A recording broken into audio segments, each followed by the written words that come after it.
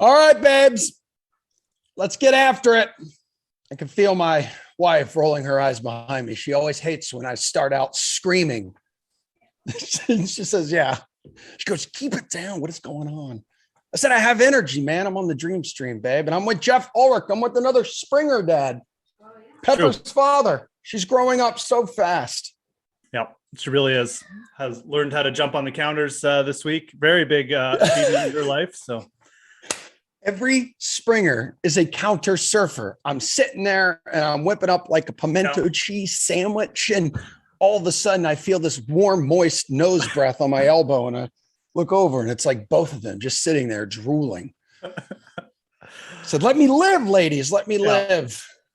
I decided to do some work once and walked out and she was just on the table, just chilling, not even sniffing around, just sitting there. Great. I love it, man. It's the best breed on planet Earth. Every other breed, though, is tied for second. I love dogs. True. I love you as well, Jeff Ulrich. It's good to see everybody here on the Dream Stream. High noon Eastern time on a Sunday. We got the Titans visiting the Saints. Still got Drew Brees cooking inside Madden until we update this thing. Bright guy on the ones and twos. Producer Drew with us today. Bailey and DC hanging with us. The glue that keeps this team together behind the scenes. That four-headed, beautiful man monster as Ryan Tannehill right off the bat. 9 yards, 2nd and 1 coming up.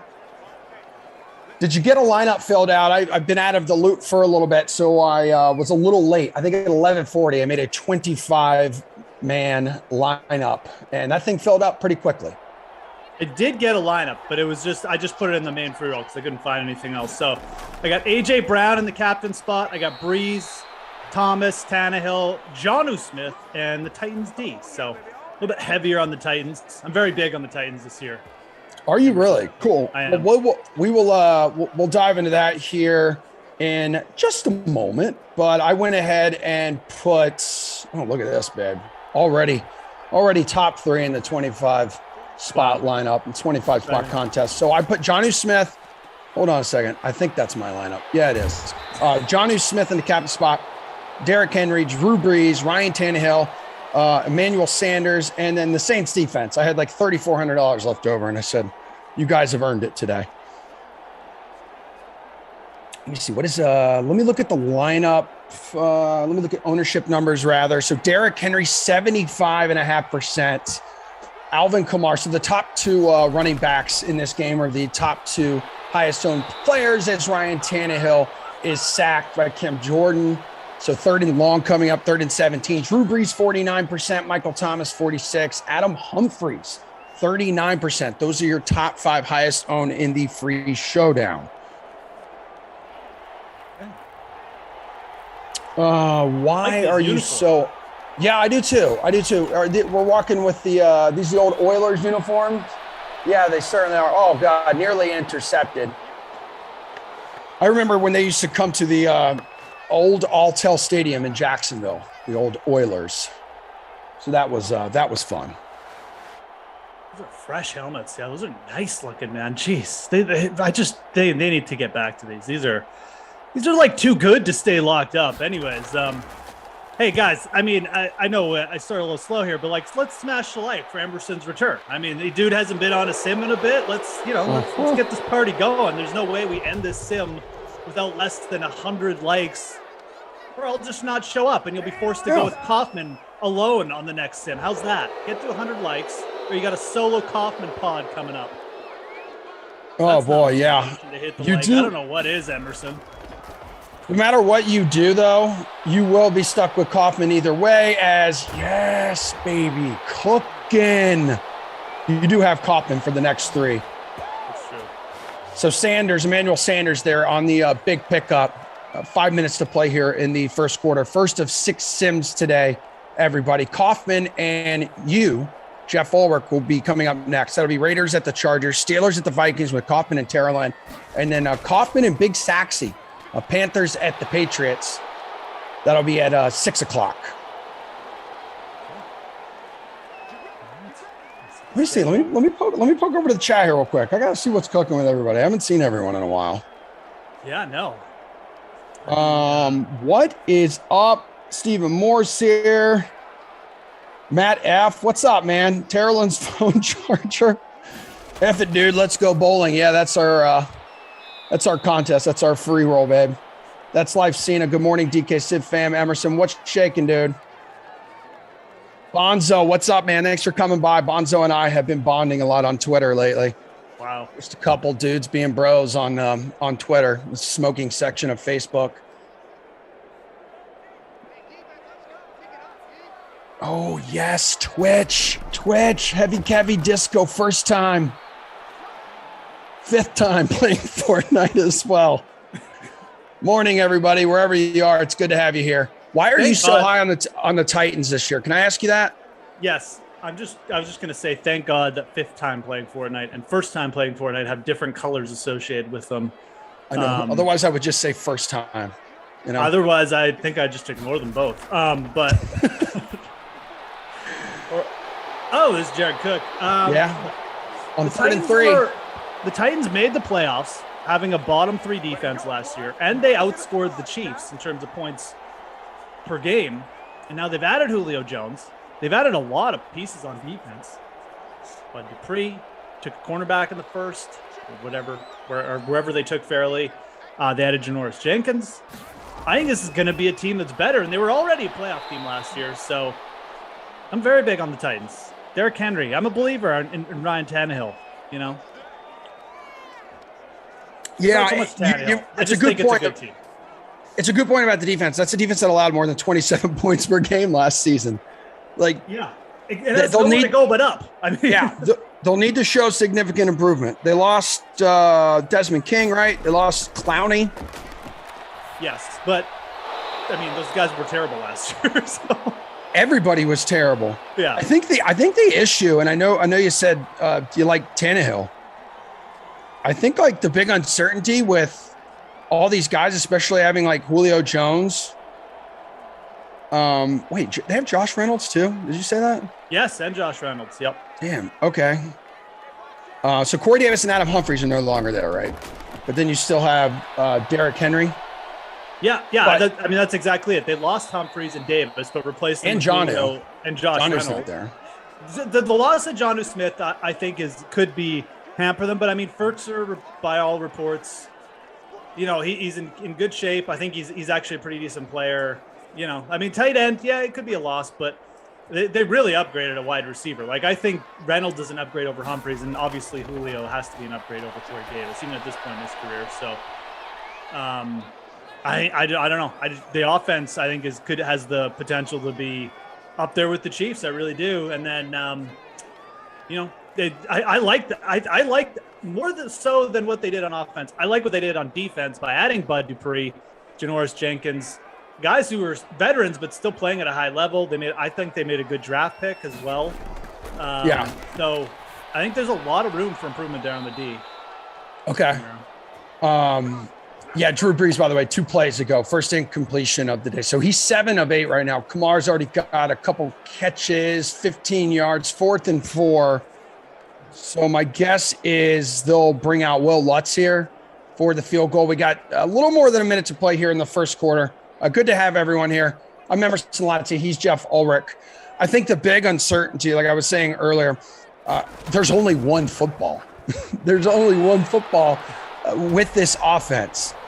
And Derrick Henry garnered almost 42% of the total opportunity, like in the offense. Like they just pounded the rock with him this year. So you think that they'll throw the ball a little more than they did because, you know, simply they have 2 studs now flanking Ryan Tannehill?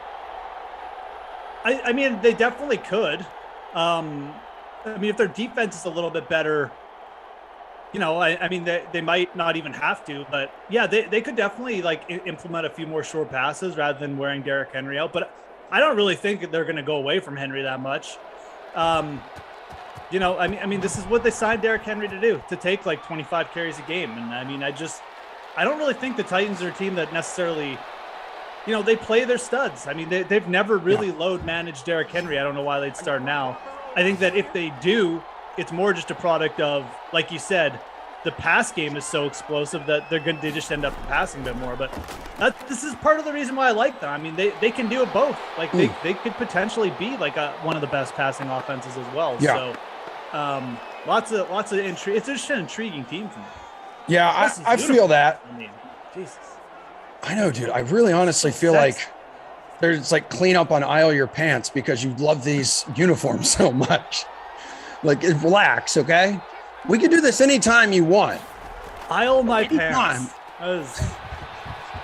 Because Brian Guy will do whatever it takes to put a smile on your face. And if that means throwing those old Houston Oilers uniforms up there, my man, we will do it for you because you do so much for us here. I know.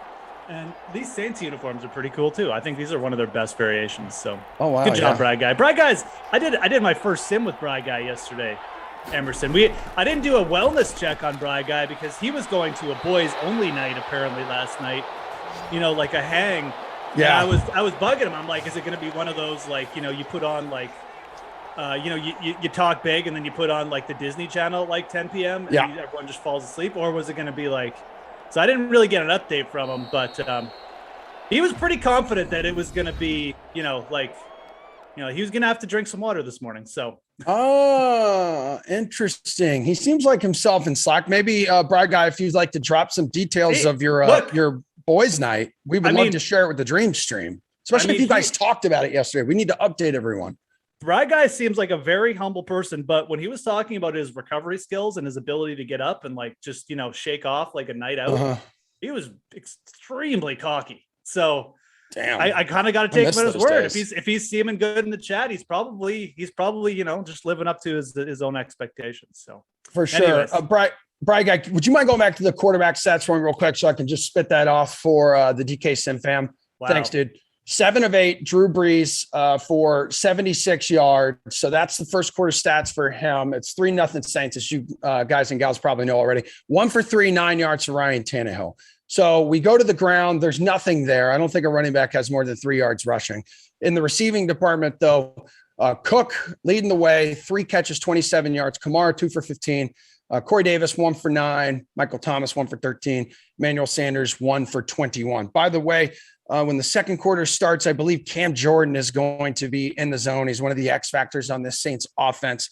So he's an unstoppable force when he's in the zone. Pass rush wins lead to quicker block shedding.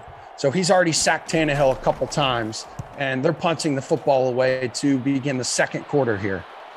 Yeah, that really wasn't a good drive by Tennessee. 4th and 26. No. Not great. Who's Tennessee play week 1? I forget already. It's not the Jaguars. I think the Jags are at Houston. Hold on a second. Jags play Houston. Oh, the Cardinals. Yeah, that's it. That's gonna be a good game. Why did the Jags get shafted with a division game, and then the Titans start everybody shafted by playing the Texans week 1? I don't like coming out and playing a division game right away. I don't think it's great. I really don't. And I think if you're going to set up half the teams in the league against the division, just make everyone play a division game to start, just like you do, or you will in week 18, when you're going to make everyone wrap up the regular season with the division game. Like, come on. The Titans have an interesting opening schedule. They got the Cardinals at home, but then they're on the road at the Seahawks. Then they're at home versus the Colts. So, well, that's a win against the Colts, which is one reason why. Who was it? All right, so it's Super Bowl baby 67 was saying a little earlier, reason the Titans will win the division. 1, a weak division. You'll hear that a lot. Michael Thomas on the reception, 3rd and 5, first down. Breeze, 9 of 10, 95 yards here. Accurate as hell early on. 2, strong rushing game.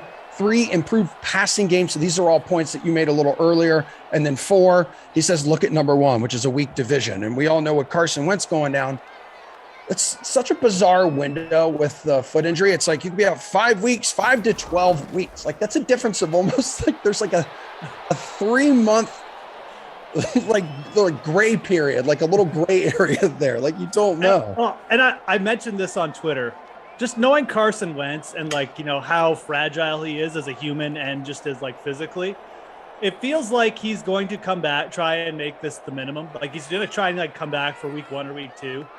A, because he wants to disprove the injury narrative, and then B, because he's been, like Nick Foles took over his job before, and he's not going to want that to happen. So I think he's going to try and come back too early. He's going to stink because it's Carson Wentz, and then he's going to get injured again. That's my prediction for Carson Wentz. He's going to try and come back after like 5 or 6 weeks. He'll be like, look at me. I'm Adrian Peterson. I got the healing factor too. And then it's just going to go bad. And then Jacob Eason will be the starter. And we'll never hear from Carson Wentz again. Yeah, Carson Wentz is like Samuel L. Jackson, Mr. Glass. Like, that is 100% who he is.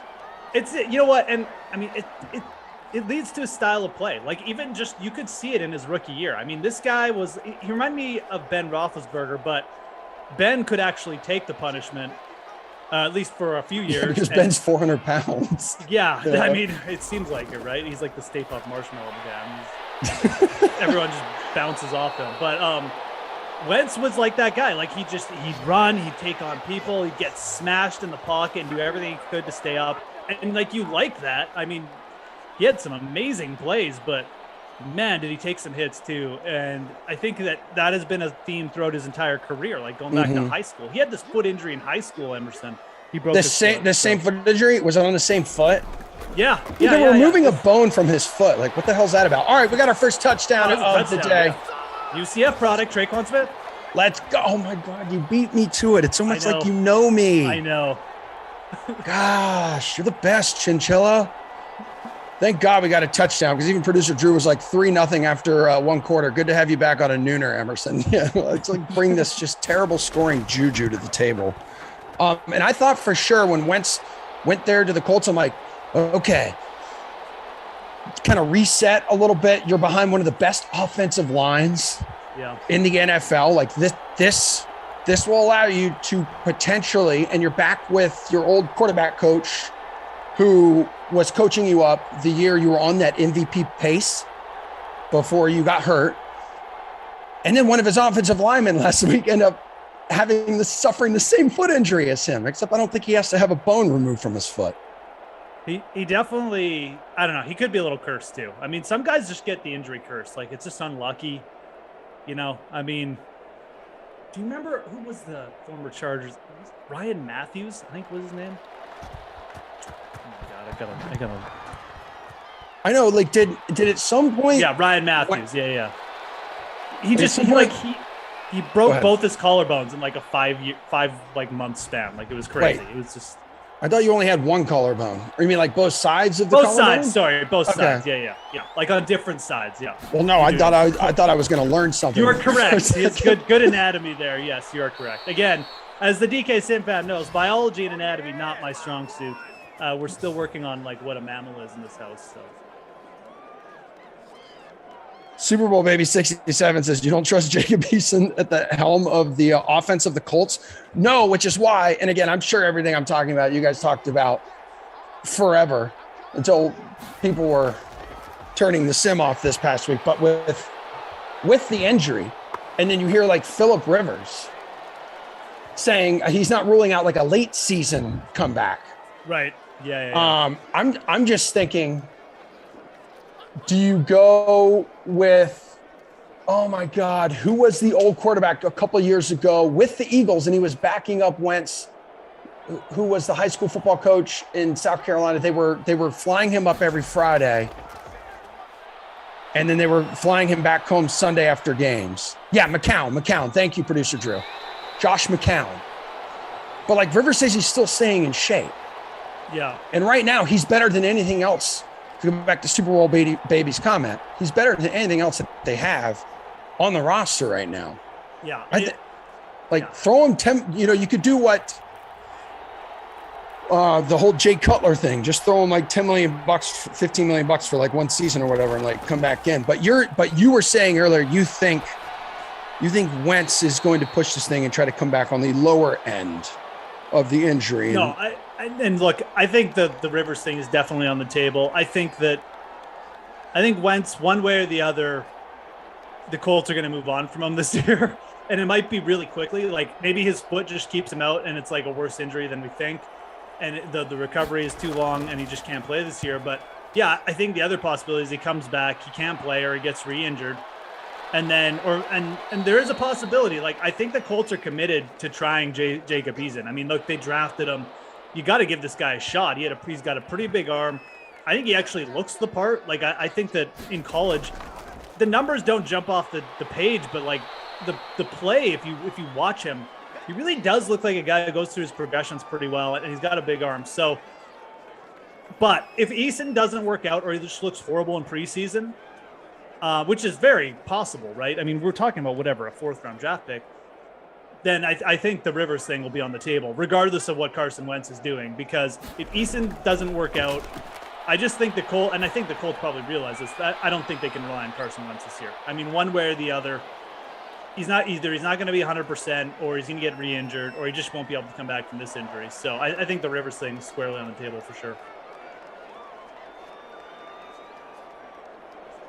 Yeah, like if I'm the Colts, I hear that.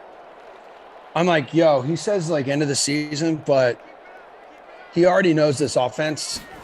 Screw it. Let's bring him up. Let's let him keep coaching high school football there in Alabama. We'll do some like Zoom film sessions with him at night. Yep. And we'll throw him $10 million and we'll bring him up every Friday night, and he'll be here for like the walkthroughs or whatever on Saturdays, or if they're on the road on Friday nights, fly him to whatever city they're going to be in.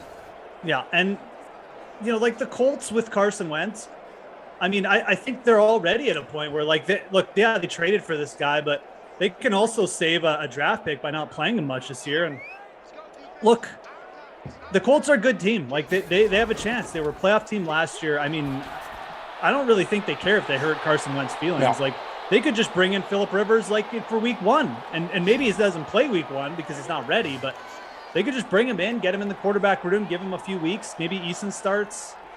And if Carson Wentz comes back, you know what? Tough for Carson Wentz. Like, if you can't stay healthy at this point, then, I think your career says that, the Colts are right not to trust you. So, yeah, I could definitely see Rivers going back there. I personally hope Eason works out. I just want to see Eason get a couple starts because, like I said, I do think there's something there. But there's also a possibility I'm just dead wrong, and the guy ends up just being not a starter because he's a 4th-round draft pick, right? So, interesting situation the Colts are in. I think it's intriguing.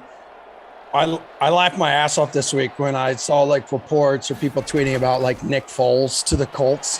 Yeah, that would be, I mean, it would be hilarious, but I think even Frank Reich knows that would just be like, the media would explode. Carson Wentz's head would explode. Like, I would love to see it. I mean, I would legitimately pay. I might go to a Colts game and just fly down there to see it. If Nick Me Foles too, started. man. But that'd be awesome. Oh my God. It does kind of make sense. I mean, if you're not going to get Rivers, or you can't get Rivers back, I mean, the Bears actively looking to unload him for nothing, I'm sure. Ooh. No, out at the 1. Okay, out at the 1. Wow, Tre'Quan Smith was 1 yard shy of his second touchdown reception in this game. So this is good, right? If you have Kamara, because you're sitting at the 1, you think they would just do the smart thing and just let the X factor rip right up the middle. Mike Thomas has the X factor lit right now, but they're probably going to. Yeah, easy peasy. Oh my God. No, stuffage. Oh, you know what this could mean, Emerson? Caw. Little vulture. Is that what you're thinking? So that was, of course, it took a man with some superstar traits to stuff Kamara in the backfield. That was Kevin Byard on the tackle for a loss of a yard. So it's 2nd and goal coming up. They still have a couple timeouts.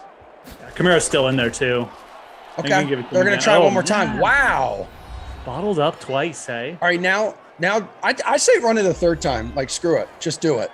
Or if you're going to go anywhere, you go to the man whose X factor's lit up. You get a little Michael Thomas action, which what's going on with him and his injury? Yeah, Michael Thomas is heading into Antonio Brown territory. Oh, there's reports he didn't even. Don't say that. He is mentally between the ears. He's not Antonio Brown. You can't compare them. He's starting to show some signs that he might be. No, he did right on the inch line. They got to go for this. I mean, there's reports that he didn't even talk to the Saints staff during the entire offseason. when he was injured. It was like months, right? Months and months. He just left guys on red, just put his phone on do not disturb. Yeah, like, I'm sorry. This dude is he's slowly becoming toxic. I really do think. Oh my God, and they did. It is a vulture, dude. My effing good grief. Latavius Murray. I mean, at least it's a UCF guy, but wow, that sucks. Is Latavius UCF too? Yeah. I did not know that. Latavius is good. Wow, you guys got some good players down there in UCF, eh? Yeah, we certainly do. Good for you. 6.5% owned. Thank you so much. They go there because they see that I went there. 6.5% owned. Oh, wow. That is, you called it, dude. You called it with the vulture, too. I mean, that was like a kick right in the, where. I mean, yeah, you see Kamara on there 3 times. You're like, okay, this is fine. Oh, they're even going to go for it on 4th down. Oh, wait. Oh. Yeah. A+ asking who scored. It started with let's field goal. It goes Drew Brees to Traquan Smith, and then Latavius Murray, the vulture, on 4th and goal. 4th and goal from the 1 after Kamara was stuffed 3 straight plays. They said, all right, let's put some fresh legs in there. Amazing. J.E., what's up? Says, what's up, my dudes? Yeah, appreciate the shout out. Hey guys, smash that like. Again, it's Emerson's triumphant return to the Dream Stream. The Sims hanging out with you on a Sunday. He's got the 2 dogs. I mean, he's got stuff to do. I mean, 100%. 100%. And you can ask producer Drew. Once again, I put the team on my back. I say, I'm going to put the team first before myself. I noticed that he was struggling to find someone to hop into the noon sim as I was filling out my availability for next week. And I said, dude, my guy's been there for me. I'm going to be there for him. So I said, slide me in there. Honestly, a big reason was because of you. You're very easy to do games with, and I love you for that. Thank you. And I haven't seen the DK Sim fam in forever. It's true. No better way to get a little, emotional boost here on a Sunday, which some say is the beginning of the week. I do not agree. I always believe that Monday is the start of the week, not Sunday. Yeah, I don't know who came up with that or And why that's so the thing. dumb. It's the weekend. How can the weekend start a week? No. It's one of those things. Just, you got to ignore. We're in the work week here, people. Capitalism. Start on Monday, okay?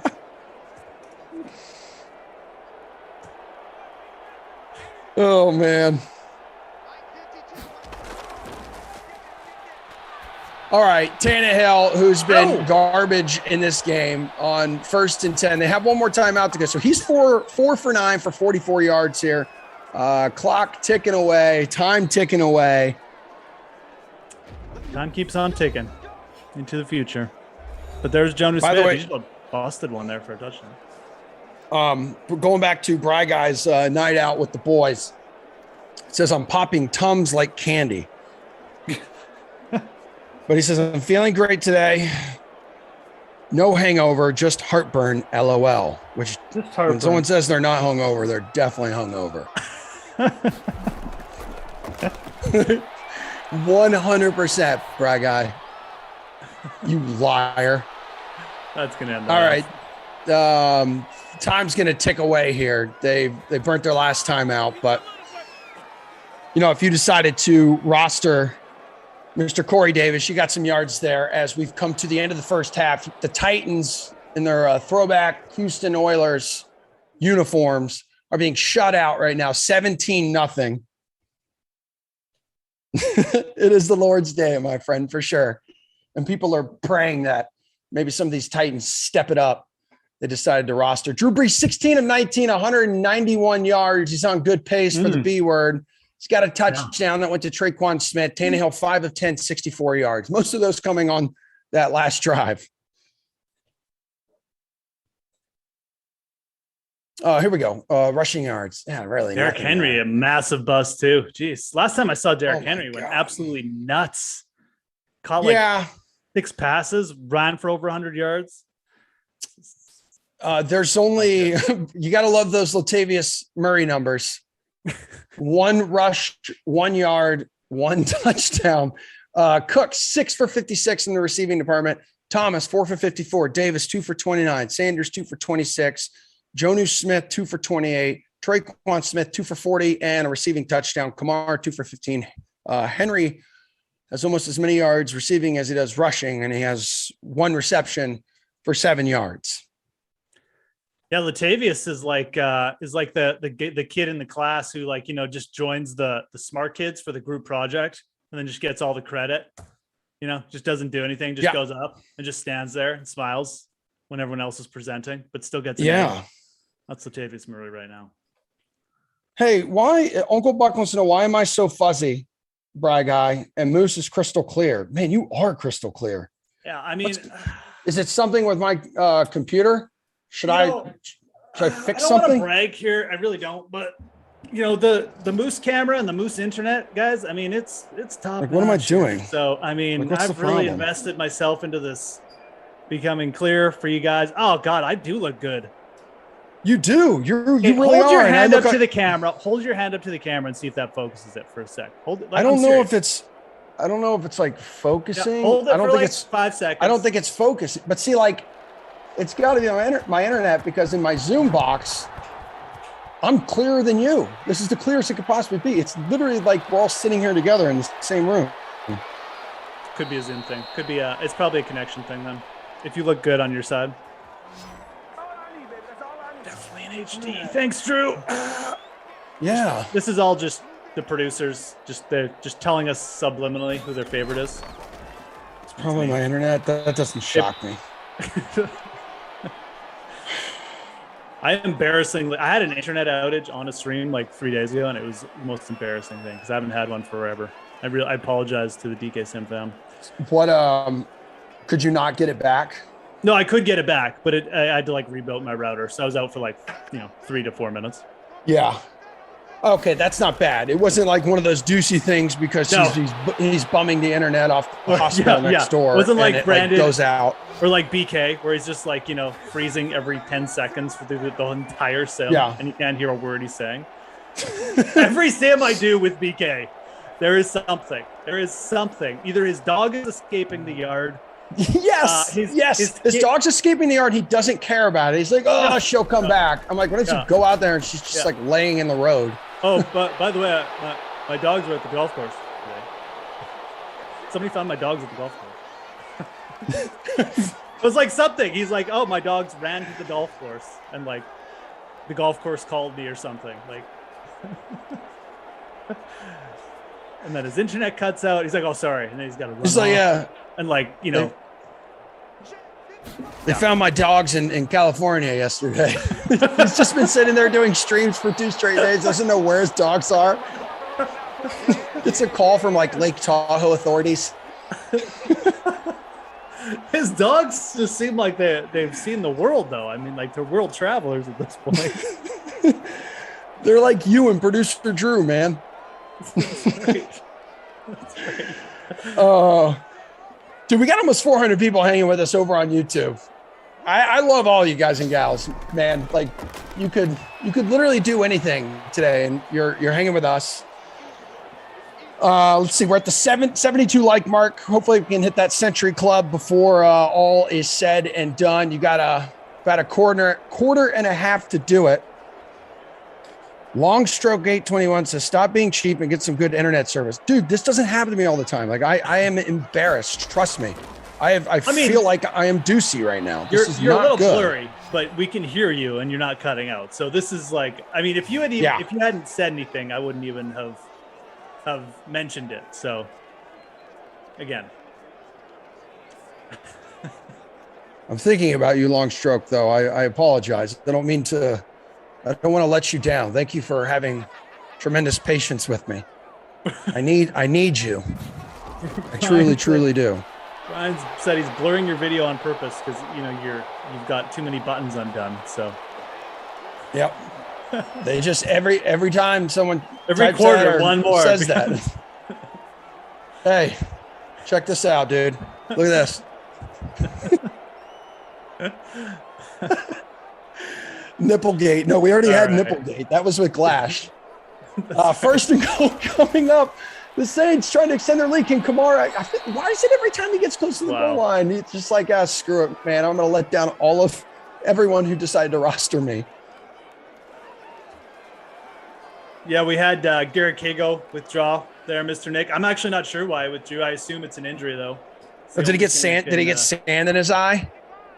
Potentially. I mean, it's a WGC. You get paid regardless. So, I mean, but does he get in? He does. Okay, he does. There you go. A+ asks Emerson, are you guys switching to Madden 22? I do believe at some point we're going to be doing that. Have not had it confirmed, but just like just like we switched last year to Madden 21, we should be switching to Madden 22. When does it come out? Does it hit stores this week or next week? I know a lot of you in the DK Sim fam are probably more aware of the release date than I am. I've been seeing all the ratings come out and stuff, and I know you guys have been talking about it here. The 20th. Saying the 20th. Yeah. Okay. So I saw the 17th too. I don't know if some of that's like early release for, I don't know if there's a special like membership Madden Club or GameStop Club or something like that. But yeah, we should be going to Madden 22 shortly. But don't quote me on that. That'll be fun. That'll be nice. Do that little in-season with the NFL going on too. Obviously, we had some preseason action this weekend. So a lot of the preseason games, I think are we completely off on Saturday from the Sims? I can't remember. So yes. Yeah, we should. Yeah, we should tell everyone, like, if there's preseason games, right? We're not going to be doing Sims at the same time as preseason games. Yeah, exactly. There's look, I mean, there's a reason for that. There's daily fantasy preseason contests, and there's big preseason contests. So I think more people will be interested in that. I mean, the contests are really big. DraftKings is doing it even bigger than I've seen them before. And B, I mean, it's real football. I mean, we get it. Like, people probably rather watch that, but it's not like the Sims are going anywhere, right? I mean, no. And there's Derrick Henry. That's his biggest run of the day. Yeah. I remember last season was kind of cool, and I really enjoyed it. When we started, we were like, okay, that night of like Monday Night Football or Sunday Night Football, let's say it's like Chiefs and the Ravens. We're going to do a Chiefs-Ravens like free roll. Right. Yeah. Around like 5 o'clock, 6 o'clock. The only problem was that lasted like 1 or 2 weeks because apparently people weren't smart enough to look closely and see if it was a Madden contest or if it was like the actual real contest. Yes. There are some people who put, a lot of money and a lot of time, and we love those folks. Some of our biggest and best favorite, teammates, customers, whatever you want to call them. I call them friends, but there were people who were getting confused and were like, yeah, all right, maybe we shouldn't do that. Yeah. No. And there's AJ Brown with a nice move. Sorry, that was Jonas Smith. Yeah, that I forgot about that. That does make sense as a reason not to do that. People are like, Dad, I dropped $10K on this game, and turns out it's a Madden game. It's a Madden sim. I said, well, dude, hopefully you were able to catch us on the Dream Stream. I was on that call with Moose, man. He's like, all you guys talked about was body hair. I love everybody. Yeah, Demarcus Robinson, is the high scorer. You're like, Demarcus Robinson played like 3 snaps on the real game. What's going on? It's like, oh no, he balls out every Madden sim. So, oh God, I'm like, dude, why didn't you roster Latavius Murray, man? Lozo says, "Hey, birthday today, DFS team, shout me out, please." And the new guy says, "Who cares?" Happy birthday! We all have one. Another trip around the sun. Thanks for hanging out with us. Love you. Yep. Appreciate it. Hey guys, 16 likes. 16. Yeah. We're on the same page here. Let's get to 100. Let's do this. Like I said, it's Emerson's Tramper return back to the Sims. It's Sunday. It's the start of the week. I'm just kidding. It's not the start of the week. It's the end of the week. Don't fall into that, nonsense trap, that elitist trap. the people who call Sunday the start of the week. Get out of here with that. It's Sunday. But smash a like. Tonight, the Hall of Fame 2021 class will be inducted. That goes on for a while, doesn't it? Like the Hall of Fame game was like 2 days. Like, what are they doing out there for 5 days? I think, wasn't this year different? Wasn't it last night, like the 2020 class, it didn't get its proper induction? I don't know 100% because we watched Ted Lasso last night instead of anything else. Yeah, producer Drew, I do think, I think it's a little more intense because don't they typically do it on Saturday night or maybe it's Sunday afternoon? I thought it was different that it was prime time tonight, but those are little details I don't pay too much attention to. Don't pay attention to details in life. It's not going to get you anywhere. 24-0. Titans are just getting shut out. They look terrible. Yeah. They look pathetic. Drew Brees does not. 227 yards, 19 of 22, 9 of 14 for Ryan Tannehill. Just 102 yards. This is not a good advertisement for my sneaky Super Bowl pick, the Tennessee Titans. So, anyways, whatever. Did you mention that earlier? There's a sneaky Super Bowl pick. Henry is a bust. 8 for 45, 15 for 53 for Kamara. I'm on record. My Super Bowl matchup is Tennessee Titans versus the Green Bay Packers. I wonder if I needed to update my internet. I think you look a little bit better now. Wait, let me. No, I look terrible. I'm looking over on YouTube right now. This is awful. Wow. This is pathetic. It's like, you know what it's like? It's like, the Nintendo Switch versus Nintendo 8-bit. Yeah, this is like, no way. This is regular Nintendo on the left in my screen. And you're like PS9. Yes. You are so crystal clear. I can see the disgusting pores on your nose. You're amazing. Thank you. I think. Hey, a touchdown. What do we got? No! Oh my God. Is that the Ferkser? Is that Anthony Ferkser? I think so. It's Jeff. Dude, it's Jeff with the G Swaim. There we go. Oh my God. This is incredible. It's another Jeff with a G. I hardly know any of you guys. Tight end 3. I also, go for 2. Go ahead. Why the hell not? You're feeling it, Ryan. Don't panic. He gets stacked. Okay. Game over. 3.29% owned. Jeff Swaim. So some of you sweet chinchillas saw it coming. We have multiple vultures in this game. Latavius Murray had a 4th and goal touchdown from the one for the Saints. Jeff Swaim's like, I'll take it from here. I know we talked a little bit about kind of fantasy expectations because this is the season. Fantasy expectations for the Titans. I was doing about 5 minutes of research before we popped on here, and I wanted to see what the update was with this quarterback battle going down in New Orleans. Right. And I guess neither guy really has been stepping up. It's been kind of like hit or miss. The consistency has been an issue. That's based off of, again, quick articles I've seen from reporters on the ground there. But this is the first time in 15 years Drew Brees will not be inside that Saints locker room. And last year it was clear that he was in decline. But how I mentioned the uncertainty with the Titans, I think the biggest uncertainty right now with the Saints, and let me know what you think, is just what's 2 things for me. It's who the hell's the quarterback, and then what's the extent of Michael Thomas's injury. Yeah, I mean, like I said, I feel like this Michael Thomas thing, I mean, he may have played his last game for the Saints already. I really feel like we could be there. This injury and now this thing that he doesn't even talk to the Saints. I mean, at some point, they're just going to be like, this is not worth the squeeze here. We're going to get something from him. They might he might come back from injury, play a couple games, and maybe the Saints aren't that good. And they just want to, if the Saints aren't good, if they're bad at the trade deadline and Michael Thomas is healthy, I'm pretty sure he's gone. That's my prediction for Michael Thomas this year. I don't really want a piece of him in fantasy, healthy or not healthy.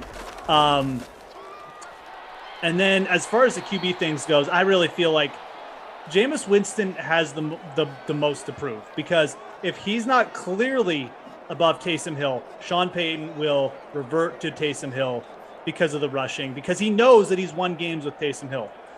Jameis has to show that he is like a cut above. Not just like, oh, yeah, he might have a bigger arm. Like, yeah, we can maybe chuck downfield a little bit more. Like, no, he executes better. That's a nice run by Kamara. Yeah, that really is.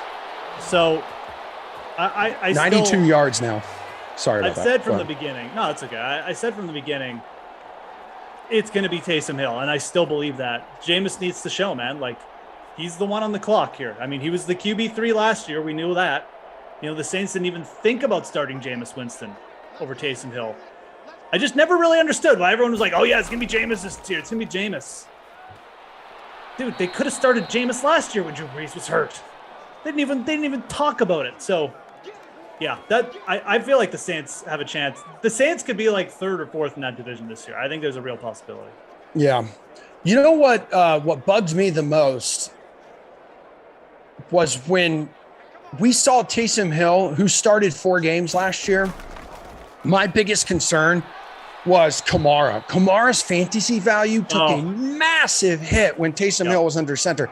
That's a big reason why I don't want Taysom Hill under center this year. I know. No, I know. Because I got Kamara in a keeper league, and I'm just like, dude, you're crushing me. And I know Winston threw only 11 passes last year. Kamara he's one of the hardest guys to kind of project for me, because on the one hand, without Michael Thomas in the lineup last year, he was absolutely – his floor was insane. He caught 8 or more passes in 5 of 6 games. The first 5 or 6 games, first 5 of 6 games without Michael Thomas, he caught 8 or more passes. So he only had 1 game without Michael Thomas where he caught less than 8 passes. But with Taysom Hill under center and Michael Thomas in the lineup, he had his worst stretch of the year, like by far. Like he got vultured. He didn't have anywhere near the PPR viability. But is that a Michael Thomas thing or a Taysom Hill thing? It's probably a mix of both. I'm still of the opinion that if Michael Thomas is not in the lineup for that team, Alvin Kamara is going to get touches, and it's going to be high volume. So I'm not out on him, but I am cautious, and it's kind of a weird spot because the Saints could regress. But is that going to be good for Kamara? Is that going to be really bad? I just don't even know. All right. Hey, by the way, Kamara eclipsing 100 yards, so he's got the bonus there, rushing bonus. So, like Winston under center, and I forget who it was over on YouTube, was just saying. So it was Kendrick Brown. He says, well, he's had more time to learn the system. Like 100%, KB. You're 100% right there. And to me, Winston under center benefits Saints receivers, like undoubtedly benefits them more than with Hill, especially Traquan Smith and Marquez Callaway, right? Yes, sure, absolutely. It's also better for Alvin Kamara. However, I think something to keep in mind, I don't know if they decide to name a starter maybe before you draft, Latavius Murray will get the biggest boost if Sean Payton chooses Hill in a run-heavy playbook. Oh, my God. Drew Brees fumbles the football. Wow. Fumbles the football right at the 1. It's recovered in the end zone by the Titans. Touchback. That's crazy. All right, well, that's good. That could, especially for you rostered any of these Titan players, and I know you went Titan heavy in your lineup. Hopefully, we'll get you some garbage points here and take you up the leaderboard. But yeah, I don't think it's going to matter. But Murray could receive as many as 10 to 15 carries per game while Thomas is out. Like if that's the case. Yep. Okay, so look at this. Hold on. During Hill's first 2 starts last season, Murray carried the ball 12 times for 39 yards against Atlanta, and then racked up 124 yards and 2 touchdowns on 19 carries against the Broncos. So there you go. There's a little bit of proof. Damn. Yeah, it's like I said, you feel like Kamara still will get touches, but that there is just proof that if it's Taysom Hill, there could be trouble, man.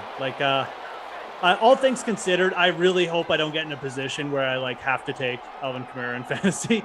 I mean, I will take him if he drops to a certain point. You know, maybe if I have like if you have the third pick, you're basically deciding between Derrick Henry and Alvin Kamara, at least in my opinion, or you're reaching for someone but it's going to be a pretty big reach, right? So I think you have to make a decision there. I mean, I feel like Henry is probably the safer pick because you don't have to deal with any of this nonsense.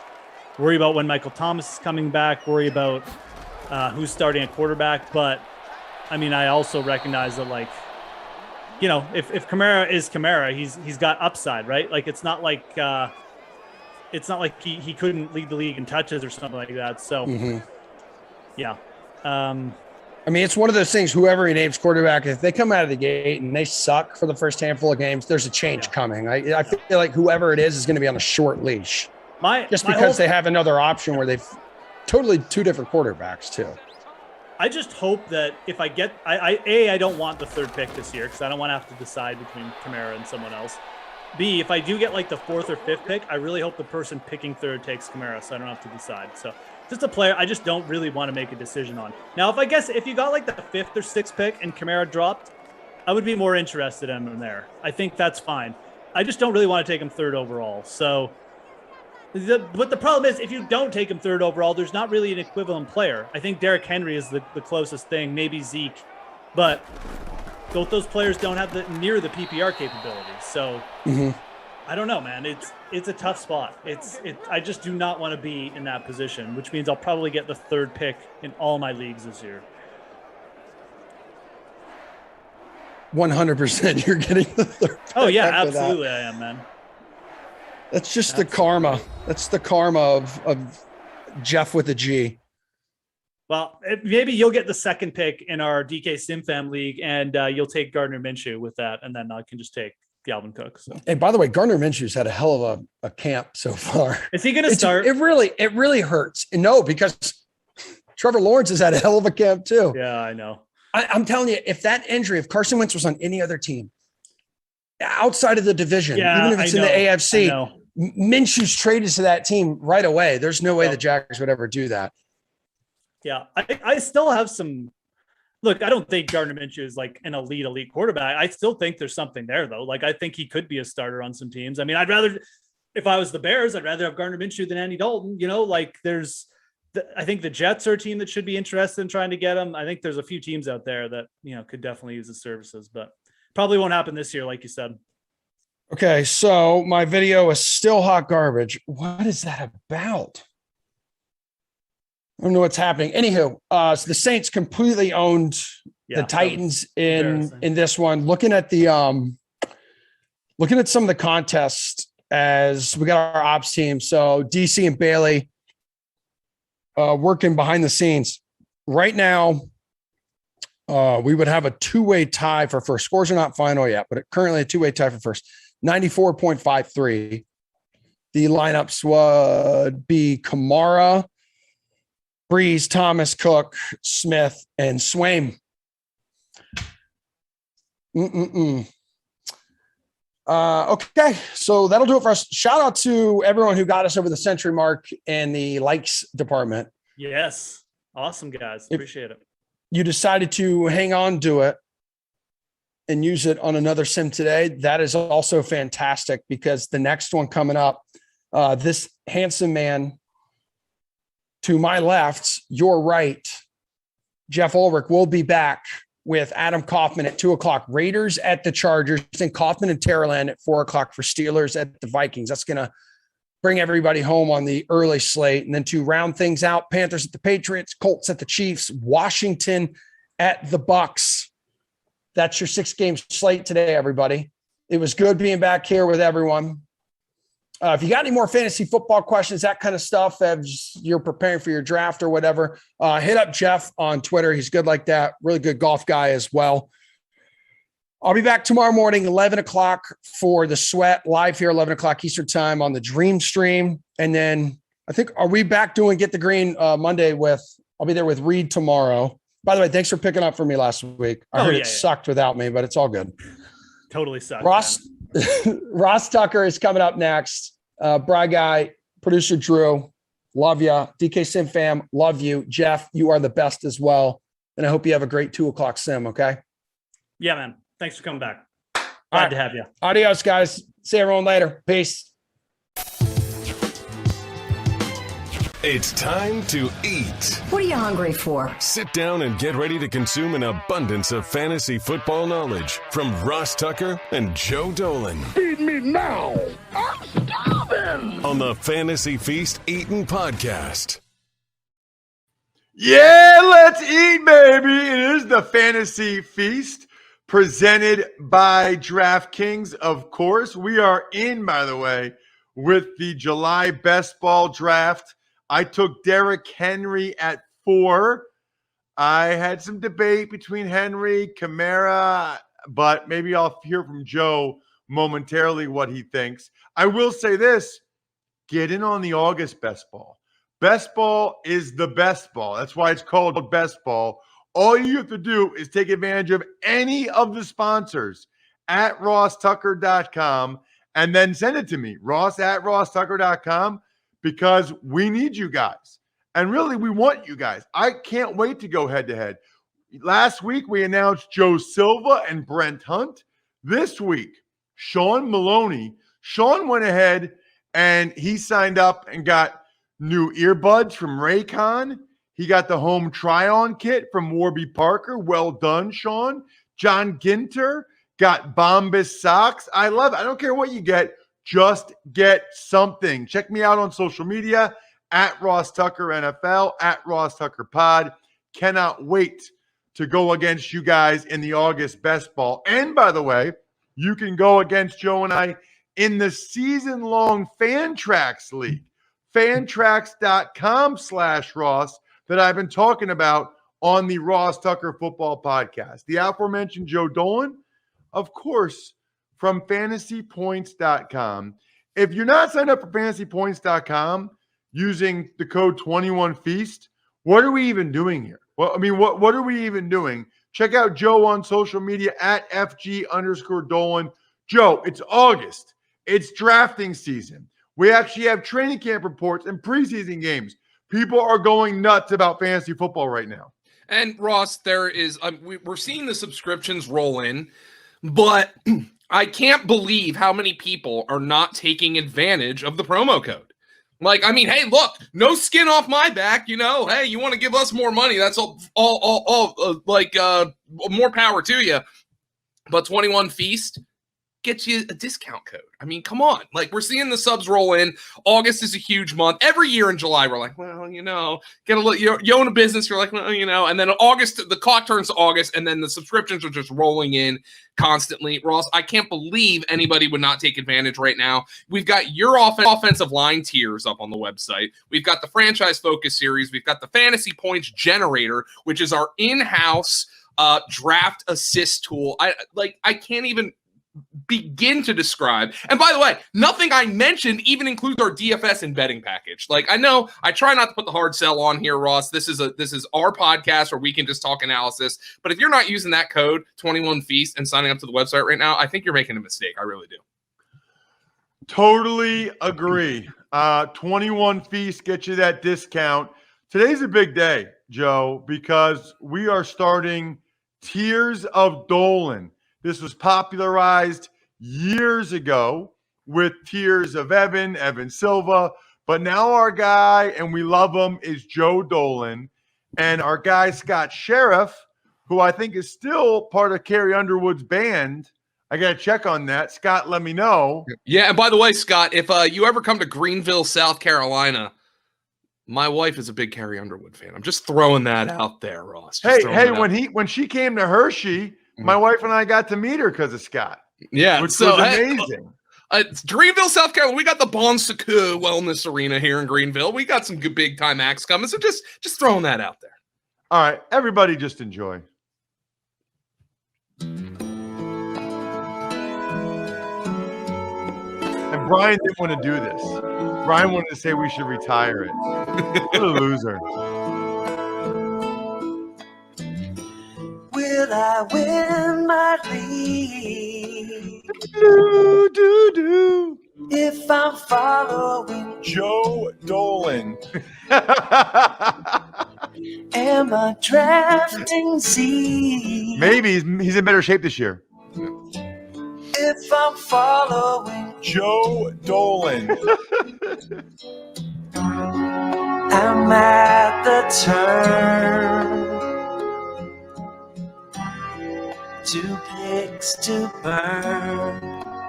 But I know I won't go wrong with tears of Joe Dolan. Yes, I love it, Joe.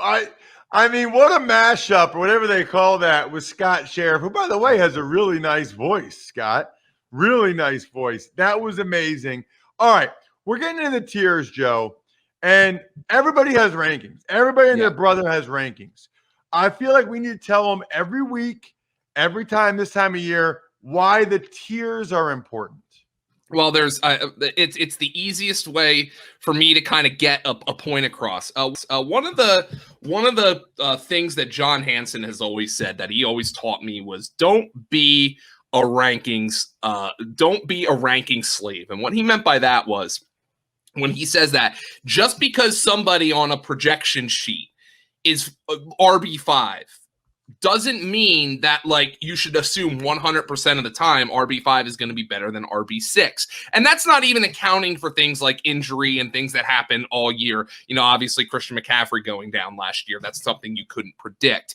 But what tiers are is it provides you it provides you a baseline of where you should be kind of looking at players and comparing them and kind of, even though you might prefer somebody within a tier, giving yourself like an out, like saying, all right, these are the guys who I think can be the number one running back on my team. And if I get one of those guys, I'll be ultimately happy. Now, tiers I think are much more important if I'm doing like a salary cap or an auction draft. I think I have an auction draft plan up at fantasypoints.com that really breaks that entire thing down.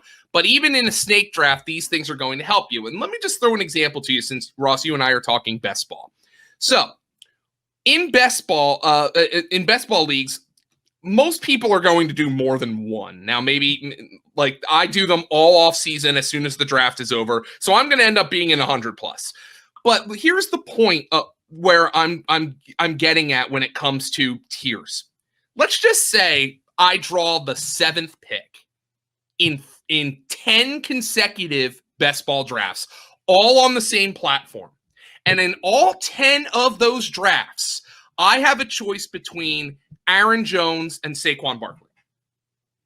I am not, because I have them in the same tier, and we'll get into those tiers, I am not going to draft personally Aaron Jones over Saquon Barkley in all 10 of those drafts, even if I have him ranked higher on my projections. Why is that the case? Because within the same tier, we're not that smart, Ross.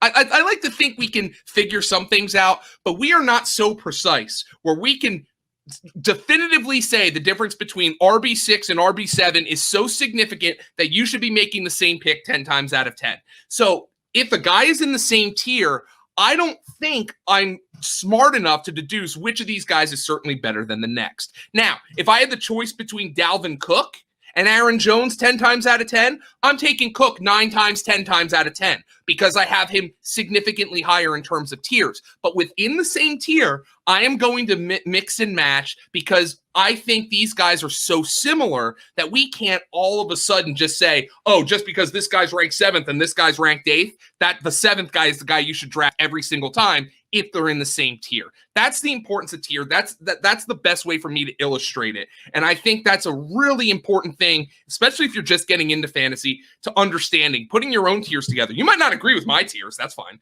Put your own tiers together and say, look, for me to execute my strategy, I got to get one guy here. I got to get 2 guys from here. And I think that's the best way to put a team together. All right. So for all these tiers, I don't think we need to talk about every guy, Joe. We just need to, there might be questions. So your elite tier is only 2 guys, Christian McCaffrey and Dalvin Cook. Tier 1 is Alvin Kamara, Derrick Henry, and Zeke Elliott. So what's the difference between elite and tier 1 in your mind? What's the difference between Cook and Kamara? Just volume?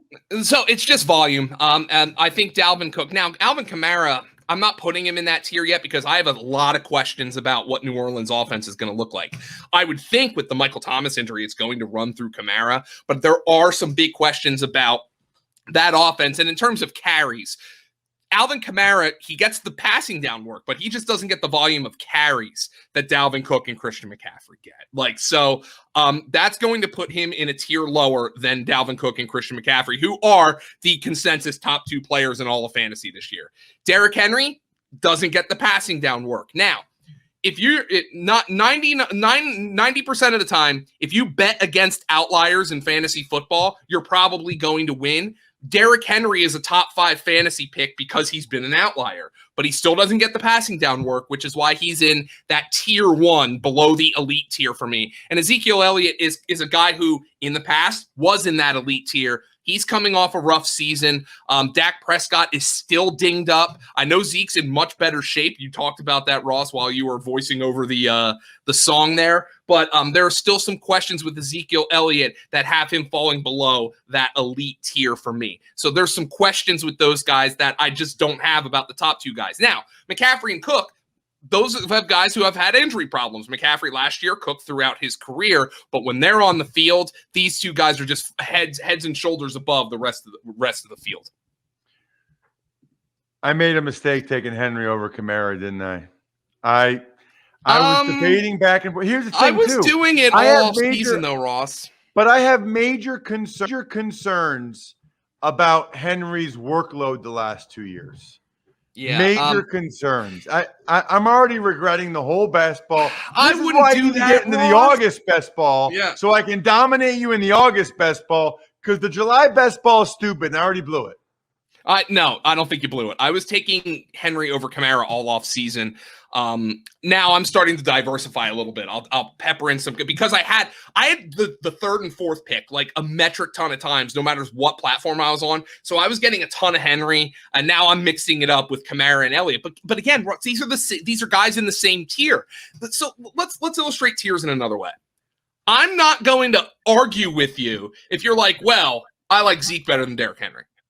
All right, well, I have them in the same tier. So, I view that argument as a valid one. So, no, I don't think you made a mistake at all. You are betting on Henry to be an outlier, but the thing is, he's been an outlier the last number of years. So maybe that's just a trend when it comes to Derrick Henry that other guys it's a trend that other guys just don't have.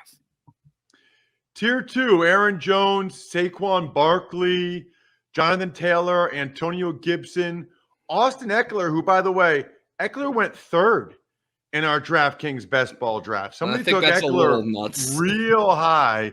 What's the difference between tier 2 and tier 1?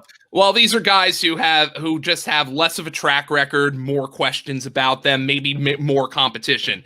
I will fully admit, Ross, when I sent you this list of tiers, Jonathan Taylor, I had not yet heard about the Quentin Nelson surgery, which is another blow to Jonathan Taylor. So if you want to consider maybe dropping Jonathan Taylor another tier into tier 3, I'm okay with that. But Aaron Jones, look, we're talking outliers. Aaron Jones has had ridiculous touchdown volume. Now, that might just be the way the Packers operate. There's no more Jamal Williams, but A.J. Dillon is still there. So you wonder just how big a workload Aaron Jones is going to have. Saquon Barkley, it's self-evident. He's coming off the injury. How much is he going to play early in the year? How well is he going to respond to the ACL recovery? That's self-evident why he's not in the tier 1 or the elite tier.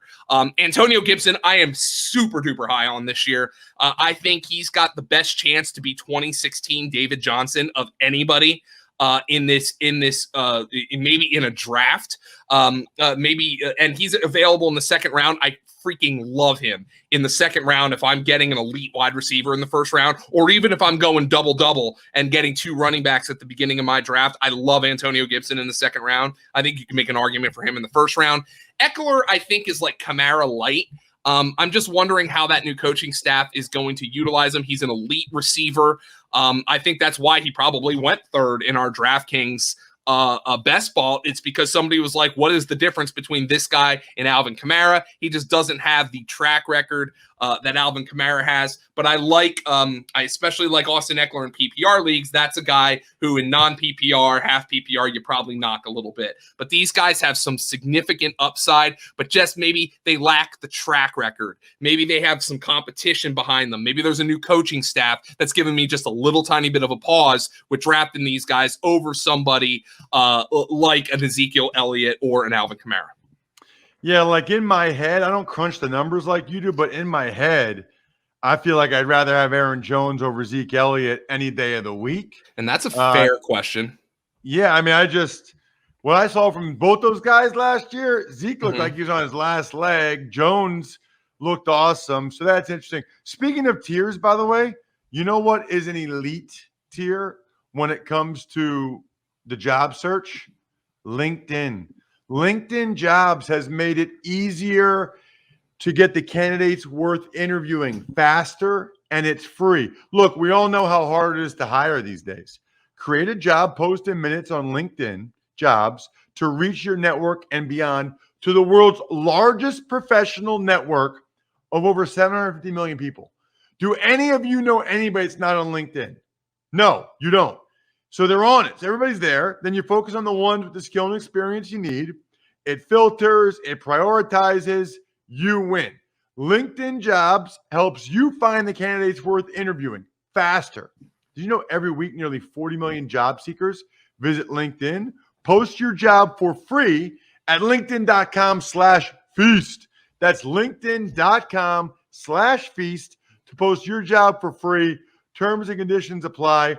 That actually seemed like a pretty easy best ball winner right there. To get in the best ball draft with me and Joe, just post a job for free. Tier 3, Joe Mixon, Nick Chubb. Why am I blanking on Harris's first name? Najee. Because he's new. Yes. The new guy. Wow, the disrespect of having a rookie ahead of Nick Chubb like that. Just disrespectful. Ross, did you not listen to me? They're in the same tier. It's not really ahead or behind. I'm just putting the guys in the same tier. It's like a Venn diagram, you have them in. No, I understand. Nick Chubb, the problem is the passing game work. And Kareem Hunt has gotten a significant amount of that when he's been active at the same time as Nick Chubb. By the way, thrilled Nick Chubb got paid. That guy, for my money, when I watch him run, he might be the best in the NFL. I'm partial to Saquon Barkley, but Nick Chubb, is just a monster. So he's in this tier only because of passing game work. Joe Mixon's got the offensive line concerns and the injury concerns. Najee Harris has the offensive line concerns, and he's a rookie. I just feel like their concerns are a little bit more than the guys in the tier above them. By the way, like I said, I would move Jonathan Taylor down into this tier now, given the Carson Wentz injury and the Quentin Nelson injury. And I think you could probably compare him to maybe a version of Nick Chubb who's going to get a little bit more work. Because I just think I don't think Nyheim Hines is as good as Kareem Hunt. So I think I viewed Jonathan Taylor as a Nick Chubb who's going to get a little bit more work. But there is not a guy who's gotten dinged up more through no fault of his own than Jonathan Taylor these first week or so of camp. Yeah, he is going to face some heavy boxes, especially if it's Jacob Eason. No question. Tier 4 is only 2 guys, Clyde Edwards-Helaire and J.K. Dobbins, which brings up a good point, Joe.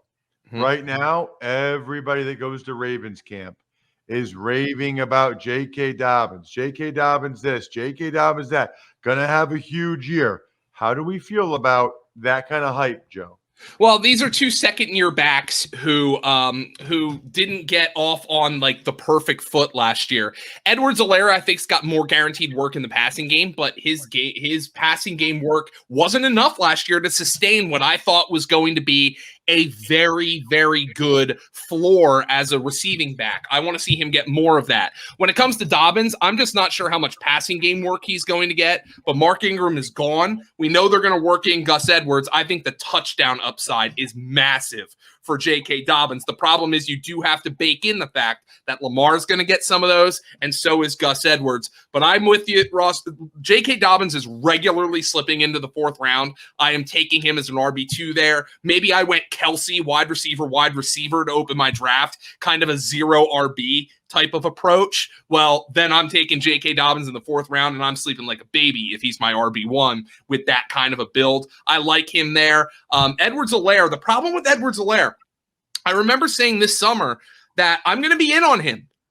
Frankly, Ross, his ADP hasn't fallen as far as I thought it was going to. He's regularly a 2nd-round pick, rather. J.K. Dobbins at a round and a half, sometime a round to a round and a half cheaper in the same tier. I'd much rather have a different player in the 2nd round, like a DeAndre Hopkins, maybe a Darren Waller, and then at a round cheaper, get J.K. Dobbins, who I have in the same tier as Clyde Edwards-Helaire. Tier 5, DeAndre Swift from Philadelphia, Miles Sanders in Philadelphia, David Montgomery. No connection to Philadelphia whatsoever that I'm aware of. The one thing that I would say here when it comes to David Montgomery is I wonder if by the end of the preseason I'll have viewed him in a tier 2 low. It's just when it comes to Montgomery, it's like people just don't view him like he's not a sexy pick, but he's proven he can catch the ball. He had a great second half of the year last year. So he's the one who I think's probably got the better shot to move up of this tier. For the other two guys, new coaching staffs, competition in the backfield. DeAndre Swift, I'd love to have in the tier with Mixon, Harris, and Chubb, or even a tier higher with the Gibsons and the Ecklers of the world. But the Jamal Williams signing is a big buzzkill for me. Anthony Lynn's comments this offseason saying he views Williams as a 1A kind of back is a big buzzkill to me. Miles Sanders, they brought in Kenny Gainwell. I've heard conflicting reports about Sanders in camp. I had somebody there who tells me he looks fantastic. And then I have somebody there who says, you know what? The drops are not getting cleaned up. So there's enough questions there, given the fact that there's competition in that backfield. You know, they signed Kerryon Johnson. They still have Boston Scott. Jordan Howard's still there. That's what keeps them from being a tier above, where I view Clyde Edwards-Helaire and Dobbins as the clear-cut starters and clear-cut potential bell cows on their team. I'm not sure I view that from these guys.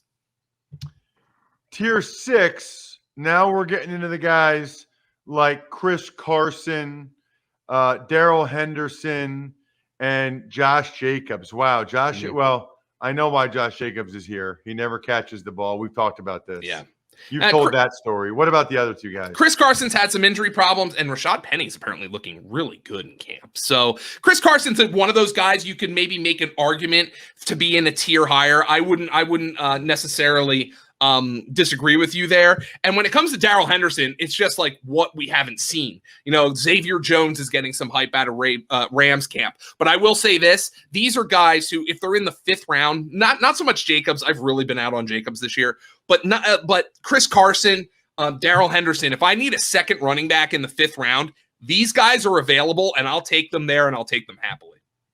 Tier 7 is a pair of rookies, yep. Travis Etienne and Javonte Williams, who, speaking of hype, there's been a lot of Javonte Williams hype. Shermer, I saw a quote from Shermer, the OC in Denver, saying this kid just gets it.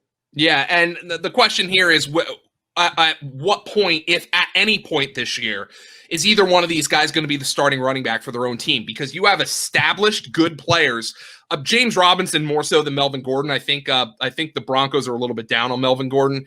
But I have these guys here because you might need to be patient with them. But again, we brought it up. Last year, the rookie running backs in the second half of the year had a lot of league-winning qualities. Jonathan Taylor, Cam Akers, DeAndre Swift. Those rookie running backs had a great second half and led you to some fantasy championships. So now I'm looking at this as saying maybe you need to be patient. Maybe James Robinson's getting 15 to 18 carries weeks 1 through 6. Maybe Melvin Gordon, they decide they're going to start him weeks 1 through 6 and see what happens. But I think in the second half of the year, these two guys, both of whom, by the way, are getting camp hype. Travis Etienne, I've seen people say he looks uncoverable. You know, everybody's getting camp hype right now. It's so hard to sift through that. But right now, I view these guys as second half kind of league winners, depending on when the teams are going to hand the reins over to them, if at all. Tier 8 is an interesting one. Mike Davis, Myles Gaskin, Chase Edmonds, Damian Harris. Okay, so Davis, Gaskin, and Edmonds are kind of grouped together of the bell cows who no one really believes they're bell cows. Like Edmonds, maybe less so because they signed James Conner.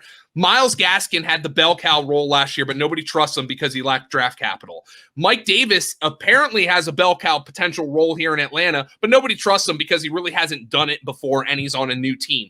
Chase Edmonds was the receiving back for Arizona last year, was the more valuable fantasy back than Kenyon Drake for much of the season, but he's never had 100 carries in the season. So these are the guys who, like, you view him as like low-end RB2 flex plays. When it comes to Damian Harris, I'm putting him here because he has been the Patriot running back getting so much hype. The problem is the reports from Patriot camp right now are not like the reports at 49er camp or Trey Lance is, I mean, they're already carving his bust for Canton at a 49er camp.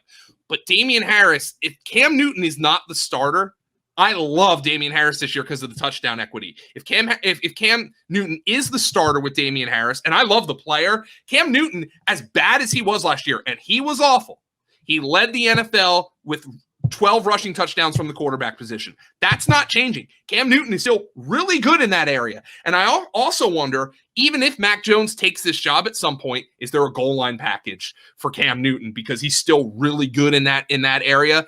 That knocks Damian Harris for me a bit, as much as I love the player and I love the things Bill Belichick's been saying about him. Tier 9, we've got Michael Carter and Trey Sermon, a couple of mid-round rooks. Yeah, so Michael Carter, I think you can make an argument should be higher because he has been the Jets' starting running back, but the one thing he lacks is draft capital. He was a 4th-round pick. Trey Sermon was a 3rd-round pick, and there's less of a pathway for him to be an immediate impact kind of player. I think he fits this 49er offense beautifully, especially if Trey Lance. Oh, there's 2 Treys there. How did I just figure that out? Especially if Trey Lance becomes the starting quarterback and opens up those running lanes. I view Trey Sermon as a league winner. I just don't think he's as good a bet as the rookies a couple of tiers above him, Travis Etienne and Javonte Williams. Tier 10 to wrap it up.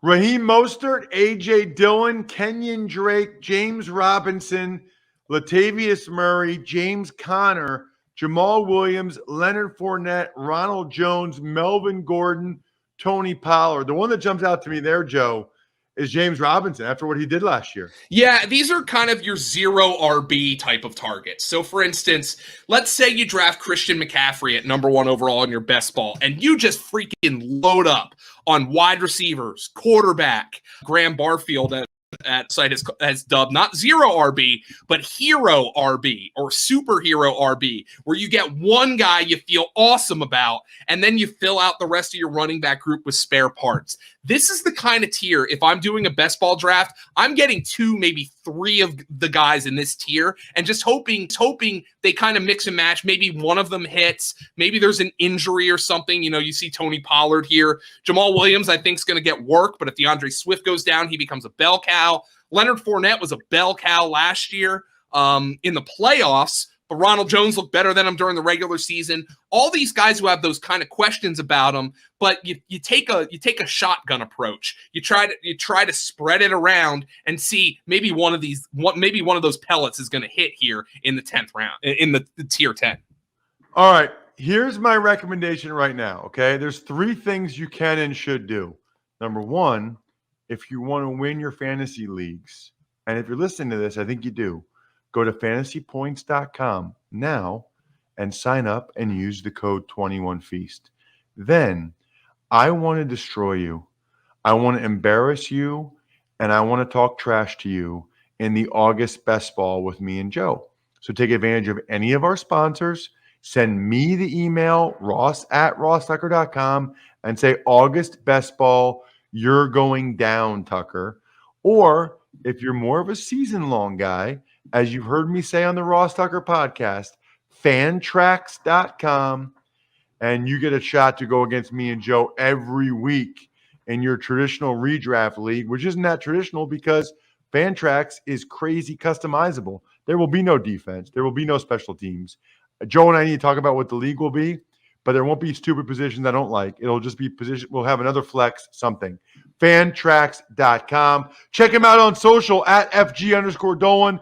I'm at Ross Tucker NFL. We are at Ross Tucker Pod. I'm stuffed. We're done.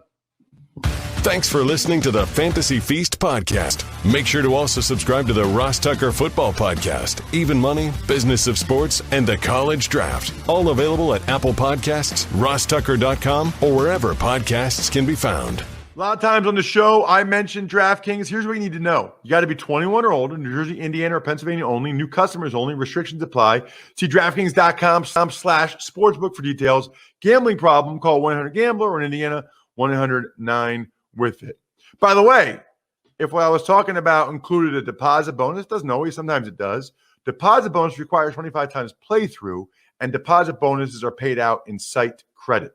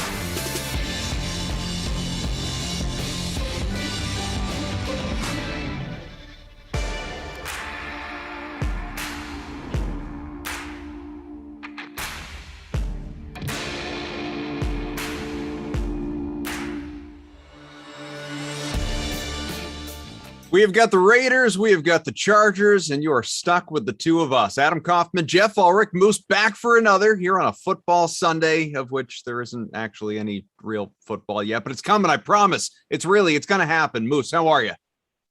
Doing great, man. I think this is my 5th sim of the weekend. It's the last one for me, but yeah, some preseason football coming up this week. Sims, I don't know, man. It's starting to get busy-ish. Although I guess in some ways, it all depends on obviously what you do within the company. Like life is not slowing down for you by any stretch. I know for some, the reduced Madden simulations are going to, limit how much you hear from people because as is the case, people may remember it from last year. We're not going opposite any NFL action, at least not regular season action, and probably not any preseason action either, because football's football. It's why you guys are largely here. You like the simulated football, but you're human. You like real football more. So there's a lot of that coming up Thursday night, all day next weekend. Saturday, part of Sunday. So there's a ton of it coming, and I'm excited. But the Sim Raiders, Sim Chargers, and the two of us here in Sim Land with sim number 2 of this half dozen day. So what's new? What was the first sim like for you? What's up? Yeah, no, the first sim was great. We had Emerson roll back on in on a Sunday. Triumphant return. Yeah, just for one sim, help out. We got him in and out, so that was good. That was fun. Did some hanging out with 3 different people. Got my first sim in with Bry Guy yesterday. That was fun. Nice. So yeah, it's been enjoyable. Been just enjoying hanging out. Easy little weekend here, and probably have to go see what my family's up to after this. At some point, right? Point. Be nice of you. At least they know where you're all locked up. They can find you if they need you. Oh yeah, they can certainly find me. My son, it was his 9th birthday a couple days ago, and so we went and saw my parents this morning, which was, I didn't start the very beginning of this busy dream stream day, but I've got you for a few, and they just, you would have loved it. Got a whole bunch of cards. He got a couple of video games. So I set him up with NHL 21, and I may not see him the rest of the day. Yeah, you may not see him till he's like 12, man. It's possible. That's what I was like when I was that age, anyways. I said to him, because I real quick turned it on, of course, PlayStation, the technology that exists today, you gotta, download it and everything. Yes. It's not like when we were kids, you just pop it in and play. And so trying to do that stuff, I couldn't get enough of it downloaded to actually have him be able to jump into the gameplay, but you can enough of it that you could still do the whole start without updating and go into like practice mode and training camp or whatever. And so I don't want to do any of this. I said, you've never played this game before. Yeah, I'll figure it out. Yeah, get me into a game. I don't need a skills competition. This nonsense. What are we doing here? Practice. We're talking about practice, Dad? Yeah. Come on. A Bride guy who's with us. He wasn't just with you. He's with us here doing our technical directing. Says he's got 82 games to figure it out. That's right. That was the view I took. I think maybe I hit like the practice mode once in those games, and it was probably by accident. So he's got his Madden franchise league, and he play. I mean, to his credit, as we got a flag on this big boy throw. Let's see, knockdown. So it was on 2nd and 23. We'll see what the flag is. A hold. So all right, lose more yards. Colton Miller, 10-yard penalty. 2nd and 33 on the way here. Be very unconventional. And so he when he got Madden, he's been very eager for the new Madden, obviously, but he's got his franchise league, and he's in like the 4th or 5th season at this point. And to his credit, he's playing on all Madden. He basically never loses. He's won the Super Bowl every year. Like he's representing. He's crushing the computer anyway. Yep. I don't know how he'd do against another human who's really good, but he's crushing the computer. And but he's never done, for people that know out there, every week, of your season, it'll say, do you want to go to your 60-minute game, or do you want to do like your in-week practices, your training, whatever? He simulates that stuff every time. Like, no, just get me to the game. Get me to the game. I don't want to do any of that nonsense. Like, this is how you learn. This is how you get better. I haven't pulled out the whole, wow, what a punt. Down to the 1, safety territory. I love it. Wow, I have exciting stuff. Did you know that you could go pro at this if you're really good? I haven't pulled that card out. You may want to do all this simulated training and everything, like, because you can learn, you can get dominant. Eckler gets to the 9. Yeah. Put him in Babysitter Billy's elite program, you know? That's right. I should set up, the premium service. I should go on to Twitch or whatever. I mean, like I said, he's never played online. He's never played against, like a real gamer. He plays against like me or his brother. But I should have him play against Billy sometime. Obviously, Billy would win, but I should have him play against Billy. All right, let's get a look at where you do stand. Let's. Yeah, that would be a rough. Billy is like. Because Billy's good. That might be a little bit too mean. It's like let's get a little look. Let's see this. All right, let's do a little litmus test right here. Maybe get Billy to play at like 60% or something.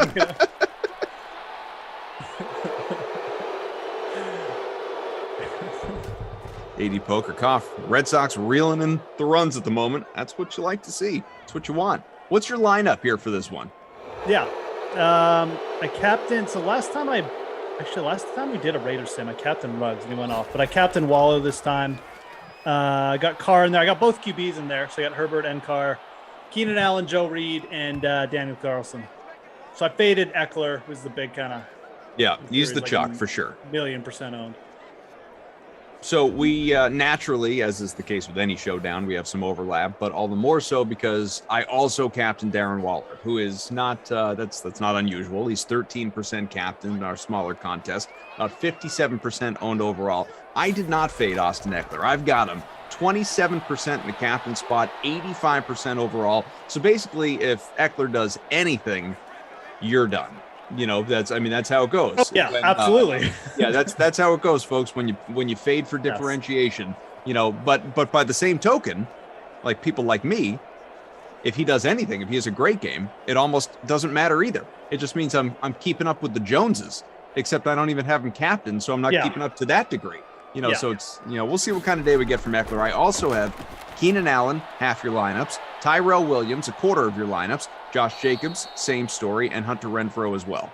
So Williams, Jacobs, and Renfrow, kind of my punt plays just in regard to ownership, not obviously salary.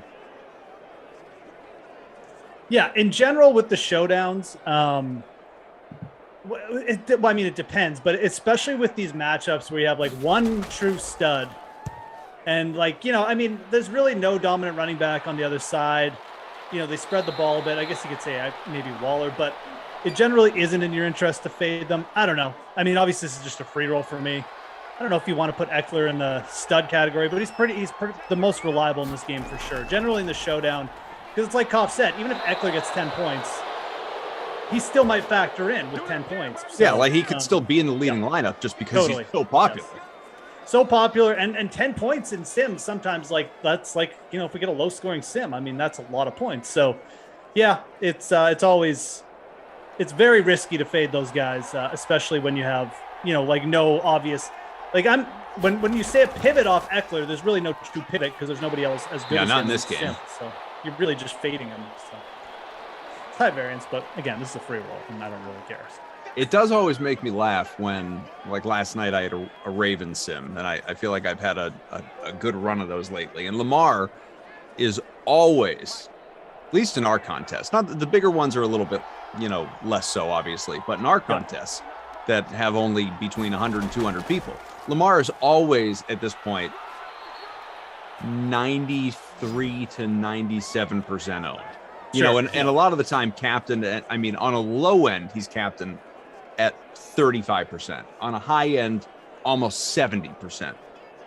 But I always laugh when people fade, because obviously it's not 100%. I laugh when people fade Lamar Jackson because it's just, I get it, but at the same time, what are you doing? Because there's just almost no way in which you're helping yourself fading Lamar Jackson. even differentiation wise, because he's just so reliable. I think, and I'm talking like back to like the Madden 2020 Sims. I think it's like worked out for me once where I faded Lamar Jackson, and he basically had like a bottom 2 game where he got like 6 points. Right. And it was like a fluke basically. I mean, it was ridiculous, but yeah, I mean, it's not really worth it generally. Takes us to the end of one, and it is scoreless so far, the Raiders and the Chargers, which is why obviously you don't have many points in this one. You need defenses, maybe both of them, in your lineup to have a good build so far. Our leading lineup is Cake 101, who is the Chargers DST captain, with Eckler, Herbert, Ruggs, Waller, and Williams. Carr 42 passing to Herbert's 20. We do have just one incompletion between the two right now, just no big yards, obviously. They're combined 7 out of 8. Jacobs 4 for 20 on the ground. Jalen Richard 1 for 9, 2 for 7 for Austin Eckler, who so far, if you faded him, you don't look bad in doing so, but long way to go here in this game. We'll give you the pass catching numbers as well, and then jump ahead to quarter number 2. So Eckler, he has 1 catch for -2 yards. Waller 3 for 28. Our captain is doing quite well. And Williams 1 for 17, Ruggs 1 for 14, Allen 1 for 5. That is it. So where do you stand right now? Sorry, I will tell you guys what I was doing in 1 second. I was looking at something else, but it was DraftKings related. Okay, I'm in 44th. I think that's not bad. 33rd. Waller's got 8.7 points in the captain, so actually that's not bad at all. Yeah, he's doing That's well. a pretty good start here. I was looking at the week 1 contest because DraftKings has dropped a bunch more contests, and that's what you like to hear. I was excited for week 1 to start. Now I'm like super excited for week 1. We got some massive three-man contests, a $333 Wildcat with $150K to first. I love week 1 because these contests get so big and they're so amazing. And I'm probably going to biff all of them, and I just don't care because they're so good. You got $150, 3 max entries, $600K, $100K to first, $330. Oh, you got some, and you got a $33 entry. Is that a single entry? I don't know, but it's a multi-entry. That's a really good contest too. The $33 bootleg. You got a $75 single entry. This sounds like I'm just shilling for the company, and I kind of am, but these contests are amazing. And I want one of the best values for week 1 is the $40, $200 combine, $200,000 guaranteed combine. It's got a great payout structure, 20K to first, so only 10% to first. It's a flatter structure. It's only $40 entry. If you're not into those bigger contests, yeah, I mean, I feel like I should review this for people. These are, by all means, keep going. No, yeah, I mean, again, that $40 one, always a good one. They rolled that out again this year. They got a single entry $50, the red zone 25K to first. But these bigger ones, absolutely. I love week 1 because the bigger buy-ins, the $100, $150 to $330, they get right up there. We got $600K guaranteed, $600K guaranteed Wildcat. Obviously, the Millie Makers everyone knows about, but then we got this $33 bootleg with $500,000 guarantee too. So there's like a lot of mid entries as well. And look, there's lower price contests as well. I mean, they're just so massive, obviously. So, but different strokes for whatever, right? I mean, you got that $5 Millie Maker. So, I mean, if you're just interested in spending in like a little bit, throwing one entry in for $5, just hoping to hit a lottery ticket, that's there. Got to run up the gut here for Jacobs, and 8 for 40 for him already. 3rd and goal from the 5 on the way. 2.5 gone by. Still scoreless, at least for now. Here in this second quarter, Jeff Ulrich, Adam Kaufman, Drew, our producer, Bry Guy, our technical director, and DC and Bailey getting it done in ops with the manual scoring, as always. So you're ready. Yeah, I mean, you're eager to go. You got to buy them now. This is, and whenever those contests drop, that's like when I get really excited. There's a touchdown. I'm excited. Tyrell Williams. Because I didn't realize, I knew they had dropped the Millie Makers and the salaries, but when I get really excited is when they start to drop those other contests, because that's generally where I dabble in more. You know, I might throw in a couple Millie Maker entries for week 1 just for fun, but I'm not one of those $150-man entries. Like I said, I'd rather pay up for the bigger buy-ins, throw in a few less lineups, obviously, but I really love the payout structures for week 1, so it's always fun to look at the very least. Extra points good. 7-0. If you got the Carr and Williams stack, good on you. Jordan Lindenbaum, they always have the best contest week 1, trying to hook the new and casual players. That's what it's all about. Well, I mean, everyone gets hyped for week 1 too. So you do have a lot of people going in for week 1, and yeah, you generally get bigger contests, but there's less competition too. And by less competition, I mean, there's NHL and NBA aren't on. Right. So, you have more people playing football just naturally. I mean, they're going to, if they have a budget or whatever, a bankroll, they're probably going to spend more on football the first month because there's no NBA to play. But yeah, it's always going to be like that, the opening week. Producer Drew says he definitely does better week 1 than any other week. I've had some very good week 1s. It's generally been a good week for me too, but it is highly variable. You've got to, we don't know. A lot of teams just don't know what they're going to look like. You get certain offenses. I mean, I think these two offenses, I don't think are going to change a lot. Chargers and Raiders. But you get teams like maybe the Giants bringing in Galladay. We don't know what's going to happen there. Yeah. The Rams have a new quarterback. I mean, the Jags going to be starting a rookie. Like, you just don't know. I mean, I don't know. Maybe Trevor Lawrence. There are half dozen teams right now. We don't even know what their quarterback situation is. Yeah, exactly. Like Denver and stuff like that, right? So if you're, and like you said, I mean, you're throwing out some big numbers, and we're not getting into your specific situation, but you're investing, reasonably heavily into week 1. You're playing a lot of different contests. Obviously, there's a lot of exposure out there. What is your general approach when it comes to not even differentiation against the public, but your own differentiation? Like, are you making a lot of different lineups, or are you, pretty married to a couple you really like and putting those in a bunch of different places? Yeah, it's more the second. Generally, what I do with football is you go with your top. I go with like top 3 stacks for the week. If I have like a very top one, I'll like double entry that, or I'll put that in a couple, and then I'll spread the other 2 a little bit thinner. But yeah, it's kind of like that. I mean, it really depends on the contest. You really should be kind of building your lineups around what contests you want to enter. So like for week 1, again, because the 3 max and the single entries and stuff like that are a bit bigger. I mean, I'm not going to be like putting 10 in the milli or anything like that. Like I'll be focusing more on those. But other weeks, if they have like a really good $20 entry, I might like put 20 in something like that, or I don't know, whatever. It changes week to week, but I'll definitely week 1, it'll be more of like a core. I'll probably like 3 stacks I really build around and then go from there. So at least that's where I'm standing right now. I mean, subject to change. But oh yeah, a month away.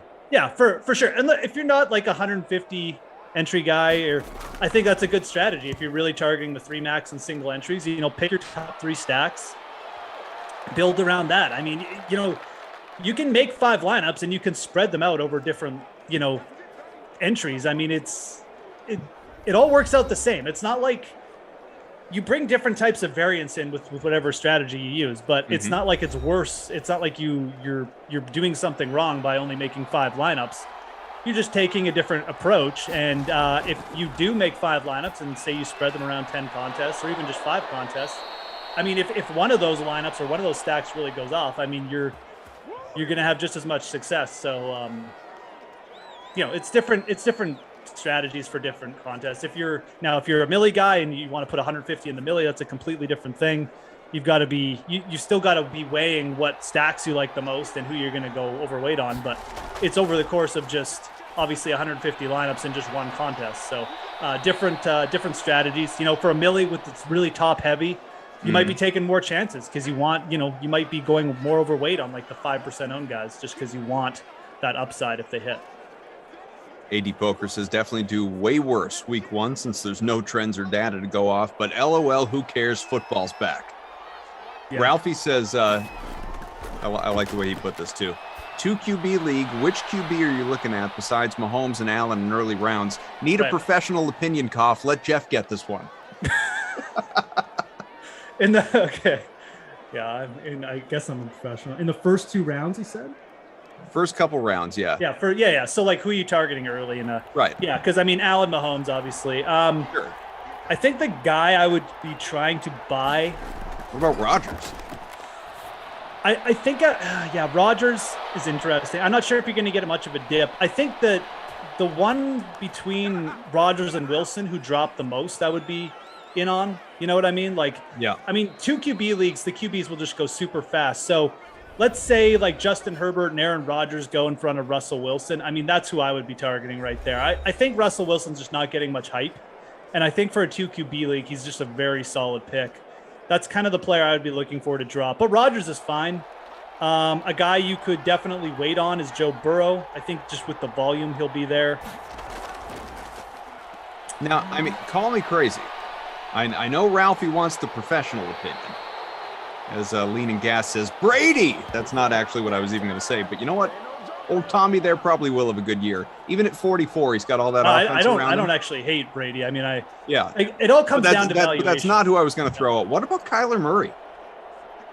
Oh, absolutely. I mean, if you can, I would rank Kyler Murray third. I mean, but it's a very close third. Like, I think Kyler Murray, Josh Allen, extremely close decision. I mean, you could definitely make a case, but I don't have Josh Allen ranked like miles ahead of Kyler Murray or anything. No, I just mean the only reason I didn't even mention Kyler is that I just felt it was like obvious, right? Like, well, I mean, he said Kyler. 2 QB league. Which QBs are you looking for besides Mahomes and Allen in early rounds? So, you know, obviously, fair enough. Yeah, I don't even think he's looking for value. I think he's just saying, all right, if let's say 2 of my top 3 picks are going to be quarterbacks, then you know those are the guys you want to be aware of.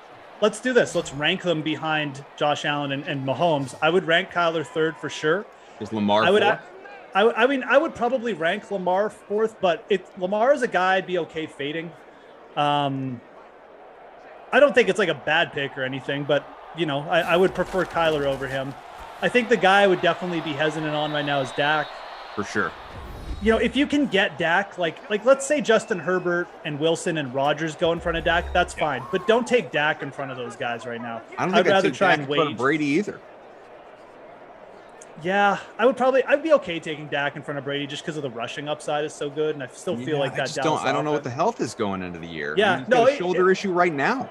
It's a risk, absolutely. But I think at some point the upside with Dak has to win out. And I feel like taking him, like if you could get Dak at QB8, that's fine.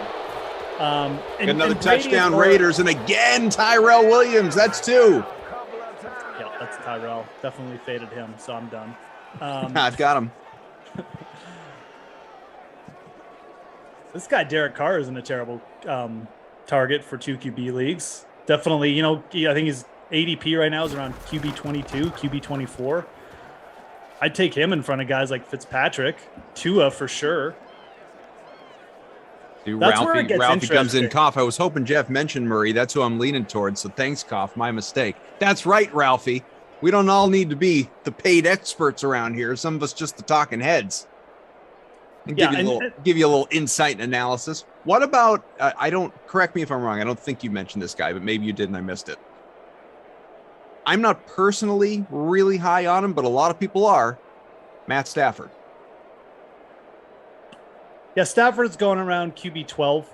I mean, this is where it gets interesting, right? Because you've got like Tannehill, Brady, and Stafford kind of mixed in there. People are higher on Ryan Tannehill this year, and I think with the rushing upside that Tannehill has, like I think he's justifiably in front of Brady and Stafford. But you know, if Tannehill starts getting like more taken in like in the Rodgers-Wilson group, like Brady becomes the better value by far. So I would probably rank them Tannehill, Brady, Stafford, just because I still feel like the Rams are going to be a rushing team. But like those guys are great targets. I mean, if you miss out on the first group, or let's say you draft like Kyler Murray high and then you know, you're waiting on your second and like one of those 3, like Brady, Tannehill, Stafford drops to you, those are great targets, man. I mean, you could even draft those guys as your first and then go for value with a guy like Carr or Ben Roethlisberger. Joe Burrow, I mean, I don't think Burrow's going to drop that far, but he could. I mean, Daniel Jones maybe even. I mean, again, we're talking 2 QB leagues, not one. But I think that trio is, they're very solid. Again, if you have a late pick or you maybe waited around to take a QB, like starting with those guys is fine. You just don't want to be you just don't want to be pairing them with like a Jimmy Garoppolo or something. Like you want to try and get someone a little bit more reliable than that for your second QB.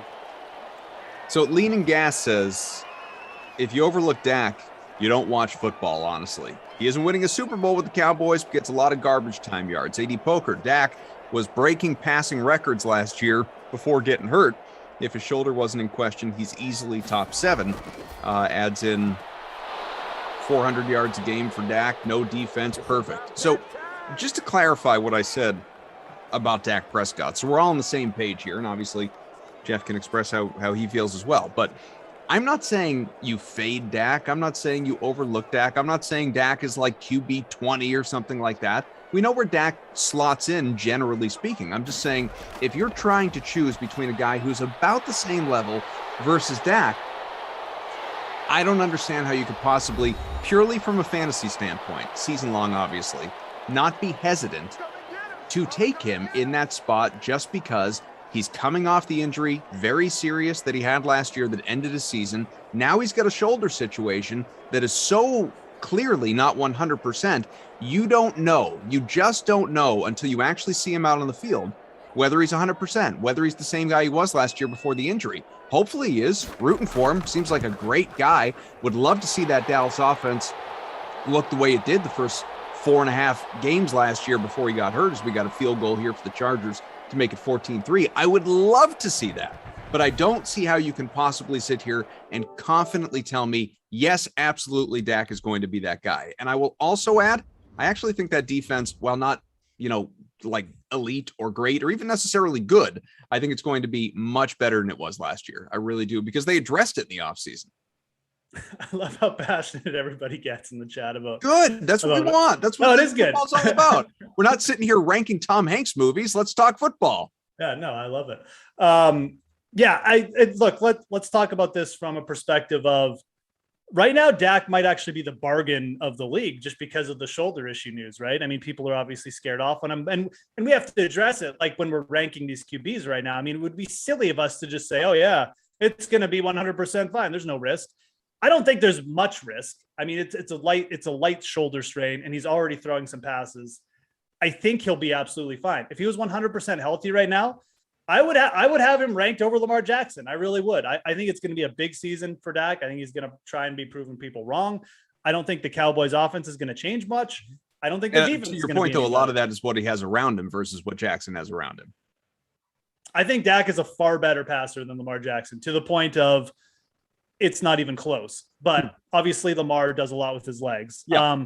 And you're right. Some of that is like, Dak is installed in the better offense, but I don't even think it would matter. I think if Lamar was in the Cowboys offense, he would be running a lot, and he would be really good for his fantasy totals too, but I don't think he would be as efficient a passer. It's close between those two. I'm just saying, if Dak was healthy, I would have him ranked easily, like at least 5th for QBs. So right now, I think I would rather try and just wait and just see if I could get like Rodgers or Wilson for cheap. That's all I'm saying. But yeah, absolutely. I understand where people are coming from. I don't disagree at all.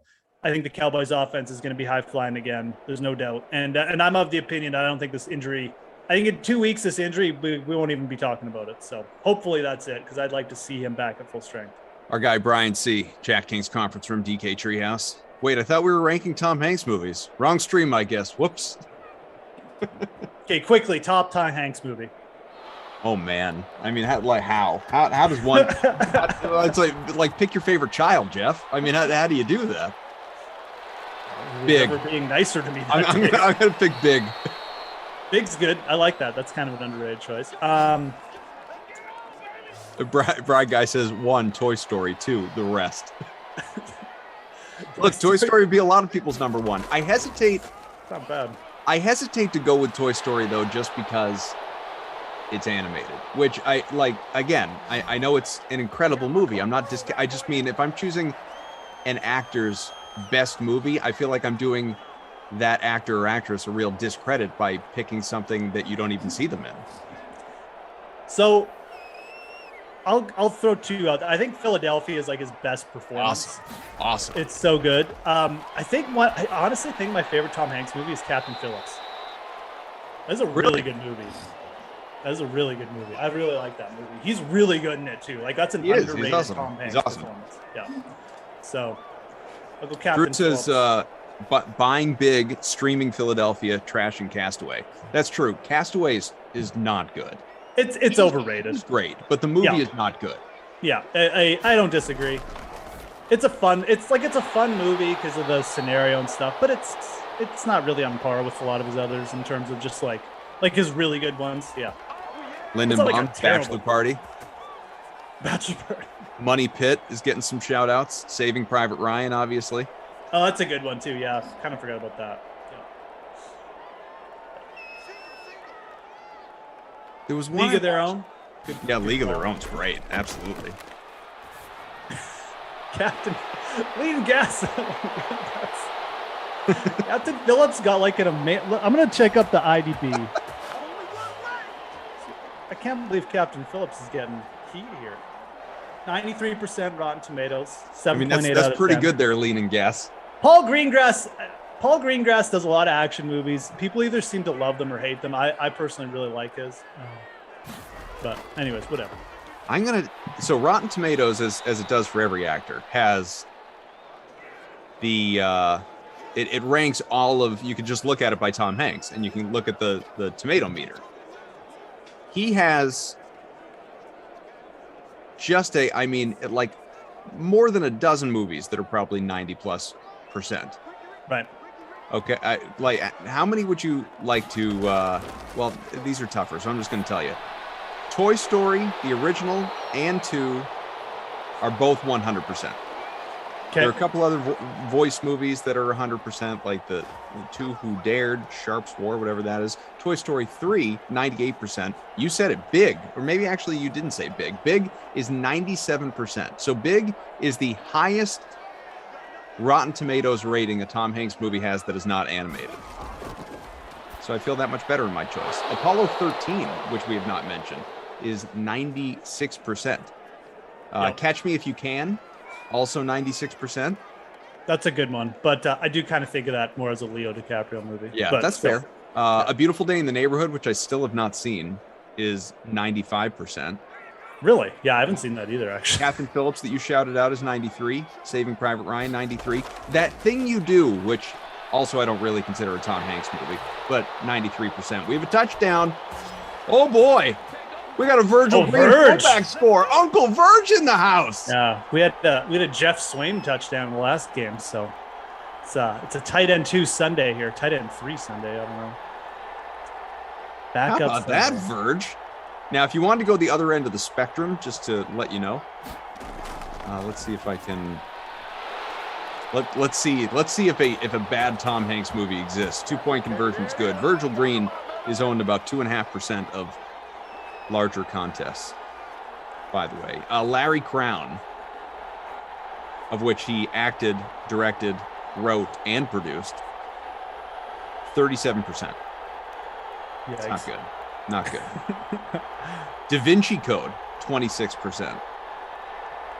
I mean, that movie wasn't that bad, was it? I guess it was. I don't know. True says on that last one, stretched himself too thin, apparently. Yeah, but he had Julia Roberts in it, didn't he?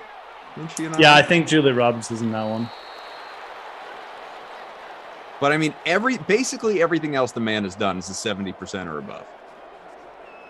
Generally speaking, he does not make a bad movie. I remember Saving Mr. Banks, where he plays Walt Disney. For some reason, I remember that movie getting killed. And even that's a 79%. Maybe I'm thinking of something else, but I could have sworn. Gotta love it. You never know. You never know what direction these things are going to take.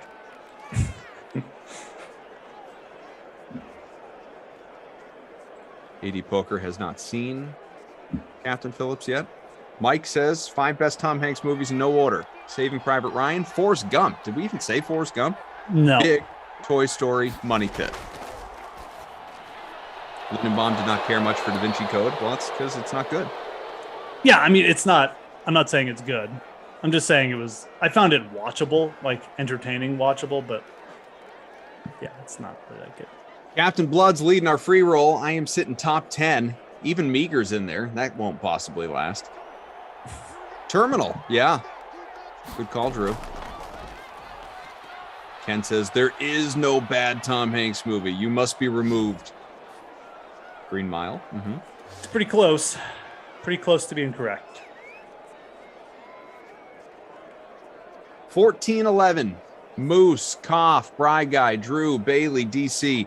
And before we fell down this Tom Hanks rabbit hole, I did mean to mention, and this is like Jeff was talking about all the week 1 contests and feeling like you're shilling for the company and all that stuff. Well, listen, sometimes that's true. Other times you're just excited.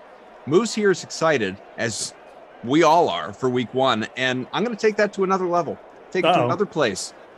Folks, this is just a reminder. This is incentive that, yeah, sometimes we're going to talk about nonsense like Tom Hanks movies, but a lot of the time as we get into preseason games, going to have a bunch of those this week, get into obviously regular season approaching, 1 month away, and we're 1 month away from regular season football getting here. As we get closer and closer, we're going to be talking drafts, we're going to be talking fantasy, we're going to be talking season-long DFS, whatever it may be, going over week 1 salaries, going over depth charts, talking about injuries, will there be any trades, reacting to moves, QB competitions in camp, you name it. We're going to be getting into all of it, and we're going to be doing it at length with a lot of the guys who, whether it's Moose or Lamarca, or, I mean, not Reed, he doesn't do any sims, but a lot of the people that are here hanging out that do these Madden sims or show up and doing the slate or showing up on the sweat before, all these sims roll around over the course of any given day. And we're here with you 7 days a week.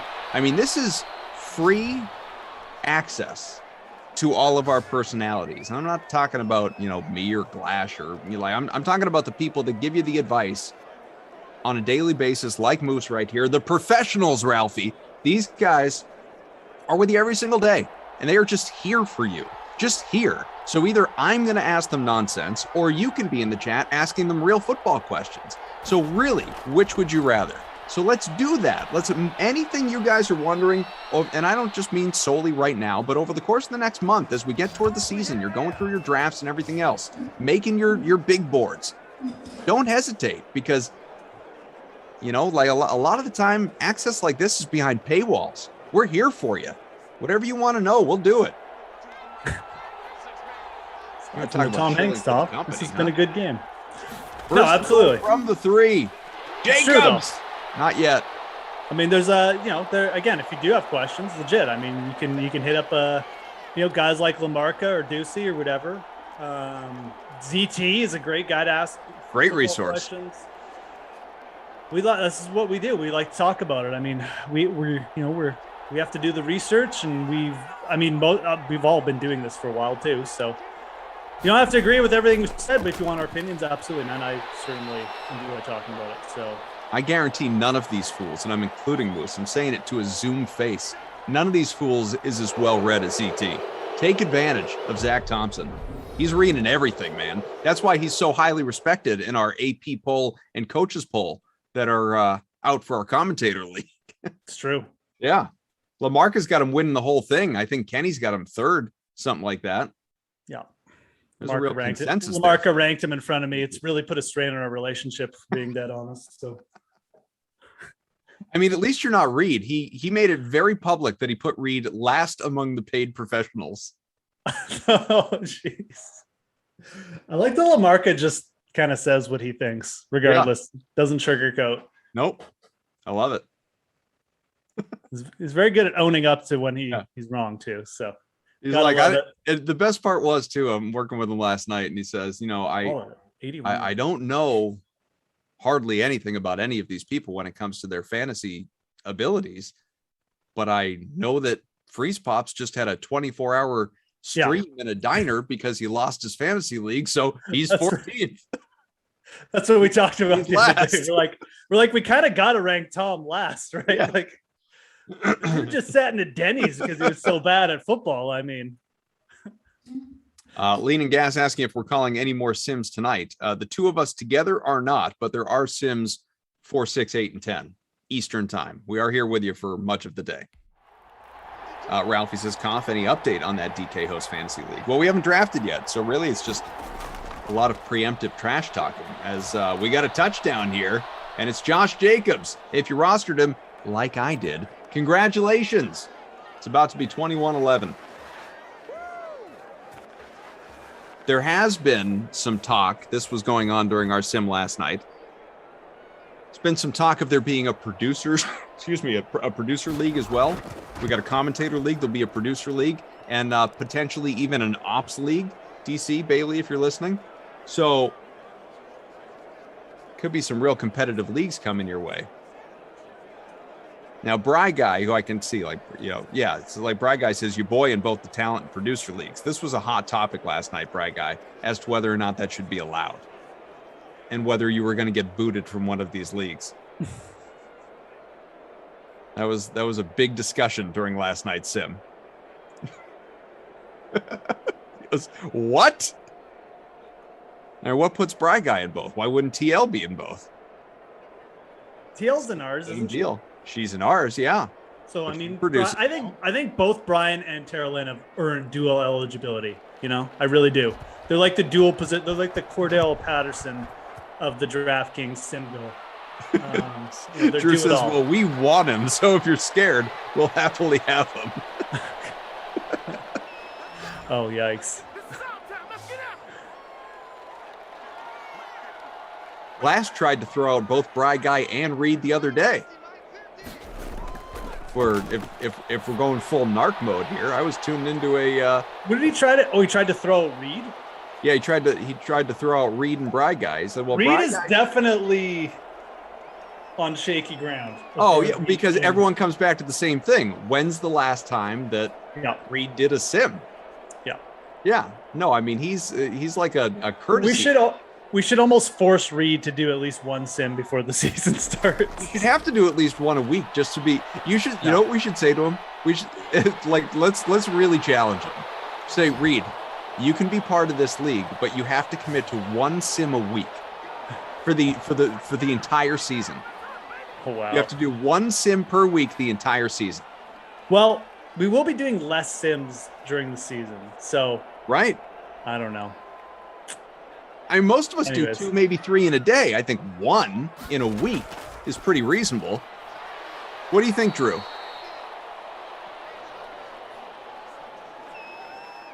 Drew says Bry Guy might be filling in for Glass tonight, so Glass better be changing his opinion soon. Right? Yeah. Yeah, Glass always talks a big game, and then he kind of like things like that. Like, oh, by the way, what happened to him today? Did he forget the Connecticut Sun play tonight or something like that? I don't know. Oh, whoops. Forgot they had a game. Yeah. Could have been. Didn't shock me. Just as he put himself on the pup list. What would be the equivalent? Like, you'd have to lose your voice, right? I'm on the physically unable to perform list. Physically unable to Glash list. Bizzle. This is basically what Emerson puts in a normal week. The one sim. First and 10 from the 35. 10-point game, 5.5 to go, fourth quarter. Going at a rapid rate, which one can always expect when Bry Guy is leaning on that X button. Herbert, short dump off. Did he get to the first? Awfully close. Second and inches.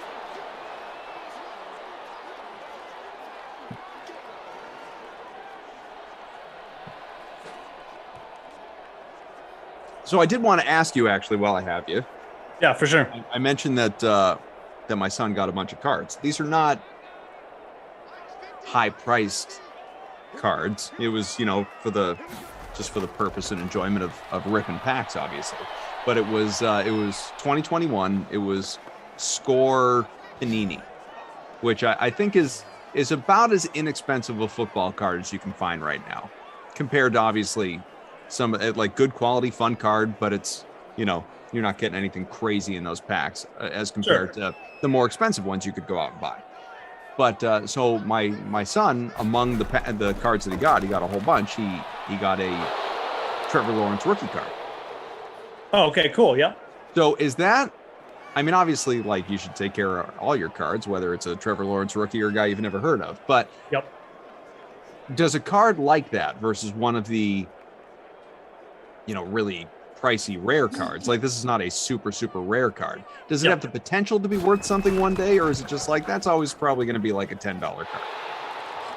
No, I mean, because it is probably so common. It really depends. It's definitely common. So, I mean, there's a limit to how high it'll go up. But I mean, you look at Patrick Mahomes' rookie cards, and it almost doesn't matter like what card you're looking at. Like, it's expensive. Like, there are some very common Patrick Mahomes cards that, we're talking like $500, $1,000 for cards that were not hard to get when Patrick Mahomes was a rookie. Like, True. They're very common. But that's Patrick Mahomes. He's a generational player, quite obviously the top player in the league. So, has already won a Super Bowl. If Trevor Lawrence wins an MVP, if he wins a Super Bowl in the next 3 years, yeah, it's got potential to potentially be worth like well over $200. But it's got a ceiling. I mean, yeah, it's never going to be like a card you retire on or anything like that for No, sure. no. But yeah, it's got potential to move. Absolutely, it does. But it's all dependent on Trevor Lawrence. I mean, it's like you said, it's always going to be worth for the next couple of years as Trevor Lawrence is a rookie and a young player and he's got lots of upside. It's always going to have like some value, Right. $10, $5, but whatever. But for it to really move, like he's in the next couple of years, he's got to show that like he's maybe on par with Mahomes. So yeah, it's got potential. It could absolutely.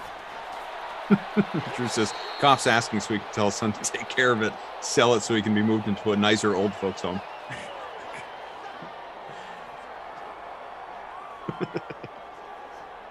Drew, you see right through me. I forgot to ask you, how did the cards I sent you go over? So I'm glad you brought that up. I meant to mention this.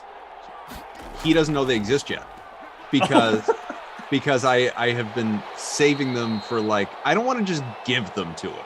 Sure. Yeah. I want them to be like a nice special treat, not just a any run of the mill day. Yes. When, so I they're just sitting in my office for I'm saving them for purpose, if that makes sense.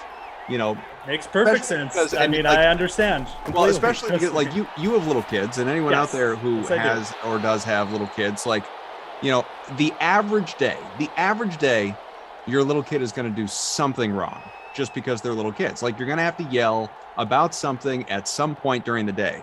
And I feel like I am waiting for that day. That day is going to come where I don't have to raise my voice once. It's just going to be this perfect day where I can, at the end of it, say, guess what? Surprise. How nice is this? Yeah, like Drew says, LOL. Great job on the report cards, Sparky. Here's a gift from Uncle Moose. That's right. Yeah. But yeah, that kind of thing for sure. No, or some kind of milestone. Is that wrong of me? Maybe they finished school or something. Here's a little extra something, kid. Yeah. Absolutely, man. Yeah, it's a lot of cards, so. That's what I mean. Yeah. No, I mean, it's smart. Plus, I'm excited. This is where I'm lame. I keep meaning to I just want to open the box and look through for myself to see what you sent, and I haven't even done that yet. Oh yeah, you're just Oh, that's awesome. Yeah. Just keep it out. Just keep it closed. Yeah, it's still just as you sent it, so it's all taped and wrapped and all that. They'll like that. They'll like that even more because the thing is too, if you open it right before, they'll assume you went through it and right. Stuff. Yeah, you'll get in trouble. So. I should mention too, I've never mentioned this on the stream when we've talked about this. Moose here, the artist that he is, drew a picture of a moose. Yes, that's right. On the package. I forgot I did that. And it also addressed it to I believe it said Adam Krusty Kaufman. Yeah, I put Crust or Son or something like that. I was gonna have my kids draw something on that, but But you decided to instead. I just did a quick yeah, hey, that could be worth something one day too. So I mean, you should keep the box. Yeah, Jeffrey, this is not that. He says my dad gave me his baseball cards when I was 12. A lot of stuff. Bunch of Mickey Mantles. Almost a full set from 1952 Bowmans and much more. Jesus. Is that what you sent me? Did you send me some Yeah, totally. Yeah, there's a Mickey Mantle in there. Have fun in the Bahamas for the rest of your life. Yeah, right. Yeah, it's crazy. Love stories like that, though. Yeah, there's like my dad's watching my son open the packs earlier today, and it's like there's not a time like I feel bad, and he is in the vast majority in this area. There's not a time that my dad sees my cards or my kids' cards and doesn't mention, man, if I still had my cards that I had growing up, it truly, and that's true of most of that generation. Most of that generation, they got thrown out, lost in a move, put them in the bike spokes, treated like crap and thrown away. But it's so true. Like, just imagine some of the stuff that our parents had, or many of your parents out there listening had, if we had those today. So great. Other than Jeffrey here with the Mantle cards anyway.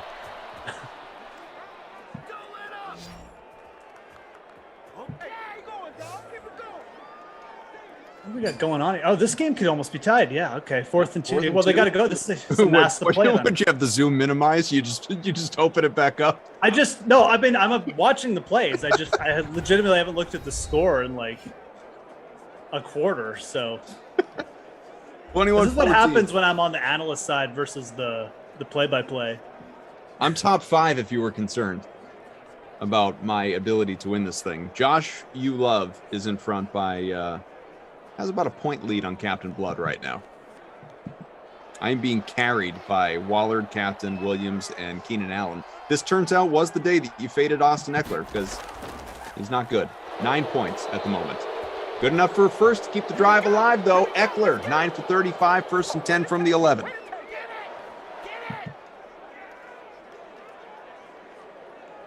Brian, welcome back to the stream, Jeff. LOL. All right, whatever. They did pick it up, and then they just did that. It was nothing. Ugly. We're having a pretty good game, though.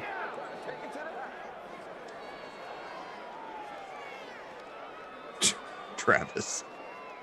Oy. Band in Oregon, buddy, says right here, cough. Josh, you love. Good to see. 2nd and 10. About 90 seconds left. Herbert, handoff. Eckler picks up 4. Hit that like button, folks. Smash that like button. Hit the subscribe button. We greatly appreciate it. If you're watching along on the YouTube, hit the follow. If you're with us on Twitch, twitch.tv/DraftKings. See if we can get a little extra time here in this one. 3rd and 6 from the 7. Fake to Eckler. Oh, no. Oh, boy. Oh, they got timeout. Oh, the 9-yard loss. Yeah, 4th and 15. They got a timeout. They're not using it. They got to go for it. Yeah, I mean, Justin Herbert, I saw some people bringing up his name in terms of QBs. I mean, I really like Justin Herbert. I just feel like his value could be getting a little bit high. I mean, I wouldn't take him in front of Russ or probably Rodgers. That's my only concern. People start taking him in front of Russell Wilson. Like, I'm snatching Russell Wilson all day. So, turnover on downs there. Raiders will run this thing out. Yeah, that was pretty simple. Weak effort there by the Chargers. Mm-hmm. Weak sauce there. Okay. Should we do players and stuff? Yeah. Shout players out. And stuff and things. Who is your crusty cough? I mean, I guess it's got to be Tyrell Williams. He's only 23% owned too. Yeah, he's always kind of highly priced compared to his actual output, but 24.8 points. Joe Reed with a 0. He was 32% owned too. Look at this. Are you kidding me? Go! Go! He's got the whole team chasing him. Josh Jacobs for 80 yards. Touchdown to put the game away. Well, that could flip some things on their head. It's going to flip the contest on their head. Certainly takes Josh Jacobs out of any discussion for not my kid award. Josh Jacobs suddenly a 2-touchdown, 139-yard game. You might want to consider him now. Right along with Tyrell Williams. Very similar ownership. We'll have to wait until those get updated. Here we go. 38.85 points for Josh Jacobs. Yeah, only 27% owned. Both guys really do deserve shoutouts. I'll keep it with Tyrell. They basically have the exact same output, but yeah, it could easily be co-MVP there. And then, yeah, like I said, Mean Joe Reed with the big goose egg. We'll give the Babysitter Billy award to him. That'll throw things. If you had him in the Classic or something, I mean, that is like, you just hit the jackpot right there. So Ashley Edwards seems pleased in the chat. AD Poker, the slate breaker. Yeah. There's an understatement right there. Got a new leader by about half a point with Jacobs a captain, Eckler, Allen, Waller, Williams, and Reed. So even with Reed getting the goose egg, winning with 5 spots right now. Tell you, Eckler, I mean, I get it, not disagreeing with you, but Eckler deserves to Babysitter Billy just for the less than 10 points in the ownership. But yeah, obviously. Yeah, Eckler again could be just feel disrespected by Eckler today. Co-LVP there with Joe Reed, but not a good performance by either dude. 28-14. Final 15 seconds. Herbert. He's got time. Throwing off the back foot. Boy, that's deep. Caught. Got it. Caught at the 15 to timeout. Garbage time extraordinaire here. It's not going to matter in terms of actually winning the game, but garbage points, baby. Yeah, that might put Herbert over the bonus too. Oh no, 284. So still, he'd need to. That was Mike Williams. He did get. Mike Williams. 5 for 112. Yeah, Mike Williams hit the bonus. So there you go. Do I have him? I looked at him, but I don't think I do. Unfortunately, bummer. That might have been the difference for me. 1st and 10 from the 15. Herbert rolls out, runs laterally. Now he's picking up, and okay. Henry gets out of bounds. Doesn't matter. Already hit triple zeros. That's game. 28 for the Raiders in the victory. Chargers finished with 14, despite the big pass at the end. LA doubled up by Las Vegas. So Herbert did get there, 304. Oh, he did get there. Okay, never mind. With that little one to Henry at the end. That was right. Yeah. Meaningful there for Henry. Jeez, a lot of garbage time points in this. That's going to put that lifts Derwin into the top spot right now. Yeah, some serious movement here in the last little bit. So Herbert 304, didn't have a single touchdown, but 304 passing. Carr 2 scores, 213 in the air. We will have a look at the rushing and receiving numbers as well. Again, tough day for Austin Eckler, 10 for 39. Touchdown for Verge, a 5-yard run. Virgil Green, Josh Jacobs, 2 scores, 17 for 139. Just an animal in this one, largely because 80-yard run. Helps. Doesn't matter. Doesn't matter how. Matters how many. Let's see. We will give you the pass catching numbers as well here.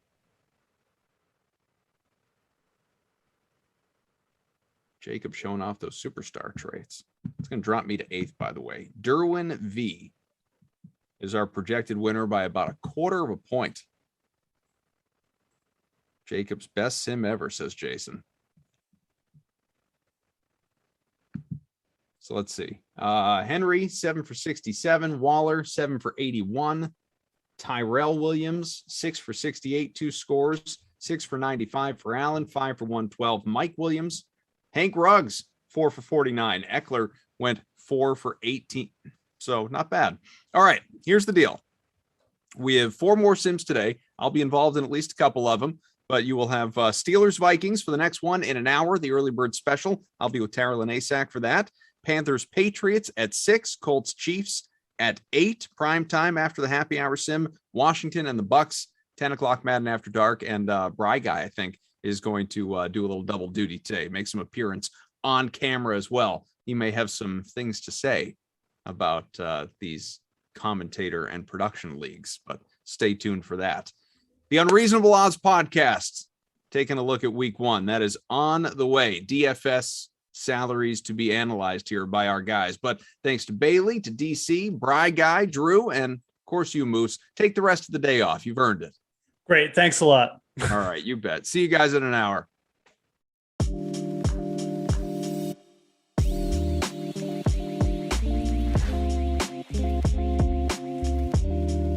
Hey, everybody, welcome back to another edition of the Unreasonable Odds podcast. We are getting ready for week 1 of the NFL season. Yeah, you might be looking at this and be like, it's August. There's still a lot of time to be had before the slate locks, but there's nothing better than some early NFL talk, some way too early salary analysis, and that is what myself, my co-host Julian Edlow, will be doing for the next 30 minutes or so as we dive into the salaries that were released last week over on DraftKings. If you're watching this now, we're recording this on August 2nd. So obviously there's going to be some shelf life to this. Things may change, but as we look at things right now, this is what we're seeing here on DraftKings as we get ready to make our lineups. Julian, let's just get right into it. Couple of things to note before we start getting into this. I just want to point out some of the highest projected games on this slate, because obviously that's going to be into a factor in building some of your lineups. Cardinals and Titans, over under that one of 51. We have 3 games on this slate as we record with an over under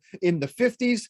Browns at Chiefs, 52.5 for that baby right there. Packers at Saints is the other game on the slate with an over under of 50. Obviously the news that Aaron Rodgers is back in the mix obviously made some changes there.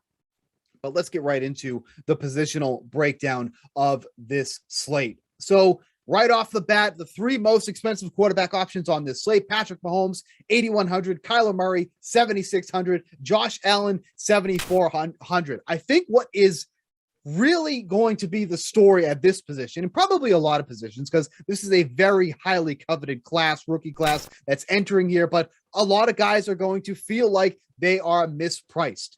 And when I look at this slate here, the first one that kind of jumped out at me was Jalen Hurts at 6,400 going up against what is going to be most likely one of the worst secondaries in the league once again with the Atlanta Falcons. There is so much to like, I think, about Jalen Hurts going into this matchup at just 6,400. When he had a clean pocket last year, 67.7% adjusting completion percentage. Obviously, it was not a secret that the Eagles had one of the worst offensive lines in the league, but had a lot of injuries that they were dealing with too.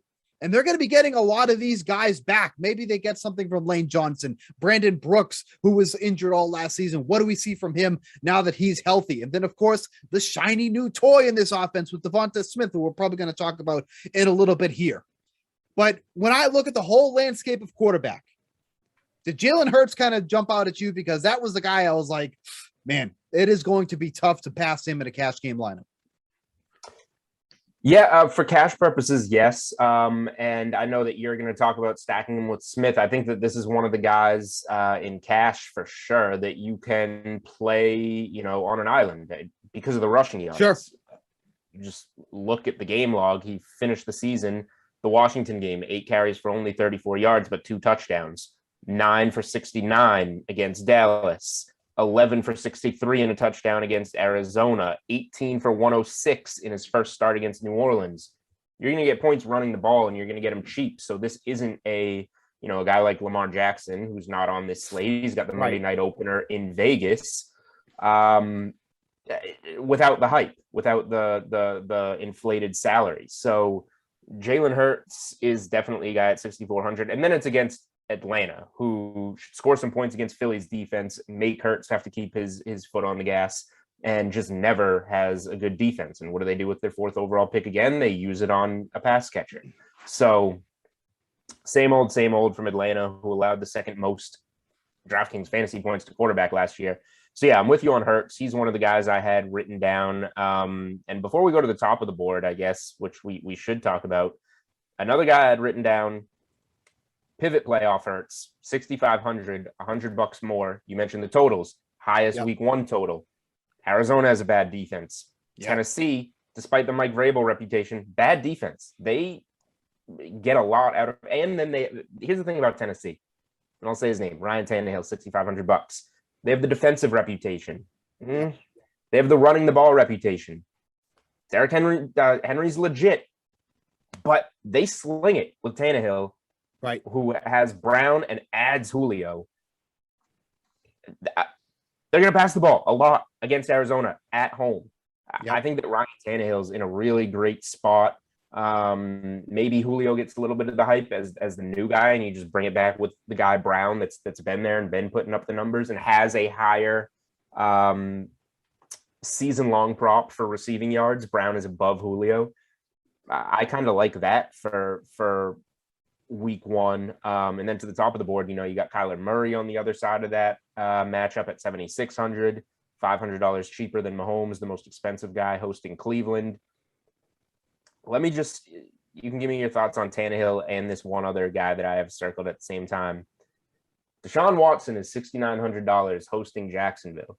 Yep. The narrative could not be, or the public perception on Deshaun Watson could not be any lower right now. And who knows what he has going on personally. But if he's able to be on the field, if he's cleared to be on the field week one, hosting the Jacksonville Jaguars, that's a bad defense at home, a guy that can sling it, that has okay receivers. Cooks is a guy that can run it. Deshaun Watson at 6,900 is going to be a guy, maybe at least from an ownership perspective, people are going to go, I'm not playing that guy. And then you play him in a GPP and cash. I really worry about Watson. Like you say, like he has some okay receivers. Like I think that's honestly just being generous. Like there is no more Will Fuller. Obviously when he was on the field, which was not much, not something you could bank on. That was kind of his security blanket. Sans DeAndre Hopkins doesn't have that anymore either. I mean, Brandon Cooks obviously is a great downfield threat. When he's healthy, he is dynamic, but I don't know how much I'm going to trust him against a fully rebuilt Jacksonville Jaguars team. I think the Tannehill call is interesting. I mean, that Arizona secondary is going to be bad. They are going to be a problem. They had a upgraded at safety, so obviously that's fine. But you look at the cast of characters that they have at cornerback, and they added Malcolm Butler like that. I don't know how much of an upgrade that really is. I mean, no team in the NFL ran more cover one than the Cardinals last season. Puts a lot of pressure on the team's quarterbacks. And now we have the Titans coming in with Julio Jones, with A.J. Brown, with Derrick Henry on the ground. There's a lot that you have to worry about on this Tennessee team. So with the lack of depth, really, and the lack of talent on that Cardinals corner, with their cornerbacks, it's going to be an issue. So I would much rather play Tannehill. The ownership is by far going to be on Tannehill compared between Deshaun Watson. Maybe Deshaun Watson is more of a tournament play. Maybe Deshaun Watson is that guy you look at in large field GPPs. But in the grand scheme of things, when I look at some of these guys who are vastly, feel underpriced, like, Jalen Hurts, like a returning Joe Burrow at 5,700 going up against the Vikings, there's just so many other options that I would rather go to, safer options, I should say, than what really might end up being an overpriced Deshaun Watson. He's only $100 more than Aaron Rodgers. Like, are you really going to pay up the $100 more to play Deshaun Watson, or are you just going to go down and play Aaron Rodgers, or go down 200 and play Justin Herbert against the Washington football team? 6 weeks before the NFL season starts right now. I'm calling it on the Unreasonable Odds podcast, and I'm sticking to it the whole time. I'm not going to change my mind until Deshaun Watson is ruled out week one. Deshaun Watson outscores Aaron Rodgers week one.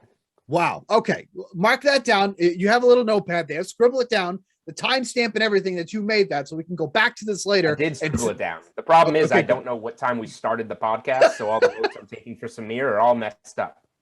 Okay. Going down the board a little bit here. There's some interesting names down in that low 5K range. I mean, Tua is 5,400 going against the Patriots. Tua at 5,400 really? I have not him on at the all. fade list. Well, please explain. I'd love to hear this. What do you like about Tua? Well, the salary. I think I'm probably of the popular opinion here. I think, I mean, the salary is just too low at 5,400. I think that's just too low. He ended last season 5,100. That was one of the lowest that we saw him since he took over that starting role. So really only a 300 difference from where he was to end last season. But I mean, you can't say that he didn't have some good games against the Patriots last year. You know, you look at that game in week 15, 20 for 26 for 145 yards, didn't throw a touchdown in that one, but ran in for 2 touchdowns, and that's the upside with that's Tua. why you're not going to get 3 carries for 9 yards and 2 touchdowns again. You take the 2 rushing touchdowns out, you're at 7.7 DraftKings points. Well, I understand that you know, it's obviously if you take that part of it out, but would you say that play week 1 against them? So these good games against the Patriots last year are a dud saved by 2 rushing touchdowns. But how good do you think the Patriots secondary is going to be this year? Do you really think that they are going to be at that elite level once again? I think that has to be a question. I think the Patriots are going to have a very good defense. And I think Tua definitely got help. He had decent receivers there in place already. And you add Will Fuller and you draft Jalen Waddle, who Tua is already familiar with from Alabama. And, plays to Tua's strengths. Forget that they've played together. Waddle's a deep ball receiver and Tua's a deep ball thrower. So I think that's going to help him a lot. I think Tua's going to have a better year. I'm not looking week 1 at New England to necessarily go after him. A few places I would rather go in the neighborhood. I would rather just go in the same game and pay the same price for Cam Newton, who ran all over the Dolphins last year and should be running again and has better pass catchers. The 2 tight ends, whatever at receiver, but you got the tight ends. And then here's the price range that I really have circled. There's only 2 guys in the 5,700 to 5,900 range, and that is Baker Mayfield for 5,900 at the Chiefs. Gonna have to keep up. And OBJ is back. You got the talent. The Browns are going to be good this year. Good running backs, but I think Baker Mayfield just has to keep up in that game and plays pretty well. And 5,700, if Joe Burrow's fully healthy, which we're hearing he is, at home against Minnesota, one of the most pass-happy offenses in the league when Burrow was in the lineup last year. I think the Bengals in general are underpriced on this slate. Mayfield and Burrow are kind of my favorite price point right there to get below 6K on 2 guys that could have elite week 1 games. Not only that, but especially with Burrow, if you stack him with any of his receivers, they're all just too cheap. They're all way too cheap. Tyler Boyd, 5,200. Chase, 4,800. T. Higgins, 4,700. Like you could. That's what we were going to get to. I was like kind of saving them because we're going to go position by position. But okay, tease. Yeah, that was a tease. Those receivers are so underpriced. Okay, so to wrap up, now you just got to pick the right one, which is the hard part because I'll pick the wrong one. So to put a bow on the quarterback section here, I am going with Jalen Hurts. Who's your guy at quarterback? Who is your top guy at quarterback for this slate? Oh, man. I'm going to say that I'm still a coin flip between Burrow and Mayfield, but it won't affect our build too much because we're spending the same price, essentially. So I'm going to go in there. But one thing before we move on really quick. Yep. A lot of news out of San Francisco that Trey Lance might just straight up beat Jimmy Garoppolo out of the gates, even though this was a placeholder. Garoppolo's got the job. Trey Lance, so young, went to an unknown college, hasn't played enough games. He'll get there. Apparently, he's getting there rather quickly. So if he is $4,500 against the dreadful Detroit Lions in week 1, and he's been running a lot in camp, the word is, that is a guy that you have to, if you can save $2,000 off of Jalen Hurts, I know it's his first NFL game, but Lions are basically a college team anyway. That is a spot that I am looking to save a lot of cash. And I think we'd be remiss to not mention, too, that Carson Wentz is officially going to miss week 1 and beyond. Well, okay. It's August 2nd. We just got the news from today that he's going to undergo the foot surgery. Huge range, 5 to 12 weeks. If it's 5 weeks, technically you are a few days ahead of week 1 and could labor out there. I would be shocked. It's Carson Wentz. He's always hurt. Why would you force him out there on the short end of surgery? But just Just setting the table. Something to monitor because Jacob Eason is 4,100 for week one now, going against what was another terrible secondary in the Seattle Seahawks. So obviously a lot to still get information about and see where this goes, but that is something to monitor as the weeks go on, because like we said, we're over a month away from as we're recording this. Running back. Two running backs over the 9K range. Christian McCaffrey going up against the Jets, 9,500. Dalvin Cook going up against the Cincinnati Bengals. He is at 9,100. And then it's just kind of a big cluster after that between the 8 and 7K range, between some of the, more dynamic names in here. A lot of pass catchers in that range too as well. Alvin Kamara's in that range. Jonathan Taylor, Nick Chubb, Austin Eckler, all in that 7 to 8K range. Where are you kind of looking at here? We talked about how, the Browns may have to, obviously I'm going to have to keep up against the Chiefs, but if there was one way to get to the Chiefs last year, it was on the ground. And Nick Chubb, who just signed that big contract with the Browns earlier this offseason, obviously he's going to catch out of the backfield. He is going to be that guy for the Browns moving forward, even though Kareem Hunt is still in the mix, but Chubb was that guy. Even with these guys splitting reps essentially all throughout the year, this is somebody who averaged just under 19 DraftKings fantasy points per game, 13 touchdowns. I think Nick Chubb's going to be the way I'm going to go to start my build at running back in week one. I don't hate it. I don't totally disagree with you. And like all your points are valid. I just get afraid of, I think the Browns are going to be good. I think this is going to be a shootout. I think this is going to be a good matchup. You look at the playoff game, only 13 carries for 69 yards, only the 9.3 DraftKings points in Kansas City. Yep. But that was a weird game. There's certainly a path for Chubb. I just might save more because, there's different ways that Chubb could not be involved if Kansas City comes out hot, if Kareem Hunt poaches a touchdown or two or whatever, or if he just doesn't have a good game. And I don't know if I want to spend 7,200 on that, especially when the guys above him. I'm not playing Barkley at 7,800. No, I'm probably not playing Jonathan Taylor at 8,000, regardless of who the quarterback is. If it's not Wentz, then maybe you go down early and the path just isn't there for Taylor. But wouldn't if Eason playing, wouldn't that make you like Jonathan Taylor more if Eason is the starter? That's where again, we're obviously where you have to keep an eye on this, but that would make me like Jonathan Taylor more if it is Eason. That's one argument. And the first two drives of the game, Jonathan Taylor gets 12 touches. Right. And then you're down 14-0, and it's we got to start slinging it. So I don't know. I'm not sure, but it's a good offensive line. It's a good Taylor. You can talk me into Kamara. I have no interest in with the quarterback change because those swing passes from Breeze, you're talking about 9 receptions for 75 yards and maybe a receiving touchdown every game. I don't know what we're gonna get from another quarterback position. We got to throw up in the air. Winston. I assume it's going to be Winston or Taysom Hill.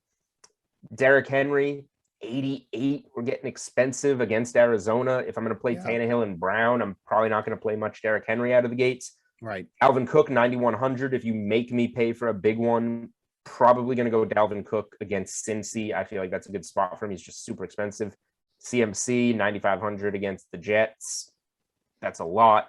So I just don't know necessarily where I'm going to spend up. Running back's going to be tough. I might just play 2 cheaper running backs on this slate until news changes something. Somebody's going to get hurt, and then there's going to be a running back that's $4,500 by the time you maybe listen to this in late August or early September that we can plug and play.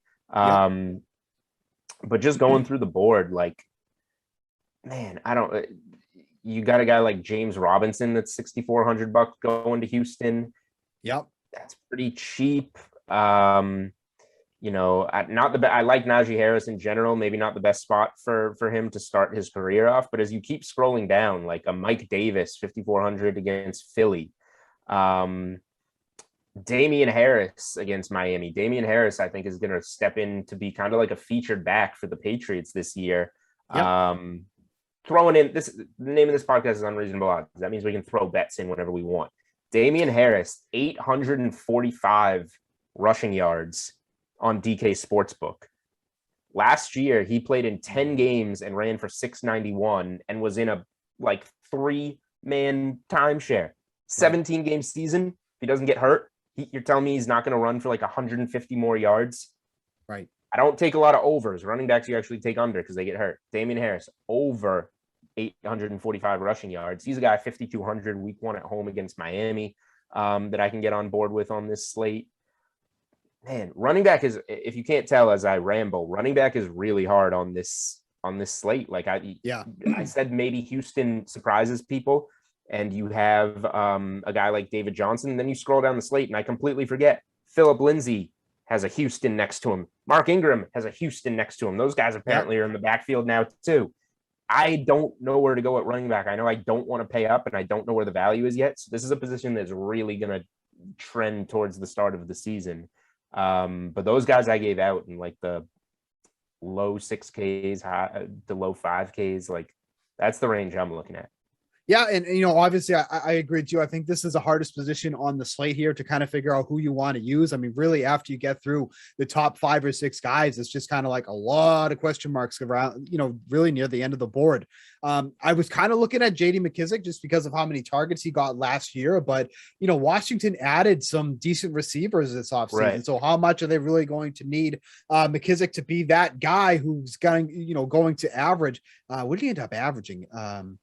It was 113 targets through 17 games. I mean, for him to realistically average under 7 targets per game, just under 7 targets per game is seemingly out the window now. I mean, he's probably entrenched in that RB2 role, but he really wasn't, that guy that you need on the ground. He was that guy that was getting all the PPR points through the air. And I don't think that's going to be replicated again this year. So 5,100 at this juncture feels probably a little too expensive, but if you're just going off the numbers he had last year, you might look at that and go, wow, I can get a RB2 that has that much target upside. And I just don't think that's going to be the case this year.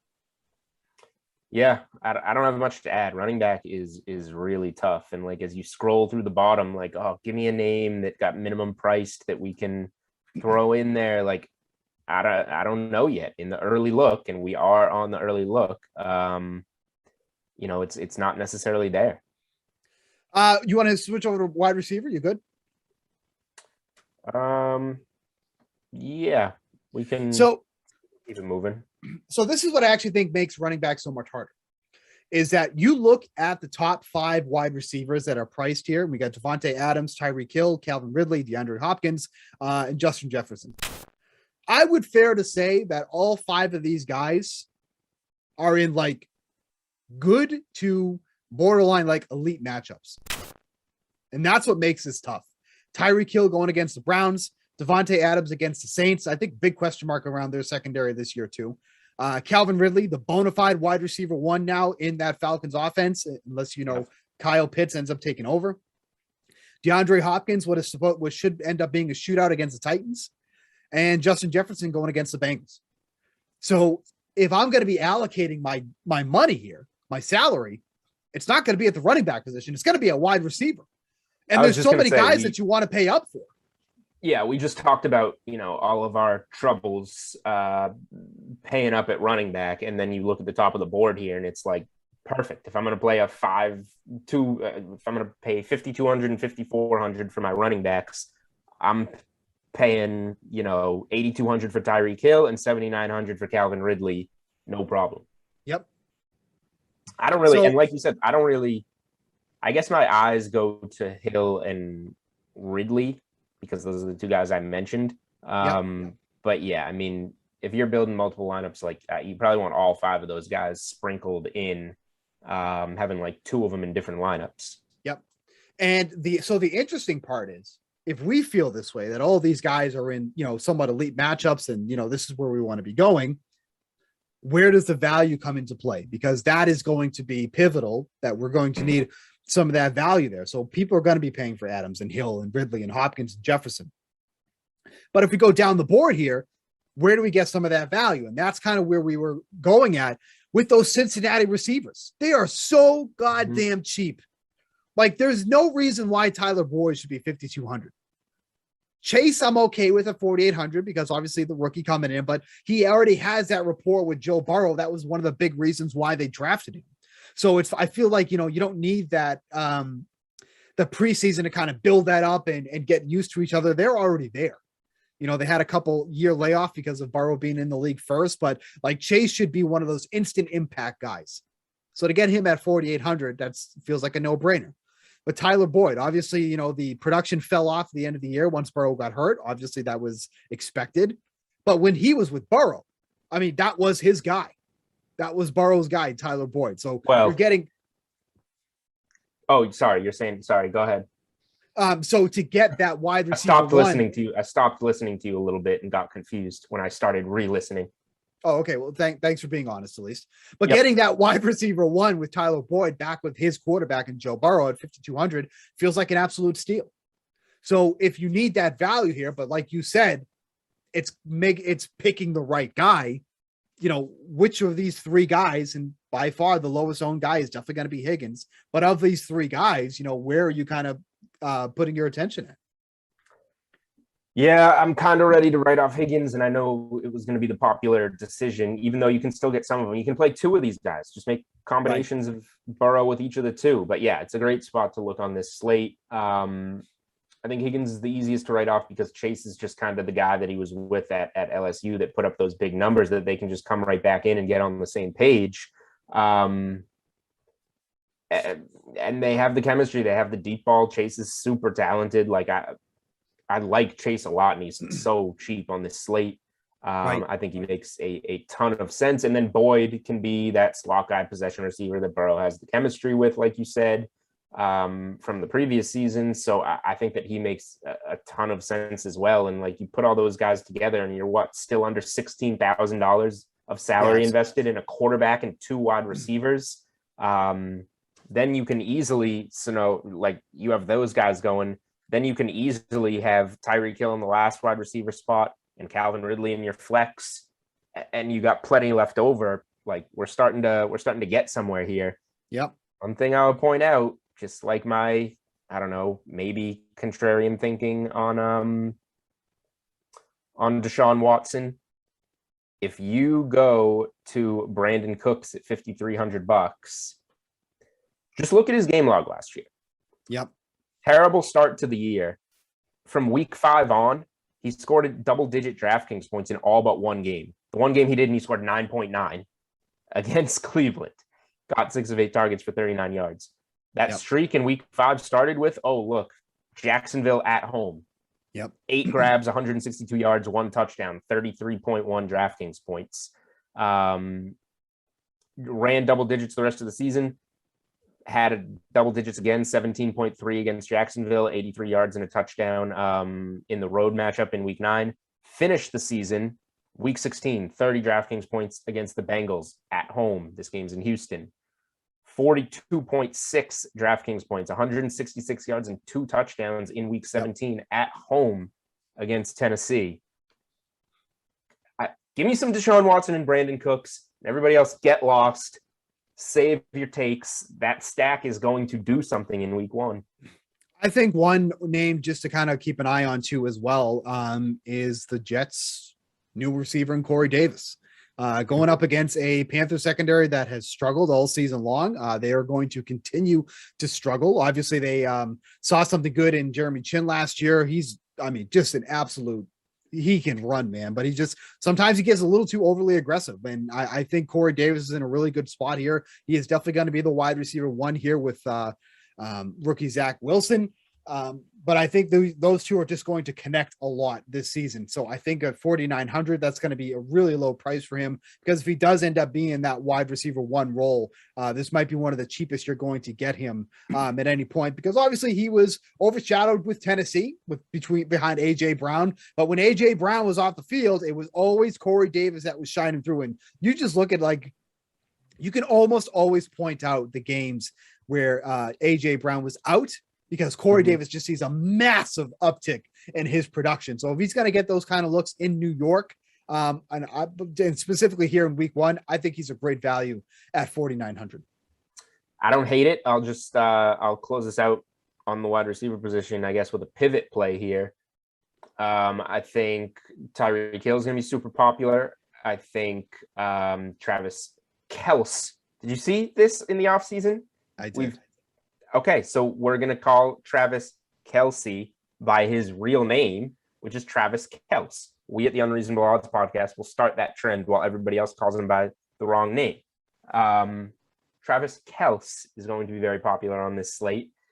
If you're looking for somebody else to throw in there with Patrick Mahomes and spend down, and then you pivot onto those other high-priced receivers or tight ends, Mecole Hardman for $4,800. The general perception on him is down because he's never quite put it all together. But now you finally get rid of Sammy Watkins, who we know is always good for 50 DraftKings points in week 1.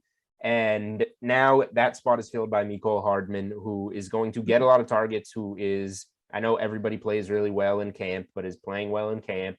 And it's just, it's time, he's a young receiver that's going to plug into the number 2 wide receiver spot in an explosive offense with the best quarterback, with all the attention on Hill, on Kelce. Right. Mecole Hardman's going to have some games this season, and I don't see why at 4,800 in week 1 he couldn't have it. Moving over to tight end, it is not a secret that Kyle Pitts is probably going to be the most owned tight end on this slate. The scouting report has him as more of a wide receiver than a tight end. The Falcons obviously invested their top pick in him. And once Julio Jones was out of town, all the talk has been about Kyle Pitts. Kyle Pitts this, Kyle Pitts that. At 4,400 on this slate, it is going to probably be feel like a free square because it's obviously not expensive. And if he starts to get the amount of production that everybody is talking about, then why wouldn't you not? But for me, that means I probably want to be looking elsewhere if that's the case. Kyle Pitts is probably going to be one of the most popular cash game plays on the slate, bar none. Because it's like I said, it's basically a free square at the tight end position. Are you interested in Kyle Pitts, or will you be looking elsewhere? I am interested. It's hard not to be, especially with how interested everybody's also going to be in Ridley. So if they'll both be popular, but there's still something to having a lineup with Pitts and not Ridley in there. So I don't think it's a total. I don't think. It looks like he's the cash play. First game tight end. We don't do this often, but no, he's a legit receiving weapon. But if you can get any kind of pivot, off of a guy like Ridley being popular, I don't think he's unplayable in a tournament. Especially if maybe you want to go 2 tight ends. Maybe you want to make him your flex, be a little different. Who knows? It's tough to see exactly where to go. Kelce is super expensive. I'm not doing this. I'm not doing it. You can do it. I'm not doing it. Travis Kelce is $8,300, super expensive. Save $2,000 on Kittle. Sure, it's a good matchup. It's a guy you can look at. It's tough to see where to go. On the flip side, the Falcons are always awful defending tight end. Yes. So Dallas Goedert. Dallas Goedert's in a decent position. I'm trying to see if he played Atlanta last year. He didn't. He had a good season. He's obviously in a good spot. I don't know if I want to go with the New England double dip tight ends. You got Hunter Henry at 4,700 against Miami. You got Jonnu Smith at 4,100 against Miami. Meh. Robert Tonyan ended the year on a pretty strong run with Aaron Rodgers. Yep. He scored 9.8 or more DraftKings points in every game but one since week 11. Yep. It's a strong finish. And Rodgers obviously back. Austin Hooper, $4,000 against Kansas City. The Baker Mayfield offense, good spot. Kansas City struggles against tight ends. I don't know how much further down I can look than that. Mo Alley Cox, 2,900. We don't know who the quarterback for Indy is going to be, but Mo Alley Cox had some flashes for very cheap, 2,900 against Seattle. A team that I think historically is meh against tight ends. I guess that's as far as my eye goes down here. Yeah, I mean, I love punting tight ends. It's always a position most likely that I punt when it ends up making these football lineups here. Obviously, no real value really comes out to me as of yet. I was kind of sort of inclined to look at Jared Cook just because Justin Herbert loved going to the tight end position during the season when he had Hunter Henry. Hunter Henry obviously no longer with the Chargers. He's now with the Patriots. But, Jared Cook's a decent red zone threat. It's just a problem that Washington is very good against, or was very good against the tight end position last year. So I might want to wait on that a little bit. He's only 3,800 with his new team. Early report says that he's already have a quote unquote solid rapport with Justin Herbert already. So if that is going to be an area that he's going to be going after, might be something to consider as the slate gets a little bit closer. So just something to consider there. But I think, like I said, the big story here is that Kyle Pitts is going to be by far one of the most popular plays, not only at the tight end position, but maybe overall on the slate. I think that's fair to say, especially in cash games. That is going to be the consensus with that one. Any closing thoughts on tight ends? Go ahead. Yeah, two quick things. I mean, number one, I just think, it's only bad chalk, like, if it doesn't work out. And I think Pitts is going to live up to the hype in week 1. So, like, I'm fine just playing him as things stand. The other thing here, I'm going to keep going with Houston.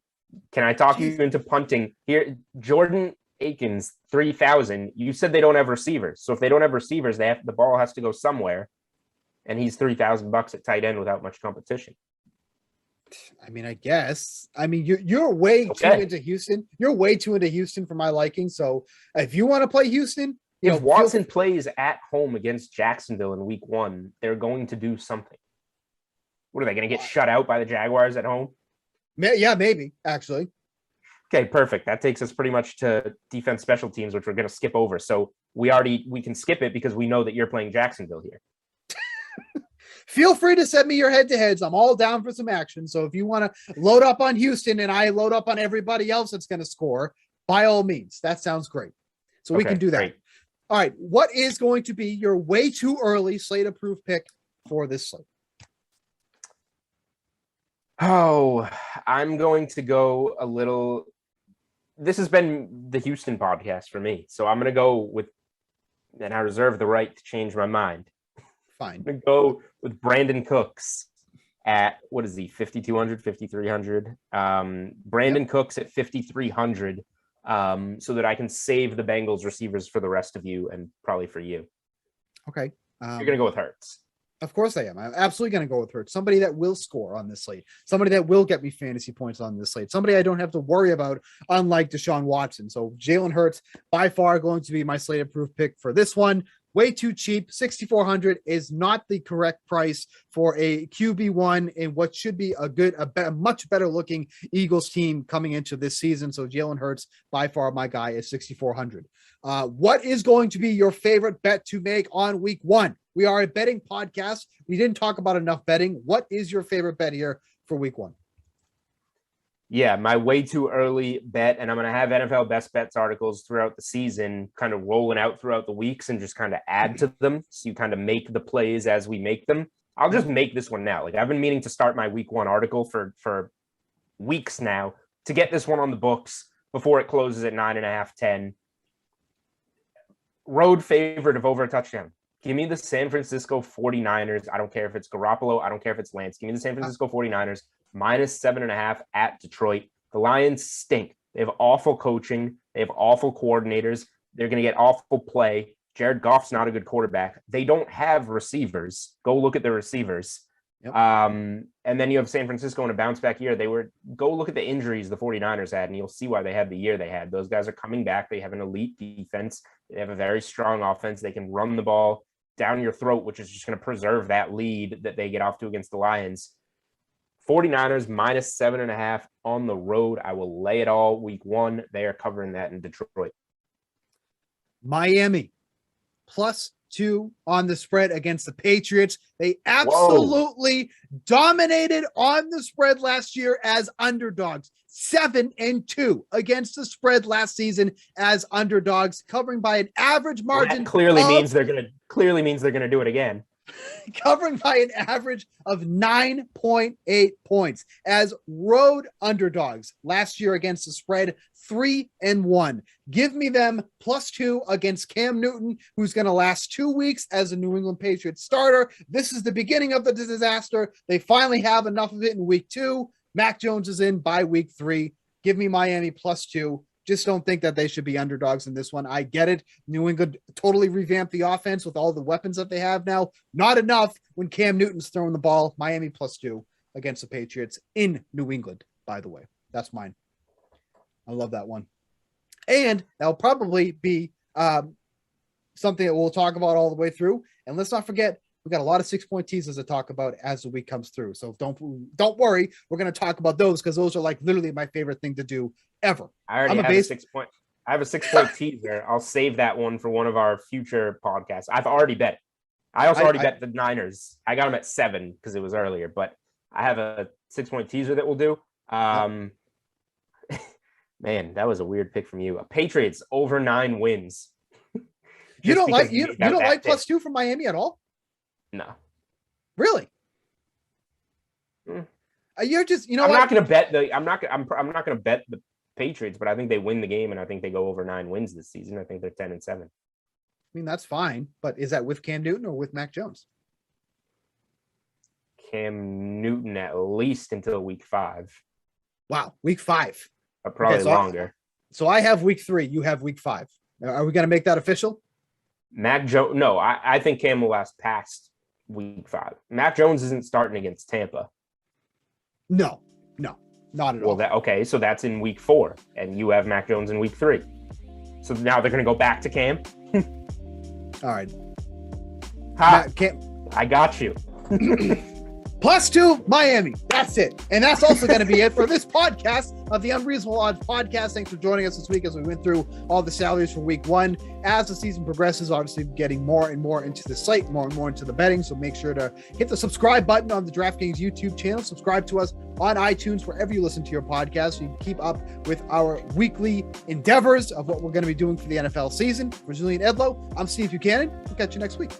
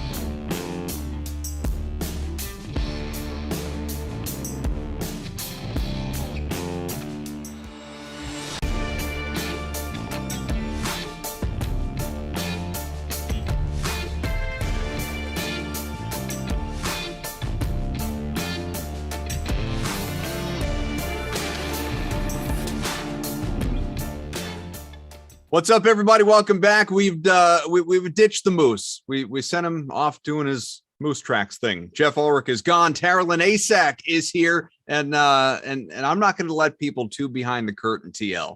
All I will say is this: TL came in a little hot, and my inference from that is I'm guessing you don't have a lineup. Any chance you're going to prove me wrong? I wish I could prove you wrong, but I mean, let's be serious. I think I've only proved you wrong once in my life. I don't think it will ever happen again. I will cherish that moment forever. I didn't get a lineup in. Stink. Okay. Stink. But I'm sure you can just pull a BK. First person who scores a touchdown, say he's your captain. I like doing the BK method, to be quite honest. Yeah, so there you go. That can be our plan. We have should be a good time. Should be a fun time. Looking forward to it. Pittsburgh and Minnesota. I'll tell you what. Let's do this differently than we might otherwise typically, because you don't have a lineup. Normally, yep. I'd be a bozo. I'd give you grief. I'm not going to do that. I'm going to instead give you a free pass and say one player from this sim who you think is going to have a big day. Who is your fictional captain? I was just going to say, don't you dare give me crap, because I looked at the schedule. We are on like 3 sims together. Good. That's great. Love that. Our next 2, I'm on with you as well. So don't give me crap, because I would try to make your sim life a living hell the next season. Love the sound of that. Good. Who's going to go off in this sim? Give me one person. That's what I would like to say. Who did I had a nice lineup actually for the Steelers last time. Who went off for me? Ebron usually does really well for me, so I'm going to put it out there for him. I really do like Juju Smith-Schuster, but the one time that I was all in on Juju on a sim, he stunk. So I don't want my bad luck to fall onto Juju today. For those of you who do have Juju in your lineup, those are the 2 that I really... You might even call that bad Juju. Yeah, that would be bad Juju. I'm full of it. Got to go sage myself for the next month. But yeah, those are the 2 that I really like to roster. What about you? So it's funny you mentioned both those 2 guys because they're both among the top 5 owned in the larger contest. Both very popular. Juju at about 55% and Ebron at right around 47 or so. So I think those are popular, reasonable plays. I have Dalvin Cook at captain. He's my guy. Yep. He's your guy. Is he your 35% the captain spot, very chalky today. 35% in that slot. He's 90%, almost 89% owned overall. So had to go with him. A lot of people did. We'll see what happens. I do have Eric Ebron. I like that play. He's captain in 8.5% of lineups, about 63% overall. I have Ebron. Adam Thielen, who I almost never roster, but I did today, probably accidentally, if I'm being honest. I'm looking at it, and I'm just wondering why I did that. Deontay Johnson, James Conner, and Justin Jefferson as well. So that's the group. I really do not like playing Adam Thielen in Simland. I don't know what I was thinking doing that, but maybe he'll prove me wrong today, because normally I'm all about the don't do it, fade Thielen. Hey, guess what? Maybe you just weren't thinking, That wouldn't be the first time. Executive Sessions, TL got the juice. Yes, I love when you comment that, Executive Sessions. It really just hypes me up. Carolyn in the chat says, hey, what's up, Simland? So, man, my deferred attention. There's a lot happening. Celtics Summer League. Yep. Red Sox trying to get out of the, really just what feels like the cellar, even though they're. Do we give up on the Red Sox now? No, we don't give up on the Red Sox. We shake our heads and shake our fists and rue the day that they spoiled the trade deadline, but we don't give up. That's not how we're built. Field goal is good. 3-0 Minnesota. Bride guy, give up? You crazy? I'm like, it's a Sunday. I'm a little tired. Do we just give up? Oh, don't give up. Keep that positive. All right, so we're not going to give up. We need it. Hey, what did you think about the Durant clip of him talking about the Celtics in there? Did you see it?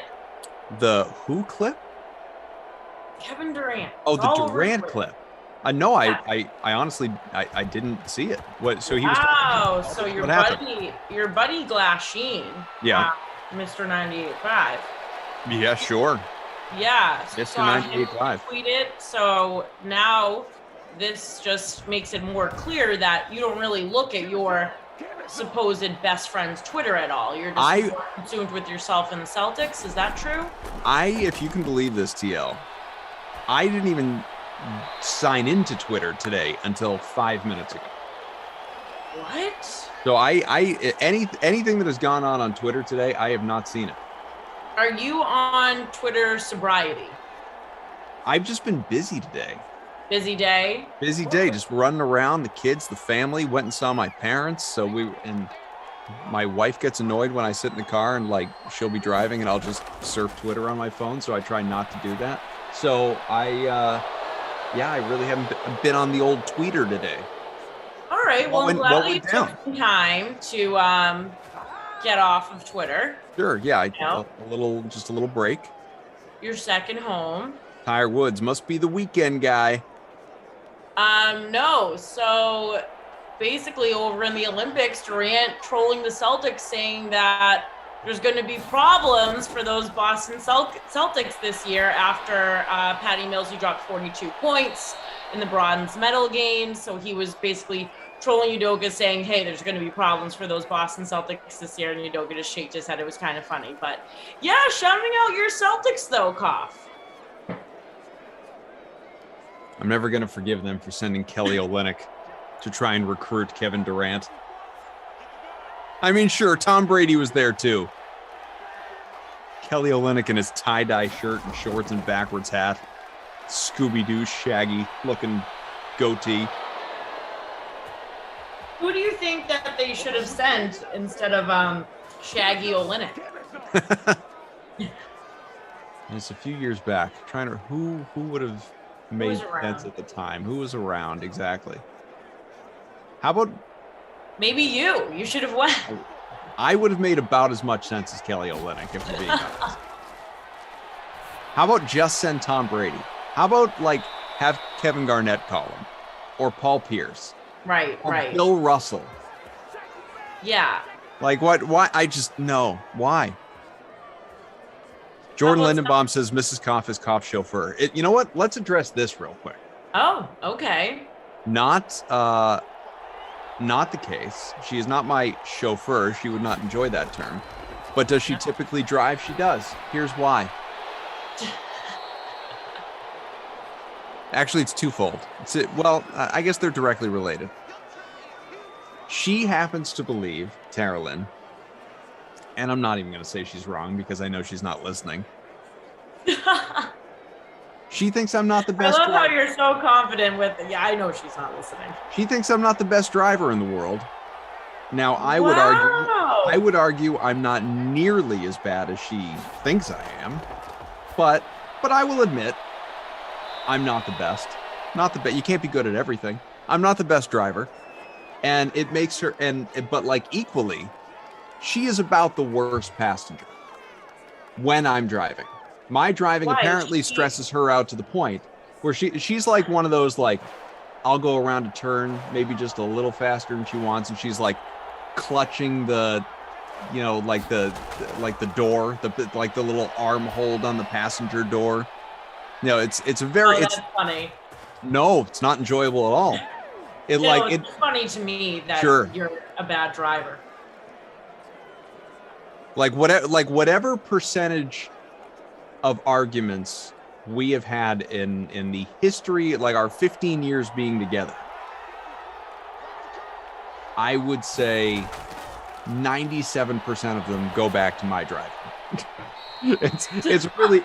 It's very unpleasant for both of us. And so we've pretty much just decided she should just drive, and let's just eliminate the fight. You drive, and I will not. And yeah, sort of becomes a chauffeur situation. Lindenbaum, I guess that's true. Now, are you more of a stressed out driver? Like if you have somewhere to be, are you going to make the car ride a living hell? If there's traffic, if there's an accident, something happens along the way, because I don't like driving with those type of people. Sometimes I turn into that person, depends. But I mean, that just makes you want to open up the car door and roll out on the highway.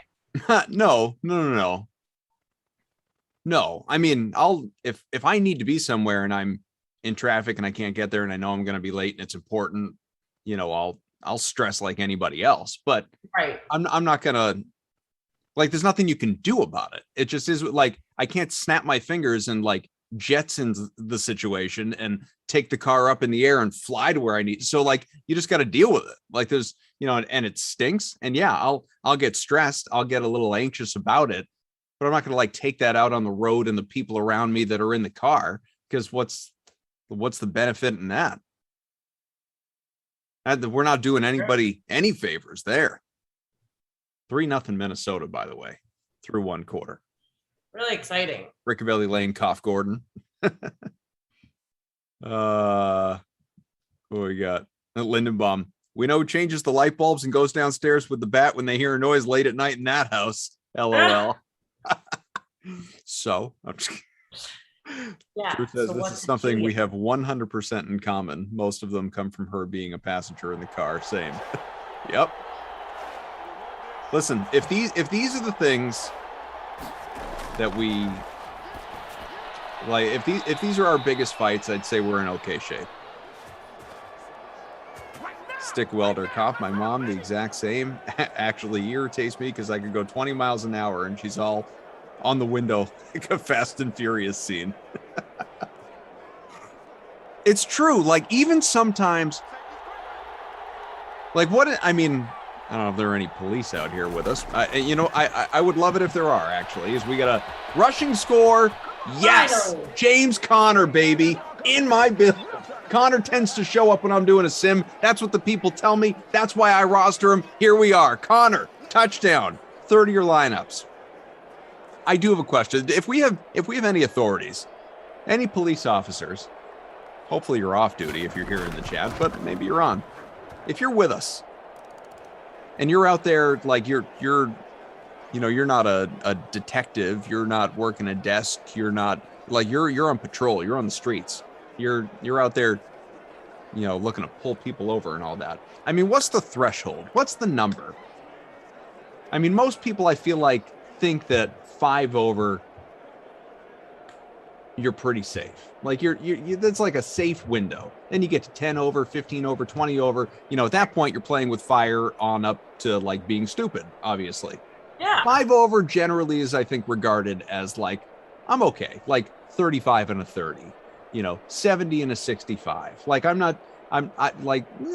probably okay. I'm probably not doing anything too wrong in this situation. I feel like that's what most people in that situation think. But man, sometimes I might be going 5 over. I got to hear about it. And again, that's just unpleasant. Just unpleasant.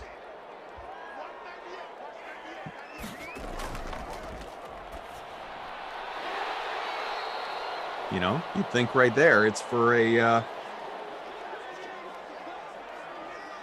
you think it's a Fast and Furious scene. Hey, we have a former police officer dropping in the chat, not for air. He said the number is usually 10 on back roads, 15 to 20 on the highway to warrant getting pulled over. Oh, yep. That was funny. Well, what the heck? That was confusing. I'm going to bed. Enough. Goodbye. How about you say don't do it? It's 7-3, Pitt. Oh, he's talking about him. Oh. Dude, I'm kind of blonde. Like, do you guys not realize this? Care Bear says, he's worked with me for years and you should know. Keep it moving. Bring up a new topic. Care Bear says the general threshold is 15 to 20, or the exact same speed limit. Over, I'm assuming. Well, no, yeah. 15 to 20, or the exact same. Yeah, all right. Old man dog fan cough. Drive in Atlanta sometime.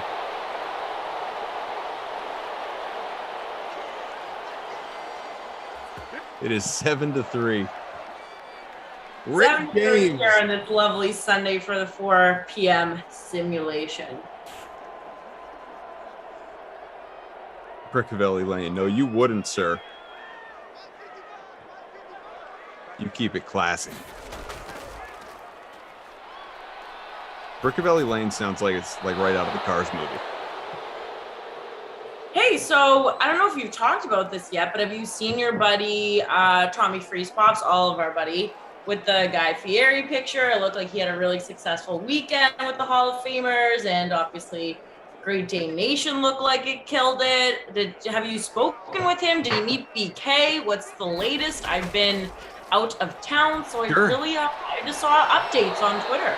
So I have not spoken with him. I've not spoken. Okay. And I'm glad you said that because I should send him a text or something. So I saw. I haven't checked out what he's posted on Twitter, but I saw on his Instagram the picture with Guy Fieri and his pal Morton Anderson with a bunch of Hall of Famers, other Hall of Famers, obviously. And I saw that they were doing like radio, whatever. I don't know if they call it Radio Row there, but whatever the Radio Row equivalent at the Hall of Fame, they probably do. They were doing interviews, getting a football signed by everybody. Pretty cool. I have no idea if he's met BK because I have to assume if those two, like, wouldn't Freeze Pops post that picture? If he and BK finally met in person, like Glash and Ducey when they did in New York? Isn't that a picture that would have to exist in the world? You know what? Oh, can I read this on the ones and twos? Yes. Well, I'm going. Am I allowed to read this? Is this okay? So breaking news update. So they both came on a sim with Glash. That's really cool. What from went the down? same location? They were together? I like the sound of that. From the hotel. Are they at the same hotel? Are they staying in the same room and being the bestest friends ever? Are they saving money, hanging out? Yes, we'd like double beds, please. Look at Glash just bringing the sim fam together. Sure. I mean, he's kind of bringing the sim fam together even more today by calling out and having people work more. Is he on 98.5 today? What's happening with him? I've not reached out to him. I'm told he's on the PUP list. Drew said he's on the physically unable to perform list. Yeah. I like the PUP list. Good list. Yep. AD Poker says they did meet in person. They streamed during BK commentating the sim. Love that. Love it.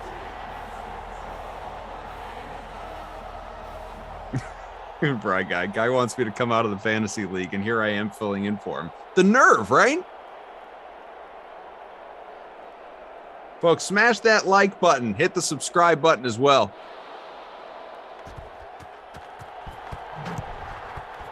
For the record, TL, our little thing earlier, you were not in the wrong there. You were not in the wrong. That was a very Twitch-like looking. Oh yes, it was. It was very Twitch. It admittedly it took me a second, and then I knew what was going on. But it was very Twitch-like. That's not on you. And then and ever since I read it, I've been twitching ever since. So, yeah, it just looked very Twitch-esque just for being in the producer role. I know that's the format when you copy and paste, and YouTube's format's a little different. So here we are. But some people will like to just really just drive it home and make you feel like a bozo. But I've done that to plenty of people before, so I guess this is what I get, So Dom, on a Sunday, no less. On a Sunday, on the Lord's Day, Harpo says Glash said no buzzword a few nights ago because he had a sore nose. Is that a thing? Do people have a sore nose? Do you mean sore throat?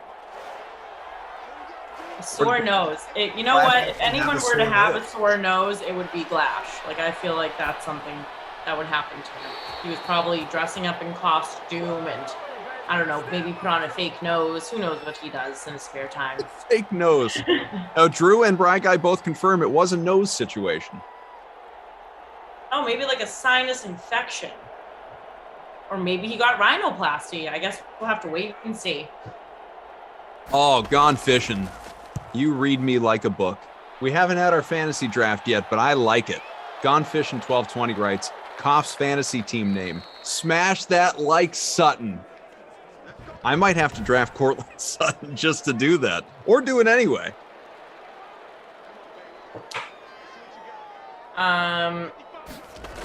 Brickavelli Lane. Tarlin reminds me of Along Came Polly, Jennifer Aniston. That's funny because that's not the first time I've heard that. And I will take that as the best compliment ever because it's Jennifer Aniston. And I love that movie. I don't, I really don't remember that movie. I certainly don't. Don't put it on. Her in the movie. And this has nothing to do with like what Brickavelli Lane said to you or even Jennifer Aniston. Yeah. The only thing about that movie that I remember is that I didn't like it. Other than Philip Seymour Hoffman being awesome in it. I did not enjoy that movie. But you know what I think it has nothing to do with Jennifer Aniston. I think what it largely comes back to, I've mentioned this on Sims before. If I were to break it down, if I were to classify it, as we hit the 2-minute warning, 7-6 pit, couple of field goals for Minnesota and the touchdown for James Conner, I really enjoy Ben Stiller in character. Like Ben Stiller in Zoolander, Tropic Thunder, Heavyweights, Dodgeball, like, you know, that type of Ben Stiller as like just a dude, like straight man's Ben Stiller. Meet the Parents, Along Came Polly.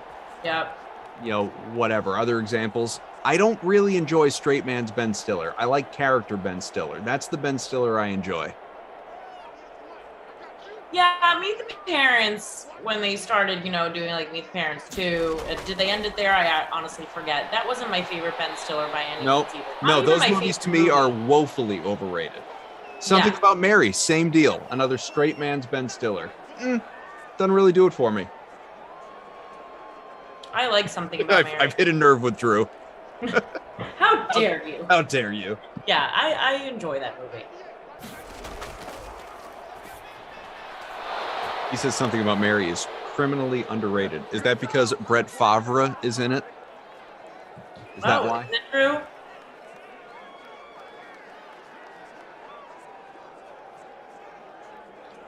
That's not way, but he meant why. He meant why. Totally. See? No, I'm not dumb. I can literally read words and figure out. I can read words. Okay. I'm not. I can read words. He says, I did mean why. Nice job. Yes. I can hear Drew saying those words. Bry Guy, yeah, we know you can read words. I can read words. Oh my goodness. This sim is just, you know, just a crazy roller coaster for TL. Robert, it's a term in acting or in life. Playing the straight man means like not funny. Being a foil to somebody else's comedic gestures.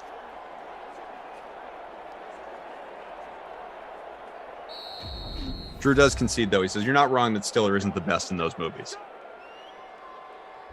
He's not. Someone says, Ron, Tropic Thunder was probably his best movie. LOL, I don't like him. He's great in Tropic Thunder. Tropic Thunder in general is just a movie that I have no idea like how it is on Rotten Tomatoes, whether it was critically acclaimed or not. It's just a movie I love. I really enjoy Tropic Thunder. I don't think I sat through it, to be honest. Oh, you should. Robert Downey Jr. is incredible in it. Among others, Tom Cruise is beyond words funny in that movie. So 7 out of 10 on IMDb and 82% on Rotten Tomatoes. Oh, that's very good. Yeah. All right. Maybe I'll have to give it a go. You should. I'm sure it's streaming somewhere. It's probably on Netflix. 2nd and 10 from the 28. Cousins, 105 passing, 3rd and 3.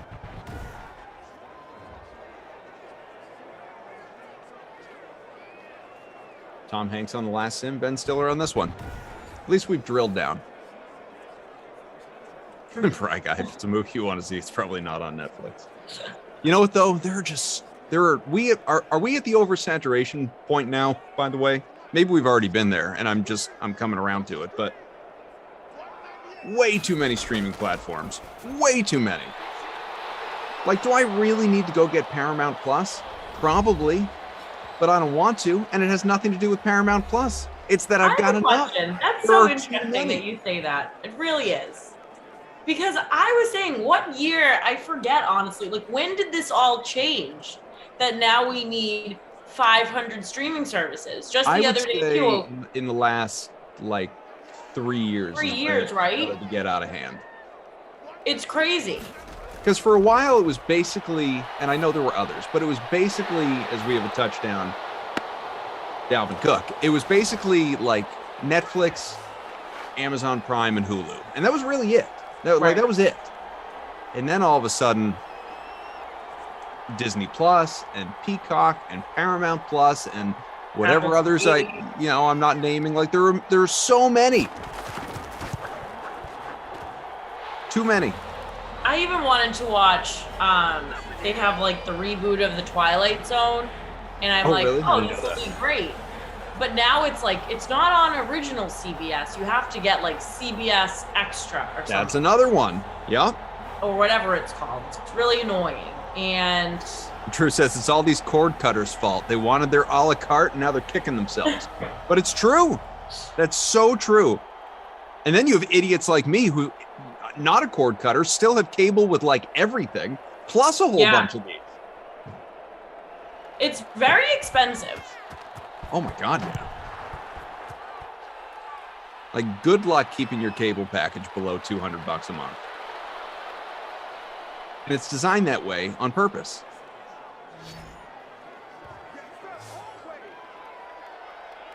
They get you. That's what they do. They get you right there. Like Joe Pesci in the drive-thru. They get you. About 30 seconds left, opening half.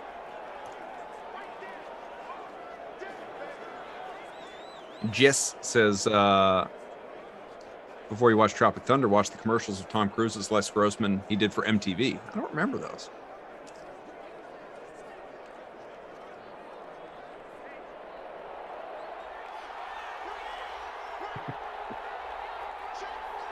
J.E.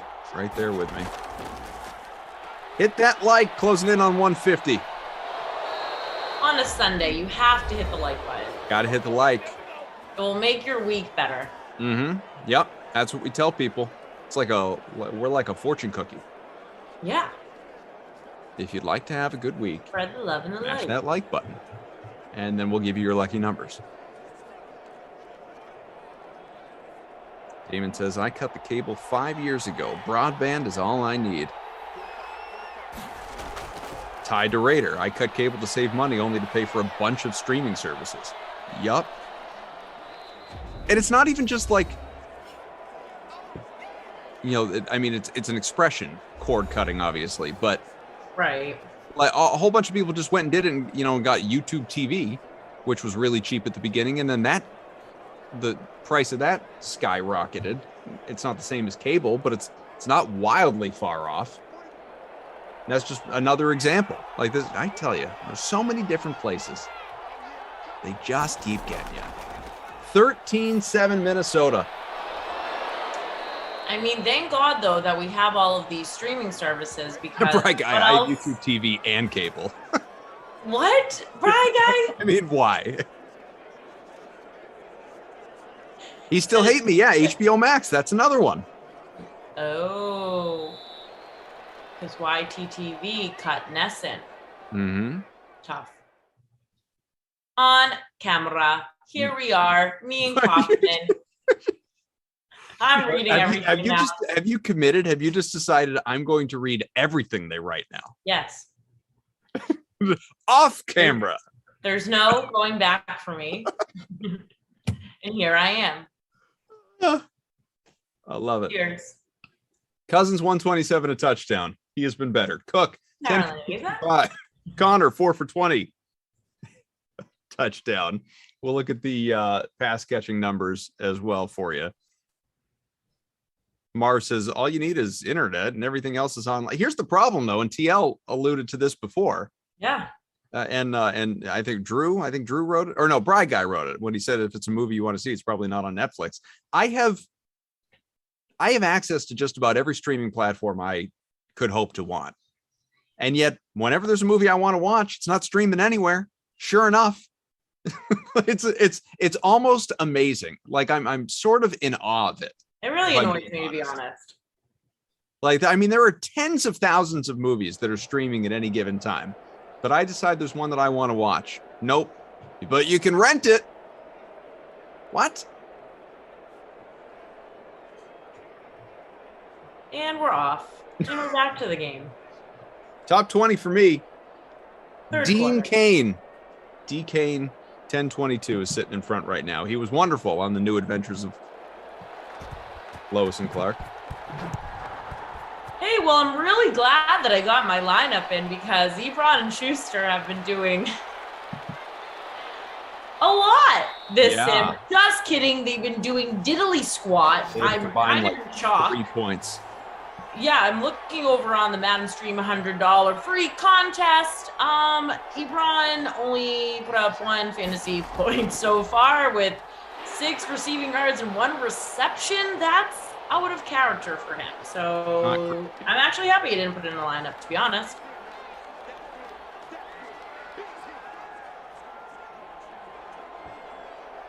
Darylyn Asack, Adam Kaufman, Drew, Bry Guy, Bailey, DC. John Horn said, "Dad and daughter sim." Honestly, feels like that sometimes. I mean, I prefer a brother-sister dynamic, Yeah. but sure. No, dad, daughter, grandpa, granddaughter, any of those two. It is pretty funny. So I was today's Sunday, right? So Friday I was at the New Kids on the Block concert at Fenway, TL. Yeah. And so we had really good seats. We're like 25th row. We're on the field. We're real close to the stage.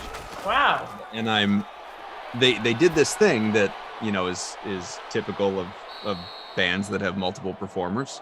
They had a bunch of what's the word I'm looking for? A bunch of like alternate stages, for lack of a better term. You know, different locations they could run to in the crowd and that sort of thing. And so at one point we had Danny Wood, a member of NKOTB, who is, I mean, he was like, maybe he was 5 feet from me. I mean, he was right there. And I just, you know, he's dancing, he's doing this thing as they all do. And I just, I turned to my wife and I said, he's a grandfather. I mean, and he is. He's like 51 years old, whatever. And I'm sure he's based on that age. He's probably a very young grandfather. I don't think he's got like a 10-year-old grandkid. But I was like, man, look at this. Boy band, like grandparent age. I know, and look at him still performing. That's amazing. So I mean, he might be in the best shape of all of them, for all I know. I mean, he's jacked, ripped to shreds. Good on him. How was it being I want at to look concert? like. Did you Weird. feel alive? Weird. It was weird. Weird. Okay. Yeah. Just because, I mean, there might have been, not an exaggeration, there might have been 40,000 people there. And then wasn't Billy Joel the night before too? That looked packed. Billy Joel was there. Guns N' Roses, I think, was earlier in the week, maybe the night before or 2 nights before. But yeah, it was Drew says Zach Brown band is there tonight. Yeah, I didn't know if it was still going. Nice. It's kind of nuts that. I mean, just so many people. There were just so many people that it was admittedly it was a little uncomfortable. It was very different, obviously, because I mean I've been out in the world, I've been in the public, I've been to events, but I've never I haven't been back to a sporting event, so I haven't been in that type of setting since, the world, quote unquote, came back. And it was different. It was definitely different. We got a field goal good, 13-10. Darth Gator, SimFam Fantasy Football League punishment if he loses should be cops singing Aerosmith's I Don't Want to Miss a Thing from the soundtrack of the hit movie Armageddon. That movie stinks, Darth, and you know it. Wow, you hate the movie Armageddon? Yeah, like most people. I feel like a lot of people like it. Well, a lot of people like unpopular things. Well, great. It's not good, and the song is worse. And I don't want to miss that. All right. Let's see here. Oh, yeah. Wow. 38% on Rotten Tomatoes. Is it really? Yeah. Well, good. You know what? I feel vindicated. That makes me feel really good. I honestly thought you were just, yeah. I thought you were being like negative cough. Yeah, I figured you'd say like 65 or something, right. like something kind of middle of the pack. No, 33 confirms it is in fact a bad movie. So thank you. First question here. What did Armageddon get right? What it did get right is that we're going to be drilling on asteroids. It has Bruce Willis in it. It got that much right. Yeah. Even the star Ben Affleck hated that movie. Yeah. It tells you all you need to know. Stop it, cough. You like NKOTB? Yeah, me and millions of other people, Lindenbaum. Yeah. Millions, truly millions.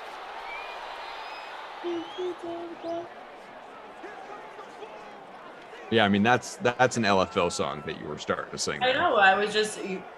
It just shows though how many people loved New Kids on the Block. That and the next lyric of that song was had a lot of hits. Yeah. So many hits. And then Chinese food made them sick for some reason. Yeah, I'll never see eye to eye with that. Obviously, they weren't getting it from Kowloon. No, very good.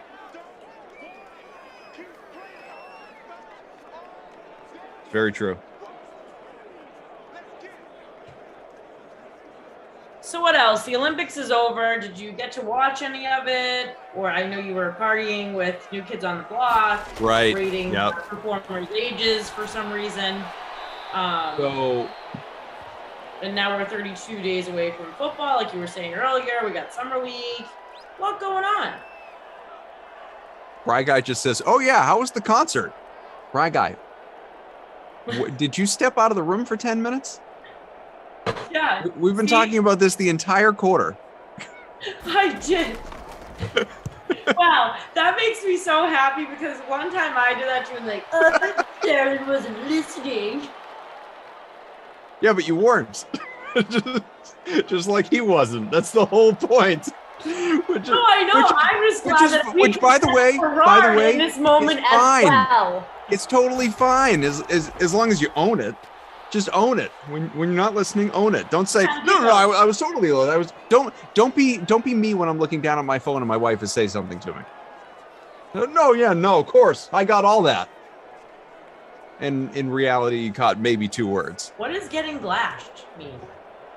Getting glashed is when we're now using like glash as an adjective. Yeah, well, it's fitting though. Getting glashed is like if you and I were sitting here doing a sim, and I'm talking,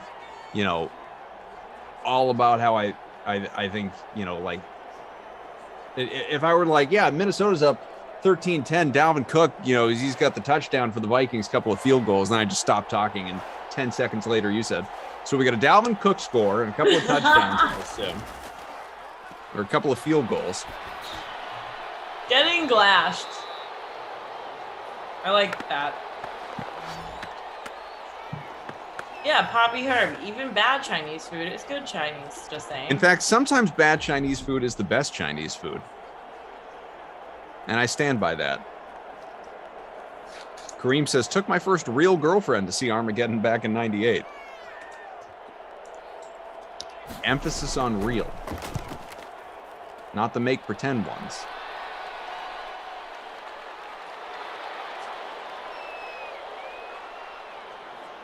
Couple minutes to go, third quarter.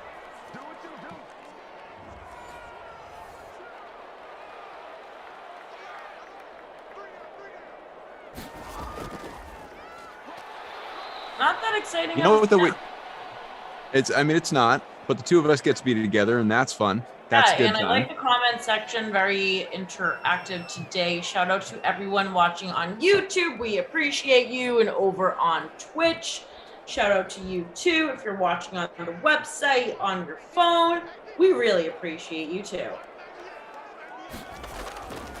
My one of my all-time favorites, though. I think Madison was producing. I don't 100% remember. One of my all-time favorites. Like, this far exceeds, and people are, if you're out there listening, you're going to remember as soon as I start going where I'm going with this.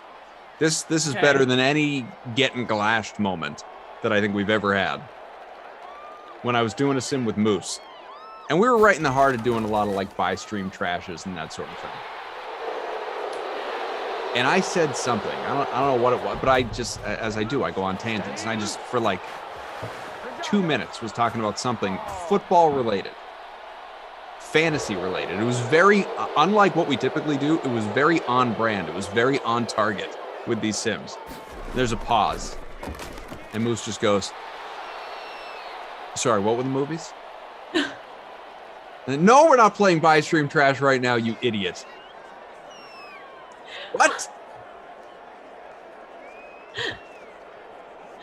You know what it is? I think we've been doing these sims for so long. We're so comfortable with each other. And sometimes too, if it's a slow game, your mind just wanders really out there, or you just get into the chat, or maybe you don't get along with the person you're calling the game with. Like 100%. I had that one with Lucy, and I wanted to jump through the computer and throw him out in the streets of New York, but I didn't. So yeah, it just depends on the day here in Simland, you know?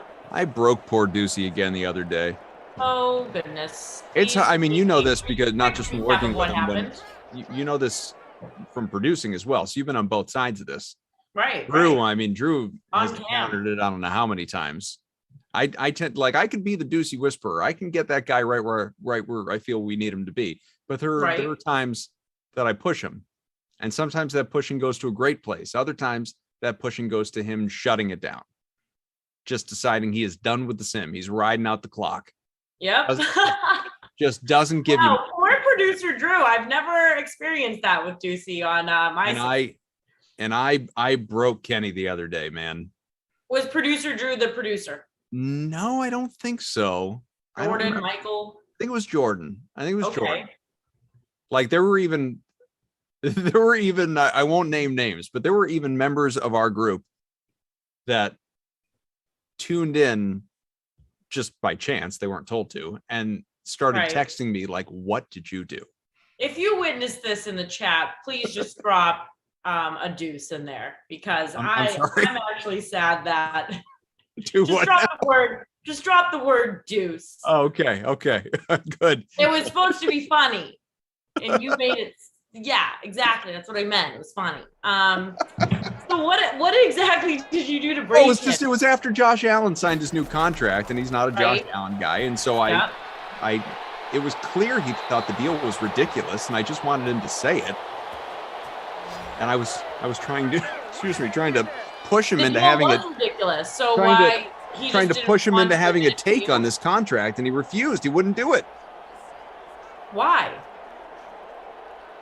Yes, Andrew, the Josh Allen contract, exactly. I don't know why. He just he feels like he's become a like it's almost cliche, I think. Like, well, you know, Ducey hates Josh Allen. And I guess I was trying to pigeonhole him in that corner.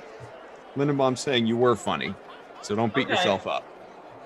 All right, at least you got some laughs. Drew giving us a Dirty Dancing reference. Well played. I know, beautiful. Kenny doesn't like when you put baby in the corner. Oh yeah, people are saying that they remember. Wow, so this was a popular sim. People are saying they remember it. Dom Harpo 10. Yeah, He went full this is great. doozy. Yeah, Bruin writes, LOL, he spent 15 minutes listing all the teams he loves and hates in order to avoid the Josh Allen question. Oh my goodness. What a crew of personalities we have on Oh boy, a turnover in the end zone. No, that's not what you want. Minkah Fitzpatrick with the pick. That's what happens when you don't give the ball to Dalvin, Kirk. Safety territory from the 1. Give it to me. Sack him. Ah. Connor picks up a couple.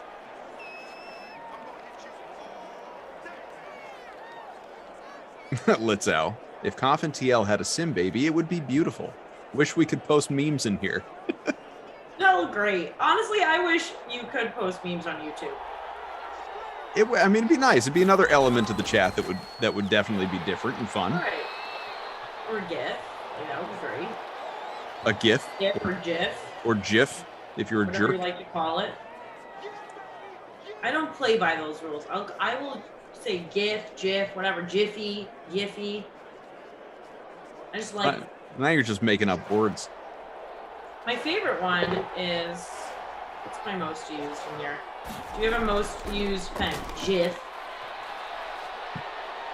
What do you mean a most used thing? Like your Yeah, phone? like what's your go-to GIF? Like, do you? Oh, do you I have see. I didn't know. I thought you meant like a words you use most or something. I was like, what kind of science does your phone have? No. Let me see. I don't think I do. I mean, it shows me the ones I've used recently, but not a most used one. I have this one that I like to use a lot. I send it to Glash a lot, so that's why I put it up here. It's You, for the record, never text me. Look it. Is it a unicorn? It's a unicorn eye rolling. Oh, I see. Because usually what Glash says makes me eye roll. Yeah, because I don't know. I just feel like you're not a fun texter. I feel like you still type in like T9, Wow. you know? Wow. And I've been texting Glash a lot lately because those days I was in the office, I was trying to get a Dream Stream shirt, and then one day he just decided not to answer me, so I feel like he was trying to torture me. And then the next day he was like, oh, you have to go over the river and through the woods in the office to get it. And my badge did not work that day, so I couldn't get a shirt, and yeah, it was tough. You and we've been down some roads before, TL, but I'm not sure you have ever offended me more than saying I would not be a fun texter with you. That right there might be number 1. That is on the Mount Rushmore of TL insults that I have received. I just feel like it's probably very bland. Oh, old man texting over here. It probably takes him an hour and a half to even respond because he's trying to look down and find the keys. Maybe once he makes the font big enough so he can even see it. Unbelievable. It's a little too dark in this room. I can't really see what I'm texting. I'll get her tomorrow. I am a great texter. I've decided. Yeah, see, True. exactly. I've texted definitely 1.25. Stop that. My vision is elite. Yeah, Rossi can't see anything. That's 100%. Yeah, Rossi also him. I was watching my mom text earlier, and you can see the font on her phone from 3 rooms away. Let me talk about rainbows and sprinkles, Rossi. That's not a dig towards him. That's a great nickname. That's an accurate description of him. Great nickname. I also refer to TPs on the 1s and 2s as that. So they're my rainbows and sprinkles gang. But he went ahead, right?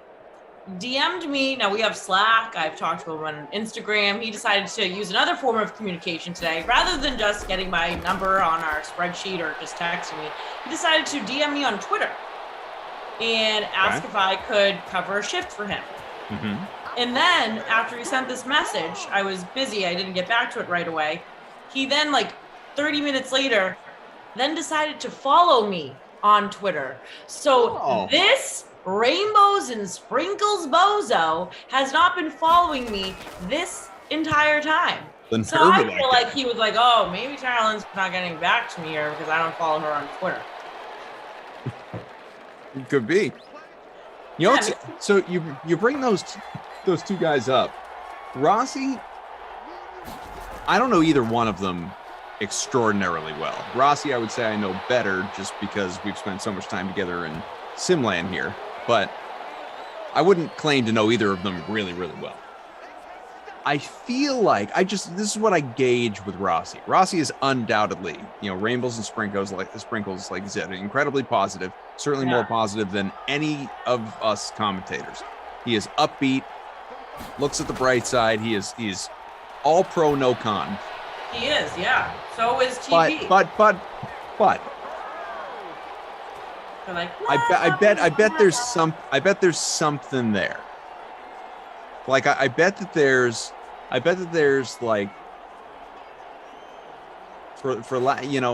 I was gonna say like a skeleton in the closet. That's not what I mean. There's like I bet there's that thing, whatever it is. There's something that like you could get Rossi all whatever, all ranting and raving about, all upset about, as we got an interception. Here's where I'm going with this. Your guy TP, who you know much better than I do, same for Bry Guy, he knows him as well. I'm not sure that exists. I'm not sure that exists with Undercover Boss Tom. I'm not sure there is anything that would upset that man. He might be the happiest person I've ever met. Yeah. No, I literally brought this up to Bry Guy the other day, and he acted like I was explaining the Da Vinci Code to him for some reason. Like, we've known him for years. Like, you know how he is. And I don't know. We brought this up before. Maybe it's how I described it. I don't know. But I even said, I was like, wow, some days on here, usually on Saturdays, I was like, I like to be very monotone and just be regular, right? And he will not let me do it. He will be like, so Tara, how was your weekend and how was your coffee and what's going? And I'm like, but you know what? We need that though. We can't always be monotone. You need a person like that in your life. You do. 100% you do.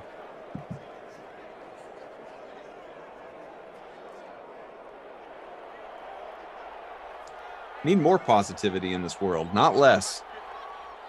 True that, and we can get it from TP. That's great.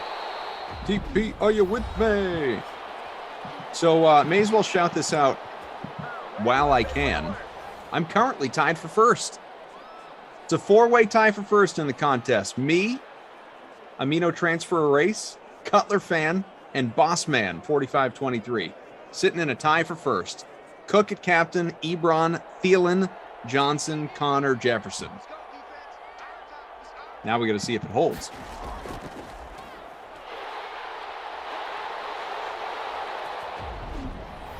Yeah, so over in the $100 free contest lineup's looking a little similar to Koff's. It's Cook in the captain spot, followed by Cousins, Thielen, Rudolph, Connor, and Jefferson.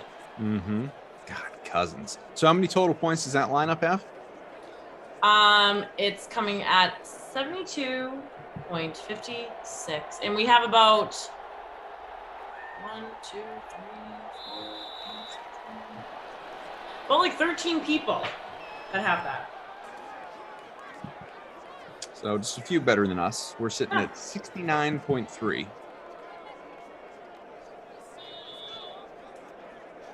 About 90 seconds left. Pitt out of timeouts. Minnesota trying to finish this thing off. 3-point lead, and got to assume more for Dalvin Cook. There's the handoff, and Cook just into traffic. Picks up 2. He's into the bonus, has 111.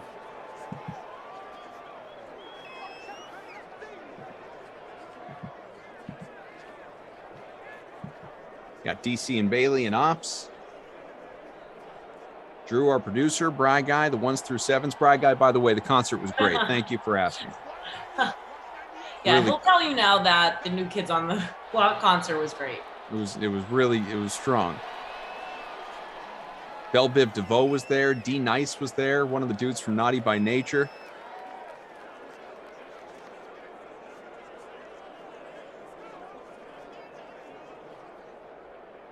Final few seconds. They actually going to kick this field goal just to rub it in. 2, 1. Nope. No Dan Bailey points, folks. Sorry. Barring any stat adjustments, that's a projected victory, folks. We'll see if it holds.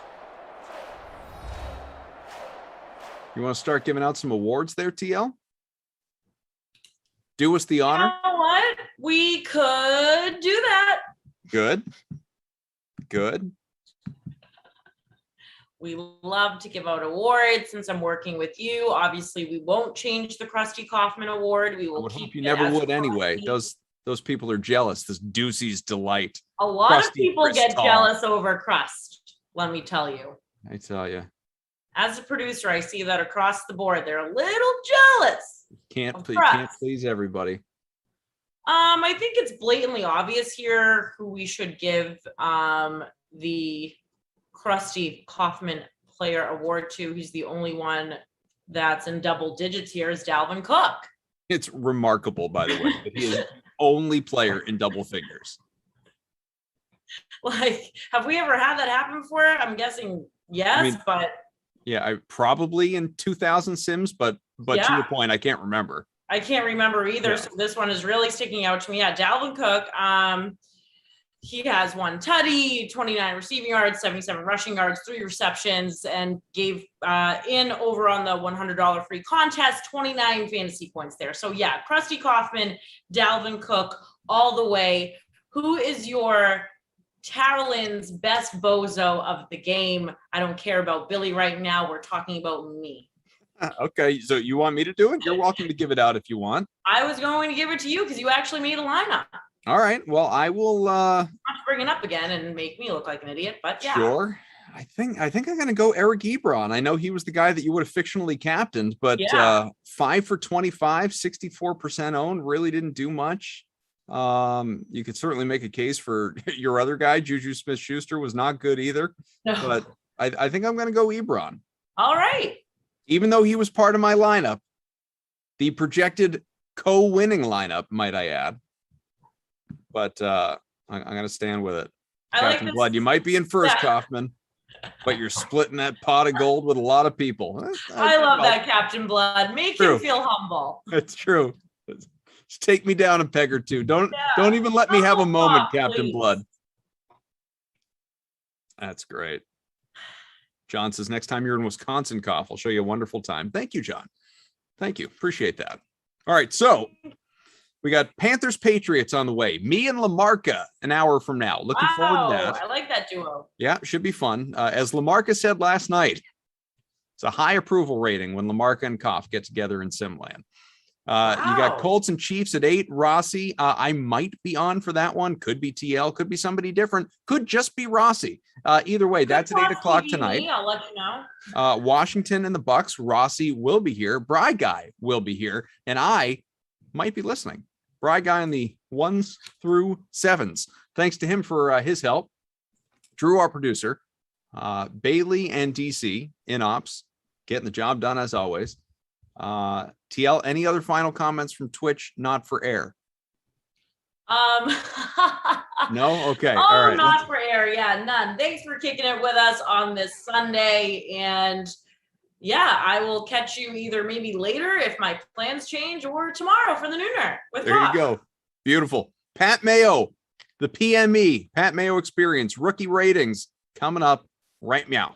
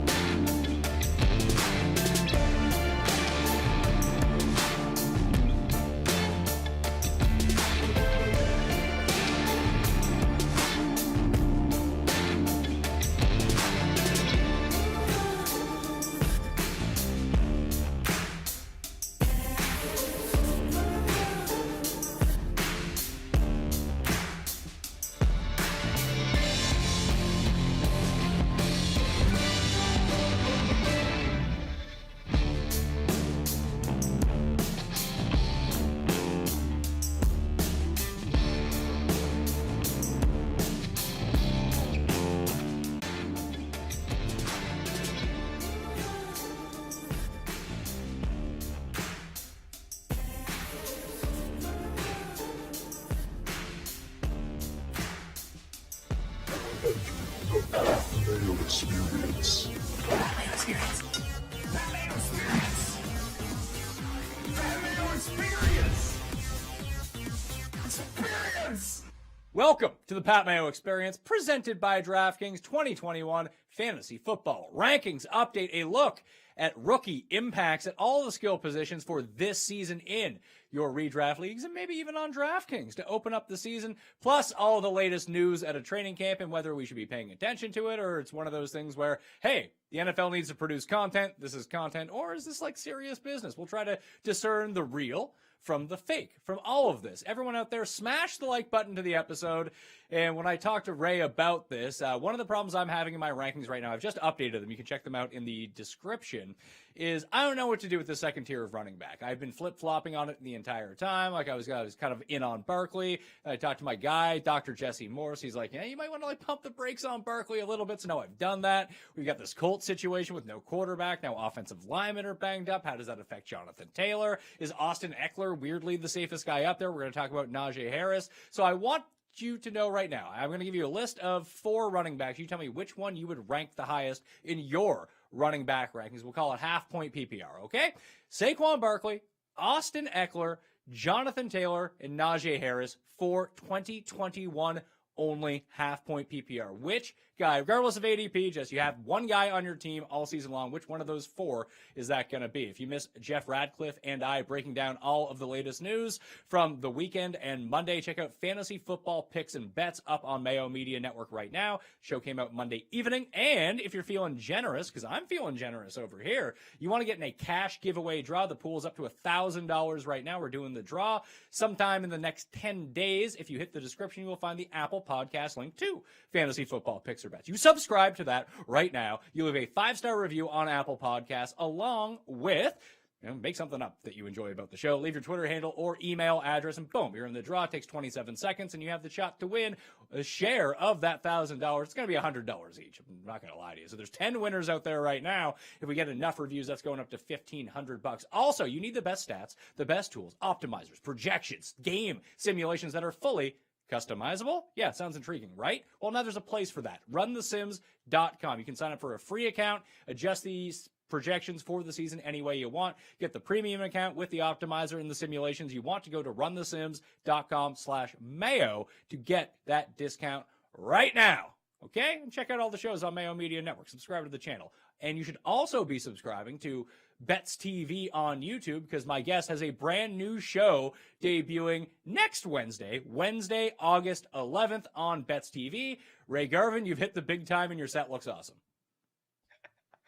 Oh, Pat, I just want to say, when you reached out about coming on the show again, I was very, very nervous because the last time that I was on the show with Thor Nystrom, you kept me on this thing for about 7.5 hours. And I was just like, I just don't have 7 hours for another show. But I'm excited to be here. And I don't even know if you just asked me a question. I completely just blanked on what happened before this soliloquy. But I'm happy to be here, Pat. Tell everyone about the show that you have debuting. Oh, yeah, that thing that's coming out next Wednesday. Right. Wake Up with Ray G. So Bets TV, make sure you're subscribed over there on YouTube, following me on Twitter. Just a morning show every single weekday, Monday through Friday. My good friend Jordan Richards and I will be going live 8 a.m. Eastern Standard Time to 9 a.m. And we're talking sports. We're talking football, NBA, a little bit of boxing when it sees fit, a tiny bit of baseball because I only know the star players, but we'll be talking about sports and different betting lines and things of that nature, a little bit of fantasy sprinkled in, but make sure you tap in. I think it's going to be a really fun way to wake up in the morning while you're brushing your teeth and getting ready for work, got the kids running around. Just throw us up on YouTube and check out the good content. So yeah, next week, August the 11th, we'll be kicking this bad boy off. Yeah, so check that out for free live up on the Bets TV YouTube page. Also, Ray's got a complete package at ftnfantasy.com. You use code ALLGAS, ALLGAS, AS. And you get yourself a discount on that. Ray, tell everyone what you have in there, because it's mighty impressive. As someone who used to do draft kits myself and like really dig into the writing side and all that content side of everything with projections and rankings and all the scouting reports, I don't do that anymore because it took up too much time. But now you're doing it, and it's awesome. I mean, I got a lot of help. I've got a lot of help, but yeah, the all-inclusive, all-exclusive Ray G package. If you want exclusive access to me, my dynasty rankings, an awesome Discord community where we just talk sports and all that other good stuff, as well as draft guides and all the other amazing content on FTN Fantasy.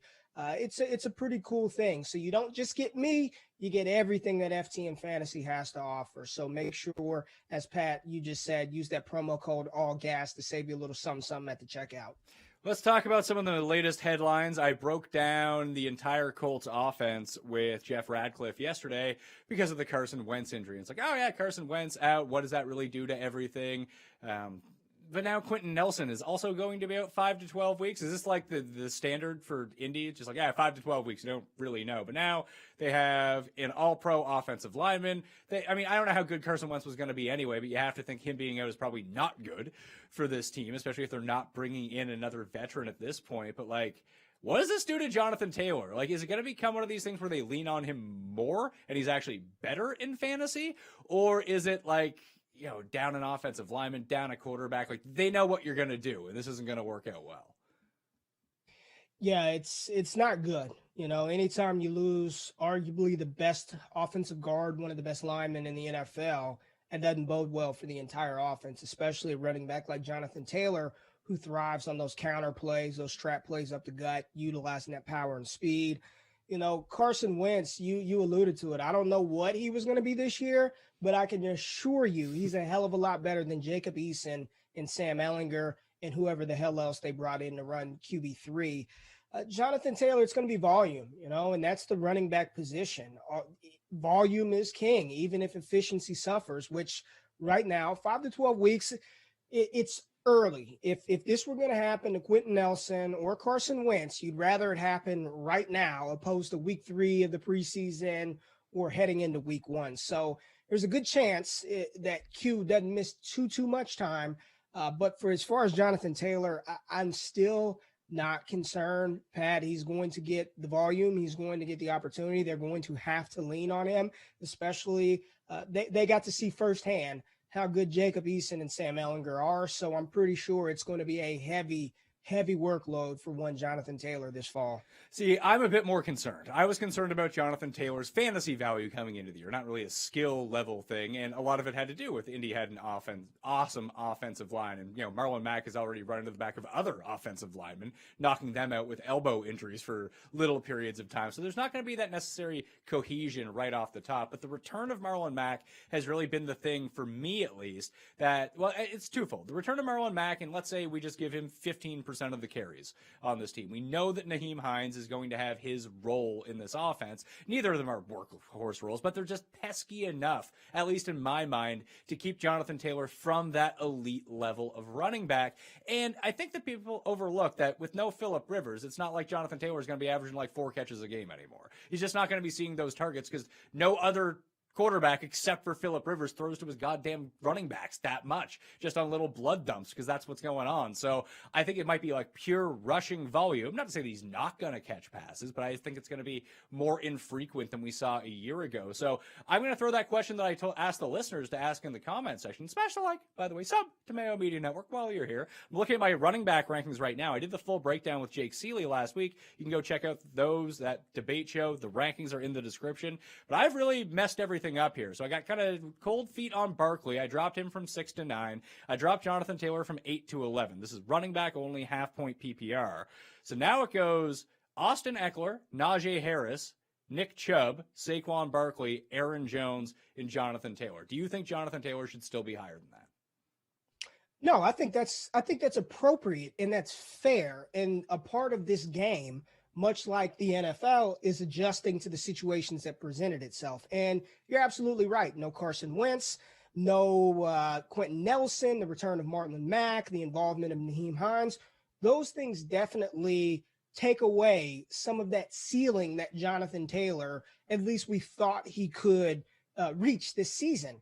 However, you adjust for that in your draft, and you don't draft Jonathan Taylor as this elite level RB1. I still think, based on volume, he will finish as an RB1, even if not elite. So you just make those adjustments. Instead of taking Jonathan Taylor in round 1, maybe he's a mid to late second round pick. And that's extremely awesome value for a player who is going to exceed 200 plus carries this season and still get a decent amount of work out of the backfield catching the ball. So I just think it's a matter of adjusting your fantasy strategy going into the 2021 season and, backing off some of those high expectations we had for a player like JT. Yeah, he's dropped down to number 19 overall for me. I just feel more comfortable with the high-end wide receivers in that spot. Like, I'd rather have Calvin Ridley. I'd rather have Allen Robinson at this point, who I think is going to have an outstanding season in terms of fantasy, just getting rid even something as innocuous as getting rid of Anthony Miller. That's just taking away one of the mouths in that offense. And I've said it to a bunch of people, and I realized that Mitch Trubisky was okay getting him the ball, so was Nick Foles. But whether it's Andy Dalton or when it's eventually Justin Fields, even Andy Dalton's an upgrade over what they had, as bad as he might still be. That is Andy Dalton the best quarterback week 1 with the Bears that Allen Robinson has ever played with? I don't even want to answer this question because the answer is probably yes. It's probably yes. But, A-Rob is going to do his thing. I mean, he's incredible. And at this juncture of the NFL training camp preseason stage that we're in, hey, no news about A-Rob being injured, hurt. I'll take that. He's on the field. He's healthy. He's one of the best receivers in the game. And he is going to get that volume. He is going to get the target share. He is the guy in that offense. So I don't blame you. And I know I keep going back to JT. I don't blame you for wanting a player like Calvin Ridley or maybe even an Allen Robinson or one of those type of wide receivers over JT for this fall. And it's funny because the drafts that I'm looking at least recently over the past 3 days, high stakes fantasy drafts on average, and this is some of this was conducted before the Wentz injury, before the Quentin Nelson injury, that Jonathan Taylor is going 7th overall, not just at running back, 7th. Oh, I mean, I guess that was at running back because the first 7 picks are all running backs right now in high stakes leagues. And someone like Allen Robinson is going at pick number 31. I have those guys back to back in my top 150 rankings. I think that their fantasy point total is going to be exceptionally close this year, but that's a massive gap in terms of value. Well, and I think a lot of people need to get hip to game because that situation with Taylor, and he's not the only running back that there are a couple of question marks around that situation, whether that be returning players, whether that be new faces. Sometimes it's okay to go against the ADP grain, right? Everybody wants to say you have to have running backs in round 1. It has to be JT. He was great at Wisconsin, and we know what he's going to do this season. But damn it, I want points. I want points. I want players who are going to score consistent points week in and week out. And some of these wide receivers, they're safer than some of these running backs that we see propped up early in these rounds of drafts. At the top of not necessarily at the top, the tier 2, once again, that part that I'm struggling with, would you go Eckler or Najee Harris? It's Najee Harris. It's Najee Harris. Not only am I confident that he is going to get the rushing volume, albeit behind, and we can talk about how shitty the Pittsburgh Steelers offensive line is. I don't care. I don't care about any of that. He's going to be utilized, and we see this early on right now in Pittsburgh Steelers training camp. He's going to be utilized in that wide receiver Le'Veon Bell type role. And we've seen when Ben Roethlisberger has a running back like that, even James Conner a couple of years ago, how valuable that position is. This is not a slight or an indictment against Austin Eckler. This is just conviction for what Pittsburgh did. They drafted a running back round 1, and I meant, good grief, we all saw it coming from a mile away. He's big, he's fast, he's versatile, he's explosive, and they do not want to throw the ball as many times as they did last season. and you bet your bottom dollar that Najee Harris is going to be more problematic for one of those 3 Pittsburgh wide receivers, and he will be the beneficiary of those points this fall. I want Najee, man. And the more I'm more on the same page with you now than I was a month ago, because I started thinking through it in my mind, and you keep hitting on it, like volume. We talk about Allen Robinson. The big reason I love Allen Robinson, and I have loved Allen Robinson, is just the ridiculous target share that he sees on his team. I don't care if his quarterbacks suck. He's good, even if he catches 50% of the balls thrown his way. That's still going to compete with the very top end in terms of receptions in the NFL. And when I think about Najee Harris, he's one of the few, at least, guys that I perceive to be 3 down backs. Like, I can nitpick Jonathan Taylor. Oh, yeah, I mean, the offensive line is one thing when you're used to running behind, like, the best offensive line that gets downgraded. Yeah, Pittsburgh's offensive line sucks. I don't think it's going to be as bad as last year. They're not dealing with the same sort of injuries. They have another year to kind of coalesce and get a little bit better. And frankly, it's just easier to go from the 32nd to the 23rd offensive line, a substantial difference in improving. You're not good, but you're also not awful at the same time. So I'm not too concerned about that. But with Mac, with Nyheim Hines, that's all going to affect Jonathan Taylor. I don't see any of these other jabroni running backs on Pittsburgh doing anything to cut into Najee Harris's workload. Well, and then you kind of touched on this when you were talking about Jonathan Taylor in the absence of Phillip Rivers, the check down god. Justin Herbert's ascension, right? And this is a completely new Los Angeles Chargers offensive coaching staff. We know that Herbert has a cannon attached to his shoulder. They want to push the ball downfield. And we know that Austin Eckler, despite being he's not the traditional bell cow type running back, and we've seen him thrive despite him being more of a satellite plus type back. But Justin Herbert wants to push the ball downfield. I don't see him being this check down maven that's going to give Austin Eckler the type of volume that maybe we're accustomed to. Whereas in Pittsburgh, I mean, it's Anthony McFarland, Kalen Ballage, and Benny Snell. I mean, this offense is going to be predicated and centered around their first round pick, Najee Harris. So for that, I think for me, I'm more comfortable with him in that, with him opposed to Austin Eckler. And that, again, that's no slight to Eckler and what he probably will do this season. You've sold me. I've moved Najee. I've completely jumbled around this midsection. And I'll probably do it like 8 more times before the season starts. But I'm drafting today, taking Najee Harris, number 6 at running back. That seems really high. But hey, this is what we're going with here. So Harris, Eckler, and then I have Nick Chubb, who I've been warming up to right now at number 9, because I started going through my mind. We know the limitations of Nick Chubb in the passing game, but he still manages to score all these fantasy points every single year. He has a ceiling in his current situation. But one of the things that I like to talk about, you draft A.J. Dillon or Latavius Murray a little bit later on, because if something happens to Aaron Jones or something happens to Alvin Kamara, all of a sudden you have like a top 10 running back on your hands.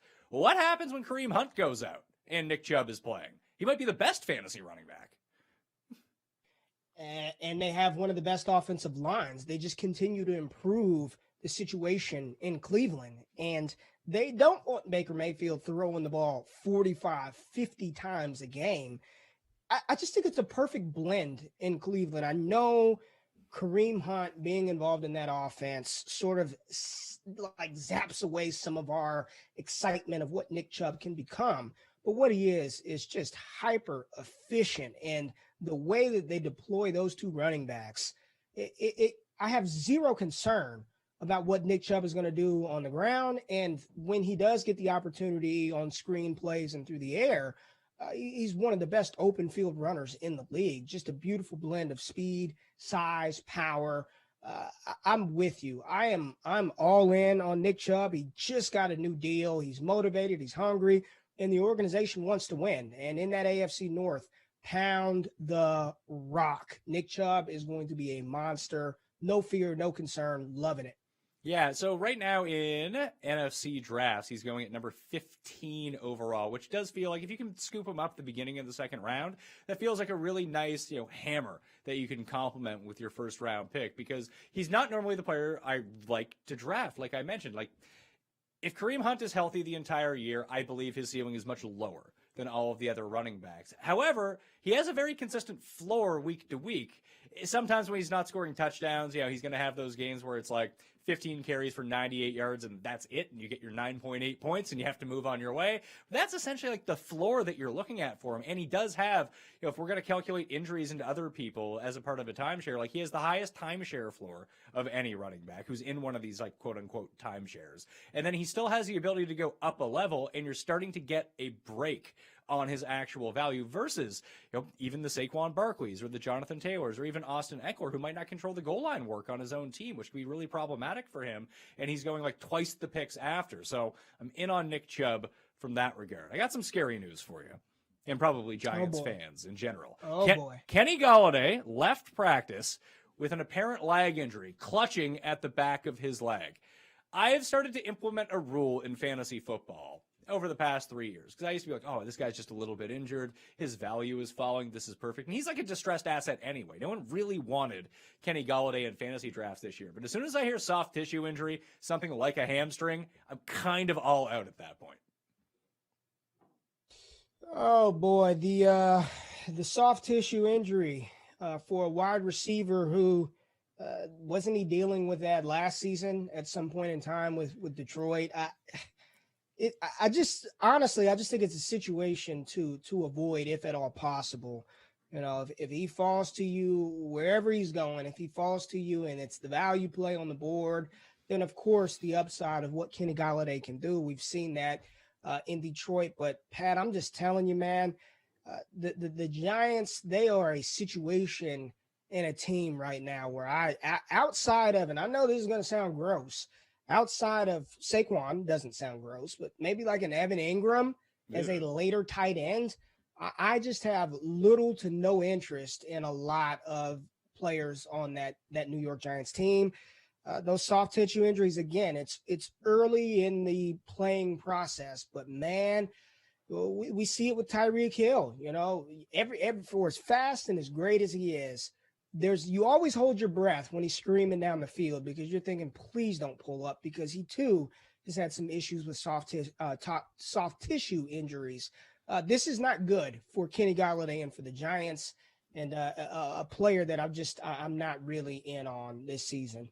Well, he's now down to pick number 59 overall. That's, in receiver terms, that's one spot behind Brandon Ayuk and one spot ahead of Odell Beckham in the pecking order when it comes to high-stakes fantasy drafts at this moment from the past 3 days. That accounts for 30 drafts. He's going as high as 50, as low as 72. He's just kind of falling in that range at the very end and middle of the 5th round, early 6th round, whatever it might be.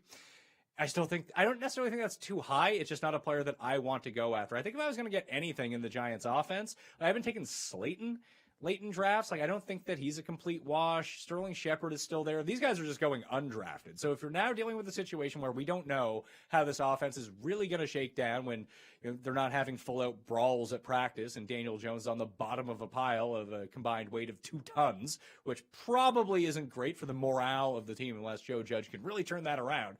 The Giants seem relatively dysfunctional to me, that I'd rather take the free guys than invest any sort of draft capital in any of, like, Saquon is one thing because running back is scarce. He's a guy who could be a league winner if he's actually right coming off this injury. The receivers, like you mentioned, Evan Ingram, like even he's going too high for me.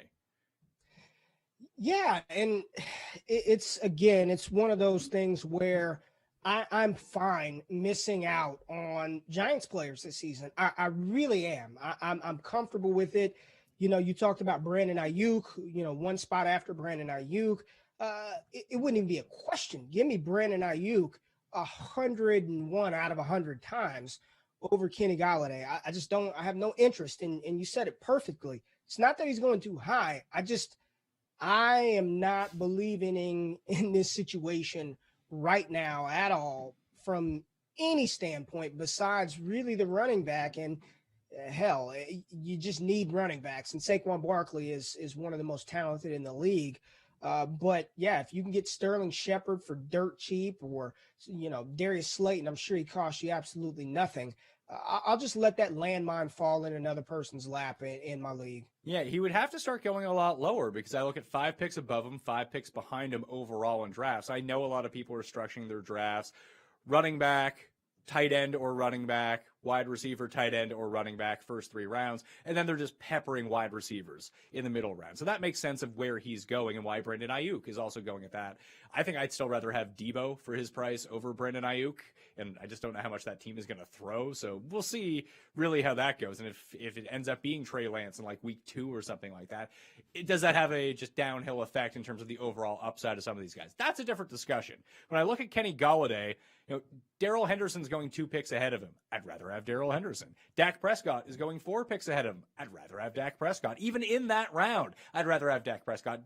Jamar Chase and Lamar Jackson are the guys who are going 5 spots and 6 spots ahead of him. Much rather have those guys. And I don't think they're even in the same realm as Kenny Golladay at this point. Then we look after him, like Hawkinson's down there.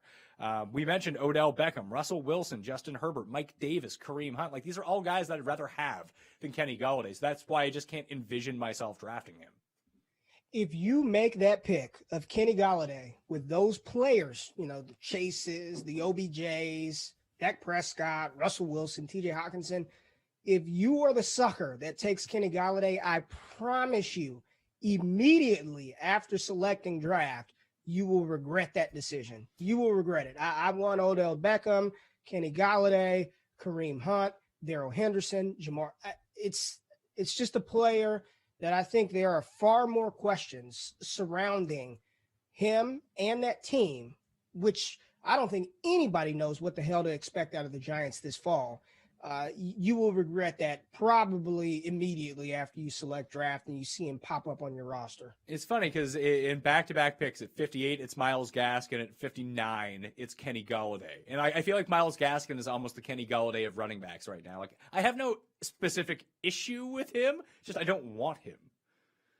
Why don't you want what is it? Why, Pat? Why this was one of the most prolific rushers in college football history. He comes out last season and performs admirably on a up and down offensive Miami team. He's the guy going into this season. The offense, when healthy, looks improved. Tua looks to take a step forward. Why are you kind of feeling icky about Gaskin? Because that's a player that I'm starting to actually come around on more and more, especially for this 2021 season. It's the price. I can get Michael Carter 20 picks later. I can get Raheem Mostert 25 picks later. I can get Damian Harris 30 picks later. I think all those guys are kind of the same. And for whatever reason that Myles Gaskin, and I'm not even convinced that it's his like full-time role. Now, Mike Davis is also going right around him. I've been a big Mike Davis advocate so far this offseason. Until they actually come out and tell us they're not doing Mike Davis in a full-time role, then I'm going to believe them and think that he can have like weird low running back 2 value. But with Gaskin, if they're not checking down, and like this is going to be a brand new offense, obviously. You say Tua takes a step forward, that probably means less reliance on the running game, fewer dump offs to the running backs. And I just look at the running back core, and it does seem like they've compiled all these guys to fill different roles. Like, why bring in Malcolm Brown here? Salvon Ahmed looked like he was a better between the tackles runner than Gaskin, who looked like he's just more of an all-purpose type of guy, and maybe that's how they want to use him. They're going to be throwing and giving handoffs to Lynn Bowden for no reason in this backfield. Like, it just seems like there's a lot of congestion there of why is Myles Gaskin above these other running backs who seem to have a lot of question marks too. So I think from a strategy perspective, it's, do you believe in this player enough at price to invest early, knowing that maybe the first 4 to 5 weeks, I'll just say 6 weeks of the season, he may not be what you expected him to be at the beginning, because all these teams do cute at the beginning of the season. All of them. Bowden running the ball out of the backfield. Jalen Waddle lining up back there. Who knows what the hell is going to happen? But middle of the season, towards the end of the season, when things start to get figured out, I have more confidence and faith that a player like Myles Gaskin will eventually rise to the top and be that league winner. I'm not saying league winner in that sense, but be the guy on that team to command majority of the touches out of the backfield towards the middle and the end of that season, even if that means the beginning part the results are a lot less desirable than maybe I anticipated. And I think we'll have to ask these questions about a lot of these players. And, you bring up Michael Carter, you bring up Mike Davis. I understand Carter going 20 picks later. I mean, you can't beat that value, but who the hell is Michael Carter? I mean, we don't know what this Jets offense is truly going to look like during the season. He is a rookie. He's not this big, physically imposing type rusher. I just think there are so many question marks with these guys. There's going to have to be something that we all look at to say this is the determining factor. I just believe in this situation. I believe in what this player could become in the middle of the season towards the back half of the fantasy season for me, opposed to A, B, or C. So there's a ton of question marks with these guys, and we're trying to decipher the Da Vinci Code. And of course, we will probably be wrong when it's all said and done. I mean, that's the fun. You have the hot takes. Yeah. You go all in, then you're wrong. Yeah, then you live and learn. Then you do it next year. Not that big of a deal. People get very stressed out about this stuff. Not so when you're a proven winner at being wrong like myself, you just get used to it. I've been doing this for 10 years now. You're going to be wrong a lot of the time, and you don't want to be one of those people that doesn't have an opinion about anything.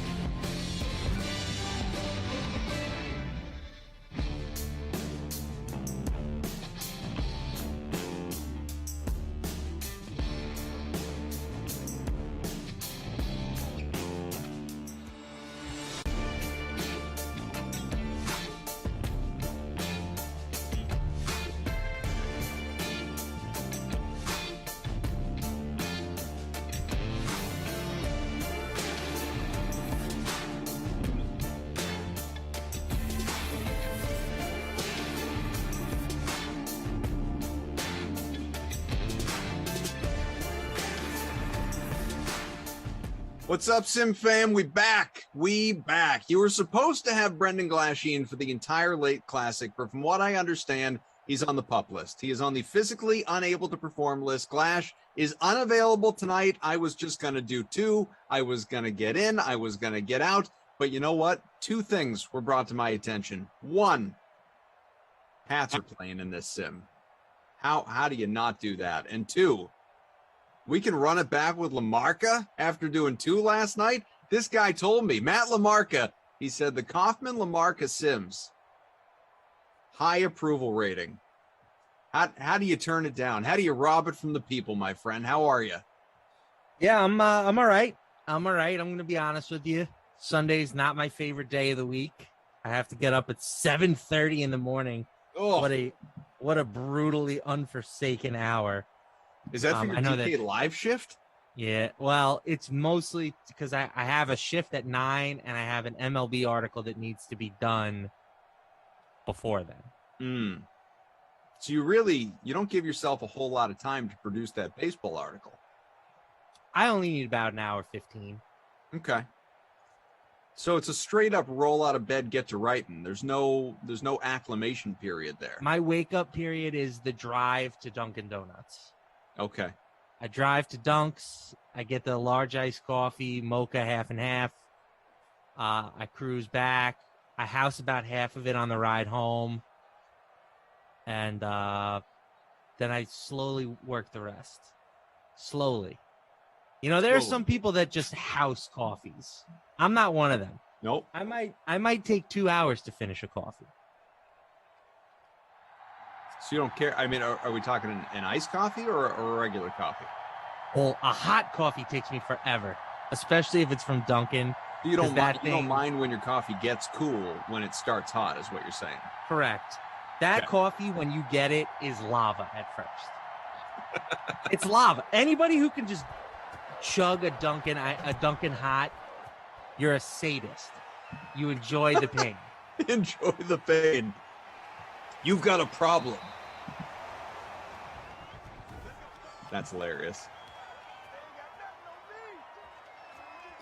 Man, I'm looking back.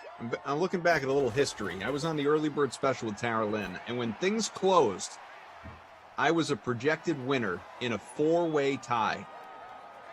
And I'm just looking at it now. Finalized by our crew. City 717 knocked the quartet of us out of the top spot by 0.8. Good. Knocked it out by the top man. I thought I had another win coming my way. We'll give you our lineups here for this Carolina-New England simulation in virtual Foxborough. Under the lights on a football Sunday with preseason games on the way this week. What a time to be alive, folks. My lineup is this. LaMarca. DJ Moore at captain. He is 8% owned there, about 37% owned overall. In our smaller contest, the happy hour, Pats? Comp's back. Free roll. Christian McCaffrey, who is very much a chalky player. 84% overall, 18% at captain. Devin Asiasi, also very chalky. 24%, a quarter of your lineups captained. 67% overall. Look at that grab. Will it count? Will it count? Will James White get a touchdown from 72 yards away? We'll check on the flag. Doesn't look like it. I also have Julian Edelman, Sony Michel, who I have guaranteed a touchdown in this sim, and Damiere Byrd as well. No, it's going against Cam. Penalty on Cam Newton. Illegal forward pass. Well, it explains in AK, part why James best call in the game. Looks like the umpire is scratching himself. Able to get so open. So Carolina will get the ball. What's your build look like as we have another flag on the return? I went with like a almost completely different roster construction that was incredibly well thought and crafted, I might add. Typically is. Christian McCaffrey is my captain. Okay. I went with both quarterbacks. Wow. Cam Newton and Teddy Bridgewater. Teddy Bridgewater less than 20% owned. I like that. I'll roll that dice. I'll roll the dice with Teddy Two Gloves, a.k.a. Teddy Covers. Ian Thomas, 6,400. Joey Sly and the Family Stone, 4,400. and the Patriots defense for 4,200. That's my team. I feel like there was a category on Jeopardy coming. I'll take the Patriots defense for 4,200. Kaufman. The answer. Bobby Herb says Lamarca is the guy who owns the comic book store on The Simpsons. I'm just saying. I get a lot of comps. I don't like that one. I think it's just the general look that you've got going on with the backwards cap, the facial hair, it's a collared shirt, right, that you got on right now? Yeah. Yeah. Purple. You generally rock a collared shirt, don't you? I try to keep it profesh. What about in your general day-to-day? If you're just on the DK Live shift or you're writing an article, is it why was that met with a giggle? Are you just wearing a t-shirt? What are you doing? It's either a white tee or nothing. Nothing. A lot of times I just chill out bare-chested in the house. You just sit and write shirtless. Oh yeah. Look at you.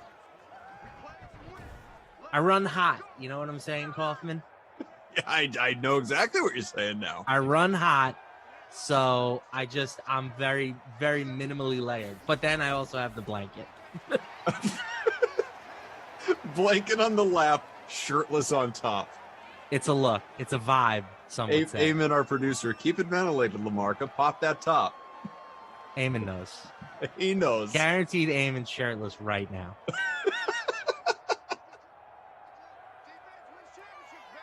Michael, what's up, family? Giraffe King. Lamarca is the guy in the mob movie who sits quietly behind the dawn and knows everything. Wow. I like that. I like it. I like it a lot. I wish that was true. You know what it is? It's sort of in line with that same comp. You remember in, I don't know if you've seen it, but you remember in, God, which one was it? I think it was Fast and Furious. It was the third or the fourth one when they're going after the guy who they think is the mob boss.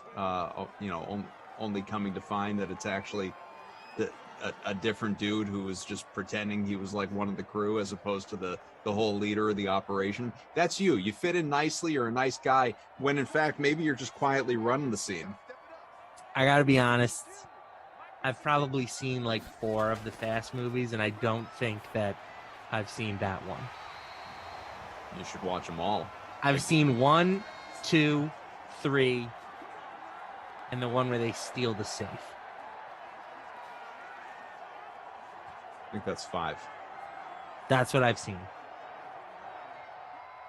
Brazil. No, it's Drew. We got Drew, our technical director, Zach, and Bert Bobo in ops. Hand off.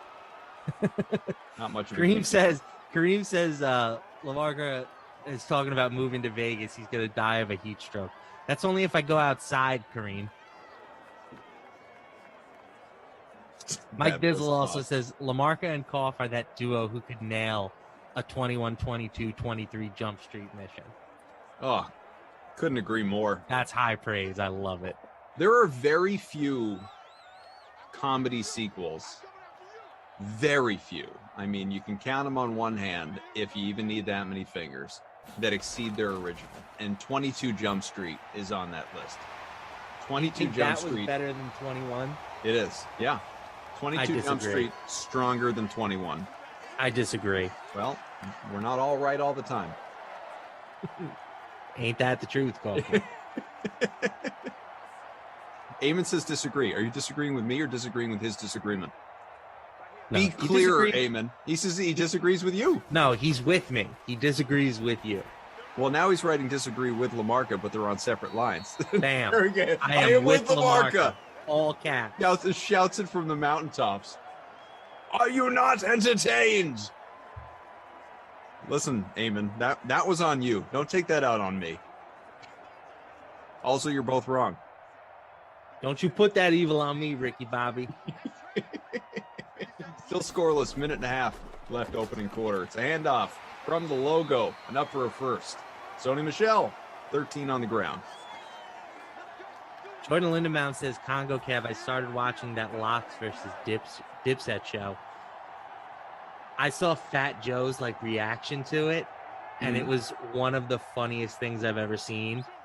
I want Fat Joe to commentate everything now. I haven't seen it.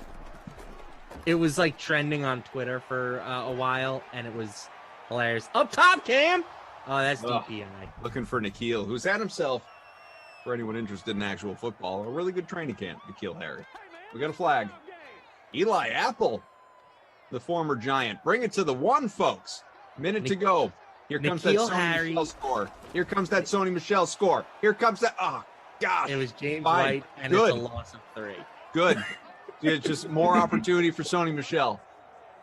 More opportunity. You will rue the day, Lamarca. Just you wait. Nikhil Harry, classic shorts guy.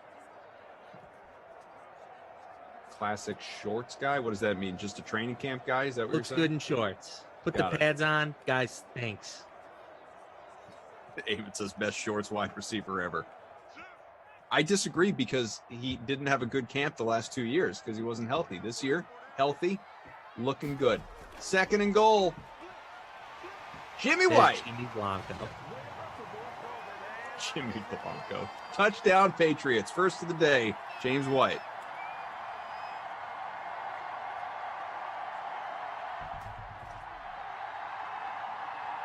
Final minute opening quarter. After all our documentary and everything talk last night, you know what I decided to do?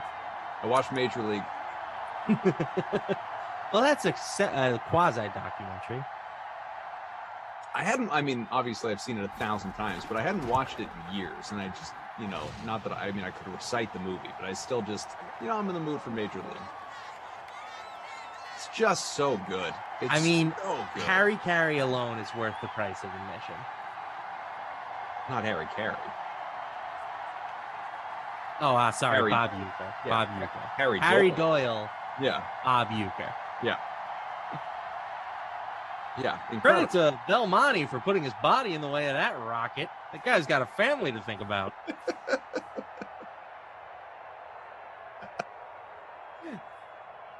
Oh, there are just so many moments in that movie. It's awesome. It's so good.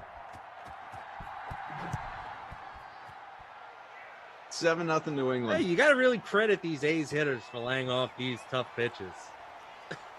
Ball 4, ball 8, ball 12. And Rick Vaughn has walked the bases loaded on 12 pitches. There are just so many great characters in that movie. Lou Brown. Love Lou Brown. Love Lou Brown. Working in a tire shop. Gets asked if he wants to manage Cleveland, and he's like, well, I got to think about it. I don't know, Charlie. Got a guy on the other line about some white wall. Can I call you back? Jordan says his favorite line is Lou to Willie. Great catch, Willie. Now don't ever effing do it again.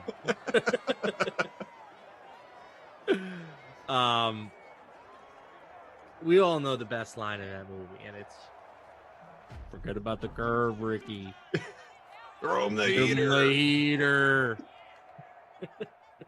You may run like Maze, but you hit.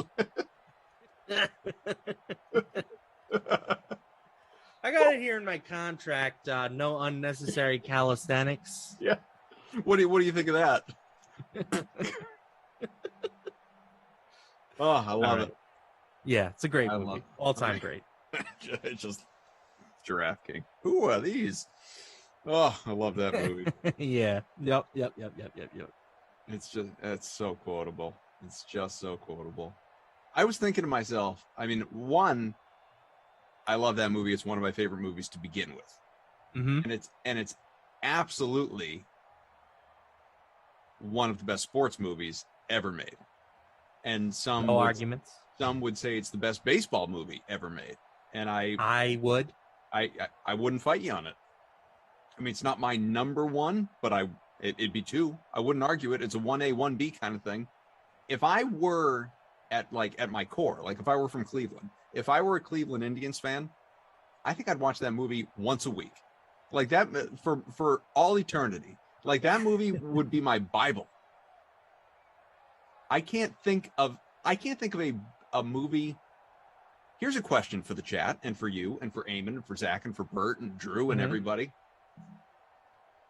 What is the absolute best sports movie for like your fan base? If I'm asking that the right way, you know what I mean? Like, what is the movie like fever pitch as a Red Sox fan? Get Out, go away. Celtic Pride, even as a C's fan, it's fine. Like it's enjoyable, but I mean, like a true like anthem staple of a like Eagles fans might say like Invincible with Mark Wahlberg. Yeah. You know, something like that. that. The thing But is, like, I don't think that there's a ton of movies to choose from for a lot of fan bases. There aren't. So what's number one? Is Major League the de facto? Like, is that automatic? I mean, yeah, what else are you going to choose for Cleveland? Well, I don't mean for Cleveland. I mean in general, like across all cities. Oh, I see what you're saying. I'm not asking this question the right way, but you're saying which sports movie is most beloved by the fan base that it is portraying? Kind of. I know what you're saying. Yeah. I would say maybe Moneyball with the Moneyball A's. for A's fans, for sure. Because that is a real story. Rudy for Notre Dame says must be. Ooh, that's a good one. That's a good one. That's a real strong one. Hoosiers. I mean, that's just Indiana in general from Bert and Ops. Yeah. But that's a great call. Angels in the outfield. As a New York sports fan, the first one that popped into my mind was Eddie. I'm not kidding. I'm not kidding when I tell you I love the movie Eddie. It's not bad. It's terrible, but I love it. I love it.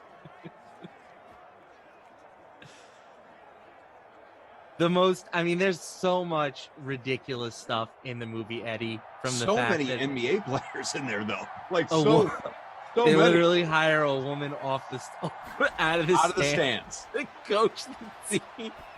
But the most unrealistic part of that entire movie was that somebody bought the team and wanted to move it from New York to Oklahoma. I love that. Hiring a random woman out of the stands of a basketball game is not even the most unrealistic part of that movie. Yep. It's the fact that he's like, nah, I'm an oil baron. Yeah. I don't want to be up here in Manhattan. We're moving the team to Oklahoma City. Bert says miracle if you're a hockey fan, plus it represents the entire country. Rookie of the year for Cubs fans. Yep, absolutely. And they won the World Series in that one. If you're a minor league baseball fan, Bull Durham. If you're a Durham Bulls fan, they have fans, obviously.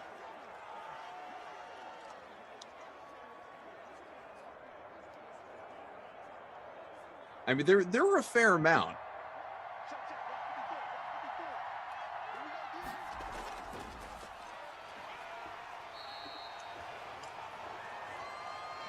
Game 6 was one with Michael Keaton for Mets fans like you. You ever see that one? You ever see? No, I've never even heard of it. No, you should. You should watch it. I mean, I know you professed your love for Michael Keaton yesterday. So many times. Every day. I wake up in the morning. I profess my love to Michael Keaton. Touchdown. Let's even this thing up, huh? Jonathan Taylor? Oh, it was a Mike Davis score. No, I mean Jonathan Stewart. There is no way on earth any of you listening owns Mike Davis. I mean, that's just a slap in the face from the virtual Panthers coach. Mike Davis, Christian McCaffrey, 18% in the captain spot, 84% owned overall, and Mike Davis just scored a touchdown. Mr. 3000, yeah, for the Brewers. I mean, if you're saying that it's a movie that involves the Brewers, yes. But for the most part, none of these we're mentioning are true stories. But it's like it's stupid.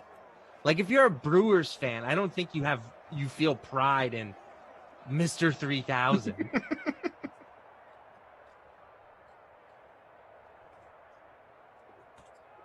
And don't get me wrong, I think that movie is underrated. I am a fan of Mr. 3000. I'm not afraid to say it. But it's the story of a 50-year-old man trying to get 3 hits. Look, man, I'm a fan of it too because I love Bernie Mac. May he rest in peace. But I'm not going to sit here and say that movie is underrated. It's underrated. I think it's fairly. It's rated about where it should be. Except there was one day, I don't know, years ago. I'm reading some blog article, whatever, on like worst sports movies ever, like ranked, whatever the number. And it called Mr. 3000 the worst sports movie ever made, and that offended me. That was an asinine take by that author. Is it good? No. Is it bad? Probably. Worst sports movie ever? Not even close. Not even close. James shouting out Eastbound and Down from when he plays from Myrtle Beach. There you go.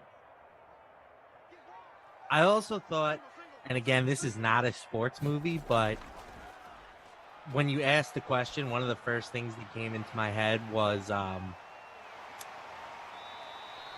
Straight Outta Compton and the Raiders. Yeah. How good was that movie, by the way? It's great flick. It's so good. I've only seen it once. I should give it a repeat view.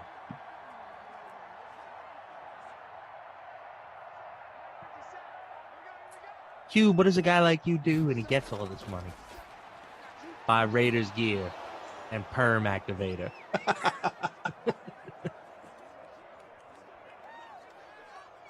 What about Little Giants? If you're a New York Giants fan, do you take pride in Little Giants?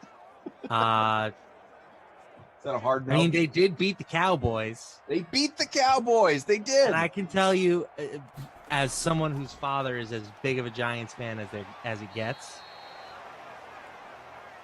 beating the Cowboys is a special victory for them. It's true. It's important. And remember, the Titans obviously is a real story, real team.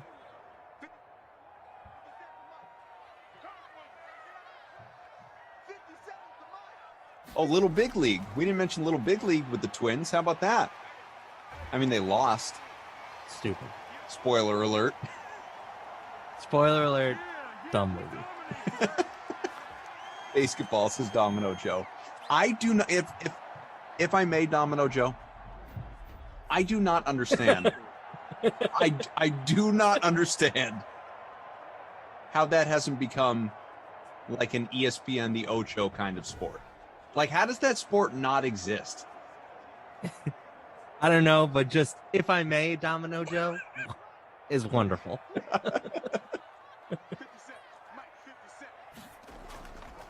I'm just saying that movie.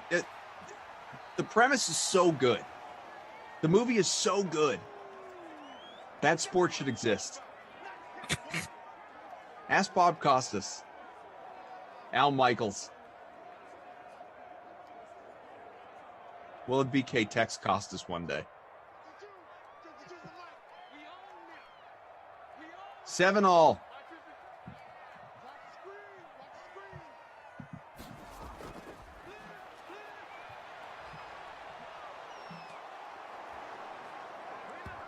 Greatest game ever played for golf, notes Bert.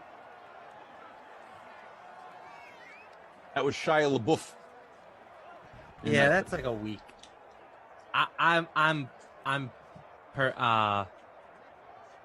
what's the word that I'm looking for? I'm something for. Oh, Jordan says a league of their own. Yeah, absolutely. Rockford Peaches. You're something for. Partial to. That's what I was looking for. I'm partial to Tin Cup for golf. I know you are, and I know you wrote your article about it years back, which I still plan to read. I have had it open since you sent it to me. Do you remember how long ago we've had that conversation? Months ago we had that conversation. You sent me this article. I completely forgot about it. I have had that open in a browser of Windows ever since. How is that possible? You never close your browser windows? I do, like when I restart my computer and then I reopen, the previously closed windows. I have like 50 windows open at all times. That's insane. That's what Glash said when he was here.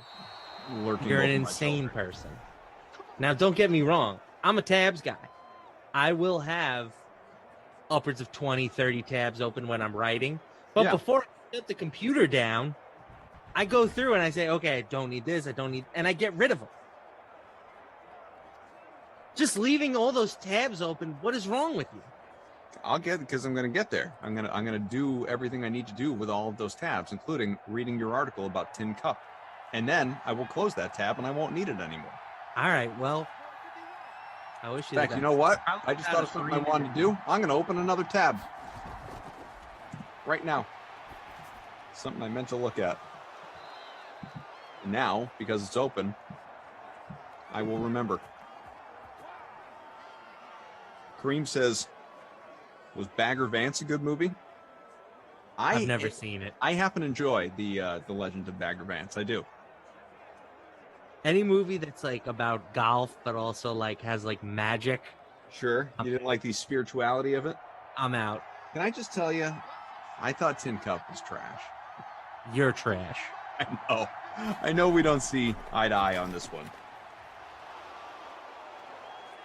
And I love Costner. How can you not relate to Tin Cup? I love Costner in every baseball movie. It's a story of unfulfilled potential. You, of all people, should have a deep relationship with that movie. I definitely about what could have been. I absolutely have a deep relationship with that emotion. It keeps me up 3 nights a week on average. I was playing. Why have I not amounted to anything in this world? I was playing cards the other day. And somebody asked me, like, do you ever look back and wonder about like the series of events that led to you being here right now? And I was like, oh, just every second of every day. Like,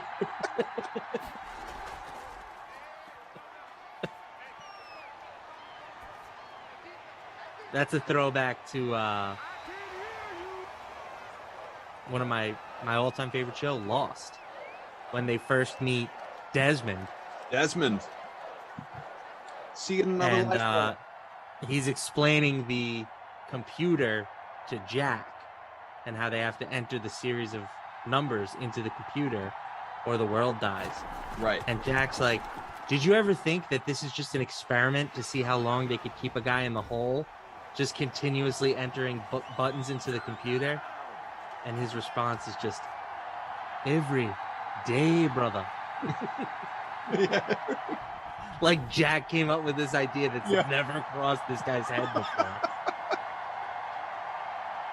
It's so funny you mentioned Desmond, because of all the lines, and there are so many iconic lines in the history of the TV show Lost, one that I think about, I'm not kidding, once a week, once every 2 weeks. We'll either think about or even we'll say it like involuntarily to somebody. Is when he's saying goodbye to Jack and says, see you in another life, brother. I do that one quite a bit myself. Yeah. See you in another life, brother. Lindenbaum. I can't speak on Tin Cup, Lamarca, but he likes New Kids on the Block and has never watched The Sopranos. Nothing more to say. Fair. Jordan W. says, any golf movie with Cheech has to be good. It's a fair point. Fair point. Cheech is fantastic in that movie.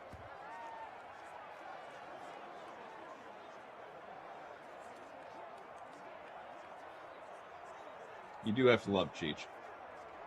Final minute, opening half, 7-7. Bizzle says Blues Brothers was always a classic for Cubs fans. It's a good point. I'm not sure you're going to... I mean, Rudy's probably close, but I'm not sure you're going to find a better example than Major League. For this little exercise. I still think it's Moneyball. You think more A's fans take pride in Moneyball, or just like, love all things the movie Moneyball versus Indians fans for Major League? Yes, because it's a real thing that happened. But they still didn't win. They didn't win that year. They never win. But they changed baseball. They did. But look, it's an incredible movie. And it's an incredible story. And if you read, I'm sure it's probably an incredible book. But if you read, you're the worst.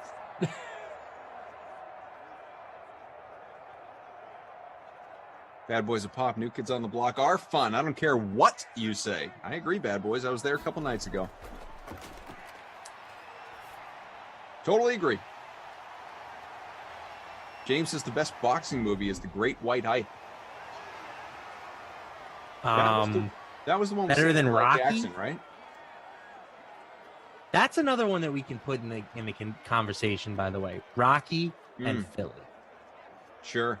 Yeah. Not absolutely. A team sport. No, I mean, that's true. That man's literally built a statue of Rocky. He has a statue there. Yes. People run up the steps. Yes. Just like tourists come to town just to run up those steps. Rocky might be the one. Field goal's good. Yeah. Rocky and Philly. All right, I'm glad we talked this out. That's the answer. Yeah, I think Rocky might be the answer. Final answer. Eddie for Knicks fans.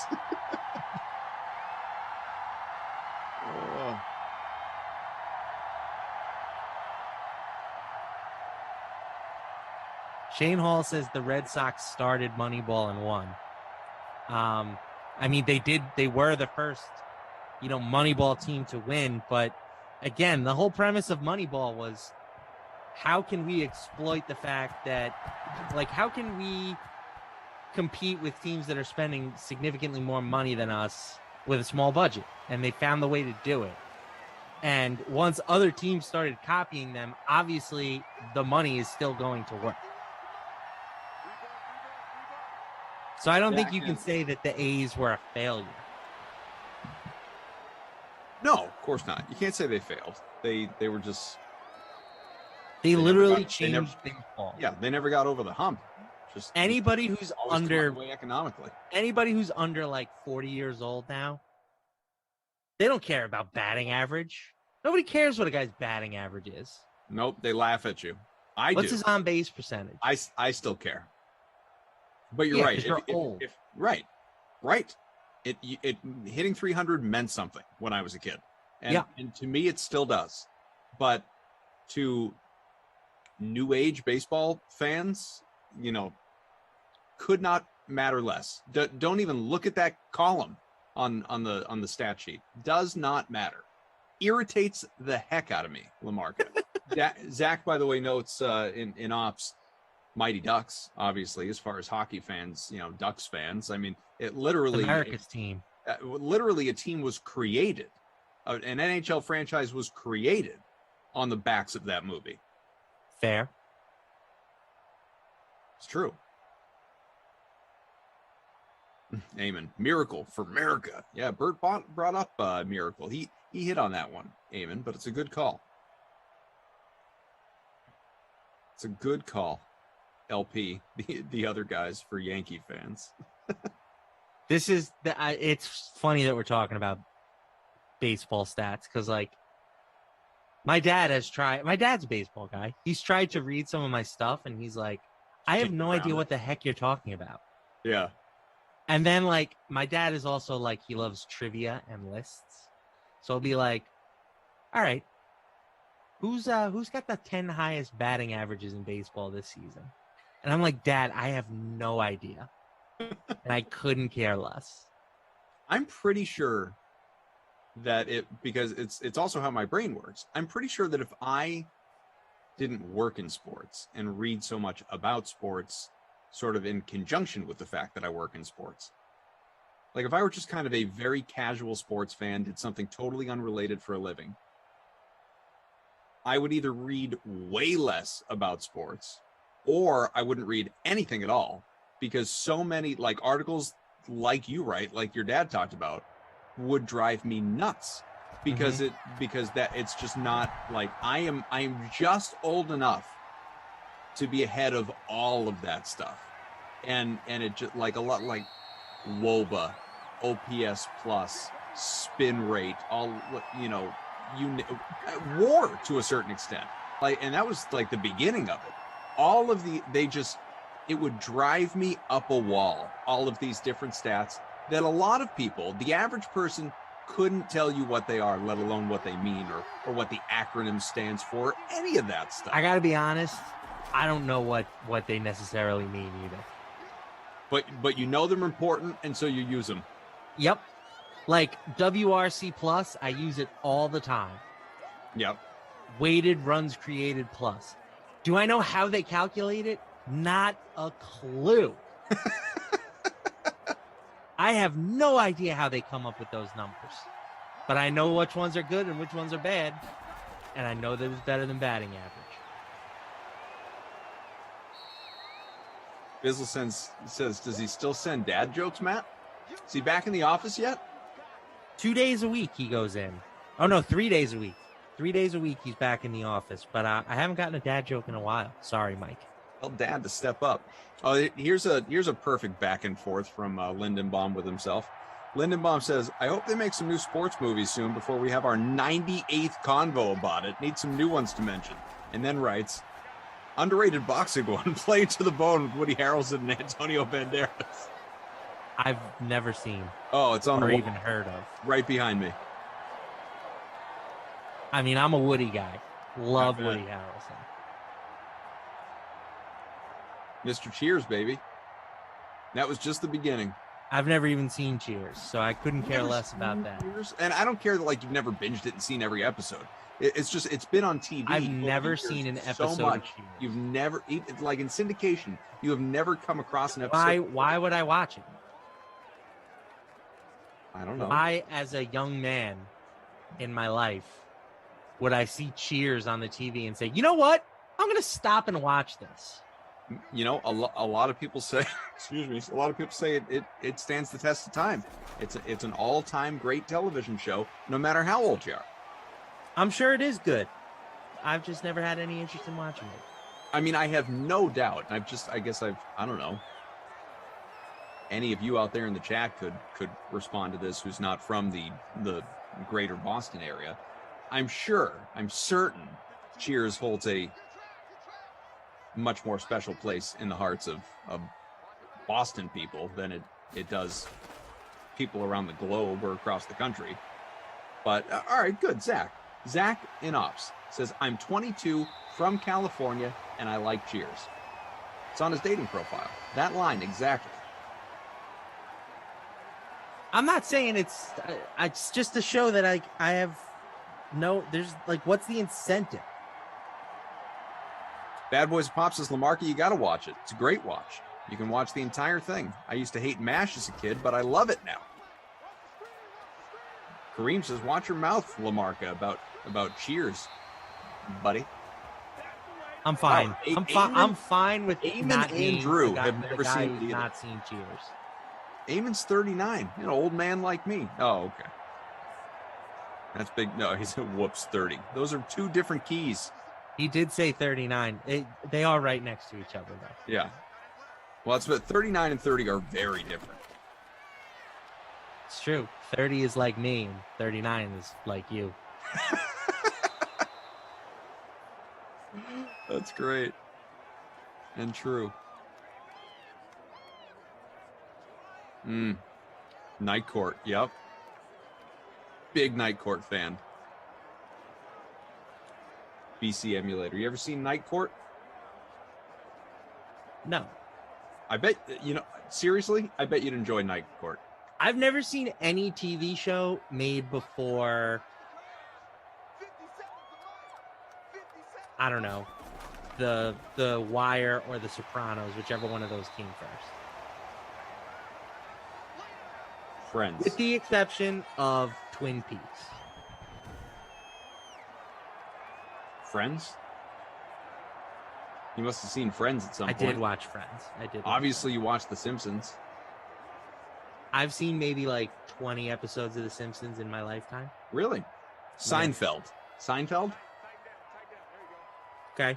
Yes, I've watched Seinfeld. Because when did that start? Like 93 or something like that? Okay, so Seinfeld, Friends. Anything before then, haven't watched. Drew says Gilligan's Island? Nope. Knight Rider? No. Miami Vice? No. Those are from Shane. Married with Children? No. Oh, buddy. You'd love I know, Married with Children. and like I know Three's Company. Everybody says it's hilarious. Never seen it. Oh, you F that, huh? No, I mean, I like it, but like, you don't need to go out of your way to watch Three's Company. Married with Children is my all-time favorite sitcom. Never seen an episode. Cry Two Tears in a Bucket says, LaMarca, you're seriously dropping on the announcer totem pole. That's fine. LaMarcus is, or Super Bowl baby says LaMarca. What's What? LaMarca say? Did you not have a television set before 1992? I was 3 in 1992. The only thing I was watching in 1992 was Sesame Street, Lamb Chop. What's Lamb Chop? Oh, you don't know Lamb Chop? Never heard of it. It was like a puppet lamb. Eamon knows. Eamon says Lamb Chop Lamb Chop was fire. Problem Kid Gaming says, Cough, you know you've seen the Lou Ferrigno Hulk series. Of course I have. Golden Girls? Zach Morris's trash wants to know if you've seen Golden Girls. Nope. Bert says, what about The Land Before Time? Those movies with the dinosaurs? That's my age right there. That's fine. Just like Lamb Chop. Bad Boys of Pop. I remember when Kelly Bundy, a.k.a. Christina Applegate, came to our New Year's Eve show. I was smitten. That's a fun fact. Lindenbaum says, I'm not a sitcom fan, but Married with Children's hilarious. Watch it, LaMarca. In a way, it's even funnier now. It's funnier now because you could not say on television now most of what they say in that show. But I'm just saying, like, how do you even, is that streaming somewhere? Oh, I bet it is. Was it shot on film? You son of a gun. You. I mean, other than being in syndication on all the time, Julian Edelman, touchdown. The future Hall of Famer with his first score of the day. Patriots about to be 17-7. I bet it's on Hulu or something. Let's find out. Married with Children streaming. Those are my keywords on the Google. Hulu. Jeffrey Orris says Power Rangers at LaMarca. Yeah, you can absolutely Power Rangers. If you are my age and your first crush wasn't the pink Power Ranger, true. I don't know what to tell you. True. It's true. Yeah, if you have Hulu, I don't know if you do, but if you have Hulu, Married with Children. I do have it. Will you watch the pilot for me? Just watch the pilot and decide what you think. You're giving me homework? Well, it's not like due tomorrow, but at some point that would be great. All right, I can get around to it at some point. Thank you.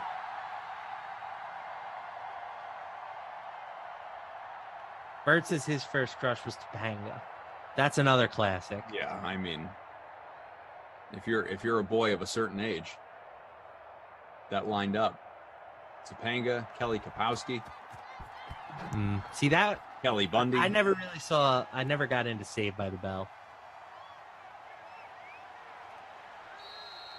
There are a bunch, you know, what's her name on the show? Well, Jenny Garth, but Kelly, right? Kelly on 90210. That's another one. That was of that same era.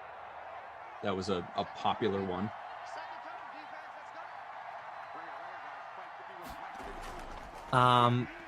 First, I got to shout out my guy Chris Adams here saying, so LaMarca is terrible at sports knowledge and has no knowledge of any classic television show. It's pretty spot on. Well, Justin says, love the stream tonight. 100, 100, 100.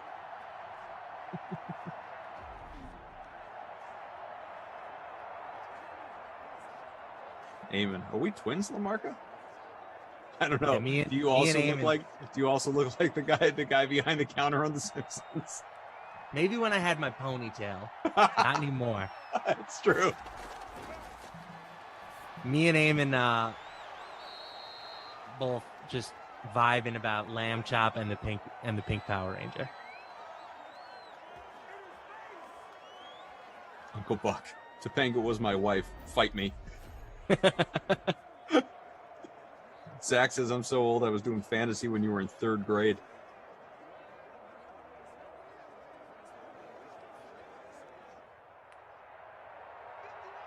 We also have Poppy Arab saying, do I have to ride LaMarca, or did you guys make him wear that James Washington pick?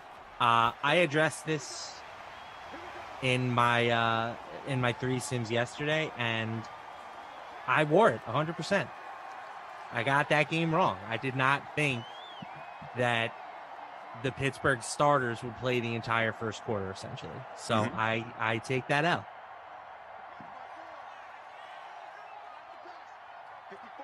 Bert Knopson first in our free roll, by the way, as we near the end of the 3rd quarter. Hey, Bert. Way to be Bobo. Bobo always makes me think of... how about number 6, Drew, our technical director, representing crew. Bobo makes you think of... that's what Dr. Cox used to call Dr. Kelso in the show Scrubs. Bobo. Zach Morris is trash says, you two are 2 of my wife's favorite announcers. That's a big deal. Ah. Well, thank you, Mrs. Zach Morris is trash. Thank you kindly. Good luck with the podcast.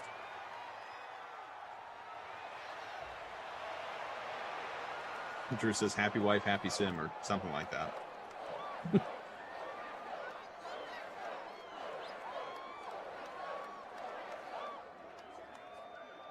Zach Morris' trash says, we're back to working from home, so now sim watching for this guy. Got to stay positive. If there's nothing else, we bring positivity over here. We're not going to fight. We're not going to bicker. We're not going to argue. I'm just going to call you an idiot about 6 times a sim. Fine, that's affectionate. It's true.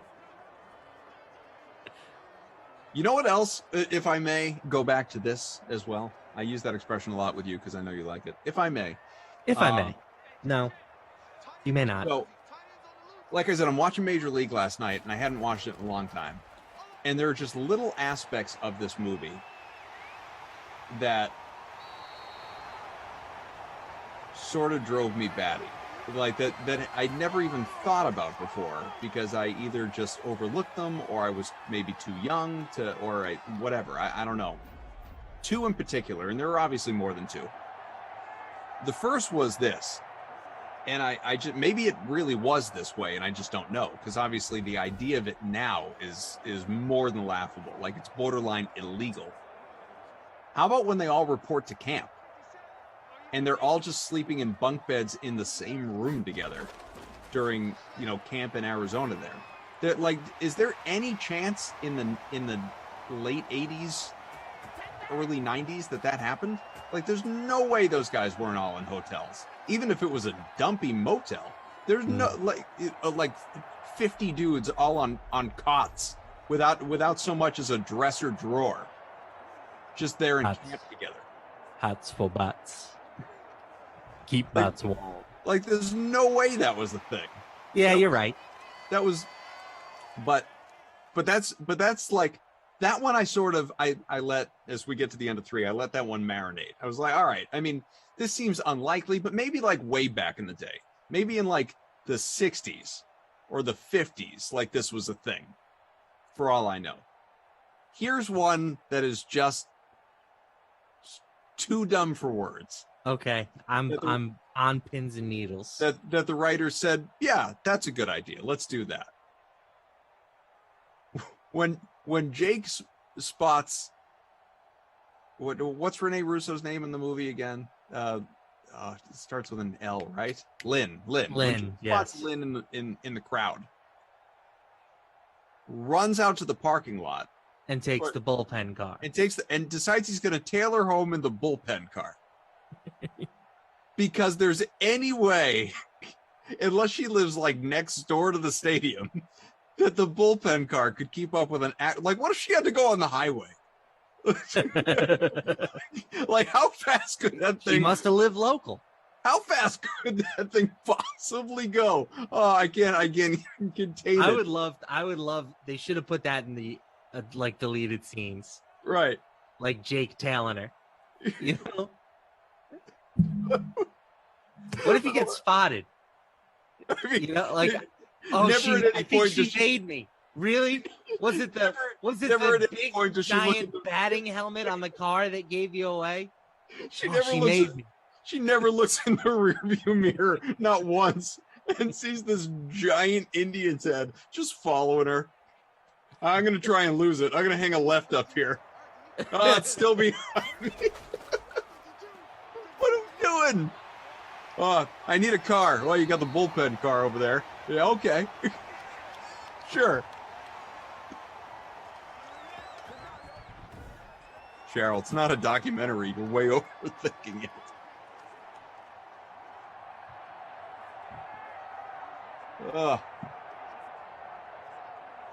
Anywho.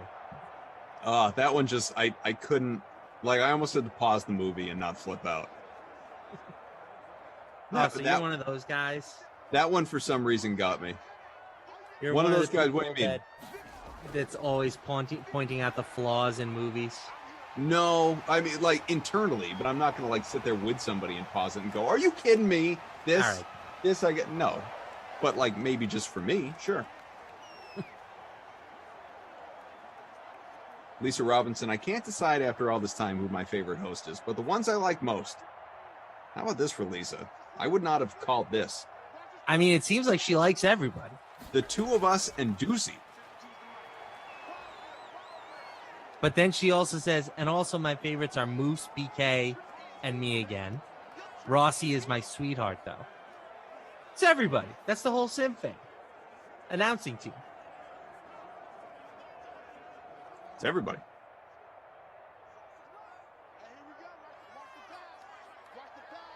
Mike says, cough the overanalyzer.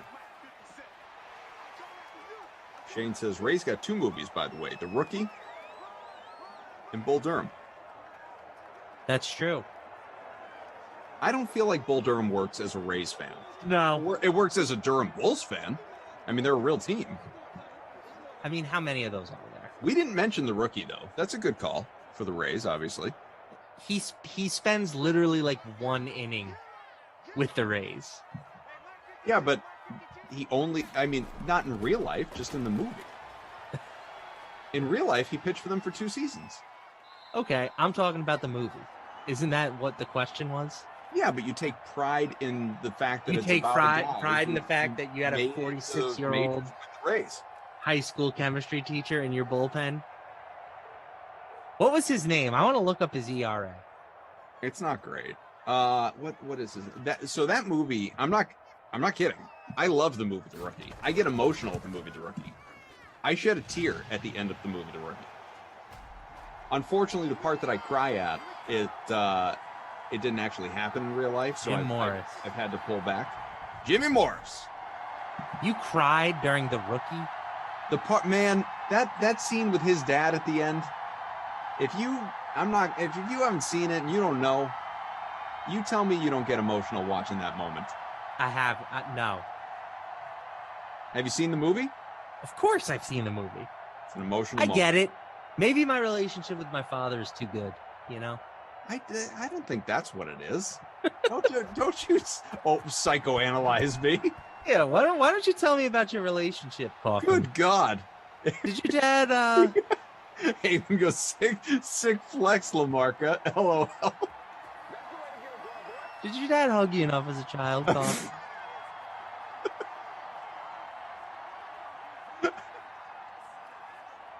Here's Jim Morris's stats, by the way. In 1999, he pitched 4 2/3 innings. Okay. And he had a 5.79 ERA. Not great.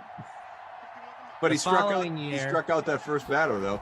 The following year, he had 10 1/3 innings 4.35 ERA. So he Improvement. finishes his career 15 innings pitched, 4.8 ERA. Fine. I'm glad he got to fulfill his dream of making it to the majors. I can't believe the way you just scoffed at such a wonderful tale. Just such a tremendous story. You just, You still have dreams of making the majors, don't you, Kaufman? No, I'm a realist. Christian McCaffrey, a touchdown, 62 yards. Says, take that, Mike Davis. You can't have everything. From Fresno, Big Saxy killing it today. I have a healthier relationship with my father. That's right. Maybe my relationship with my dad. He may be disappointed in me, but he doesn't rub my face in it.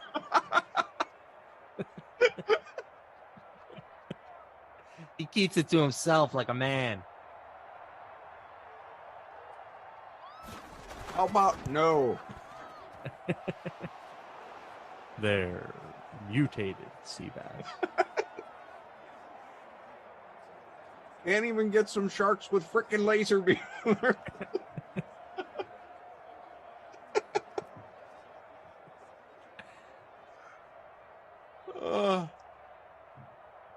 I'm gonna cry. Tears of joy, however.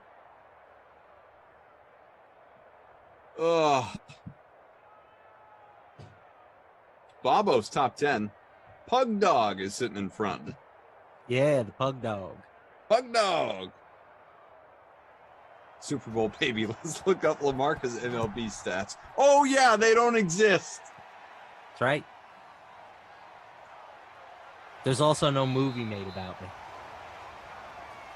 that causes soft grown men to cry. I'm not kidding when I say this. If you don't weep more at movies, television, commercials after having children, after having children, then I don't know.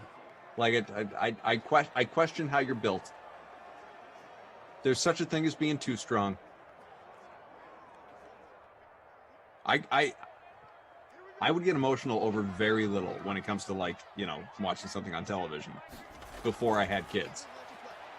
Post bringing children into the world, I'll cry at everything. All right. I guess I can respect that. I can't, I certainly can't say one way or the other because I don't have any children. So, way to take it into a direction where I am literally unable to make fun of you. Thank you. You think that wasn't strategic? This will shut him up. I've cried at 3 movies that I can remember. Okay. 2, I think you have to cry at. Okay. Ghostbusters. Never seen it. Really? Okay. Really. That'll move the catch. What are your movies? I'm blanking on this movie. It's like one of my favorite movies. The football one with Denzel. Remember the Titans. Remember the Titans. Absolutely. The hospital scene. Emotional. Yep. No doubt. $1 Million Baby. Cried. Okay. And real random one. Real random one. The Sixth Man. Yeah, you know what? I mean, it's a terrible movie, but the end is emotional. The end is emotional. I get it. I don't know why, but I was young, and for some reason, the story got to me. When I was on my movie jersey kick, this precedes you, Eamon, but I have a closet full of these things, and so I almost got one from The Sixth Sense. It even has like the black band on it. I was impressed with the devotion to detail. AD Poker, I cry every time a new Fast and Furious movie comes out. Ooh, Reggie Love says Marley and Me. I don't know if I've actually physically cried from Marley and Me, but certainly I've gotten misty. Just ugly crying. He was such a good boy. Kareem wants you to read the Babysitter Billy and Krusty Koff Awards as Dr. Evil, please. How about no? Maybe. I'll think about it.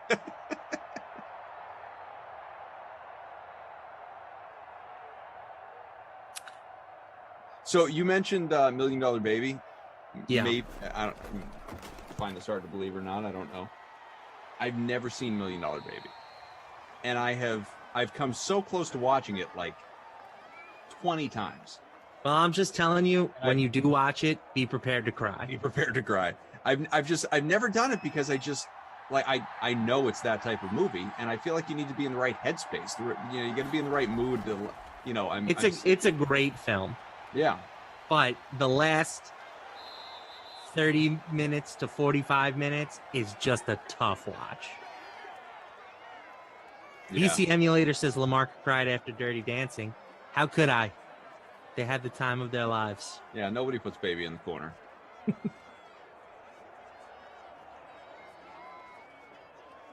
I love that song. That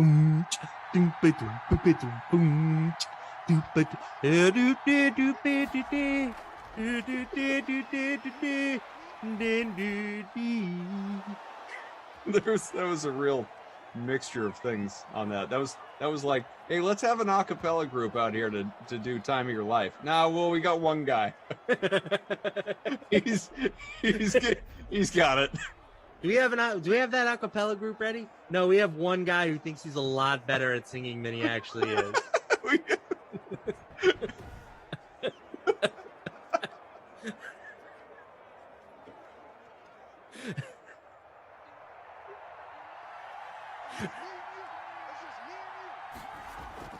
Uh, 20-14, 2.5 to go, regulation. Burt up to third. Bomber 44, probably a Yankee fan, in front right now by about 3 points.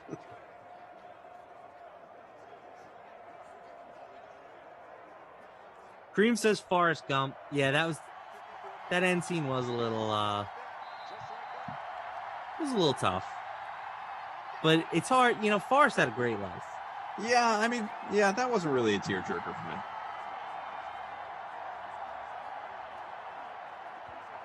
There's a Netflix, I've talked about this series before. There's a Netflix series, Movies That Made Us. And there's one they did, I haven't watched it yet, but there's one they did on Forrest Gump that's, 45 minutes or so, speaking of documentaries. And, it just takes you behind the scenes of all that stuff. And I may have to check it out. Oh, Drew, Hardball, G-Baby. Ooh, yep. Yeah. Yep. Especially post kids. That one shakes me to my core. Chris Wiley says, Lamarca, have you ever thought of doing the Masked Singer? No, because I'm not famous. And let's see. Who's it? In the banana suit? Oh, it's Matt Lamarca. Who? What? Jenny McCarthy's up there going, huh? I knew it was Matt Lamarca, that guy from the Madden Sims.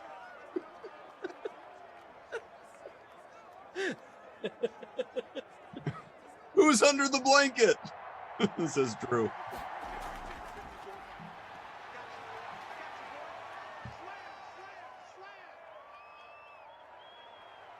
Get him 2 gloves. Oh, yeah. God, now I can't stop thinking about G-Baby. That kid was awesome. Yeah. I hope he still is in real life. I mean, I know he's an adult now, but I hope he's great. Does he still go by G-Baby? He should. Unless he's done something else. I don't know if he has. Julius here. $1 Million Baby's on HBO Max. Watch it, Cough. Listen, it's on the wall behind me. I own it, and I haven't watched it. Gone Fishing says, stop ignoring The Notebook. Again, never seen it. I've seen it. I mean, it's fine. It's a good movie, but it didn't like bring me to tears. I need a sports movie to make me cry. You need them to delve deep into the father-son relationship. Apparently. We got a touchdown, Carolina, to go ahead in the final minute. Ian Thomas is first of the day. You have him. I do. My team's in rough shape, though. Bert has climbed to second. Can a member of the crew represent? Teddy Bridgewater ended up being a pretty darn good play at 18.6%. Yeah, that touchdown actually jumped me up to 24th. Make it 21st. Not this dude. 101 for me out of 113. Denver, Titanic. Please. Can I say you let him sink? Another one that I've never seen. You know, I wouldn't even encourage you to watch it. You're not missing much. I feel like most people, when they hear that, they're like, what? And then they're like, yeah, you know what? You don't need to see it. Like, it was like a phenomenon when I was in like 4th grade. Right. I mean, I never watched it. Came out. I was young-ish when it came out. Yeah.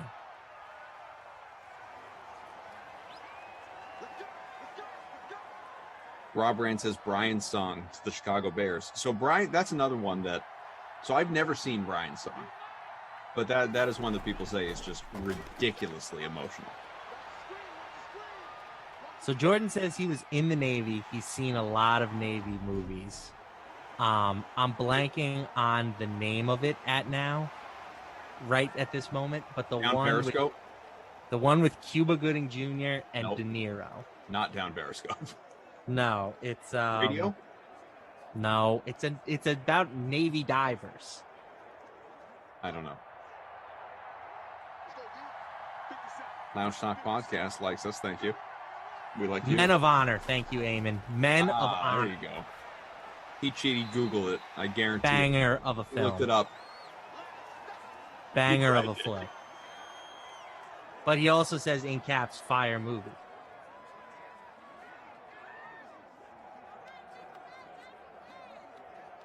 Reggie Love has you too. Darn right, Eamon. What you don't know, Google. Amen.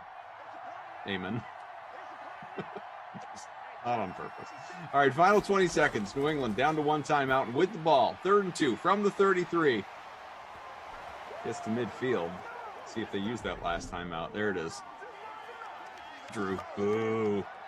I deserve that.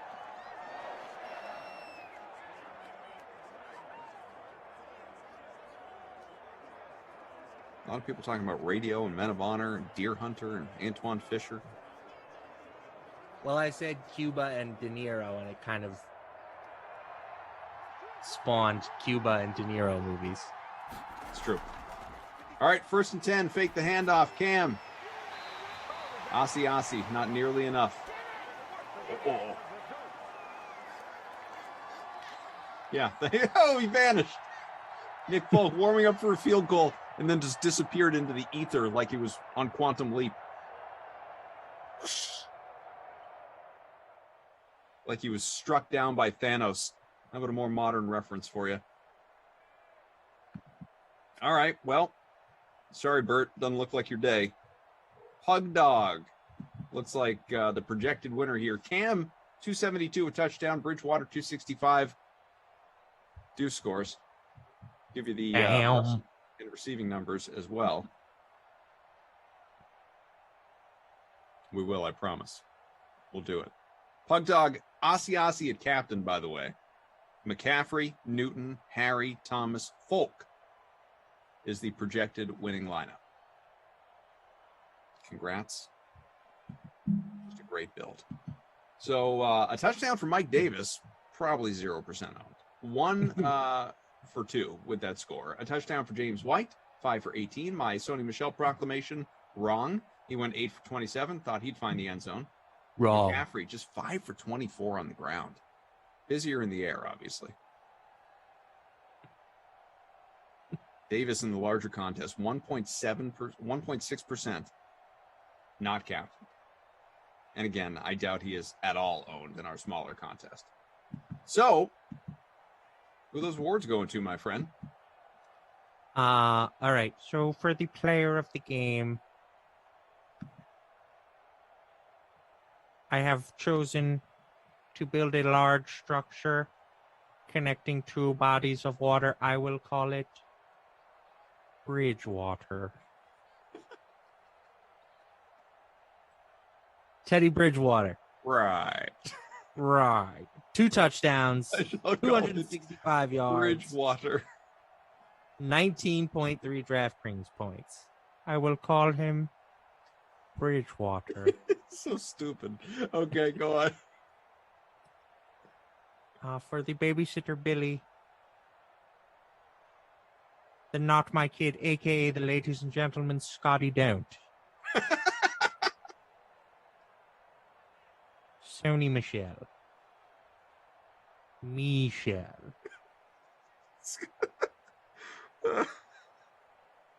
It's just 4 DraftKings points for Sony. No rushing touchdown. Is it too much? Is it not enough? It's hard to say. All I know is I love it. I love it, and I know you two too. You all do. Bizzle loves this duo. AD Poker, well done. David, love you guys. Hope to see you soon. Just catching up in the chat here. All right. So, deep breath. 2 more Sims tonight. Taralyn is going to return. Taralyn Asak with Jason Rossi for Colts Chiefs.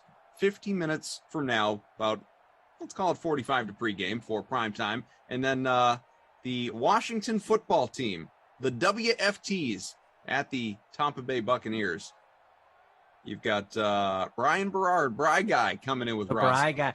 He heard that we were thinking about revoking his spot in the on-camera league. Yeah. And he's like, all right, I got to get on camera. Yeah.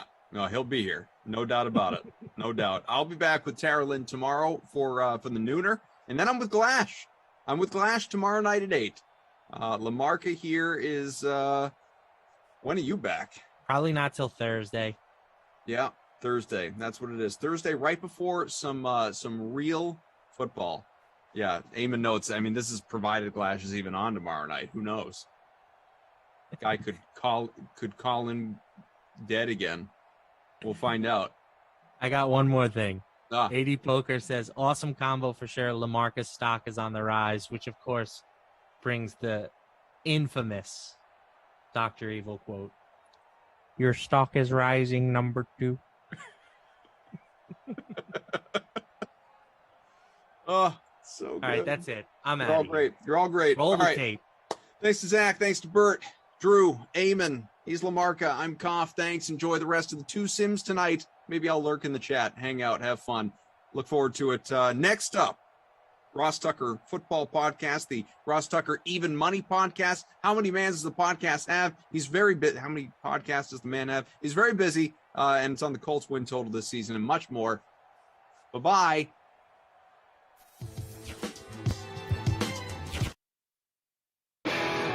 If you'd like to make your NFL games a little more interesting, you've come to the right place. It's the Even Money Podcast with Ross Tucker and Steve Fezzik.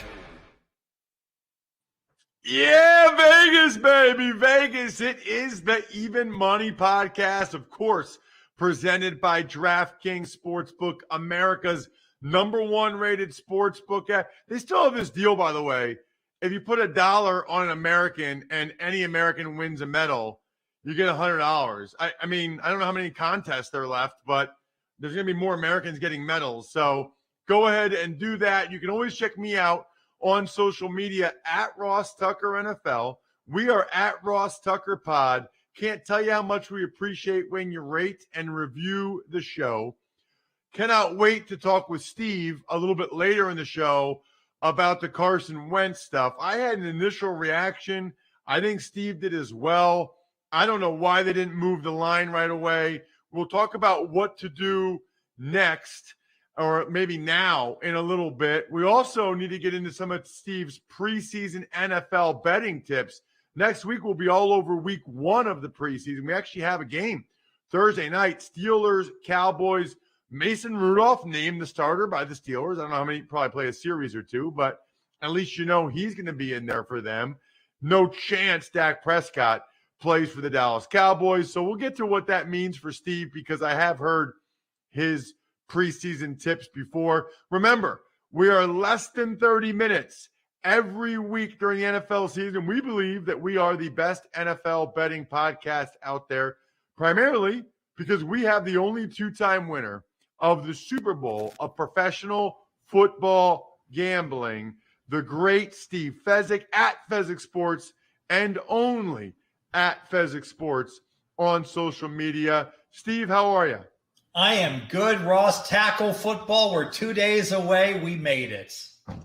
We did, didn't we? And gosh, it sounds like COVID and this Delta variant, they're trying to prevent us from our joy, but hopefully we'll get all the games in this season. They did it last year. They'll be able to do it this year. Hopefully it won't be that big of a deal. Very excited, by the way, about today's show. We don't do this very often, Steve, but every once in a while, we have a guest who is a listener that has shown enough acumen and or has an interesting enough idea that we want to bring them on the show to talk about that idea so that you, Steve, can totally blow it up and say it's the worst thing you've ever heard of and there's no math behind it whatsoever.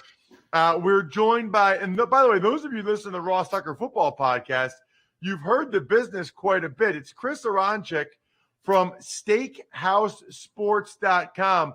Chris, it's Ross and Steve. Thank you so much for coming on the show. Well, thank you so much for having me, Ross. I wanted to say you have always been super generous with your time, and even though you're now a media mogul, I do really appreciate. Can't say enough about how generous it is that you are sharing the opportunity to talk with you guys. It's a real treat. It's a once in a lifetime opportunity for me. So thank you very much. It's not that great, dude. I mean, it's just me and Steve in our houses talking to you for like 15 minutes. Don't make it more than it is, okay? Don't make it a lifetime. What have you been doing your whole life? Well, that's a whole separate problem. But nevertheless, I've been listening to you guys for 4 or 5 years at least, and so to be on the show with you, it's meeting your heroes. So it's really exciting. Oh, dude, that is awesome. Really appreciate you saying that and voicing it. I see these people that I see them on the beach or something, and then they'll text me, they'll tweet me later. Were you on the beach? Yeah, I was. You should have said hi. Like, what are we doing here? I mean, yeah. And I get it because there are people that are very private and don't want you to come up to them. I'm not like that. I think you only live once. I love meeting new people. Hey, how are you? Thank you for listening. So what you said there, Chris, means a lot. By the way, just making sure, Aronchik or Aronchek? It's actually Aronchik, believe it or not. Even though it's spelled the other way, believe it or not, there's actually somebody in Philadelphia. Our family is from Philadelphia, as a matter of fact, they emigrated over and they from Ukraine. So it's Aronchik was the original spelling or pronunciation, and then when they emigrated, it became Aronchik. So spelling wise. Yeah, so that's how I kind of knew that, which is why I clarified. I kind of knew a lot of people that are ICK are actually X. So look at you're Steve. on Did it. you know You're that? on You it. didn't even know that, did you, Steve?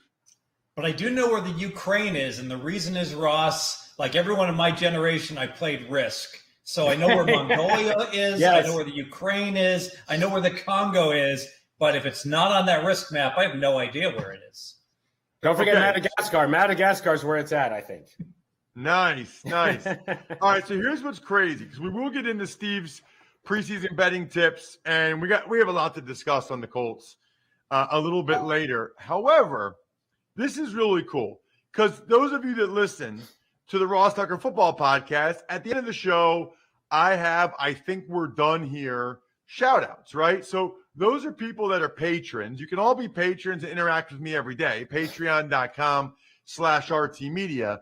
But if you pay $100 a month, you get a shout out at the end of every Ross Tucker Football Podcast, which, by the way, that's like tens of thousands of people that hear about your business, right?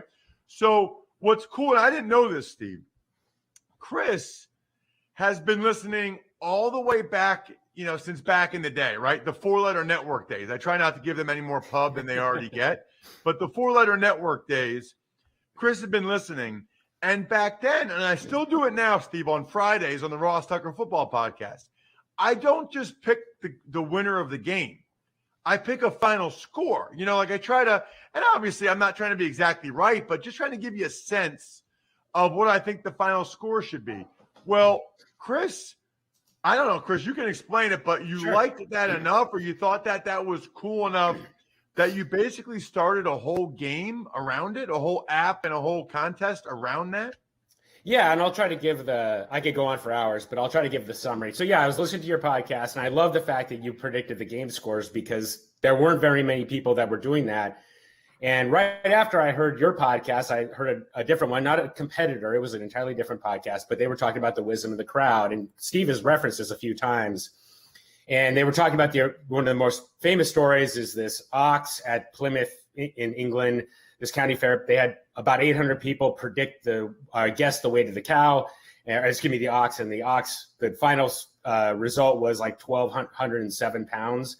And the actual weight was 1198. So it kind of was this sort of validating moment for this theory. And I thought, is it possible for the crowd to predict better the final score of the games? So as I was kind of thinking through this, I thought, that's more like a kind of getting the score right is kind of hitting the lottery, right? I mean, it's just that no matter how smart somebody is, so I bet if you ask Steve, 1,000 times to guess the final score, you might get one right, or he'll just be smart and guess 27-24 or 27-20 every single time, because there's no real skill to it. It's just picking, some numbers.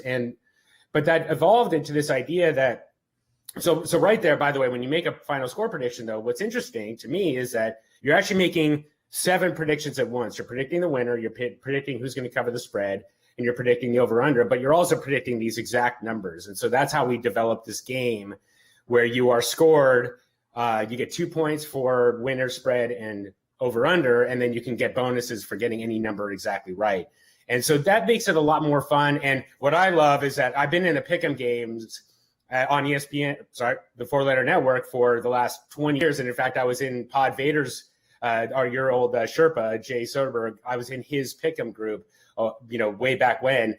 And you have so many bad beats. It seemed like every week there was a bad beat, or you'd wake up, at 10:30 Pacific time and realize that like 3 of your picks are already in the toilet. But if you're making 3 predictions plus these bonuses, you can still have a really good prediction. And even though you get the spread totally wrong. So we think it's a more fun game, and we think it's a more interesting game. But that kind of led to this idea of like applying the crowd wisdom to these other lines. So I can keep going into that if you like. Yeah. So, okay. So the basic thing, so there's 2 things. One is it's like a contest that people can participate in. Yeah. But 2, your hypothesis here is essentially that if 1 million people predicted the score of, let's just say, Thursday night Steelers-Cowboys game, yep, that obviously the scores would be all over the place, but the average of that would have a really good chance of being close to what it ends up being a lot of times. Not exactly. So, and this is important, I think, just to make sure it's clear. Like, we're not trying to get the final score right, but what you're really measuring is I think the closer question is going to be about whether there's value in the betting lines, and that's kind of what we're trying to figure out. So basically, the final score might not be anywhere close to what the final result is, but that is to say, our final score prediction might not be anywhere close to the final result. But we're trying to measure whether or not the crowd prediction can find value with these betting lines, because that's really where. But whether or not the average of the crowd predictions is actually better than what the spread was when the game picked. Exactly right. So essentially, Steve mentions his power ratings, and he has this analytical mind that can apply this. And we're trying to approximate that. We're never going to be as good, but we're trying to get to that point where, we can see if we can identify when one team is the spread as determined by the sports book is large, is going to be a much stronger play than another team and that kind of thing. So that's where we're heading. That's what we're trying to test out anyway. That is interesting. Steve, what do you think? I don't think it's going to work. And here's why. The whole idea of the wisdom of crowds is, I think you've got to go ahead and siphon off the sharps. You've got to have the wisdom of the sharps and what they think the final score is, and then I think it's excellent. But once you put the general population in, you're just going to have such a bias sample. Example, if you ask the entire population of the U.S., I don't know how many pounds of almonds is produced in California, all right? And you use the wisdom of crowds. There's going to be people saying 50,000 pounds and people saying 1 million pounds. Now, I don't know the answer to this question, but I know it's a huge amount of almonds, more than anyone is ever going to guess on your wisdom of crowds, unless they're a Jeopardy finalist. So, just throwing that out, I always say, people say to me, when everyone likes one side, aren't you nervous about, playing that side? And I'm like, not when my guys all like the same thing. When the public all likes the same thing, in many ways, I would argue they talk about reverse line movements. You want to kind of look opposite that, because if the public thinks a line should be 10, their wisdom of crowds and the line's 6.5, it probably with good reason that the line's only 6.5, because the vast majority of people who are betting want to lay it, thinking that the spread is way too low. So Chris, just to jump in here though, okay? Yeah, sure, go ahead. So there's two different things, right? Like, number one is sort of the hypothesis you're testing to see whether or not it has any value. Steve does not think it does have value. Yep. And maybe, by the way, maybe there's value in that. Maybe knowing that it doesn't have value, maybe it's a fade the crowd concept, right? Maybe it's the opposite. That's number one. Secondly, though, you are there's a game to this. Like that, you're using the information to try to figure out whether or not the wisdom of crowd concept has any value one way or the other. Steve seems to think it might have negative value. But for the people listening right now, it's really just a game they can play where they get to predict the score of games and have fun and win whatever. What do they win? Just points, and they can have the highest score?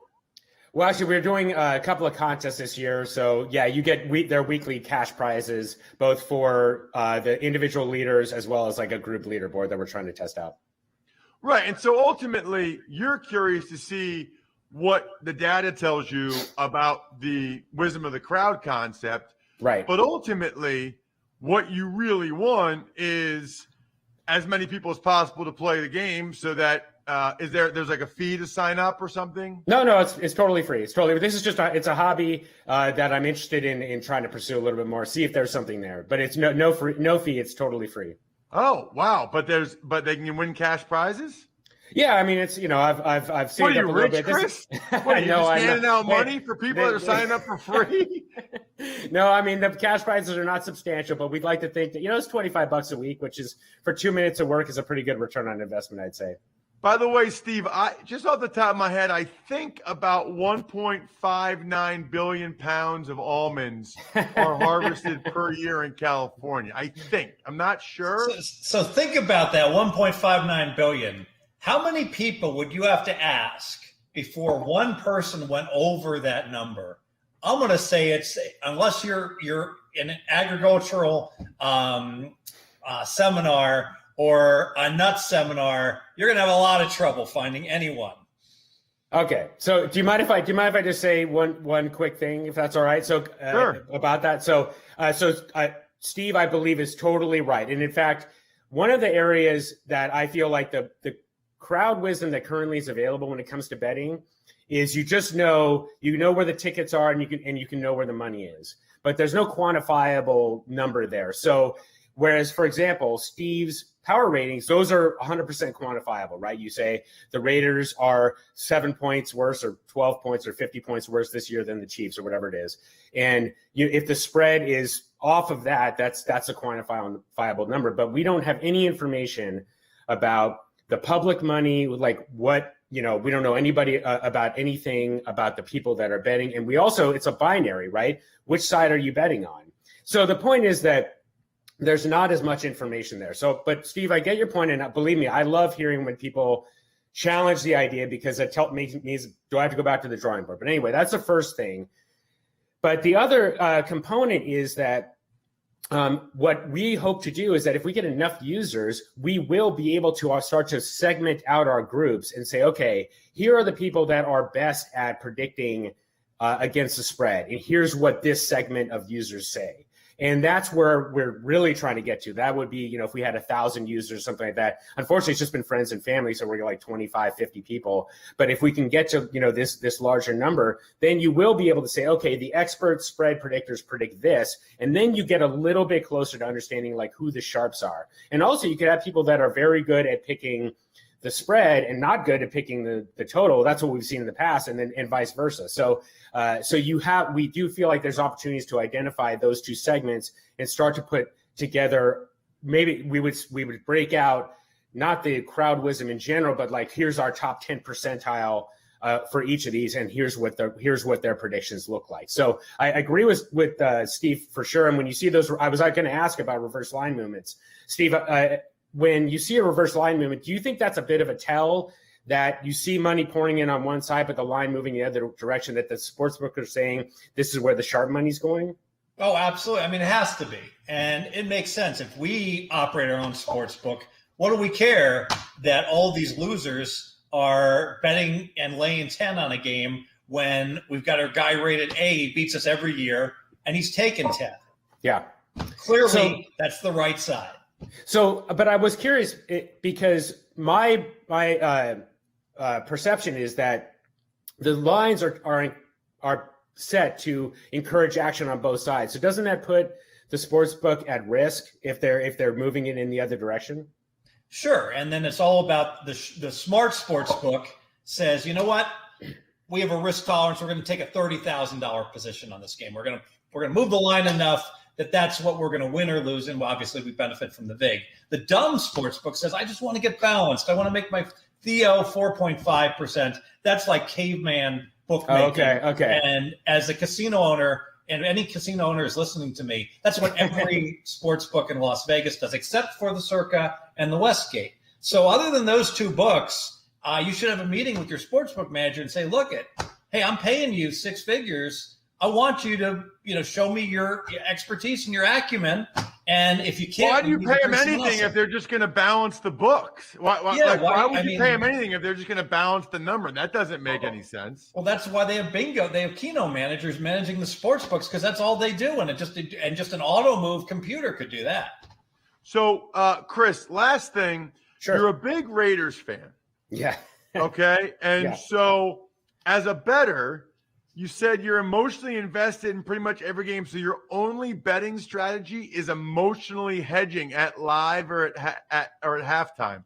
Explain that. Yeah, sure. So for example, when the Raiders were beating the Chiefs last year in week 6, something like that, I was betting heavy on the Chiefs. I think they were, I can't remember what the spread was, but I think they were probably either like a small underdog or maybe even a small favorite. But I was betting on them because I was like, if the Raiders blow this game, I'm going to be devastated. I at least want to make a little bit of money. So I ended up losing money, but I said, you know what, $50 to watch the Raiders, that was a highlight of the season. I still feel, satisfied that I paid $50 for that. But the thing is that like when I that's why I tend not to bet because I just feel like I'm so emotionally invested in just so many games one way or the other that I just I know that my thinking is clouded. And that's why I like the idea of like just leveraging the wisdom of the crowd, because the wisdom of the crowd like levels out all those loud signals and the big, sort of more consistent messages get through more often. So that's our theory anyway.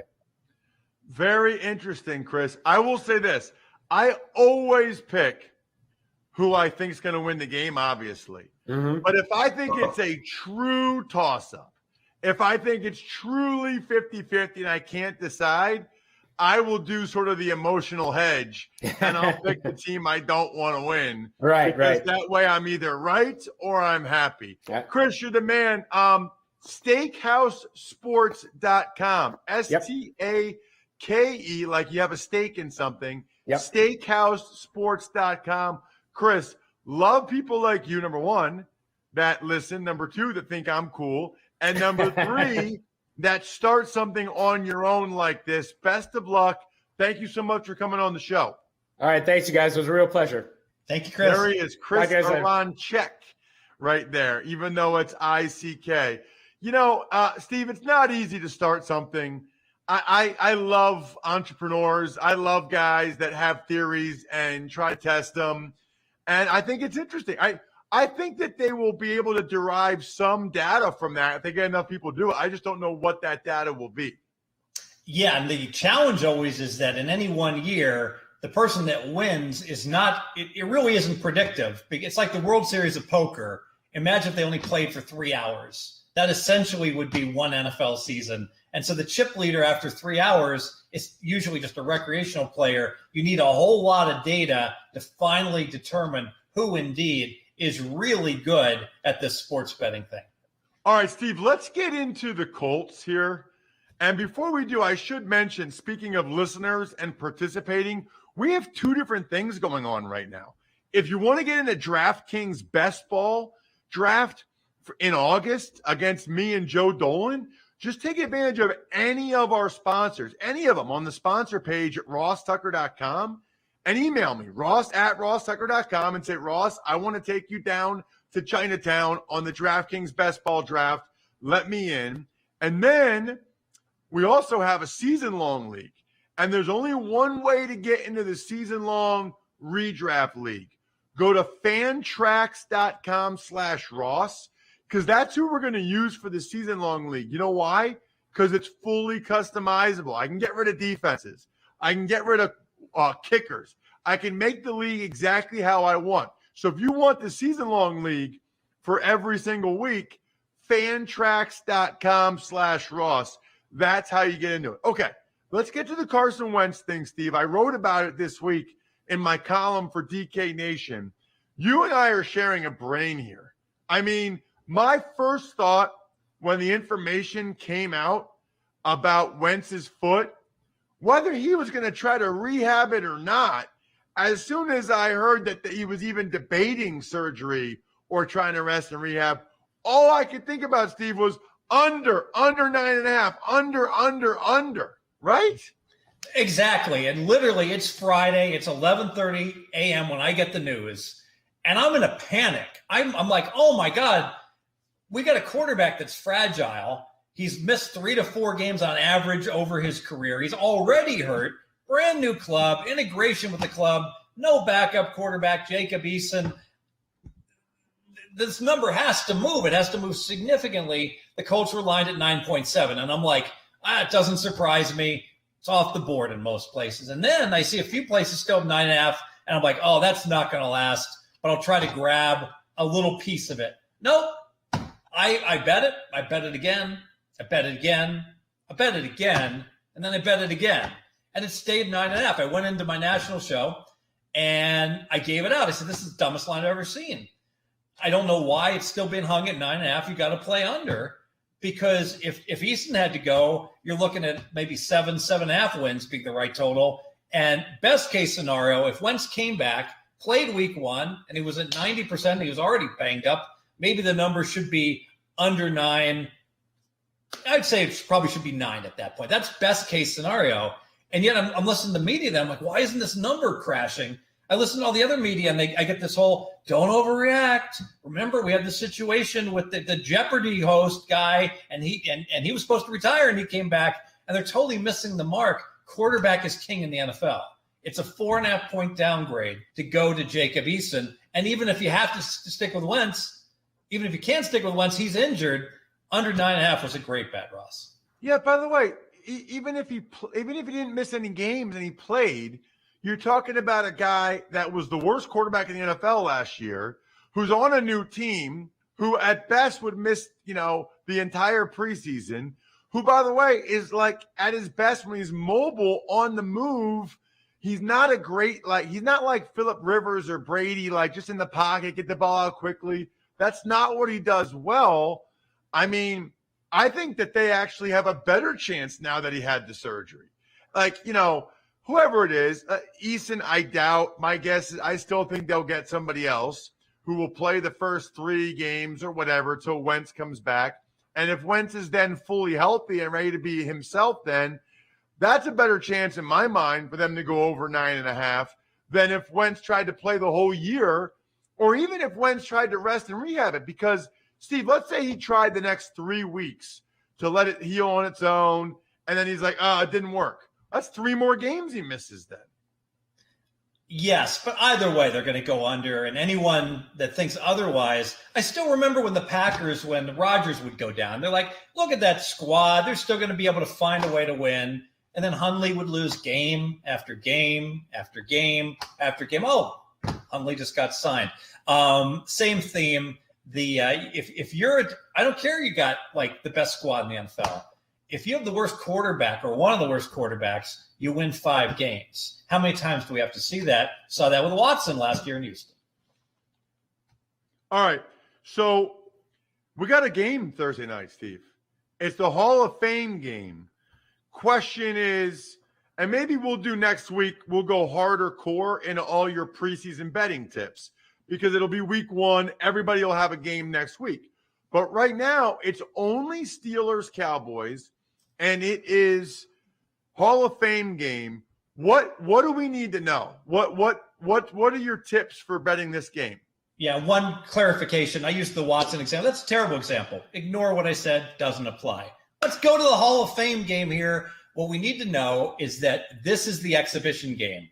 All the other games are preseason games, but this one is exhibition. You've got it starts a week earlier than all the other games, and the recent history has been under. Last 5 Hall of Fame games that were actually played, had 2 of them canceled. We saw an average total dealt just a little bit above 34. Average number of points scored, 28, Ross. So a full touchdown below what the odds makers set the number at. This is a snoozer. This is a game you don't want to get anybody injured. And frankly, if you look at the Pittsburgh Steelers under their coach, he has gone under a little over 60% of all his preseason games over his career. So you've got 2 nice trends there of the past that support the under. It's currently sitting at 33. I could only support under 33 as the way to bet the Hall of Fame game. Love it. Yeah, I mean, that makes perfect sense on so many levels. Even if Rudolph starts, he's not playing very long. It'll be the other guys that'll play more of the game. Makes perfect sense. All right, next week, it's Steve's preseason betting tutorial. Obviously, there will be other NFL news we will dive into as well. Cannot wait. It's here. I mean, like, we have an NFL game to bet on this week, and Steve just gave you unbelievably valuable information. Under, last 5. Full touchdown below what the number is at. That seems like a lot of value. We are going to be all over it all season for you guys. Please rate and review the show. We love those of you that do that. If you ever have a question, just take advantage of a sponsor and send it to me, ross@rosstucker.com. Other than that, good luck, everybody. Hope you guys win some money. Thanks for listening to the Even Money Podcast. Make sure to also subscribe to the Ross Tucker Football Podcast, the Fantasy Feast, Business of Sports, and the College Draft. All available at Apple Podcasts, rosstucker.com, or wherever podcasts can be found. A lot of times on the show, I mentioned DraftKings. Here's what you need to know. You got to be 21 or older, New Jersey, Indiana, or Pennsylvania only. New customers only. Restrictions apply.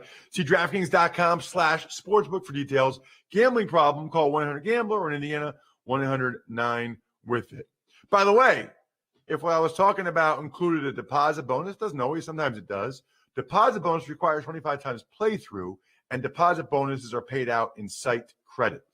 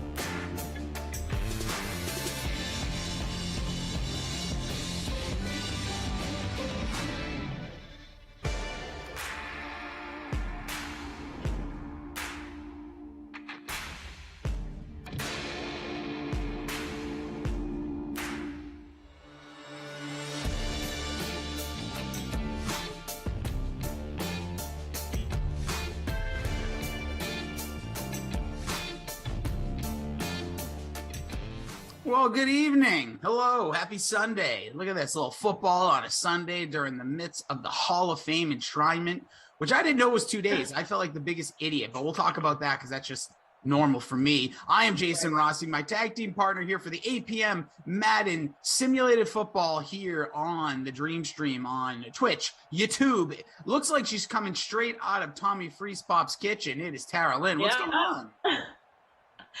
What's going on? Hey, Sim fam. Hey, Twitch. Hey, everyone watching. I said earlier, maybe I'll be back. And guess what? I'm here for you people. So I made it back.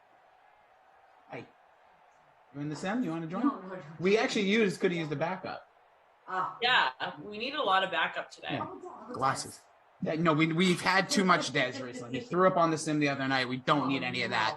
Anyways, it's a family affair always here. It's Sim fam. It's that. But we got ourselves actually a doozy of a game. Whenever you get the Chiefs involved, you always kind of get a little excited because there should be a lot of points put on the board. You got Colts, Chiefs. If I'm not mistaken, am I right about this? I've put on too many games. That's the game we have, right? You're definitely right. You're so right. You are already doing such a good job, my friend, at your job. You are right. That's the game. Mike Bizzle says, Rossi, real talk. Why the move from the cat? I don't know. Oh, he means my shift in area. Dude, it's because I sold my couch and I had more room down here and we're redoing this whole thing. It's going to be a kid's room. Who cares? Tara Lynn, lineups of lock. Again, the team's on the field. My brain is scrambled like eggs. We're just so happy that you were able to step in because Glash, allegedly there was some sort of issue going on. We reports on Twitter are going wild. I don't know what to believe, but what did you do? What did you do here for a lineup? We'll talk about Glash after. Let's get to that because I would love to talk about it. Drew said I actually have to text him and tell him that he owes me. So I was thinking during this sim we could come up with what he owes me. I think that could be cool.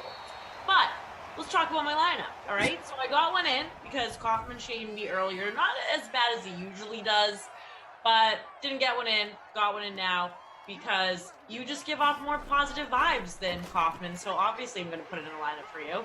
But in my captain slot, it's not a good lineup, though. I mean, it's okay. It's kind of all over the place. I just kind of threw it together. So we got Hill in my captain spot. I love playing Hill. He's always just breaking ankles out there. Then I got Brissett, Doyle, Hilton, Kelsey, and Mahomes. What about you?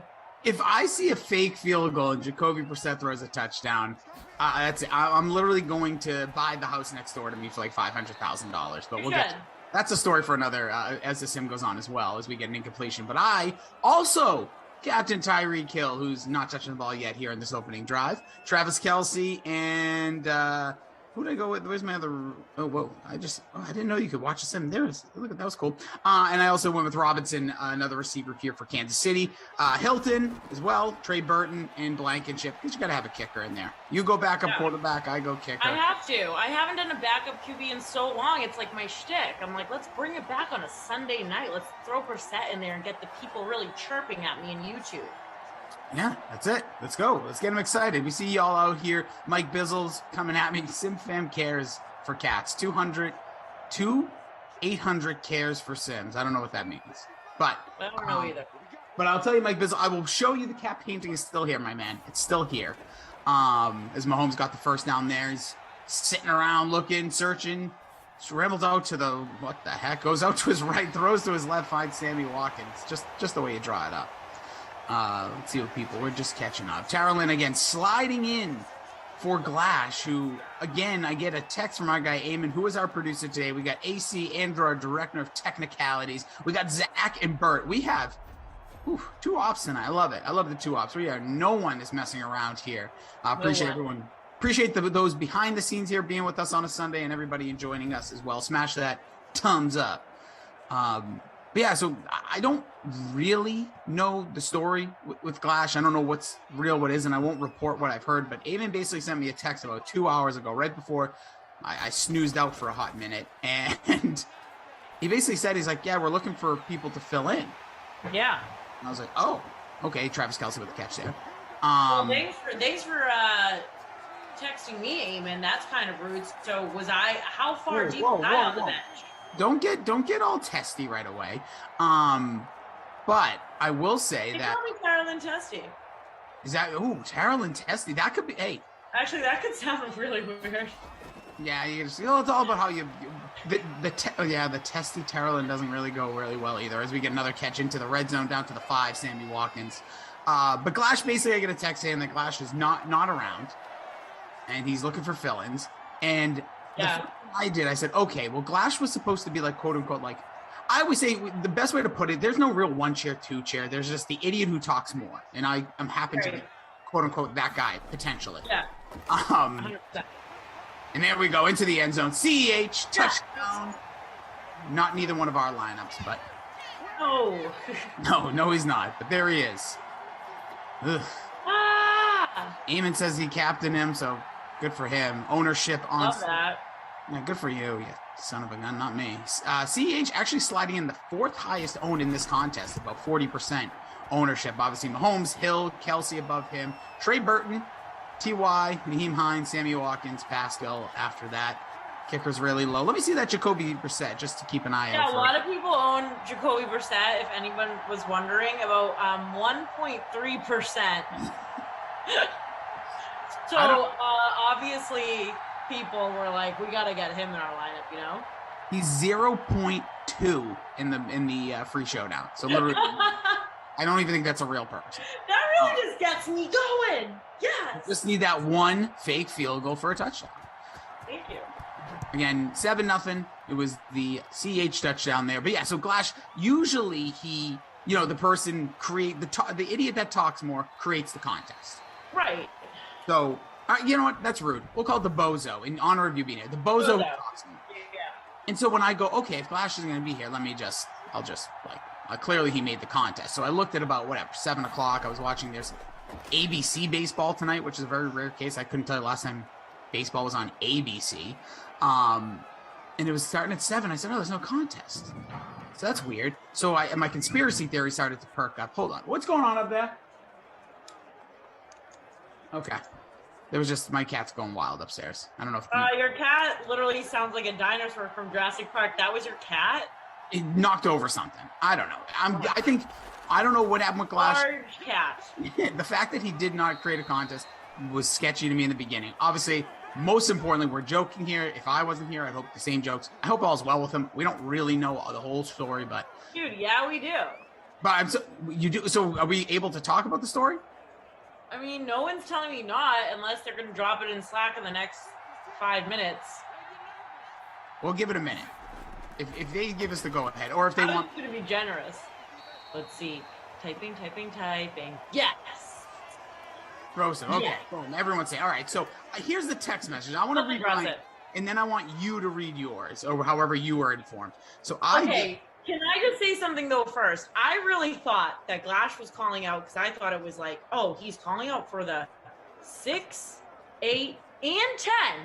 He must be doing something on 98.5. Like that's or Zach Brown Band. I thought Zach Brown Band is in Boston tonight. Okay. So you thought going out having fun. I was thinking, another opportunity on 98.5. I know that's his main thing that he likes to choose over obviously any other opportunity. Why would he not?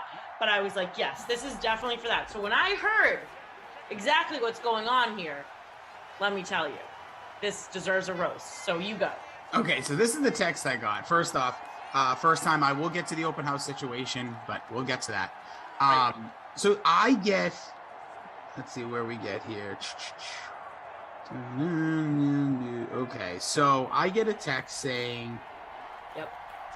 Hold on, where is this? We have a lot of texts, I guess. I feel like it's deleted from my phone, but here it is. Here's what I basically, he says, wait, Eamon texts me at 5:26. We get a big catch and run there. Basically letting me know that, hey, we're trying to fill the 8 o'clock. Right. Fill the 8 o'clock. That was with Glash. Okay, whatever. And then I said, what happened to Glash? He said, took an errant elbow to the face from his girlfriend. LOL. I poop emoji you not. And I just go, what? What is happening? What happened? So is this dude like, first off, I really do hope he's okay because I'm a little worried when you just can't do your job because you got hit. But I'm like, obviously there was no, again, errant elbow very much. Make sure everyone understands what I'm saying there. But like, okay, so that's what I hear. Eventually gets Terrell and stepping in, which thank you. So what was your side of this? Wow. Okay, so this whole thing is news to me. That's not what was said earlier when I was with Koff and with producer Drew.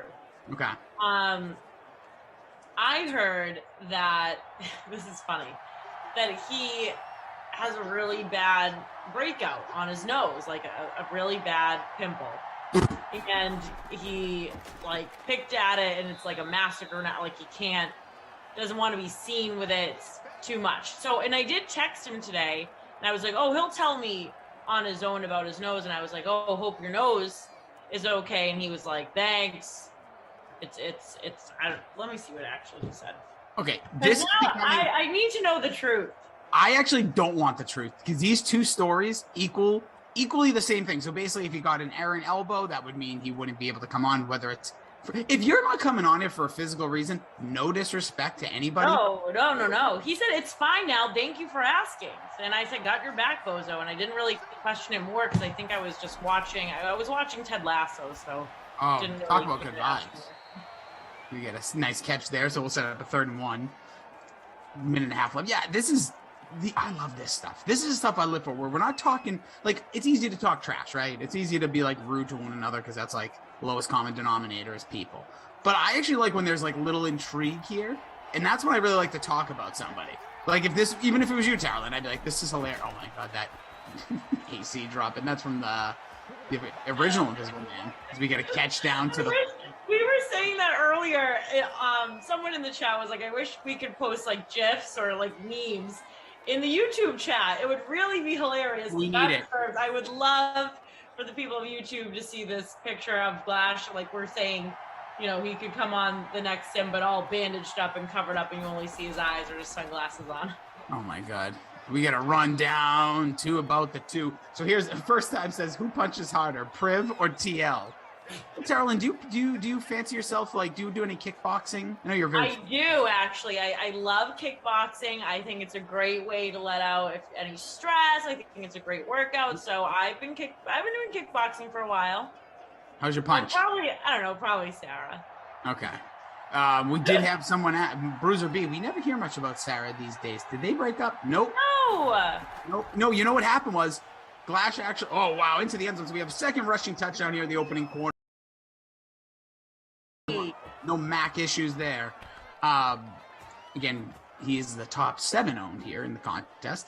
But yeah, he I think obviously when this all was happening, life was just a lot different last summer and previous. Like her job was a little bit different. His needs and time were a lot different. Like you have to remember, Glash was really just like sim god. Like this is everything he did. Now he does some stuff with the radio. He does stuff calling with the WNBA, with the Sun. He's got more responsibilities. So. And they like kind of resituated their apartment for that exact reason because he literally got in trouble. Like she used to always yell at him during Sims, if you recall. She'd be like, "Quiet, I'm doing work." Like Glash, I also have a job, and they're questioning in Zoom if I'm living with an insane asylum patient. Please calm down. Love it. Oh my. By the way, so there you go. Oh, and this might go Obi-Wan. See him over there on Twitch. He's letting me know that I'm not on Glash's level. Well, of course not. Wow. Yeah. We're not even comparing levels. We're just talking about, is it a pimple? Is it an elbow? He got a nice elbow to the face. It'd be even better if it's both. Yeah. Honestly, I wish it's both. I wish like it was like a sweaty elbow. It hit him and made him break out. Bad pimple. I didn't know he was doing the 6 as well. This story is getting so juicy to me. Juicy as a pimple. Yeah, I had I think Lamarca filled in, right? Last sim? Cough is what I heard. Cough filled in? Okay. Yeah, listen, again, this is the fun. This is what we need more in the Sim fan. Like, if there's going to be trash talk or, like, goofiness, like, let it be this, where it's not serious or no one's taking real shots. Like, if you guys want to know the real heat behind the scenes, the real beef in the Sim fan, it's Ducey and BK. Those two got real beef, and I think it's hilarious. Wait, they do? Oh yeah. Yeah, it's all football related, which we're at the end of one there with the completion. So we'll get here. End of one. Tara Lynn Azak, Jason Rossi with you on a Sunday night, a little past. It's 8:15 here on Sunday. And just think, we're about 5 weeks. We'll be ready for the kickoff of Sunday Night Football at this time. Peyton Manning's currently being enshrined into the Hall of Fame. Things are just happening. Tara. Seriously, I'm sure his speech will be amazing. I had no idea it was two. I'll get back to the Ducey BK thing. I had no idea that the Hall of Fame was 2 nights. I was Googling this morning. I wanted to hear Calvin Johnson's enshrinement, and everything was like Bill Cowher and all these other players. I'm like, where is this? 2 nights. I'm an idiot. What do I know? First time I've seen that. But I kind of like it because those are long. Those speeches can be really long. Right. But and I will always stand here and I will soapbox that I don't believe a lot of people in the Hall of Fame should be in the Hall of Fame for what I believe the Hall of Fame should be. But when you see these people make their speeches and they talk about their journey, I get teary-eyed. I'm not gonna lie. I'm a sap for that stuff. Like when people tell me about their life. Or like really inspiring stories. How can you not just feel something, you know? Oh, I 100% agree. That gets me. Don't you have a dark soul? Yeah, and I'm looking at some of you guys out there. Not going to name names. Where are you sitting in the standings right now? I need to know. Because I'm kind of impressed with myself. I'm probably getting absolutely pantsed because I had neither one of the. Oh, no, I might have had Hines. Let's see. Sorry, my app is always getting closed out on me. I am currently sitting in 72nd out of 80 in our contest, so I am stinking. Wow. Where you sitting? I am 71st. 71. So look at us, stinkers. But there's plenty of time, plenty of room to move up. That's what I like. People with the Mike Bauer, the sterile kitchen view. Hey, buddy, I can't help it. We're not back in the office yet. They're not giving me a backdrop. I keep asking. This is getting annoying and bad for me as well. Do you think I like looking at this ugly cabinetry? Even people earlier who are carpenters or whatever they do, they're offering to come fix the cabinets. I rent. I don't own. There's nothing I can do about this. But here I am, just me and my cabinets. And no, I'm not living with Tommy. Please, everyone, stop saying that. Scandal. No. I heard you were house subletting while he's. You just turned the angle of his apartment. People are saying now that before it was, I'm Juicy's girlfriend. I live with Juicy. We share the same brick wall. Now it's I live with Tommy. How about I live just with me? That's who I live with. No, you live. I've seen your roommates. You put them on the IG stories. Yeah, they're crazy. Okay, they come out here. So stop saying that I live with Tommy Freeze Pops, Mr. Guy Fieri's long lost cousin. I swear they look alike, people. If you didn't see it over on Twitter, and I don't live with Juicy. Yeah, if you had a pick for a weekend. Juicy or Freeze Pops. You don't have to just like you have to be in the same apartment with them for 48 hours. Freeze Pops for sure. I feel like we would be like going and like getting roast beef. We would be having amazing meals. We would be laughing. He would be giving me some positive insight. I feel like he would be a great wingman for me since he's always suggesting that I go on The Bachelor. So, yeah, definitely Freeze Pops. Juicy, I think would be good for about like, I'll even give him like maybe like 4 to 5 hours, and then I would explode and just like kill him. Not kill him, but just like kill him verbally with my words. I feel you there. First and 10 here for the Chiefs after that CH run for a first down. Tara Ladezak, Jason Rossi. We got Eamon, our producer. We got AC Android Remix, Director of Technicalities. Zach and Bert, our guy Bert in Ops. That was DeForest Buckner making the big stop here. You got a big old contract there. Or somebody, I think it was him. Somebody got a contract. No, it was Leonard, right? The Colts had signed somebody big. I'm telling you, I'm half in it today. My brain, like I'm always with it. But you are. Who was it? Someone got a huge contract. Why am I a dum-dum? Are you talking about Josh Allen's contract that everybody? No. Leonard. Okay, I was right, Amy. Thank you. Oh. Back up. Yeah, I was going to say we talked about that with Kaufman, and I guess Kaufman really got under Juicy's skin the other day talking about the Josh Allen contract, and Good. really, sent him over the edge. Because listen, it's funny because I've told people, Queenie says Tarlin needs an agent. I'll be Tarlin's agent. Can someone be my agent? If there's an agent in the chat, drop your name. Get me out of my kitchen. Carolyn, whatever you need, just let me know. I'll get it done. Get me out of here. I'm not going to get you out of there. I don't really know if that's what an agent does. I just want me to, like, the house is for sale right in front of my house if you want to buy it. That would be great. I also need your positivity, too. I feel you'd be like, top of the morning, have a great day, don't be negative. That's what I need in the morning. I'd probably say all the things but the don't be negative part, because the best way to get somebody to not be negative is surround them with positivity. True. Listen, in the world, Noise. it's very easy. If you want my first piece of advice, if everybody, here we go, Soapbox Rossi on a Sunday night. When you wake up, the first thing you do should not be opening your social media apps. Just saying. That's true, too. When I stopped doing that early pandemic, it's when everything changed.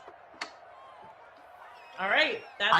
I found myself slowly doing more in the morning when I didn't open Twitter, Instagram, Facebook, Friendster, MySpace, GeoCities, and whatever other what's a swiping app, a dating website app? Give me one. Hinge. That one. I don't know about that app, but yeah, Hinge. Sure. Yeah. No. But that's all I'm saying. That's the number one thing I can give anybody. That'll be my first piece of advice to anybody.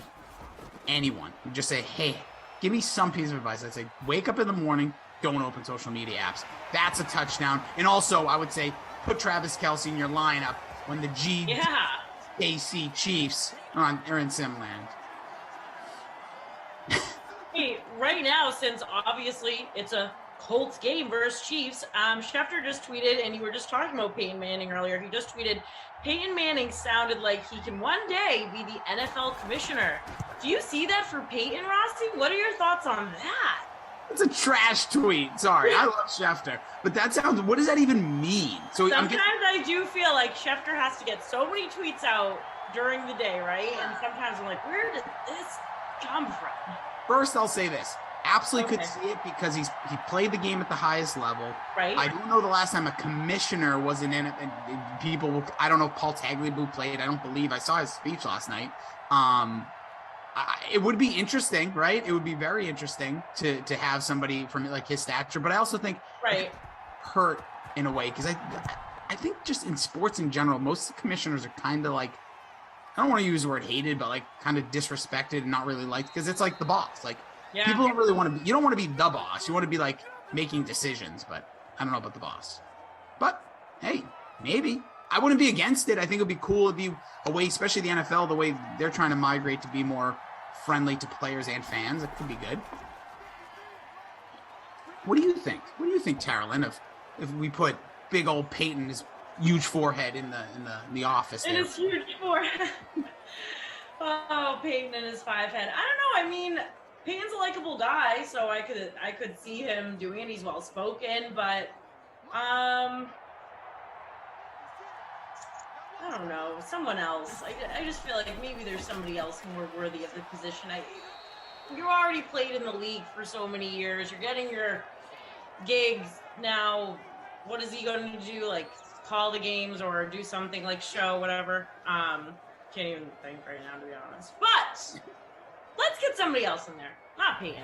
I don't know. I just love what it says. Like, I just like that tweet. Sounds like he could be the commission one day. Unless he just went on a diatribe about how the NFL, like, what it needs, which maybe he did, but I just think it's kind of fun.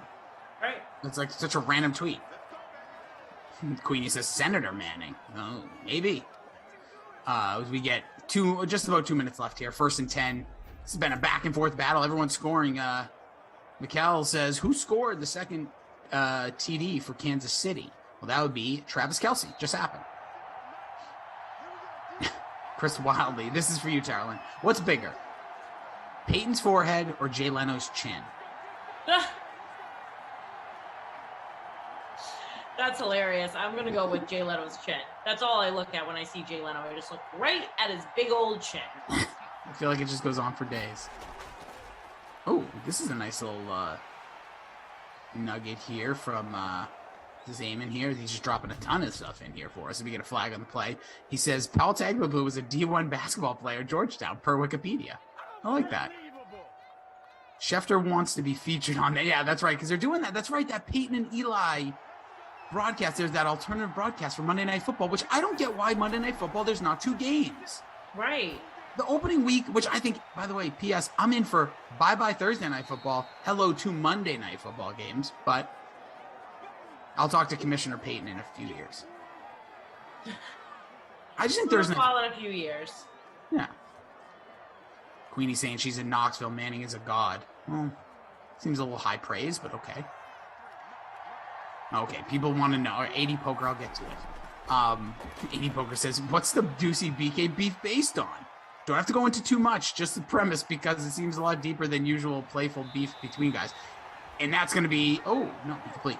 The real short, you guys may have seen it. It was here on it was on a sim, where basically Ducey was saying the most important player is like a left tackle, which I don't 100% disagree, but basically, since then, like anytime those two are in like conversations about each other, you'll hear them chirp at each other. If they're in Twitter conversations, they'll chirp at each other. I think there's like legit like, I know BK enough, the sense that he gives me, you know, I like BK. Obviously, he is what he is, a little bit of a character in his own right. We all are. But it is funny, like, anytime you talk about Ducey, there's just that next level of, like, ugh. Like, I think BK covering the sport the way he does, and when he hears Ducey talk, I think it, like, just bothers him. Which I love this. That's really what it is. That's all you can describe it as. Yeah, and listen, Ducey's doing his job by doing that. Like, and then the only thing I used to love, I don't know how many people remember when me and Ducey used to do stuff, and he used to call himself like the positive guy. He used to be like, yeah, man, I'm all about positivity too. And I don't preach like I'm Mr. Positive. I don't. Like, I just, maybe I come across that way. And guess what? I'm going to have down days. I'm going to be the biggest dink, and you guys sometimes come at me for some of my takes, which that's what's fun. By the way, it's 101 timeout here in Madden. That just feels right. But yeah, it was, but yeah, like those things. Just I remember Ducey used to be like, "Yeah, man, I'm super chill too. Like, I'm cool." I'm like, "It's not about being cool, but that's cool right there." A little T.Y. Hilton action. Did you get him in your lineup? I thought you said him earlier. I actually did. So that's the one smart thing I did. I'm not saying that my Brissett, play wasn't smart, because I stand by it. But definitely putting Hilton in there was a smart doing by me. Sim ain't over. Anna, get out of here. Uh-oh, wait a minute. Oh, I thought it was from action. I will not lie. I'm not going to say the person's username. I don't care. Every time I get the Glendon Blashin tweets, yeah, I literally sometimes say to myself, it's Glash. Because I like, it takes me a second until I open it. But I will say this is a great tweet by BJ_Glash. Is breaking DK news. Brendan Glashine is living his Dwayne Haskins nightmare. Allegedly. But yeah. Unbelievable. But there you go. All right, so we're all tied up here. 14, y'all. Tara Lynn, Azak, Jason Rossi with you. Smash that thumbs up. Keep the positive vibes going from you guys. Hope you're doing well. 80 Poker asked earlier, any news on my hot neighbors? No, I didn't. I was not home today for the open house. So there's an open house next door. I was literally yesterday I did 2 Sims in Tara Lynn. I was barely watching the Sims. Right. Because there was an open house. So I live in a street that is like an L shape. So like my front yard, there's like a house right in front of my house. Are you nervous of who's going to move in? 100%. And I did say at one point there was a very aesthetically pleasing female with her, I assume, boyfriend, husband, brother. Right. I don't know. I don't want to judge. Coming into the house, and I was like and they were only in there for like 4 minutes, which I was very happy. Usually if you go into an open house for less than like 10, 15 minutes, you're not serious. Right. I basically said, I don't need that in my life. I don't need a hot neighbor. No, like why would you need that in your life? No, like you, like, and I was saying this, and I forget who I was talking. I think P. Fry was like, well, I'm like, just trust me, it's just trouble. Like, as you get older in life, like, you don't like the idea of it, like in a movie, like Tara Lynn, like you want a hot neighbor. You might have a hot neighbor right now. I am the hot neighbor. You are there you go. So the neighbor's next to you, like, thank God. Exactly. I love AD Poker. Aesthetically pleasing, indeed. I'm trying. Yeah.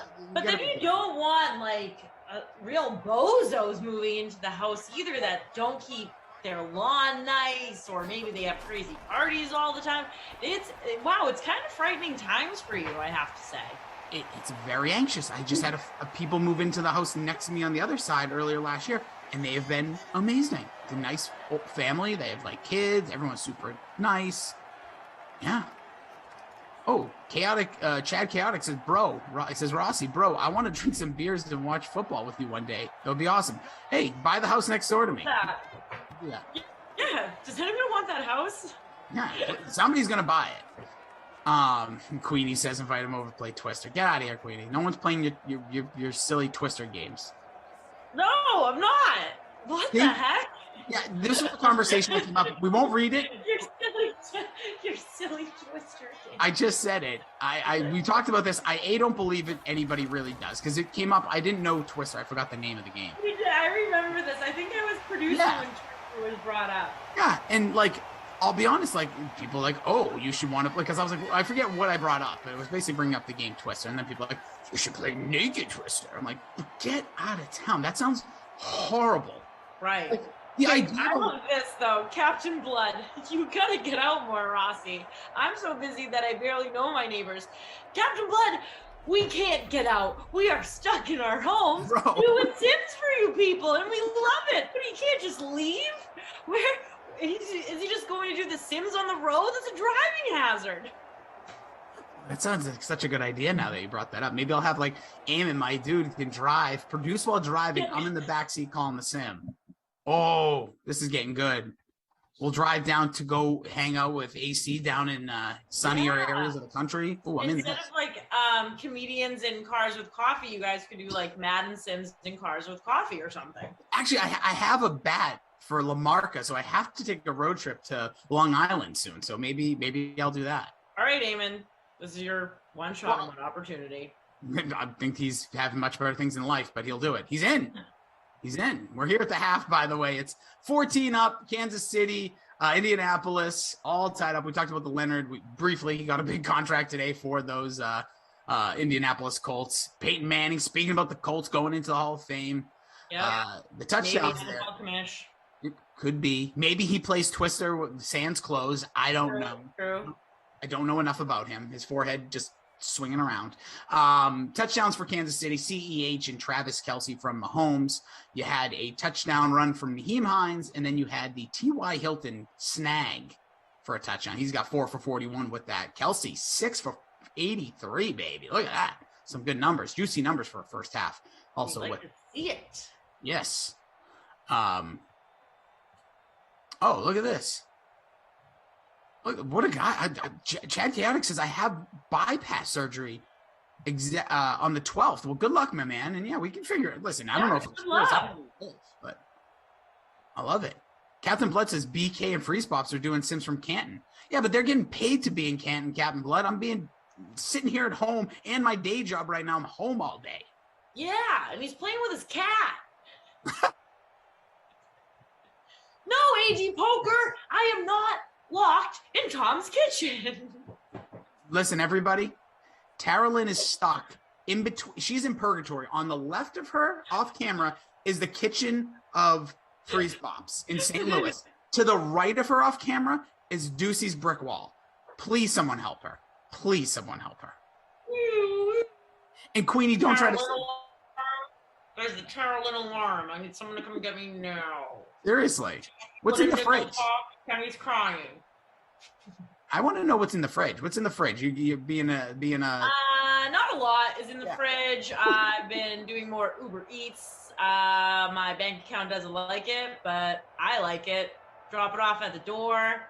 Come out like a little troll. I'm like, yes, there's the food. That's how I feel because my door is so bizarre. It's just like, whoop. Okay, like there's the street, like one of my doors.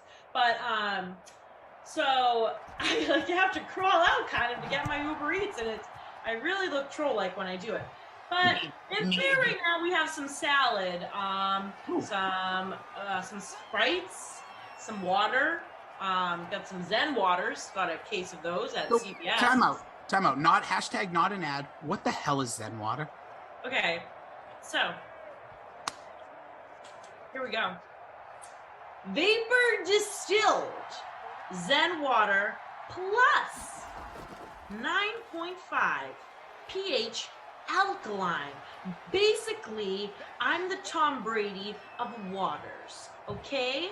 But it's thirsty for a change. So all of the bottles are 100% recycled because I like to save the planet. Maybe some of you don't. If not, could ya? Thanks. And their motto is drink in harmony with Zen water and do something positive for you and our environment. So yeah, it's basically the positive of water. It's basically the Rossi of waters, actually. You know what it sounds like? Marketing, and I think it was probably $5. No, it wasn't. It's honestly really not expensive, and yeah, I like to drink the alkaline waters. I don't know. I'm a little particular when it comes. I like Essentia. I like Smart Water. Some of you are going to say there's no difference in taste. I think you are. I notice a difference. I'm a very particular water person, smell person. I notice it. Like my Aunt Kay, when I go to her house, she gives me sink water. I ultimately want to die. Something smelly in the sink. Sink water smelly. So yeah, I'll take this. I literally bring my own water now to my Aunt Kay's. Shout out to Aunt Kay. If you're not watching, you're probably watching the rerun of the Golden Girls, and I love you for that. Thank you, but I hate your water. Bert says alkaline smart water is the best. It's great. You know what I like? Water. Do whatever you want with it. No water. Queenie's trying to, I think, backtrack some of her takes from about these games. I'm just scrolling back. I'm trying to catch up, and chat's all over the place. Yeah, the chat's been electric today. So shout out to the chat. We love when you are talking with us. If you say weird things, we don't like it as much. If you say mean things, we definitely don't like it. But it's been mostly positive today, and I'm feeling the good vibes. Yeah, I won't tell you some of the comments, and I'll keep the positive. Yeah, please Nothing don't. bad. Please skip over those. There's more people telling us to get out. By the way, follow Tara Lynn Azak on Instagram. The girl gets out. All right, it's not like she's sitting at home all day. Listen. She wasn't gonna be here last night at 8 p.m. All right, folks. It's not. Yeah. So whatever, people. Super Bowl. And I wasn't in Tom's kitchen last night either. Breaking news. Also, just so people know, I don't stalk my neighbors. It's called being a neighbor. When one day, I don't know where all y'all live, but I want to be a part. This is my life. I like people. I know it's weird, but I like to be involved in my area. I don't want I don't want to not know the person that lives literally a toot smell away from me. They're right there. Actually a toot smell. Yeah, I'm saying. But hey, what do I know? Yeah. We'll get out more. Don't worry. Now people are just trolling you with the freeze pops thing. You gotta put a block word on it. I think it's really funny, but it's also sick and twisted. That's sick and twisted. That's a bit much. Dom, follow her on Instagram as well. I mean, Twitter as well. Follow Tara Lynn wherever she goes. This girl's making it in the business, all right? Yeah. We live in a weird industry where sometimes, followers equal things. Even though I don't really believe that, but some people do. And it could be a hiring person. When I'm Tara Lynn's agent, I'm going to tell her we got to get them numbers up. I need you as an agent. I told you the two things Tara Lynn's going to go down. We're going to have a big chat off air. One, maybe other people will be involved. We'll see. Not Koff though. Sorry. Yeah. And then other thing is going to be we're going to get the podcast off the ground floor. Yes. And then we're going to get everything else going. All right, whatever you just need a push. We all need a push. We need someone to just give us that little you can do it, but here's how to do it, and here's some advice. And the best part is you don't have to like the advice. You can be like, oh, I like that you pushed me, but I don't like what you said, but I like to do this with it instead. There you go. Right, and I have to say that I'm a person too that I definitely push myself, but I like spitting ideas back and forth. I like hearing criticism. I like hearing opinions. And I feel like that's how you get far in this industry, because if you are in the media industry and you don't like to hear what other people may think about you, better change your career. So definitely in on that. We got to talk off here. We got to get it moving here. Thanks, Queenie, for saying Rossi should be my agent. I think that was way better than the Twister comment. It was awesome. I will just say one thing. I love when people. Oh yeah, Eric Court. Sorry. I love the chat's really on fire tonight. Whatever happened in you guys' weekend, I appreciate you guys are killing it. Because literally everything's going all over the place. Like Eric Court's talking about Cobra Kai season 4 is coming out. You got Queenie dropping nonsense and also helping you out. We got like people giving shout outs to, my guy Chad here. He's got some, bypass coming up. We got people encouraging each other. It's all over the place. And out of nowhere, Emulator goes, "Where's Lamarca?" Yeah, where's Lamarca? Where's Lamarca? Hey, Emulator, dude, what? We've been here. We're in the third quarter. And I'll tell you're you wondering where Lamarca is? Anyways, and then Eric Court wants to know where my cap picture. All right, end the third. I'll go get the damn cap picture. You can see it. But also, I got Obi-Wan says basically letting me know I'm a weasel, and then he also says that I have no credit. And then also, first time says, Rossi, you're not a neighbor when you live under a porch. That's called a mole. I'm just lower than sea level, so take that for what it's worth. True. That's because you have a split level home. For those, Google it if you don't know what I'm talking about. So we get CEH getting into the red zone here with 2:45 left. I don't know what Mr. Mars Bright say. Did you see? Oh no, I did not. I did not. Mars Burn Bright Burn, if I could read correctly. Speaking of women in sports, I just have the need to mention this right now because I think it's pretty incredible. And you should know this too, just having a kid and how when women are pregnant, it's very easy to notice. I give such credit to Diana Rossini from ESPN. She just had a baby and worked through her pregnancy and kept it under wraps. Like, if that's not inspiring, I don't know what is. So shout out to Diana. She's definitely someone that I look up to. And just seeing that on Twitter, I was pretty mind blown by it. Did you catch that? I did, and yeah. I had no idea. And honestly, like, it's much easier coming from a woman to say this, but it is so much respect to like people want. It's hard, I think, being a woman in a sports or a male-driven viewership industry, but like then to go through like pregnancy and all that, like that's like amazing, just amazing stuff. Diana Rossini, and also was a really, really good at her job. And I don't want to say that like for any other reason, but people sometimes don't understand how good some of these reporters, not just faces, are at their jobs. Yes, seriously. She's definitely, you can tell different reporters when they're, especially NFL season, who knows what they're talking about, who doesn't. She truly is so good at what she does. She's very inspiring. So I have the need to mention that because we all need a little inspo on a Sunday, and that definitely lit a fire up me. So, great. Shout out there. We love it.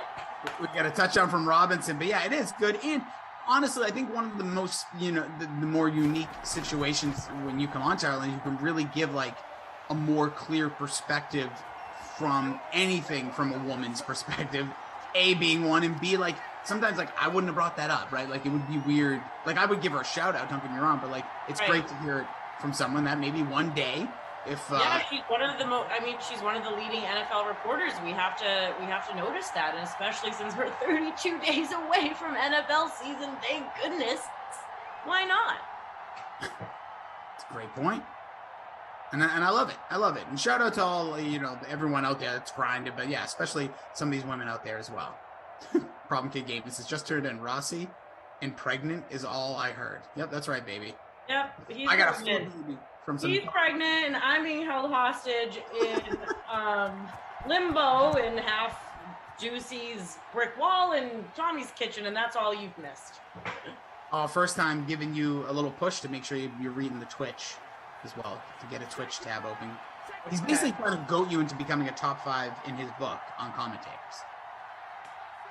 He said, if Tara Lynn read the Twitch, she'd easily be my top 5. That means Koff better be way out of your top 5. Yeah, Koff?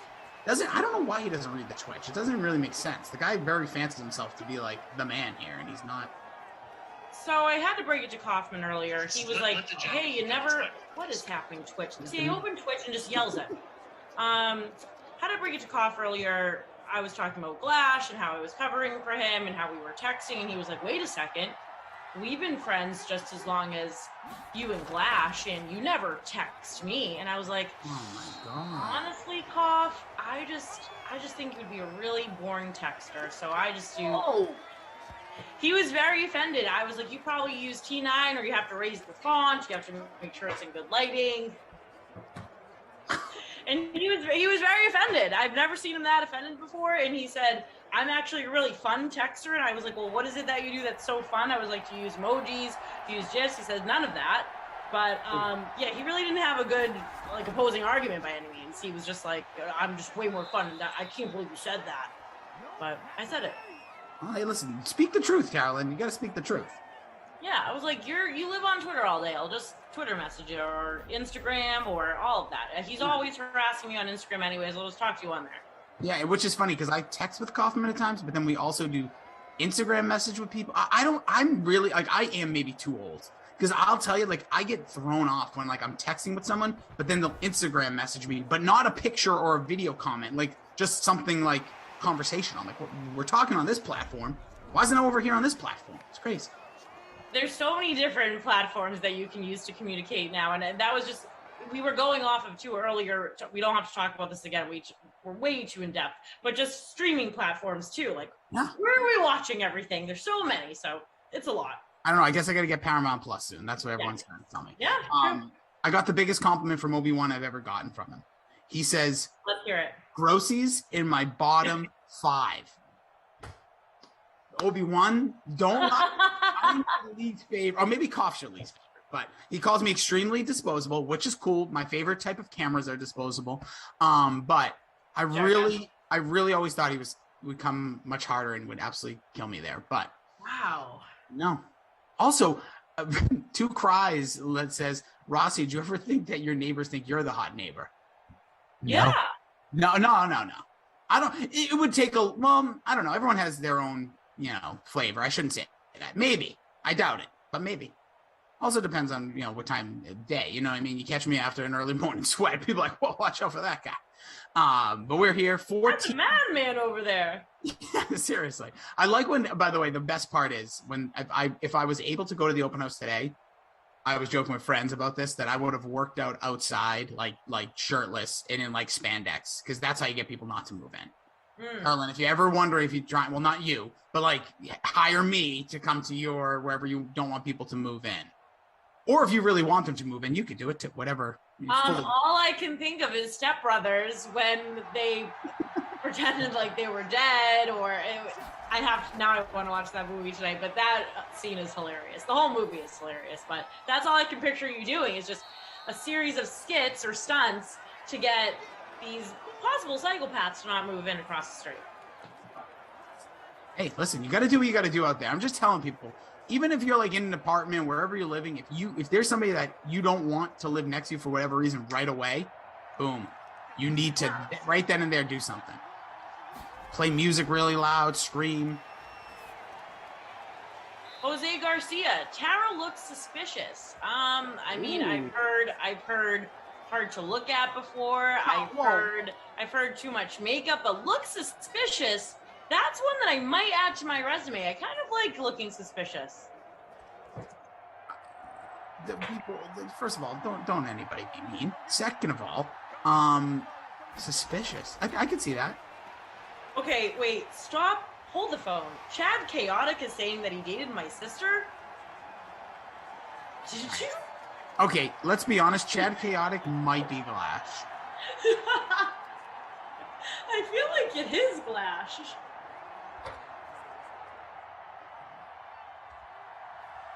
Wait, I don't even know. Wait, do you have a I don't even know sister? Chad Chaotic. You're being chaotic. You have a sister. I do have a sister. For 3 years. No, you would know this. Wouldn't you know? I don't know. She's much older than me, so I don't really know her. What's the age gap? 18 years. Oh, wow. Okay. But we're super close, and the woman doesn't age either. She's like a bionic woman. But you single? I'm like, is Chad Chaotic crazy? Or is he telling you the truth? Is he telling me the truth? Or is it Glash? Probably Glash. He said, "Whoa, not Glash." Okay, definitely not Glash. Then Glash would be like, "Oh, it's me, guys."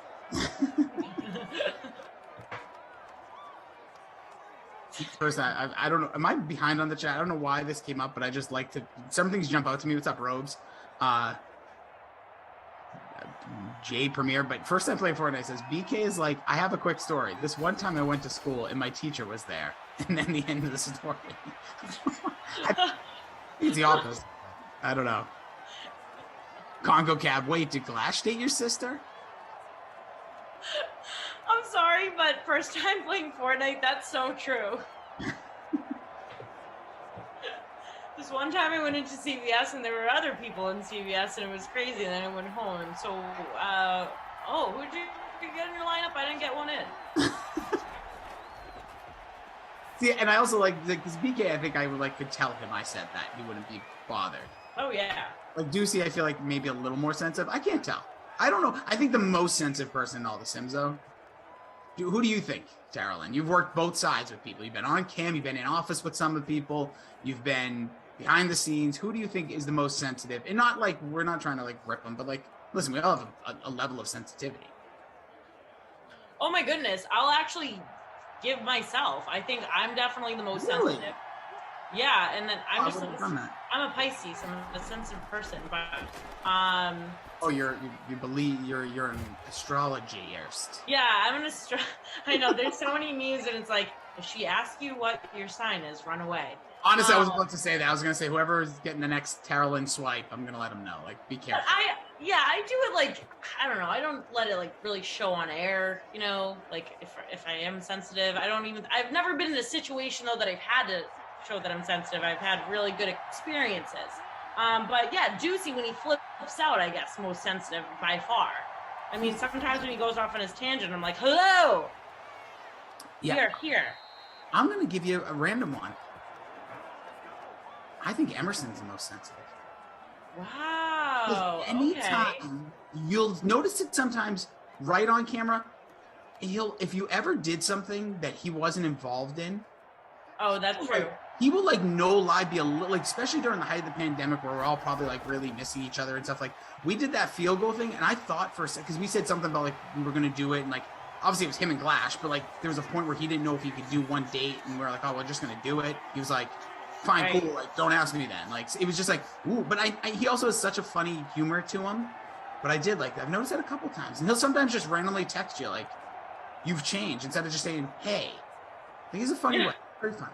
I love the guy to death. I love literally everybody here, but I think we're all literally sensitive to our own degree because it's part of being in the media industry, I think. Totally, and if a comment in the chat rubs Glash the wrong way, he definitely will. He just screams. You know what he does? He goes, "Hold on, I'm gonna just point out somebody." Okay, 80 Poker says everybody on the channel is sensitive. LOL. Cough Glash at the top. So I would just go 80. This is what Glash always says. 80 Poker. I can tell you this once. Yeah. I'm not going to say it again. I'm not that sensitive. I don't mean to be sensitive. If my sensitivity in any way makes you upset, I apologize. And then I'll go on this whole thing. And I love that. I literally tell Glash, I love when he does. Stern Glash. Me too. I hope that's what it's like when him and Sarah get in an argument and he has to be hold on. Right. We got a 4th and goal here. Game not really on the line, enough time to get back, but here he is, Phillip Rivers. Oh, he's taking a sack. Oof. Big play there. So big stop there by the Kansas City defense. Mars Brightburn says, nah, Juicy's the most sensitive, bro. I don't know. Maybe. If you have Kansas City DST, drop it in the chat. I like to see who you people roster. I have to bring this up, though. Andrew just cracked me up on the 1s and 2s. This day was actually hilarious. I was producing this day, I think, when BK, with his celebrity name drops. Hey, if I knew a lot of celebrities like him, I guess I would name drop too. So not faulting him by any means, but he does drop it a lot. But this day he was trying to plan something for his wife. I think it was massages or something like that, something special. I don't know if it was an anniversary or birthday. He just wanted to go all out. So he's just telling the story, right? And then it's so casual, and then he's like, yeah, sorry, I was talking to John Elway's wife. Like, we were just like, what? That's hilarious. But see, like, I like that. There's something endearing about the way BK does it, because I really don't think he means to be braggadocious about the way he does it. I think that's just naturally how people like perceive it. But I think that's just like how because he like is a wheeler and dealer in Denver, so he's like, that's probably how he talks like his neighbors. He's probably out there mowing the lawn in his boxers on a Saturday, be like, yeah, I was on the line with Elway's wife. And the neighbor's like, oh, okay. But yeah, he drops those names. It's really funny. It's just, that's so random. It was, and I'm so glad that Andrew brought it up, because I honestly forgot about it, and it's hilarious. Yeah. It's good stuff here. This has been a fun one. Hopefully we get a good finish here. Chiefs trying to put this away at 3rd and 10. Less than a minute taken off the clock since they got the ball back. Robe says, so my buddy, 2-time champ, would actually went golfing last week, blah, blah. I don't give him too much of a hard time. We need different people on the streams. I will say that. I like having, like, you don't want a bunch of Rossi. You don't want a bunch of... you don't want a bunch of coffee. Exciting. Yeah, you want to keep them, different flavors. It's like ice cream. You don't want a vanilla or chocolate or mint chocolate chip every day. 100%. Chris Wiley says, Rossi, Tommy, Tara are my faves. Good humor, great storytellers. Oof, I don't know. I would actually say that. I think that we are good storytellers. I think I could use some improvement on my storytelling, to be honest. I think I rushed too quick because I'm insecure that people don't really care about what I have to say. So. Oh my God, don't be insecure ever. No, I think that's just like it's been ingrained. But also, I'm the youngest in my family. I think that's not like. So I always used to have to like. I think that's why I talk very fast as well. All right. Ignorance is bliss, baby. AC, love that. It is true. Ooh, look at that. Bert doing a little rating system as we're at the 2-minute warning here. Chiefs, big rip there from CEH. Set himself a hell of a day. He says TL gets a 6 out of 10 on storytelling. If she could get through one without laughing, 9 out of 10. We're trying to change her personality. That's just me. If anyone ever remembers, I've been just laughing in the middle of sentences since I was a kid. So yeah, maybe I could work on it, but I just think I'm hilarious. I laugh at myself. This is really funny to me. Robe05 over on Twitch. So yes, I'm looking at Twitch, baby. Robe05. Tom marathons hurt. Okay, but he's willing to do the marathons, people. So just give him a round of applause for that. But I get it. It got a little dicey and weird one weekend when Tom decided to eat on camera. He decided to heat up his pasta. He was like, we haven't cooked anything in the microwave lately. And now I'm going to hand out a wooden nickel after the game. And then I'm going to put my pasta in. So, like, I don't know what the accent is. But, okay, puts the pasta in. I'm thinking he's going to eat it off air. Obviously, we have B. Berard say, hey, we're coming back. We come back on camera. He's full on eating the pasta on air. People were really disgusted in the chat. Wait, they were disgusted. People have begged that man to use the microwave. So the one time he actually used it, then he gets poo-pooed on? That's why it was so funny, because people were like, yeah, freeze pops. Go heat something up in the microwave. Do it. You haven't had a microwave session in so long. Then he decides to just eat the seafood pasta on camera. The turn of events that occurred after that, the chat, have you watched the Simpsons movie? Yeah. When Homer is hiding from the town, obviously because he flew to the lake. We can go into that another time. One of my all-time favorite movies. And they all come at the house with pitchforks. That was the chat with freeze pops. He was just happy enjoying the pasta too. I love it. Unbelievable. By the way, Tara, another just shout out to the Chaz. We're going to wrap this up. We're going to get your Tara Lynn, terrific player of the game, in just a moment. So pick that out. I just got to let everybody know. Out of nowhere, people are telling a story about BK and Koff making the vulture noise. And then there's a whole story where everyone's starting to like debate what a vulture actually sounds like. You guys make my day. I literally wish I wasn't doing the 10 p.m. because it's going to be hard to be better than this sim. And that's a big challenge for my guy, Bry Guy, who's going to join me for the 10 p.m. But Tara Lynn. The Chiefs take this one, 21-14. Who will be the Tara Lynn reheating the pasta in Tommy Freeze Pop's apartment currently player of the game? All right. Well, I'm not going to look at my lineup because obviously it stunk. My lineup stunk. Who do we got in here? I would say, I had him in my lineup. T.Y. Hilton, not too shabby today, put up 33 fantasy points, got a tutty, 81 receiving yards, 8 receptions. I'm liking him, 35% owned. Yeah, not highly owned in the free showdown either. Go for it. T.Y. Hilton, 34% in the free showdown. So that's a good call. What about your Tara Lynn? Please make sure I don't get a hot neighbor, not my kid award. Not my kid award. Let me tell you, of course, I would like to give it to Brissett, but I followed in suit with this. A lot of people put Doyle in, I'm just looking at the top 3, and I see Doyle in their lineups, and he did diddly squat. 13.8% owned. He wasn't a highly owned, though, but it's really funny to me that he's in number 2 and number 3.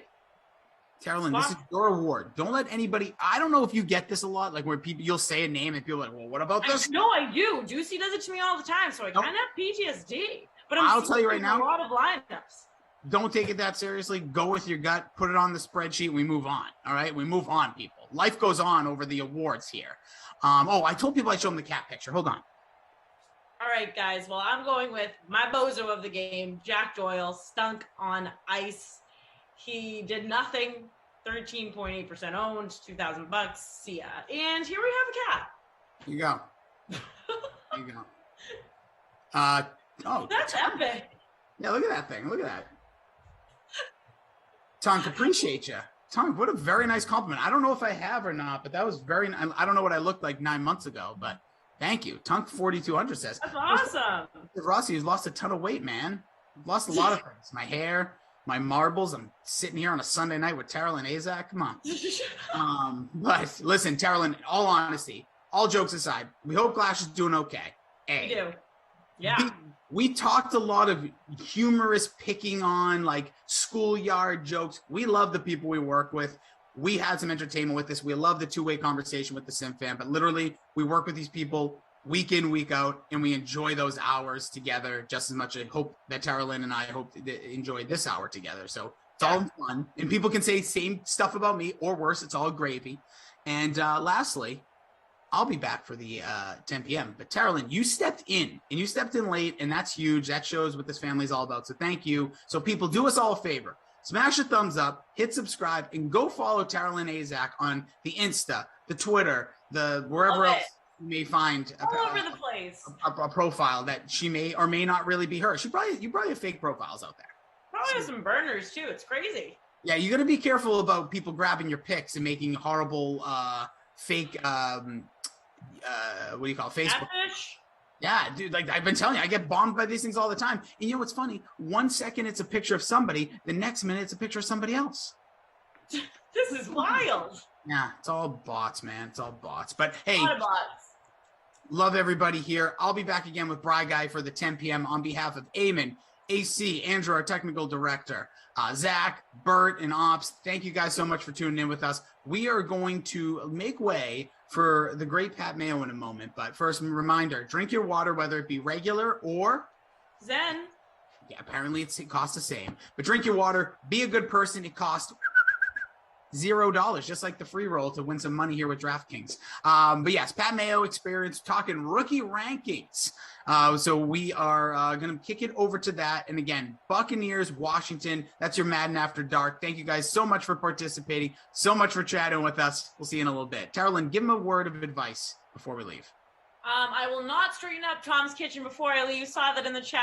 Hilarious. Thank you all for kicking it. Thank you for your support. I'm back tomorrow for Falcons out Browns for the nooner with Koff. So catch you guys there.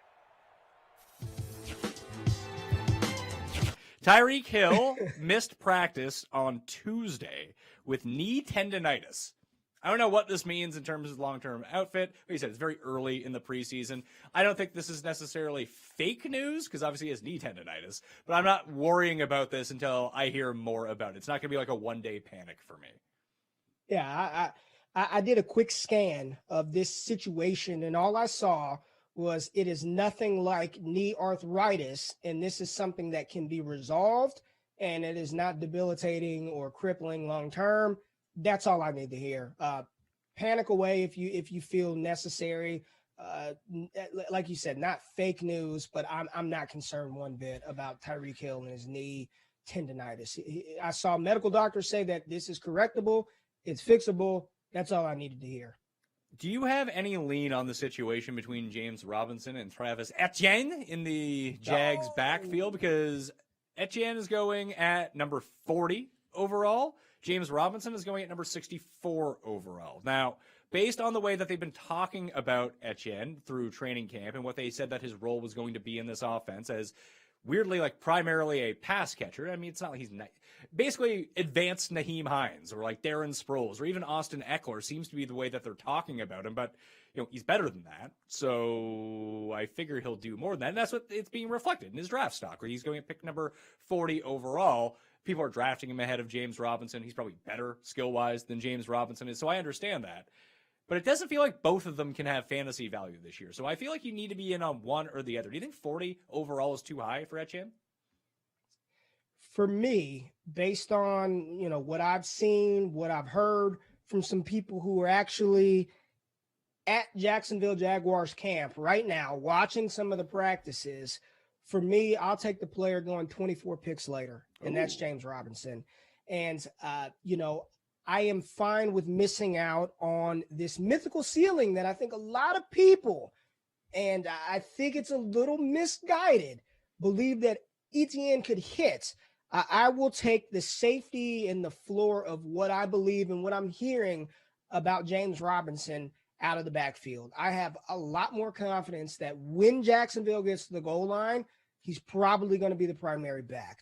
At his size, he's a much bigger running back than Travis Etienne. So I do believe that handling a bulk of the carries through the middle, through the 20s, I do believe that's going to be James Robinson. Travis is still a rookie, and as talented as he is and as good as he can be in the long term, he's still a rookie running back who does not have this.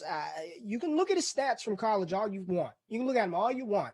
But I'm telling you, he is not on the level yet of a Christian McCaffrey, Austin Eckler type receiving weapon out of the backfield. And every damn time they show the Jaguars practice on TV, he's lined up at wide receiver. It's James Robinson in the backfield. It's Etienne motioning out of the slot, doing stuff like that. And I have no clue. I don't think anybody in the world knows what to expect out of Urban Meyer. But at pick 64, give me the guy that I saw be extremely effective out of the backfield last year in James Robinson, even if we throttle it ain't us. I mean, he's going to see a significant loss in touches this season. But at pick 64, I'm still very much in on James Robinson at cost. I'm probably out on both of them at their current values. I was just trying to think of who I actually want from the Jacksonville side, because if you live on fantasy Twitter, you would think that Chenault is the greatest player who ever lived, which he's not, and he's not even really that great of a fantasy player. He's fine. He's going to have some good games. He has great highlights, and people really seem to glom on to that. But I just think that he's being overdrafted. I think DJ Chark is being overdrafted. Lawrence is actually a pretty good value for the potential upside that he possesses fantasy-wise, coupled with his rushing ability, coupled with this defense that should be really, although they're in the division with the Colts and Texans, so they could be like competitive in that regard. But at the same time, they should be playing in a lot of shootouts, a lot of catch-up. So I think that's good for Trevor Lawrence. And it's weird because I like Chark. I like a lot of these players just to look at and be like, hey, Chark could be really good. I think that Chenault could be really good. James Robinson, Etienne can be really good. Marvin Jones is good. No one wants him. I do. There we are. I'm with you. I mean, I thought you were teeing that up so I can drop the Marvin Jones bomb, because I'm all in on Marvin Jones, and I 100% agree with you. He is good, and in that role, what he's going to do is stretch the field, have those deep targets. Trevor Lawrence wants to bomb it out. And just going back to Urban Meyer's time in college, from, Lewis Murphy at Florida, his time at Ohio State, he likes and loves and utilizes those downfield field stretchers. And I think Marvin Jones, this was an Urban Meyer pick. He wasn't a carryover. Urban Meyer said, I want that guy. I want to pair him with our first-round pick quarterback. And I'm with you. I don't know where Marvin Jones is being drafted, but I want him and have him everywhere because I think he's the player on this offense that is, like you said, nobody wants Marvin Jones. I will gladly take him, and I don't care what his cost is because I know it's low. It is pick number 129 overall. For context, Chenault is going at pick 89. Yeah, I mean, sounds like a no-brainer, right? 129, 80, whatever it is. Yeah, give me Marvin Jones, his ability to stretch the field, his ability to be a threat in the red zone, jump ball situations. I love him. I love him in this offense. I love him with Trevor Lawrence, and the price is outstanding. Wanted to run a few rookies by you and their impact this year for 2021 in fantasy football before I let you go out of here, because I know that you talked about your dynasty rankings, which you can get at FTN Fantasy as a part of the As Ray's all exclusive package. You can use all gas for the discount code on that. Highly recommend that you go check that out. But just for this season alone, because I think a lot of people get it twisted a lot of the time with dynasty versus redraft leagues. I don't play in a ton of dynasty leagues. I don't really care how these guys are going to be in 4 years. But when the analysis spills over, you get a lot of people doing dynasty content and then a lot of people doing redraft content at the same time. They're the same people. Sometimes the dynasty value of a player spills through into what we talk about in redraft circles. Like there are players who are probably far more talented than some of the guys that we might be talking about who could actually have a legit impact this year. And you probably wouldn't want them 3 years from now, but in 2021, they could be good on your fantasy team. So I want to parse that through a little bit. But I want to talk about a guy who's just awesome anyway, and it's Jamar Chase. How high is too high for him this year? Because I could see a world where he's a top 10 fantasy receiver. Whew. I can see a world as well where he's a top 10 fantasy receiver, but that world doesn't exist in 2021 for me. He's still, I think we have been spoiled to a certain degree in fantasy football and in redraft from the instant success of wide receivers over the past couple of years, and most notably Justin Jefferson last year. And it just so happens to be that this guy played with Justin Jefferson on the greatest college football team in the history of the sport. So the expectations and our enthusiasm for this player are extremely high, and for good reason. He was a top pick. He's reunited with his college quarterback. The defense is going to be terrible, so they're probably going to have to throw a lot. But he's still a rookie wide receiver, and he's playing with another wide receiver who was a rookie last year that was damn near first-round pick himself, T. Higgins, who's probably poised for a 1,000-yard season, and Tyler Boyd, the new age Golden Tate, who's going to get his out of the slot. And then Joe Mixon is back healthy, so he's going to I think this is a case where the dynasty value may be seeping in a little too much on Jamar Chase for 2021. I think he's a phenomenal talent, a phenomenal player, and I do believe that we'll be talking about him as a top 8 wide receiver for fantasy football redraft purposes here in the near future. But here in 2021, I'm not seeing top 10. He's got a lot. That's a lot of people he's got to beat out in order. That's Allen Robinson, Tyreek Hill, AJ Brown, Julio Jones for 2021. Justin, I just think that's a lot to put on him in 2021. So the way that I've manufactured it, because I went on runthesims.com, I inputted my own market shares at receiver, my own touchdown rates, and I wanted to be high on them. I was like, what could I put in? What could I punch in that is realistic? I mean, it's on the high end of outcomes, but what is realistic for this season for him? And that could work. Like, they draft him in the first round. They think he's a great talent. He has the relationship existing with Joe Burrow, who I also really like. I have Cincinnati projected to throw the ball more than any other team in football, which really goes a long way with this too. I have their rushing rate this year. And I thought this is still conservative at 39%. It might be less than that if their defense is as horrendous in that division, especially as well, where they're going to have to be playing catch up a lot of the time. That initial projections just kind of show Chase, Boyd, and Higgins all about the same.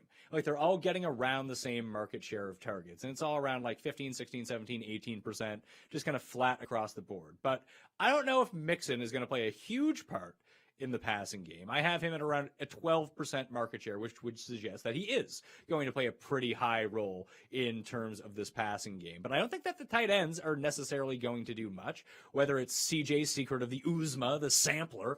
Like, they're not great. You have better options than to throw to them. You can't cover everyone on the field, granted, but if you have three excellent receivers at the same time, you don't need to check down to tier 3 tight ends either.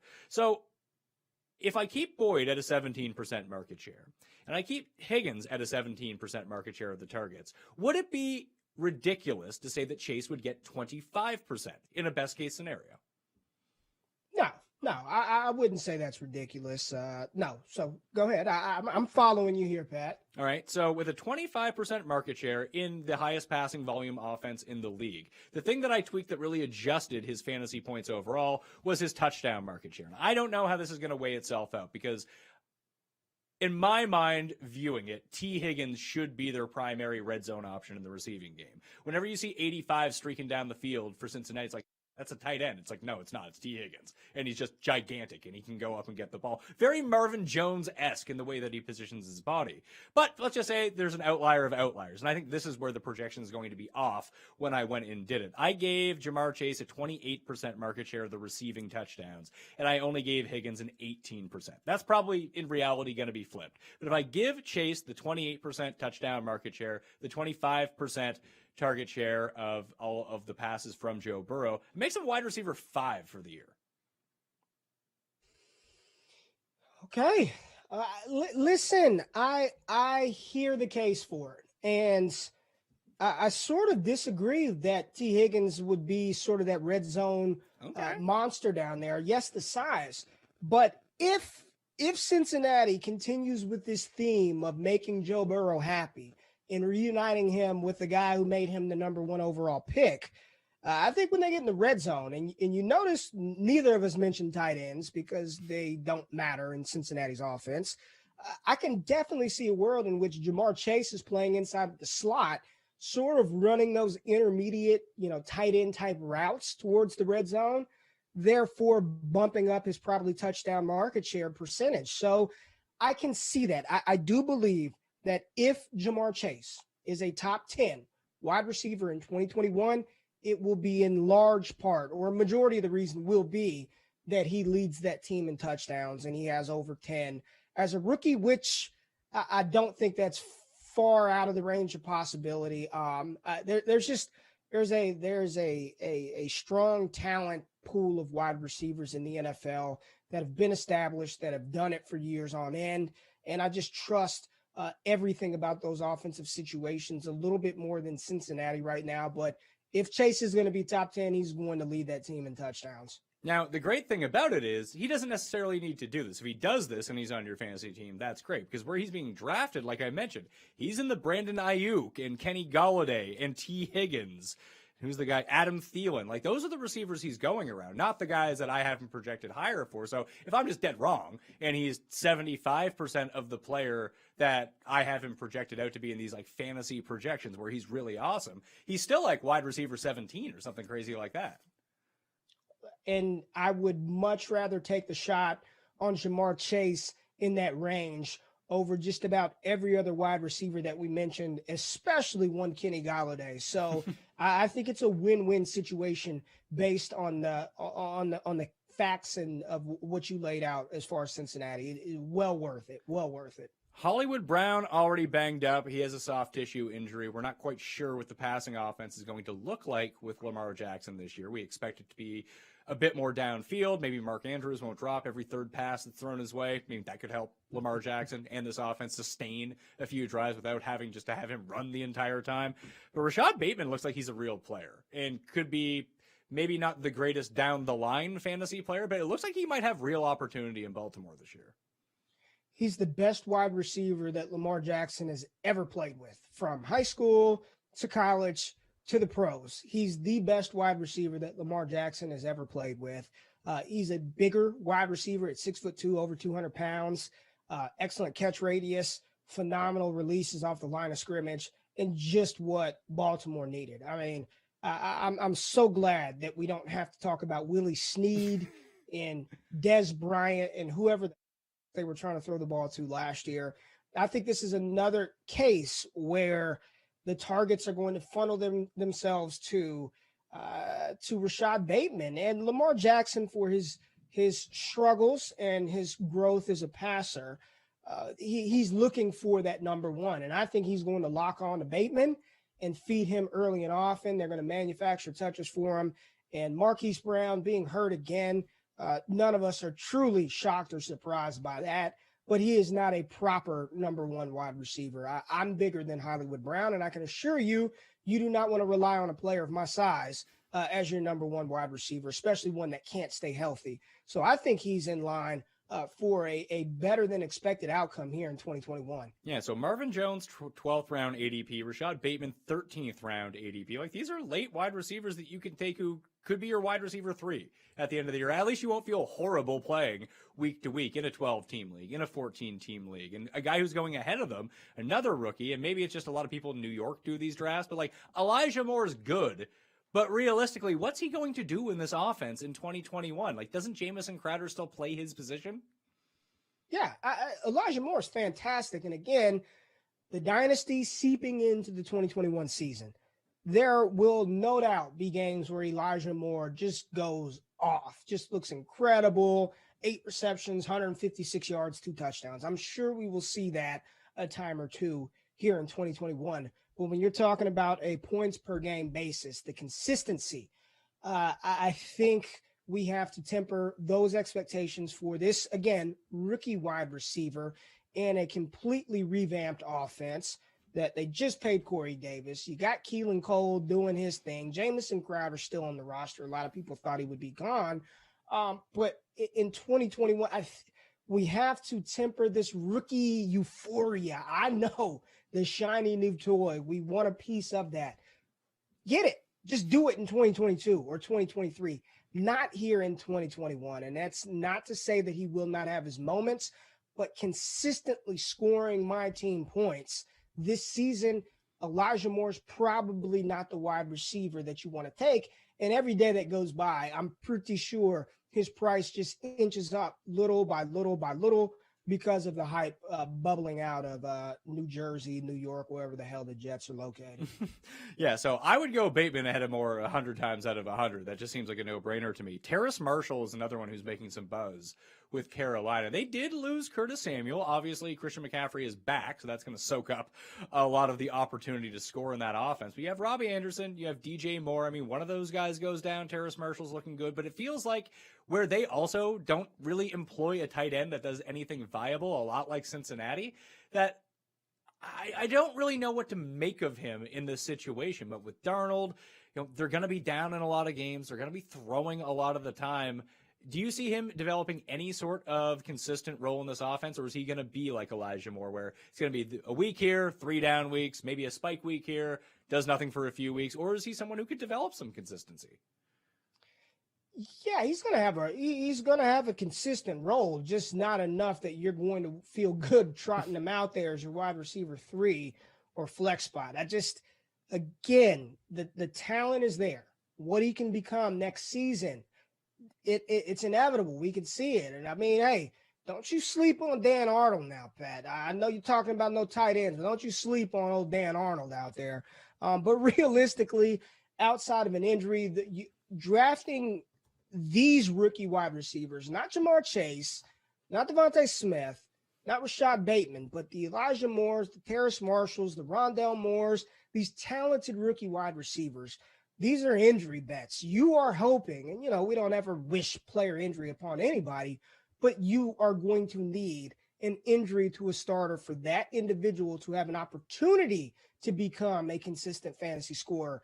And again, the same way I talked about Jamar Chase, I will echo those same sentiments for Terrace Marshall. He's still a rookie wide receiver. So you're going to have an injury to DJ Moore or Robbie Anderson, who, for as skinny as he is, he just never seems to be injured, for him to have an opportunity to score points. And I just don't think that's what you want to spend that type of draft capital on. allow your other league mates to be engulfed by that rookie euphoria, and take more proven players at cost. So now we have two guys, the final two that I wanted to talk about. This was sort of the genesis of this discussion of dynasty versus this year. I don't know how good Nico Collins is. I will admit to you, I've never actually seen him play.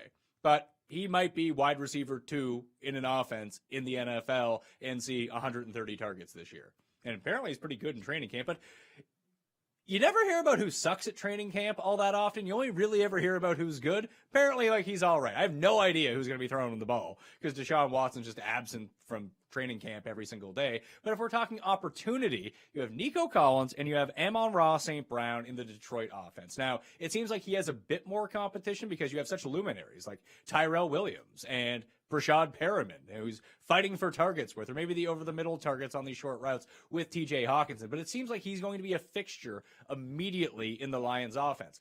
But both of these guys could see a ton of volume and actually have value this year. And their ADPs are Nico Collins 242 overall, and Amon-Ra St. Brown is 194 overall. Like, when we look back at the end of the year and see which rookie wide receivers scored fantasy points, it's probably going to be these two guys. Well, Pat, I can assure you, you're not the only one who's never seen Nico Collins play, because he went to the University of Michigan under Jim Harbaugh. So I'm pretty sure all of us who watch college, we didn't get to see him either because they just stink in Ann Arbor. But this is a situation where everything that we just talked about with Chase, with Elijah Moore, and these talented rookies in these, established situations, I'll say it as that, Nico Collins and Amon-Ra St. Brown are not. They have very good chance, very real possibilities to each start, just like an Elijah Moore or Jamar Chase. The difference is the competition on those teams is nowhere near to the level of what Moore and Chase have to deal with in their respective situations in year one. If it's just sheer volume that you're looking for, if Nico Collins is starting alongside Brandon Cooks, and I promise you for $1 million, I couldn't name another wide receiver. I guess Kiki QT, I'm pretty sure he's still there. But they just traded for Anthony Miller. Okay, so luminaries, good, a lot of competition.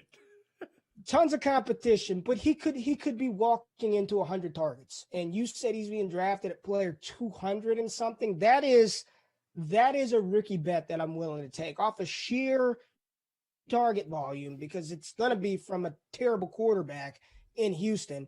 But if he's starting, that's a player that I'd be fine with in investing the 200th something pick on a Nico Collins. And as far as Amon-Ra St. Brown, he was very talented at USC, and I went on the record to say that it wouldn't shock me one bit if Amon-Ra St. Brown had a Terry McLaurin type impact where he's purely just the best receiver on that team. And therefore that coaching staff says, you know what, we just need to funnel this guy the ball, despite Brashad Perriman and Tyrell Williams being in place.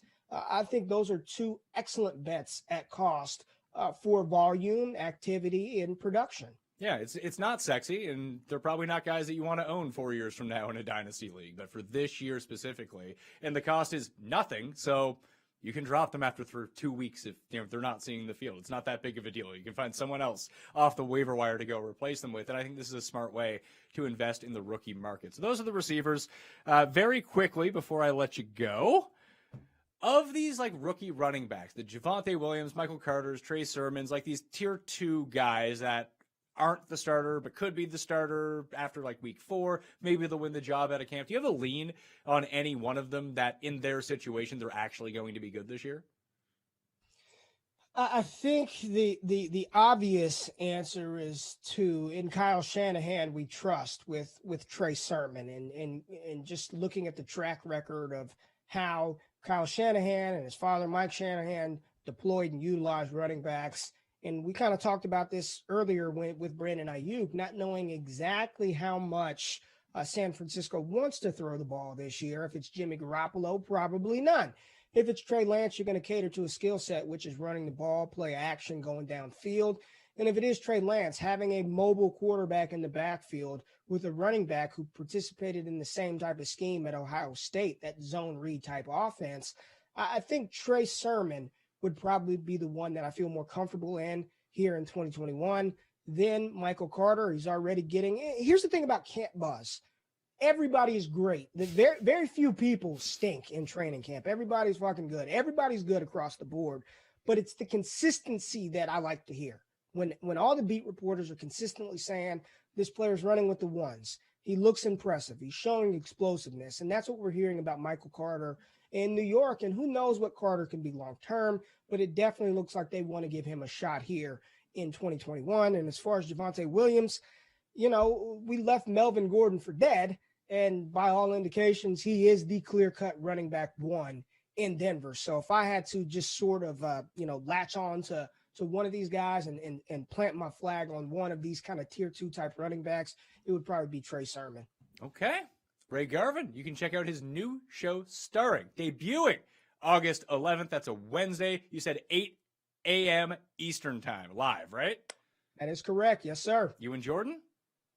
Yeah, I mean, he'll be producing, doing some stuff behind the scenes to help enhance to a certain degree the show. But yeah, we'll have guests on. Pat, we got to get you on the show. I don't know how early you're up, but wake up and come hang out with us one of these days, man.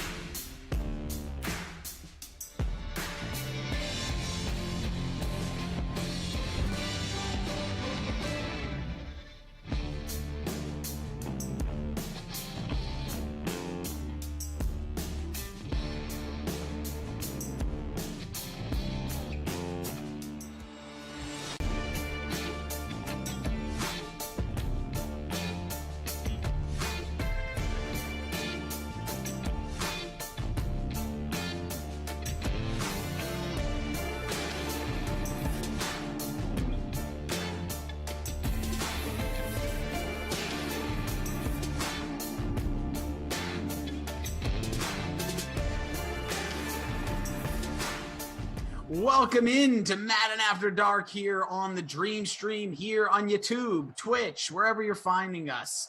This is your final Madden simulated football game for the week, unless your week starts on Sunday. Who knows? I'm Jason Rossi, my tag team partner here for this sim, Madden After Dark, on a Sunday. Most oddly, was not supposed to be this guy. Much more handsome. He's got great beard lines. You trim it yourself. Turn to the side. Turn to the side, Brad guy. Which side? Whichever side you choose. It both lined up perfectly. Is this like a prison photo? No, but like you have very good beard trim line. Like you did that yourself too, I can tell. See, I just realized I turned away from the microphone as I did that, so that's very good of me. It's good broadcasting right there. It's not like you know how to do it on both sides of it. Anywho, you're not Glash. You're Brad guy. How you doing, my brother? I'm doing good, and here's why. I was told by one Adam Kaufman earlier today that there was some debate as to if I should be in the DK on-cam talent fantasy league. And I hear that Brendan Glasheen wanted to kick me out because I don't do enough sims. But here I am replacing him. Shot fired, baby. So you just answered a major question to me. I don't talk about this league because I didn't really get it. And maybe that sounds dumb, but I didn't know what was. If it were up to me, I told you, I wanted 24 teams. I wanted anarchy. I thought you wanted 32. I did really want 32. You're right. But now I get it because okay. This answer sums up because I'm like, I don't even like talking about. I'm one of those guys like I want everybody involved in the party. But anyways, that makes sense. And what you just said, I want you. I don't know the next time you're in, whether it's on camera like you are now, or if you're behind the scenes, we need to put that pie right in Glash's face. Oh yeah, we do. Absolutely. I think hopefully someone on Twitch can clip that right now and just keep tagging him in it. Oh man, we're gonna have some fun here. Again, Man After Dark, Broad Guy, Rossi with you. We got Eamon, we got AC, our technical director Andrew. We have Bert and Zach in ops. It is Glash fill-in night because he either has a pimple or got beat up by his girlfriend. We still don't know. The rumors are out there. They're swirling wild, but again, super pumped. Brad, I appreciate you stepping in.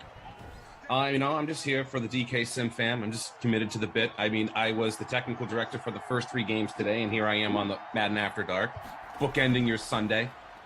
Swiss Army knife right there. That proves it. Get a little bit of both. I think listen, I love it.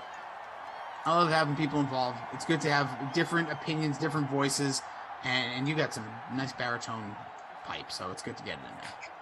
That's because I warmed up my pipes before this. You can't just go into this without warming up the pipes. Did you sing? No. Oh.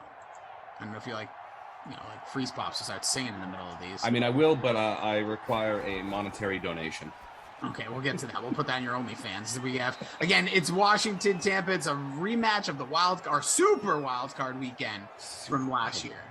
Yeah, that's I love marketing. We're getting that again this year, by the way. I think that's like their new tagline.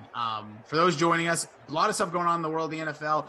Hall of Fame enshrinement 2021 is tonight. I was dumb enough. I didn't realize what was last night. Technically, it was last year's. I didn't know they were splitting it 2 nights. So Peyton Manning went in. He's made some funny little jokes, some quips. Tom Brady's there looking straight out of Florida. Have you seen the clip yet, Brad Guy, by chance? Were you scouring the internets over the last hour? I have not seen the clip, no. Okay. There's a part where Peyton Manning makes a joke. And he says, like, something about Tom Brady when he gets into the Hall of Fame and his first ballot in 2035. Ha, ha, ha, ha, ha. And they show Tom Brady. And I'm telling you, there's all those pictures of, like, when Tom Brady was a rookie to when Tom Brady was, like, we'll say, like, 2008 to, like, 2018. And, like, 2008 and 2018, like, 2018 looks younger. Like, he has this weird, like, I don't know, model. Like, obviously he's taking care of his body or whatever you want to call it. What he looks like today, I'm like, this guy looks like your super rich uncle that moved to Florida. Well, here's how it happened, okay? It's called the TB12 method. That's it. It's the avocado ice cream, the avocado tequila. That's what it is. Avocado face cream. I don't know, man. I'll tell you one thing. I've been seeing a lot of people. That product has been everywhere on my Twitter timeline recently, and I don't know why. I don't get any spoilers on movies and stuff, but recently I've gotten a ton of TB12 products in my timeline. Get out of here. No offense. People are into it good. You gonna take in the method, Bry guy? So here's the thing, okay? I'm in the chat here on YouTube, and someone says I look like Hugh Morris. No. So naturally, I have to Google Hugh Morris. Oh, you don't know Hugh Morris? Okay. I don't know Hugh Morris. Yeah, I mean, I'm not that big of a wrestling fan as you. I understand. So whatever you just said, I was not paying attention. First of all, thank you. Because most people, including myself, will just say yes. Like whatever you just said, yep. But I will say this, Hugh Morris, you definitely don't look like, we've already talked about this before, you're baby Brock Lesnar. Get it right, everybody. We're going to get, oh, wow. Whoa. Get up and get some. Is that scary, Terry? I didn't know Dwayne The Rock Haskins could do that. Neither did he. But yeah, McLaurin goes up and gets it. Scoring your opening touchdown here in your 10 p.m. Madden After Dark. Even though the besmirching of that Hugh Morris comment, because I do not think, and not that Hugh Morris is a bad-looking guy in any way, a little disgraced in his career, but that's another story. Keep Googling. That was a beautiful catch, by the way. Really was. Nice animation there. Go up and get it. Get over the defender. Highest point. Love it. Kind of David Patton-esque in the 2001 Super Bowl.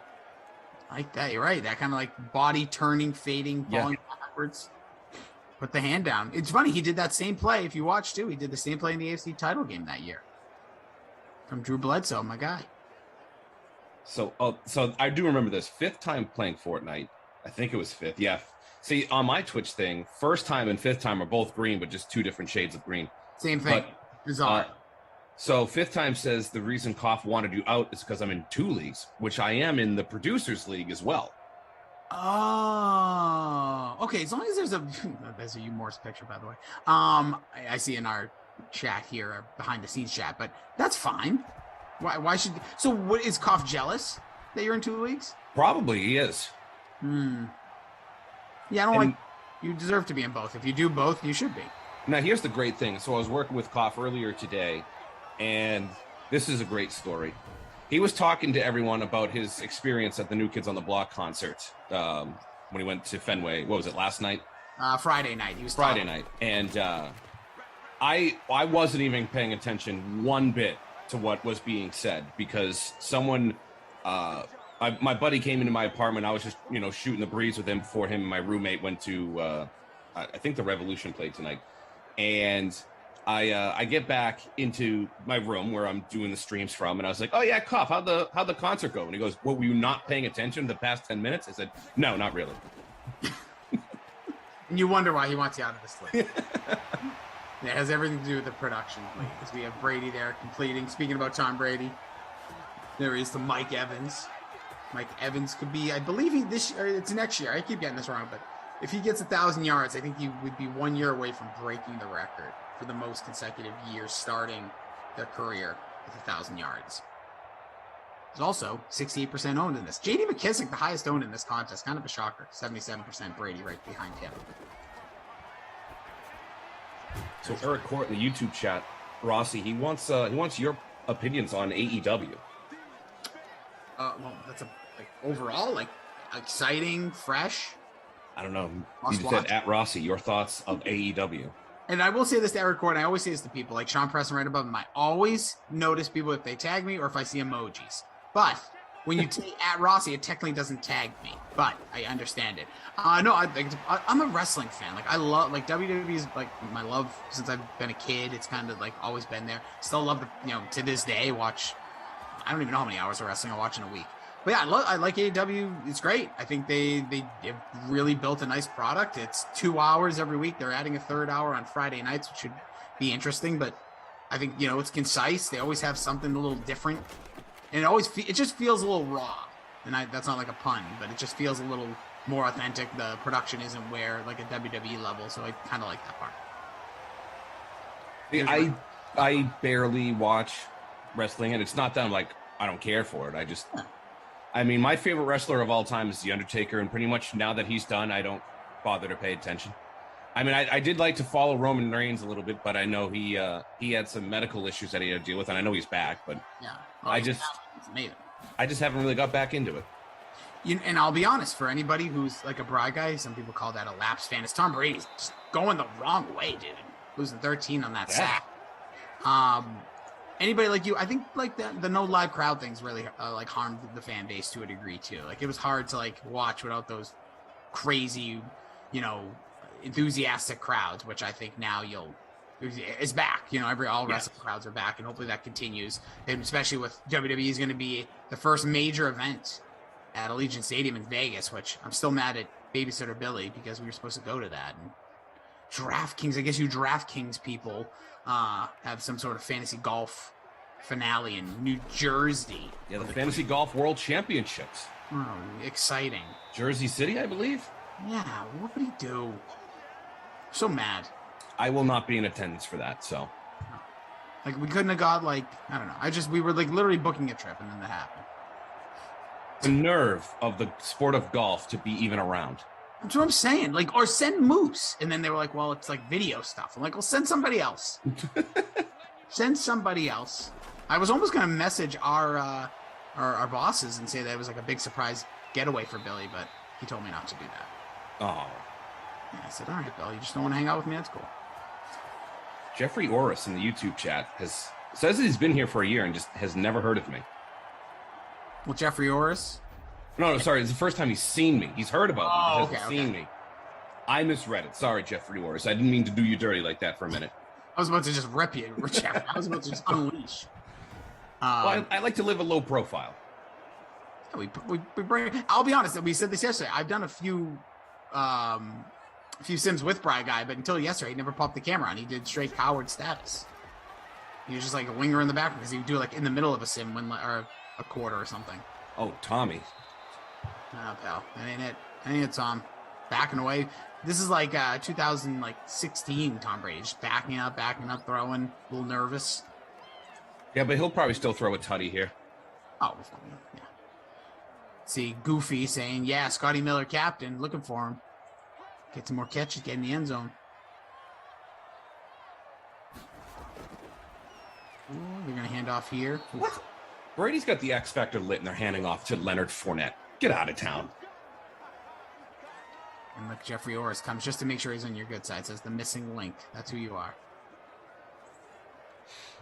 Congo Cab looking for that O.J. Howard vulture. I got him in my lineup, baby. I only remember one vulture touchdown in the earlier Sims, and it was Virgil Green. Oh, Virgil Green's he's on the Mount Rushmore of Madden 21 vultures. Guy gets it done.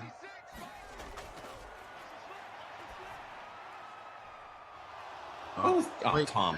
That really faded out there. So an incomplete pass on a 3rd and 11. Going to settle for a suck-up field goal attempt. Matt P. on YouTube says that I'm like Bigfoot, always talked about, almost mythical. And tonight we find out he's real. And who would have thunk if it wasn't for Galash's controversy, this never would have happened. Right, exactly. Problem Kid Gaming goes, you're a hometown buffet type guy, Ross. I'm not allowed in buffets. I'll just that's actually it's become a rule. It's one of my new life rules. I don't go to buffets. Because I just know I got no control. And I also feel, Brad, I'm so cheap that if I go to a buffet, if it is discounted as, we'll say, $9.99 or as expensive as $100, like on a holiday or something, I'm getting my money's worth. I'm leaving that place they're in the red. See, I don't think I've been to a true buffet style restaurant since NAMM. Really? Not even the Golden Corral? Hey, have you been? I don't know. Is there Golden Corrals around us? I've never been to a gold. I didn't think there was. Oh, Florida. Get out of here. I think around us, I don't even know anymore. There was Old Country Buffet. That was a place when I was. Yes, that was the big one that I went to, and then the one that I went to closed. Same. Probably the same. Is the Old Country Buffet still even in business? I don't want to say this in a discouraging way. I would like all businesses to succeed, but I kind of hope not. That was not. I just think buffets got to go. I'm not trying to be that guy and tell people how to live, but man, that is a slippery slope. A pizza buffet is one thing, when they do that at places, but man, buffets are Like Cece's? I've never been to a Cece's, but I heard it's not the greatest. Yeah, I've never had their pizza either. Oh, there is? Well, there's 2 in Mass? Didn't even know that. What, Oak Country Buffet? No, Golden Corral? Oh, wow. Oh, Manchester, New Hampshire. Not close enough. It's actually closer than Springfield to most people. I don't know if he was talking about Manchester by the Sea. No. Springfield, Mass, where the home of the Hall of Fame of basketball, that's a hike for us. And Six Flags. Fun fact. Dewey Haskins here, 3rd and 11. Should be the last play of the first. Play action, strike down the middle, almost throws an interception. Make sure that it isn't the last play. Thanks, Dewey. If that got through, I think Scary Terry was gone. But, apparently you can't really thread the needle with like 3 defensive backs right there. Who knew? To try.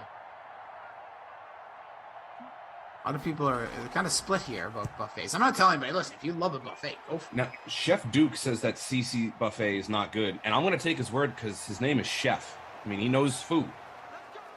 I hope so. Aaron Court says hibachi rules. Yeah, hibachi's a whole different story. It's not endless. China Super Buffet, Rossi. Is that a place? Or are you just telling me to find a Chinese food buffet? Because I used to go to a lot of Chinese food buffets, and trust me, I'm paying for it these days. Once you get a little bit older, that weight don't come off like it used to. Not that it did. I never used to lose weight. Anyways, I don't know where we're going here. Brady 6 of 8. Dewey Haskins, as you mentioned, Brian, threw a nice dime piece to Scary Terry in the back left of the end zone for the lone score or touchdown, should I say? And then we had a Ryan Suckup field goal. We're all over the map. It's Matt After Dark. It's a Sunday. We're about 5 weeks away from NFL. This time we'll be having Sunday night football. I believe it opens up with the Bears at the Rams and SoFi Stadium finally getting the crowd, the energy, the life put into it. Now, here's a question, and I don't know if you were part of this debate. You very well could have. Does Sunday begin the week or end it? Ends it to me. It ends it? Yeah, because the weekend... I've gone by yes, I understand if you and also, well, we don't have to get too religious here, but some people go that route. But I just think Sunday's the end, Monday's the beginning. Okay. Start the work week. I look at this is the bookend of my week. See, I also believe that Monday begins the week, but I understand where people say that Sunday begins it because when you look at a normal calendar, Sunday begins it. Yeah, I've never really understood that either. That's such a good point. I've never understood that calendar. What are we doing? What are we doing, calendar? I don't know. I'm just here so I don't get fined. Well, we both are, technically. What's up, Lisa Robinson? How are you? If that's the real you or one of your many burners. Mike Bizzle asking, where's Freeze Pops? He's currently sitting on Guy Fieri's lap in Canton. Now, I'm curious how much money his Morton Anderson signed Denny's menu is worth. I bet if he put it on... she's an eBay. If people still use that, I would guess he could get $20. Or $20? Okay. That's a nice W. And I don't mean that name disrespect to Morton Anderson, but it's a Denny's menu. It's not football. So you're saying if it was IHOP, it might have been worth a little bit more? Ooh, that's controversial. I could go so many places right there. I want to say IHOP or Denny. Yeah, IHOP probably has a little better. I think people give it a better thought process on that one. Now, do you remember when one summer they became IHOB, the International House of Burgers? Yeah, that was, and that really freaked out and I don't know how much you care about stock prices. I know they're not their own, there's a parent company, but that took a little hit when they did that. Oh, I didn't realize that. Oh, yeah. You don't want to go ahead and just put a huge campaign changing your name and then saying it's only for a few months. But hey, it was a good marketing campaign. We remember it. Mm-hmm. Our Zach in Ops says it certainly has to be one of a kind. That is true. And there are going to football fans and sports fans, we all have our favorite players. Morton Anderson, there's probably somebody out there that tries to collect everything that's his. Oh, so, I wouldn't doubt that at all. So maybe if there's more than one, then it could be higher than 20. That could be something that maybe go for a couple $100 for all I know. Ghost 407 on Twitch says that for breakfast, IHOP is better. Ooh, so you're saying Denny's is good, food? Non? Breakfast? You saying like if I want to go get like a nice sandwich or a steak? Brady sacked again with the X Factor lit. Yeah, this Washington defense is all over them. They've been a nice play so far. You know, this Washington team almost pulled off that victory in that super wild card, by the way. Yes. And I thought they were. That was the only playoff game outside of the Super Bowl that I watched Tom Brady play because I couldn't watch it. It was very hard to watch. I mean, I can understand for Patriots fans it was hard to watch. I didn't really care. I mean, I knew that if anyone was going to pull off that game against Washington, it was going to be him. And if he, the only other team I really thought that could beat the Bucs were the Saints, and it turns out that wasn't even close. But I mean, like going into that game against Green Bay, I know in Green Bay you're sitting there going like, oh yeah, the cold weather, the Bucs aren't ready. But it's with Brady, it didn't matter. Yeah, they were too. You knew he was going to ball out. Agreed, and it was hard. I didn't watch it. I had people texting me updates, so I couldn't do it. Too emotionally. It's hard. Patriots. Now, I will say this though: that Super Wild Card weekend, the 3 games on Saturday and the 3 on Sunday, I was in heaven. Oh, marvelous! I mean, I love this expansion, and I think we should expand more. I want games on Friday, Thursday. What is wrong with you? What? No, we're trying to eliminate Thursday football. We already came up with it. We're gonna do double headers on Monday. You in? Double headers on Monday Night Football? Oh, it's fake! Punt! Oh, I wanted the interception. We just got a fake punt. And I'm going to tell you right now, look at that. Come on, that's why he plays defensive back, I guess.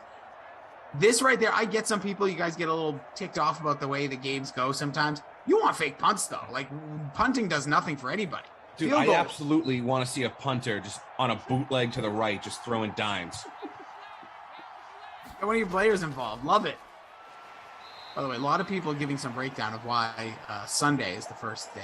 Reverend, my man, says it's astrological. I think I said that right. Sunday is based on the sun. It's the first day of the week because it's supposed to create the light for the week on Sunday. He says that's the abridged version. Sean Preston says the Romans were strange, but they did a rule. The planet. This has nothing to do with that, I guess. Something about religion. I thought that was a different comment. Then Chef Duke, if we're going with Chef Duke on his CC steak, he says Sundays on a weekend, so it ends on Sunday. So now we got Reverend versus a chef. I don't know what to do here. I don't know. I feel like we shouldn't be fighting on the Lord's Day. It's true. Every day's the Lord's Day. But Mike Bizzle, what are you saying? It says, loser Rossi, why don't you bry me? Excuse me? What? I don't know what he means. I don't know, Mike Bizzle, but I love you, bud. What's up, Relly Rel? How are you? Damon saying Monday equals moon. Didn't even know that. Yeah. Now we all know. Learn something new every day. Who knew? Oh, Obi-Wan says chicken fried steak is excellent. You know what? One time, Obi-Wan, I'll speak directly to you because you are my guy. One time, I decided I was going to order chicken fried steak, and wherever it was like a Bennigan's back in the day, and they were out of it. I said, all right, it wasn't meant to be. Have you ever had the delectable fried steak, Fry Guy? No, I have not had a fried steak. Can't say that I have. The only fried foods I have has been like fries and onion rings. Yeah, doesn't count, but I know what you're saying. That's just delicious. Valdeway's coming in hot, saying Sunday is the first day, the weekend on Saturday. Sure. Oh, there's one of Lisa Robinson's burners are in the chat as well. AC, our technical director, Andrew says, brings back memories of bodybuilding.com forum where guys argue about how many days in a week. And I know sadly, I know exactly what he's talking about. So we're at the 2-minute warning here. Bry Guy Rossi with you. Eamon's our producer. Andrew, our technical director. Zach and Bert. I'm just calling him Burke. And Ops. Yeah, go with it. Yeah, whatever you want to be called. He goes man by many names. I'm feeling points for Washington on this drive, by the way. I'm just feeling points. Oh, yeah, we can use them. I don't know what kind of points, but we're just going to get points. We'll see if it's going to be Haskins connected with somebody. We're going to get J.D. McKissick, the highest owned in this contest, involved. Here he is in the shotgun, 135 and counting left. Throws a bullet right to the dirt. So first time playing Fortnite, says it's Sunday is the first day of the week. Why is it considered part of the weekend? I'm saying. The ends aren't necessarily going to be at the end, if that makes sense. Take a stick, right? It has two ends that aren't near each other. Oh, crap. See? Damn, hitting us with the heavy. What am I supposed to say to that? Didn't think I was such a big philosophizer, did you? Seriously, I feel like my eyes are starting to bleed. Where it says, what if it's a tiny stick? Still has moments. It ain't about the size of the stick, guys. Lisa Robinson Shadow says we're all here. There was a good question. Somebody just asked us a random question. We're not going to get those. Oh, maybe wait. Shouldn't say that. We could get a little field goal action here. Oh, they're going for it. Saying, yes. I challenge us to get some points. Look at the stacked offensive line. They got 8 tight ends in. Give to McKissick. Oh, there goes my prediction. Nice try, though. Nice try. I like the aggressive play call. You made me look like a fool, Washington. Damon says chicken fried steak, usually cubed steak, cooked with chicken seasoning coating, and then smothered in country gravy, served with mashed taters and beans. Did not know that. Kind of glad I didn't have it. There's another sack for this Washington defense. I think somebody asked us about a horror movie or a movie in general. I can't remember. Now I don't know where the chat, everything's flying around. Somebody basically asked us, well, I'll do it this way. I apologize if you asked this question because now I can't seem to find it. And after that stick comment, I think all of our brains have just been absolutely mushed like bananas. What was the last movie you saw, Right, guy? The last movie I saw? Yeah. Ooh. Like in theaters or like on TV or? Whatever you were within theaters. When was the last time you went into the last movie I saw in theaters, I think, was Captain Marvel.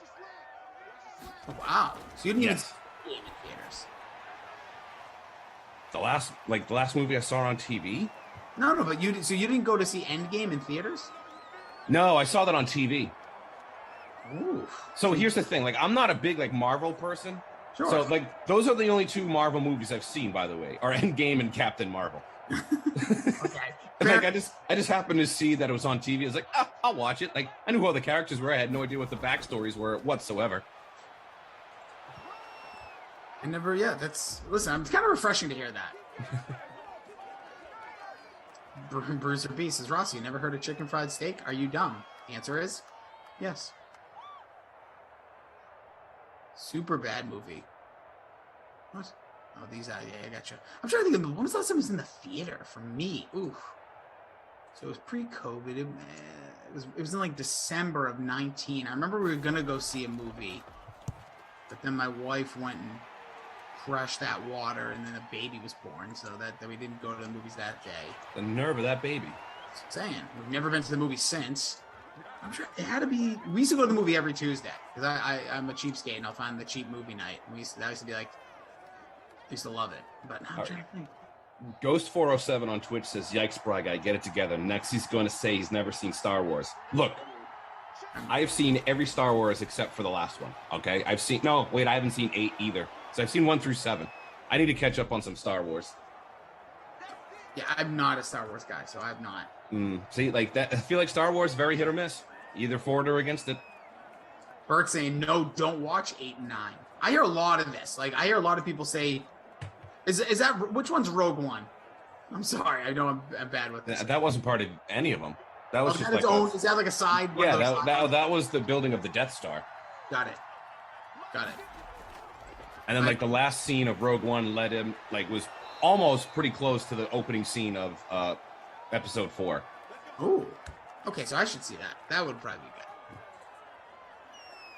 good. Ooh. Zombie Zach on Twitch saying Star Wars is kind of trash though. Not for everyone.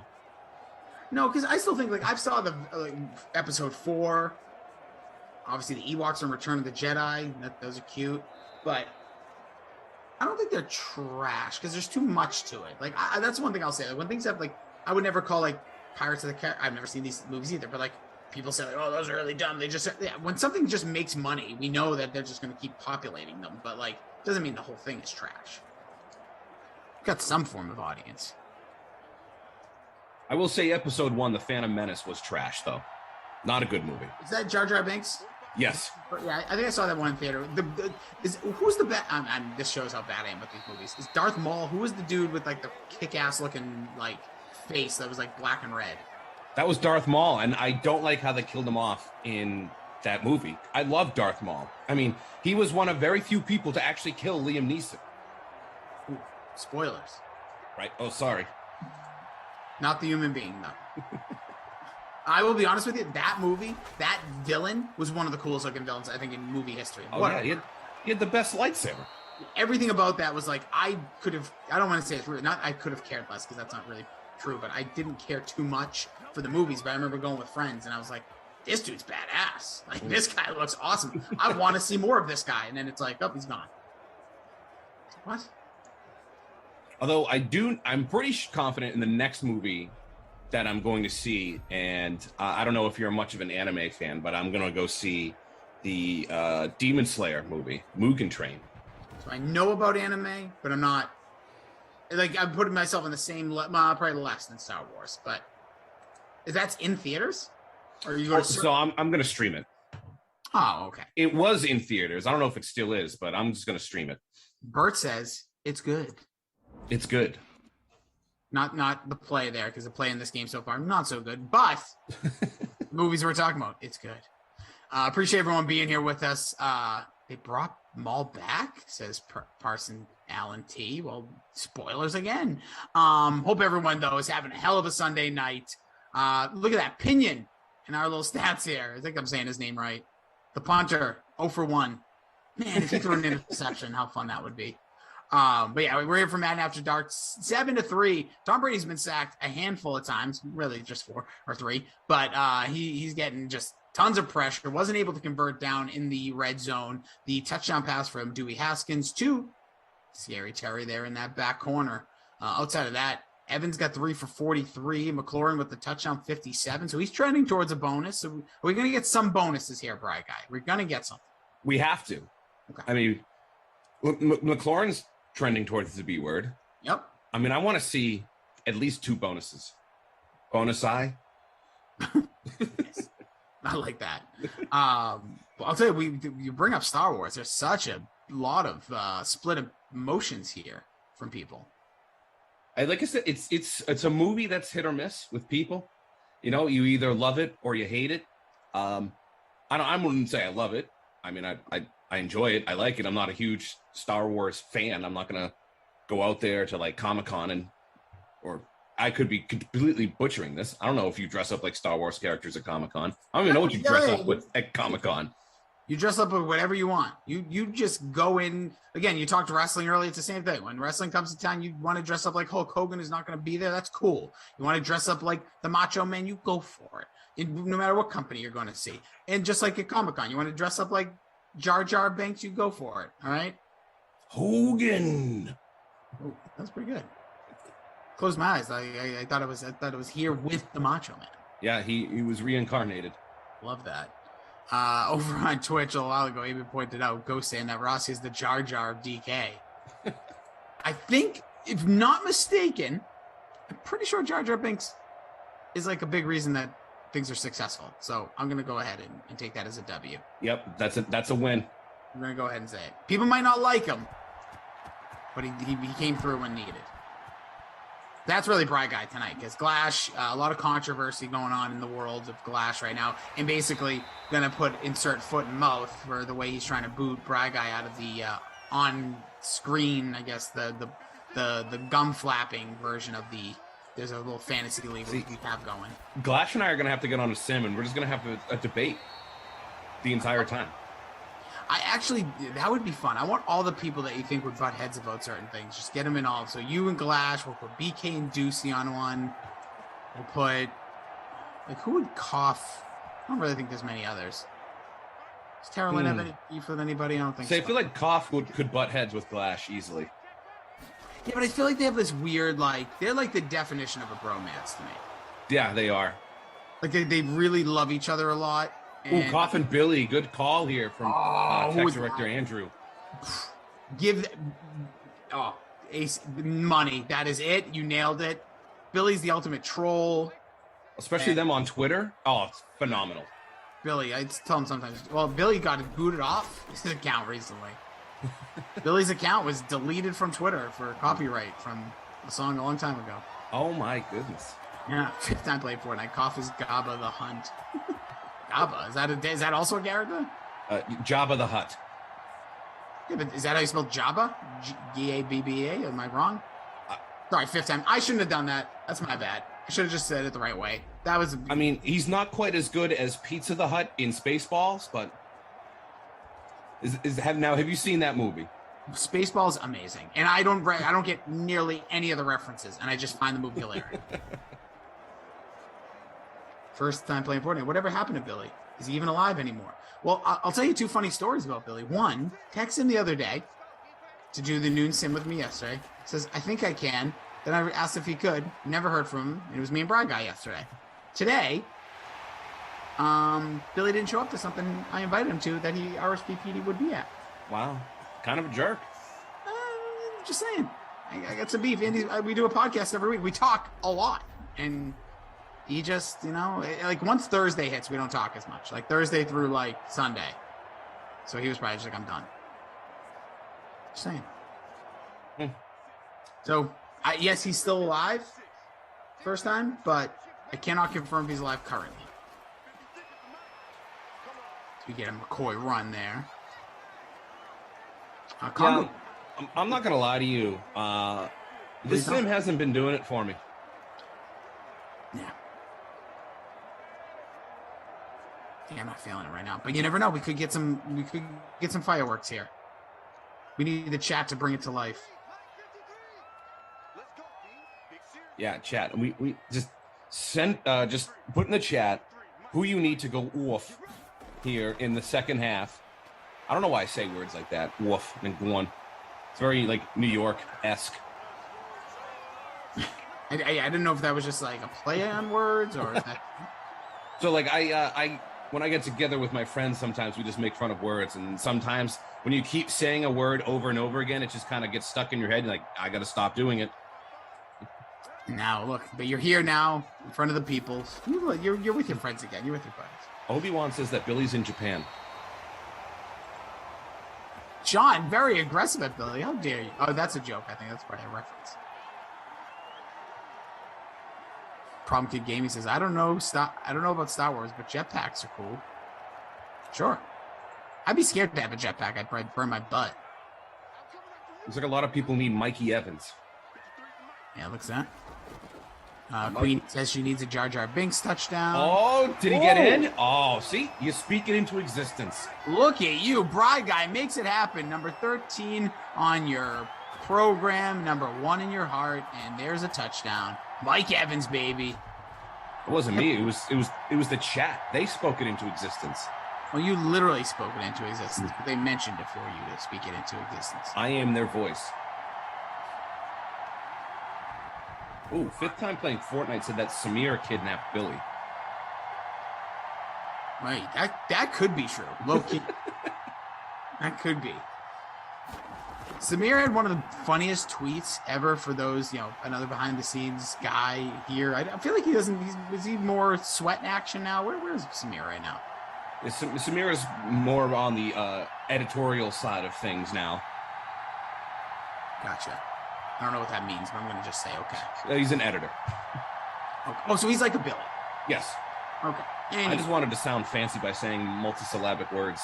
Yeah, I literally was like, my face stopped. I think everything, like, I froze. I was like, what is he? But Samir once had, like, the funniest tweet for me, like, when people do this, like, a bunch of, like, the DraftKings guys were getting, like, blue check marks or whatever, and he's like, all my friends are getting blue check marks, and I'm like, kind of alluding like I'm not, like, Samir, why the hell would you get a blue check mark? I'm like, what the hell? Like, where's your involvement in the same category? And I don't mean that rude. I think, listen, I still don't really understand the whole blue check mark thing in Twitter, like how it works. Like, I still think companies can get it done for people, but I don't really know. See, mine's a white check mark because I go with dark mode. Ooh. Snap. So if I go, I've never done the dark mode thing. I love dark mode. You got to go dark mode. Okay. Should I do it right now? Yeah. How do I do it? Do I go to my settings? Like where? Yeah. Settings, display. Hold on. Matt P in YouTube says that I'm LeVar Ball. Confirmed. Oh wow. Noah Moon needs you and I to speak sprinkler into existence. So. All right. We'll get a sprinkler tutty right here on this drive for you, Noah. I mean, machine gun dash sprinkler. All right, how do I go dark mode here? Do I hit my face? Do I hit my profile button? Let's see here. I'm like grandma right now. Yeah, hit your button, and then you see settings and privacy. Hold on, hitting my button. Hold on, settings. No, oh wait, no, there's a light. Oh, it's so much easier. There's just a little button. It says dark mode. It's use device dark mode. Active. Whoa. It's a whole different world. Yeah, welcome to the dark side. Dude, oh, there are white check marks. See, it's easier on your eyes, and you get the white check mark. Oof. Wow, BR Gridiron with that Rossi vibes. They should put out a tweet. Calvin Johnson is a top wide receiver all time. I've said he's the number one. Fight me. I will fight you on that because I still think that it's Larry Fitz because the man has more career tackles than drops. That's such a good stat. Is that true? It is true. He has more tackles than drops. Do you know the number? So you just I don't know the number. I just know that it's more. And producer Eamon says light mode is for simps. I still don't know what a simp is, but I'm clearly one of them because if simpleton. I don't. No, but see, I thought that too. I thought that's what it meant, but then somebody tried to explain to me it's some other. You know what? Oh. I don't know, dude. I don't know, but either way, I am one clearly. All right, look, producer Eamon, look, no one's going to be better than Jerry Rice, but I think we're talking more modern NFL. I'm dead serious. Because I know that we watch a ton of Jerry Rice. I'm not going to sit here and pretend. I watch most of the end of his career, but I still think Calvin Johnson was the total package. He has the hands of Rice. He has the breakaway speed of a Randy Moss. He has the agility of a Terrell Owens. He was if he wasn't in Detroit, or if Detroit was a better team, this conversation probably wouldn't even be happening. Don't forget, he was a first ballot Hall of Famer, which doesn't normally happen for wide receivers. So here we go, producer Eamon. 39 tackles, 29 drops. Wow, only 29 drops. Wide open. Nobody forgot to cover. It's my guy, O.J. Howard, the juice loose. A little caca action. Sean saying that Jerry is the best. Jerry Rice is the best. Calvin a close second, in my opinion. It's all good. I agree with that. A simpleton. See, wait, Abby Rizzle says a simpleton question mark with a crying emoji. What does a simp mean?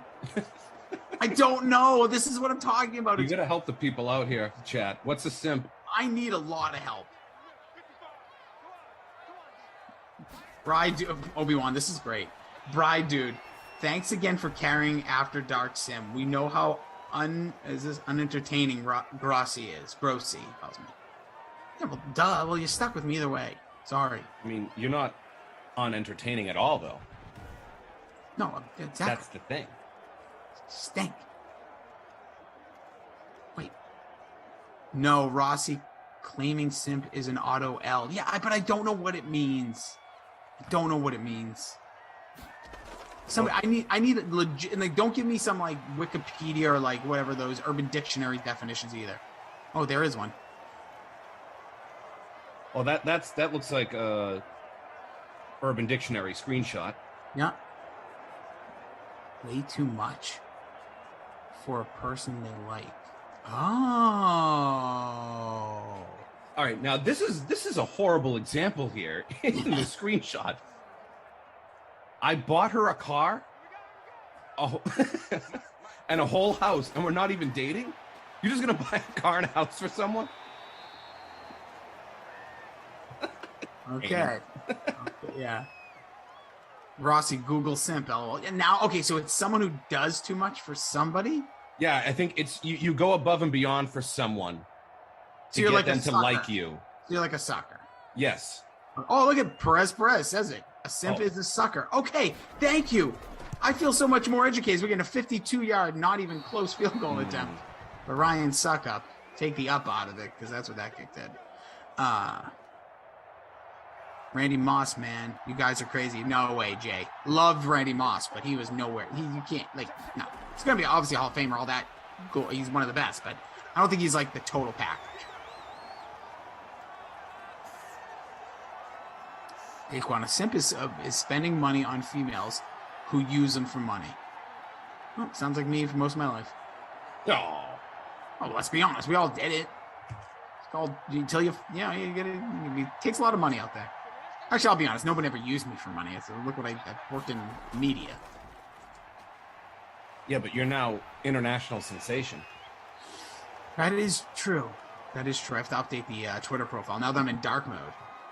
Does it change anything, or is it just literally the look? It just makes it look dark. Oh, excuse me. Breaking news about Brendan Glasheen.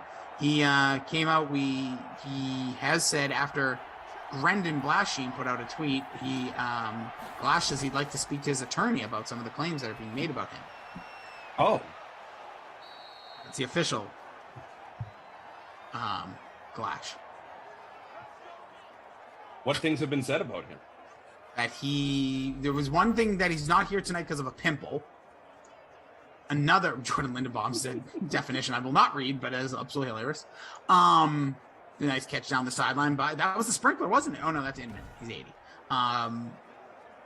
So another person claims that he was hit by an errant elbow by the Priv, Sarah, his girlfriend.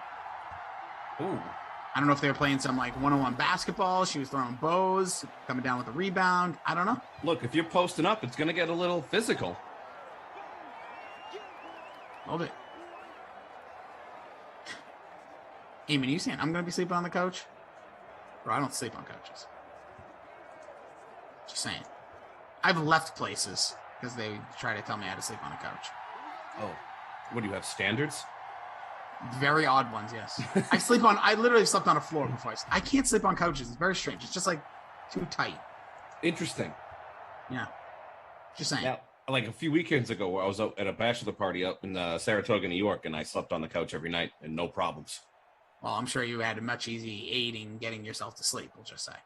I don't know what you're talking about. We are all very respectable adult men. I'm talking about a NyQuil, bro. We went to bed at 7:00 after enjoying a fine movie on the Disney Channel. In Prayer Circle. Yeah. Well, that still sounds like a hell of a time right there. But yeah, I just can't. I sleep on floors. I'd rather sleep on a floor. I can't have something that is just tight. It's too small. Too small. It's not even about like the size of the person either. I feel like I don't know.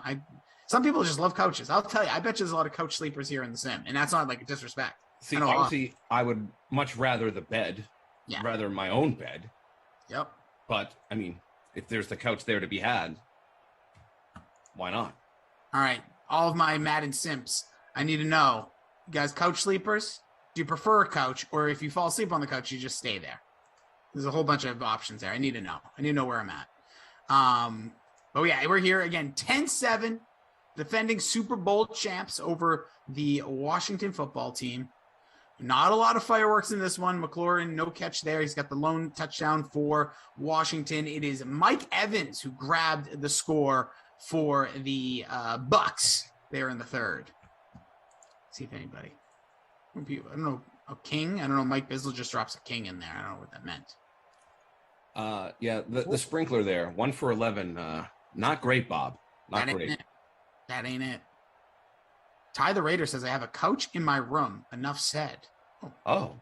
All right. I didn't know you lived in such luxury. No, Raiders fans, man. Let's check it on this contest here. The $100 free to all right. Barracuda 1973 in first place. Get some. Who's the captain there?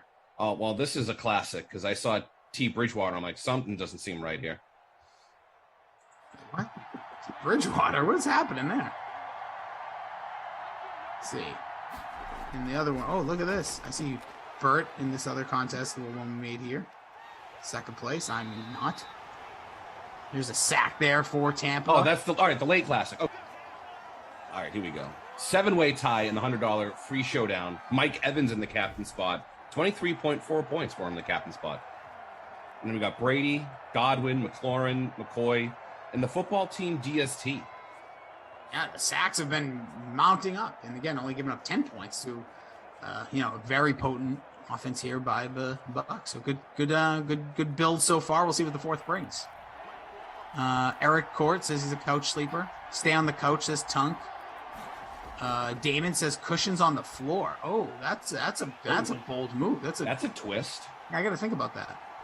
Queenie says I have a king size bed, but always fall asleep on the couch, but always end up on my wonderful bed. Best of both worlds, I guess.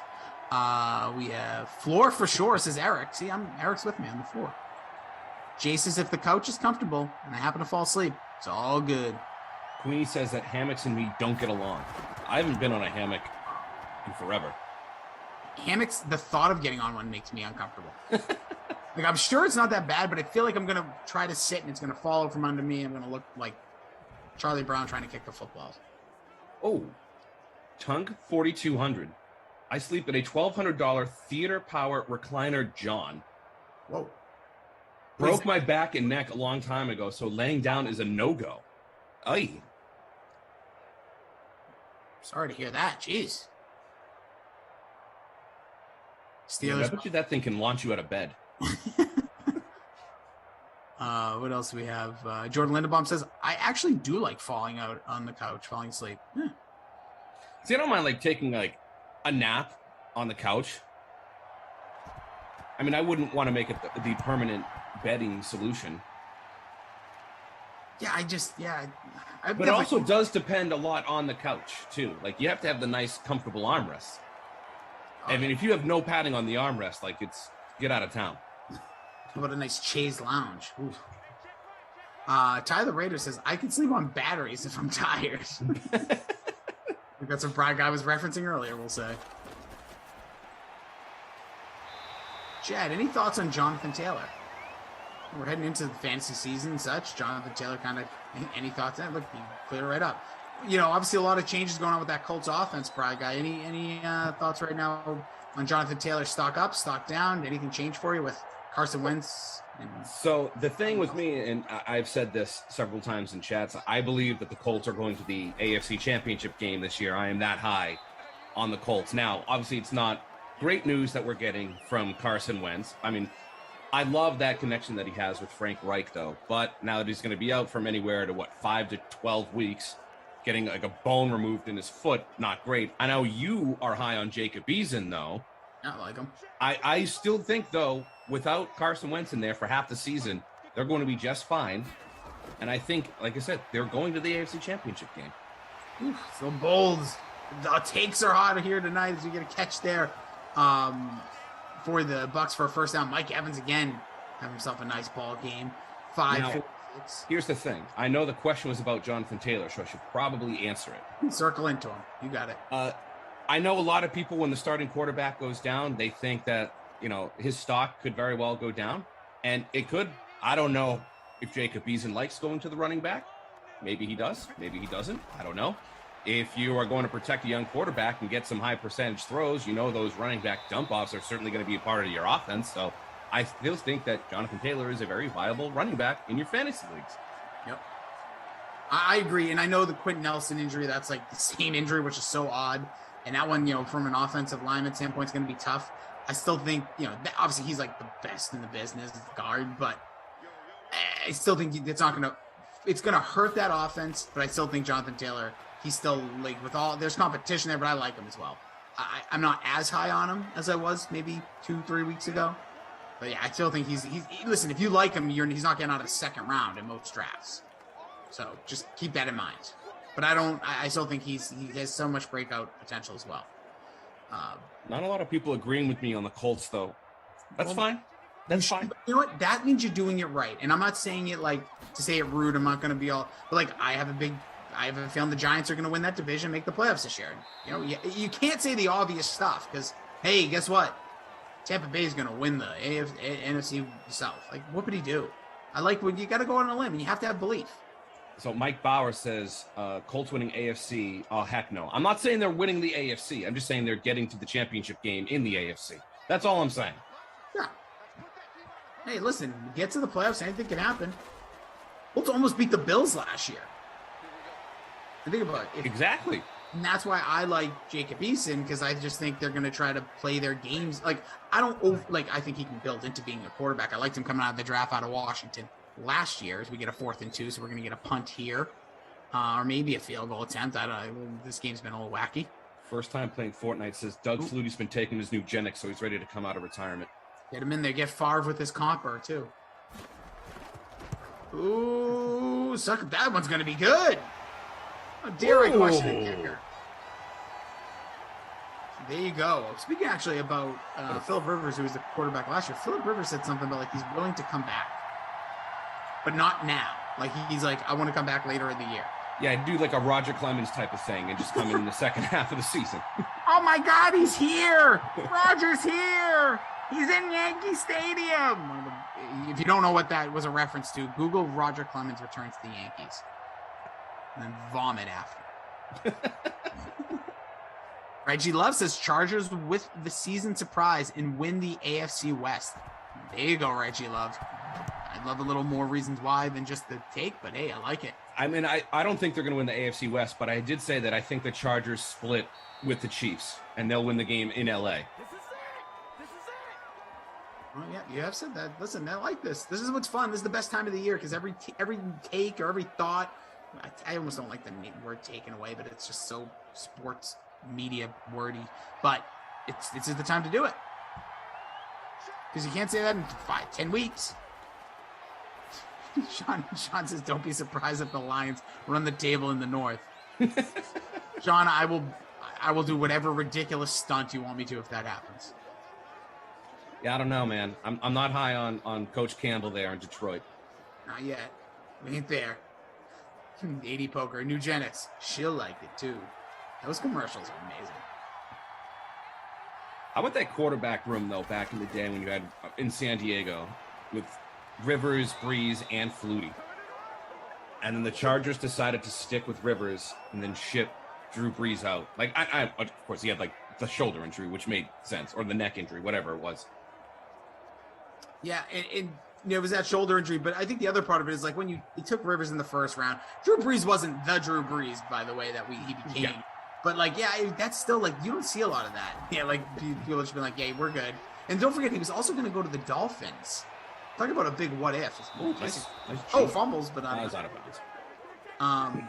Yeah, he was going to go to the Dolphins, but they ended up questioning that shoulder injury, which like happened in the Pro Bowl too. And they went with Dante Culpepper. He had maybe one of the best TV celebrations. Very simple. Like the traveling thing that he would do, this. Oh, I almost forgot what it was. I forgot all about that. The way he slow started it. That was a good one. I called it a lawnmower. I don't know why I did. Like an old school lawnmower. McKissick, yeah. And listen, at the time, I remember that offseason. I remember reading, I think it was Sports Illustrated at the time. My dad used to have that when I was a kid. And there was all about like Culpepper's gonna, is the answer to what the Dan Marino quarterback search is over, or whatever they called it. And I was like, wow, imagine that. And yeah, that's it. So Bruiser B says, could Tampa Bay go undefeated? No. I don't think so. Nope. I think this year is going to be like with the extra game. Don't forget that definitely plays in. Like, I just think people are going to be playing differently. And I'm just going to say this. We don't have to get deep into it, but with still the protocol, we'll call it, as we're heading into this year, there's still going to be some games that are going to be weird. Oh yeah, absolutely. That extra game. And plus Brady is usually good for 1 or 2 games where you're like, the guy should retire. Yeah. Like that Bears game. Remember the Bears game? It was like, they like threw 1 million passes and he was awful and he didn't know what down it was in the game. And then he won the Super Bowl 4 months later, and I vomited. Well, I didn't actually. I should have. I don't know why I keep talking about this. We'll have throw-up talk. Oh, that's right. Fort makes up a good point that Saban then went back to college. Yes. After they didn't get Breeze. That's right. That is such. Yeah, I'm telling you, that offseason, there's a great like what if story you could read. I forget, somebody did a long breakdown of it. Like if Breeze went to Miami, like maybe Nick Saban never goes back to Alabama or goes to Alabama. Alabama doesn't become the power. Maybe it's Ohio State to this. Like there was all these things of all the trends that have happened. And it's only like in a 5-year window. You can't project to now, but still really cool. Problem Kid Gaming. Could the Raiders win a game this year, Brad Guy? A game. Just a game. I think they could win a game. Okay. Tampa Bay will lose in the wild card to the 49ers, says Sean. Ooh, Garoppolo. If you believe he'll be the quarterback there. Steps in and beats old Tom Brady. Somewhere Robert Kraft and Belichick cry.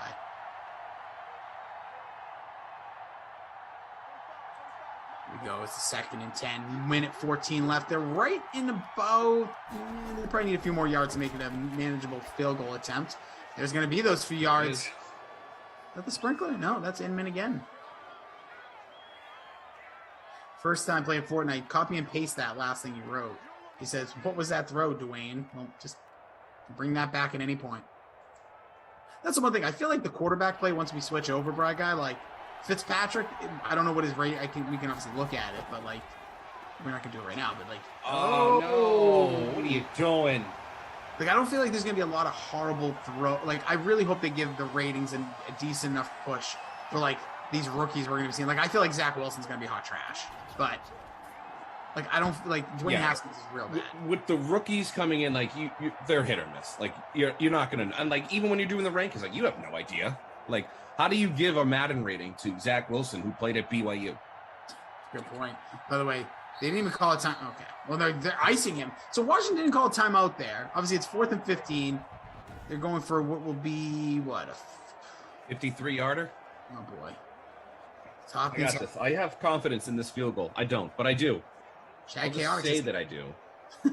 If you say it, it's true. Chad Chaotic says Carolina Panthers win the AFC South this year. Darnold is the man. Okay. Bert says need OT for points. Bert, I need OT for no reason. I'm going to go to bed. So let's see. Will Rossi go to bed or are we going overtime? 52-yard. Snap. Kick. Hopkins. This thing looks like it's good from 80. What in the world? That thing was a moonshot. That had no chance of missing. Is there a gust of wind in Tampa tonight? Seriously. That's all for Bert, I guess. Knowing he wants the points. He's also trying to win this contest. Sitting in 2nd place in this one I made a little earlier. Oh, oops. We missed the buzzword. Don't do buzzwords. Oh, good. I don't steal other people's gimmicks. That's Clash thing. He does a great job with it. Buzzword today. You guys can all do whatever you want. Hey, like I said, I had confidence about that field goal. Just saying. You did. Might have been earlier, but you did. You knew there'd be points sooner or later. Yes. I was eventually right. Yeah, even though this is going to overtime, this sim still ain't doing it for me. Great. Now you say it. What? Now I needed to do it for you, because if we're going to be going into overtime, I need you to feel like this is the greatest sim in the world. This is so worth all of your time. You're not going to be sleeping on the couch. Well, I hope not. Queenie says Brady inflated the ball with helium. Queenie, he was going against him, though. Yeah, but here's the thing. Yes. The kicking balls are slightly different in the NFL. Oh, they're more slick. D-Rod says, don't sleep on the Falcons this year. Don't sleep on Mike Davis this year. Well, we already talked. You technically, if we're tired enough, we'll sleep on the Falcons, but I don't know if I'm feeling the Falcons. I'd like to see you try to pull that off. The whole roster or an actual Falcon? Yeah, trying to sleep on a Falcon. Probably kill the poor thing. I wouldn't do that to it. One of God's creatures. But yeah, I think that's one thing. I don't know if I could sleep on an animal. Even if they were large enough, like an elephant. I mean, give me a big fluffy dog. But like on it? Or maybe like use it as a pillow. Oh yeah, that's just cute. You got to take a picture and prove it. But it'll only last for like 10 minutes because like your head's gonna be 1,000 degrees. Yeah, body heat. That ain't it for me either. You're not feeling this, Sim. I don't like body heat. My body's already. Litzow says that Bry Guy tried to pull the Joe Buck curse.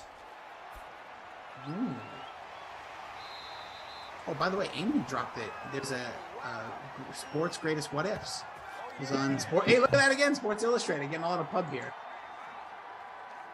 Oh, it shows the championship that the Saints won, but it has it as the Miami winning it. This Blue Apples says that Mike Evans 60+ yards to end the game. Oh, I'd love it. I don't think it's going to happen. Well, he's got 57 yards. But... Oh.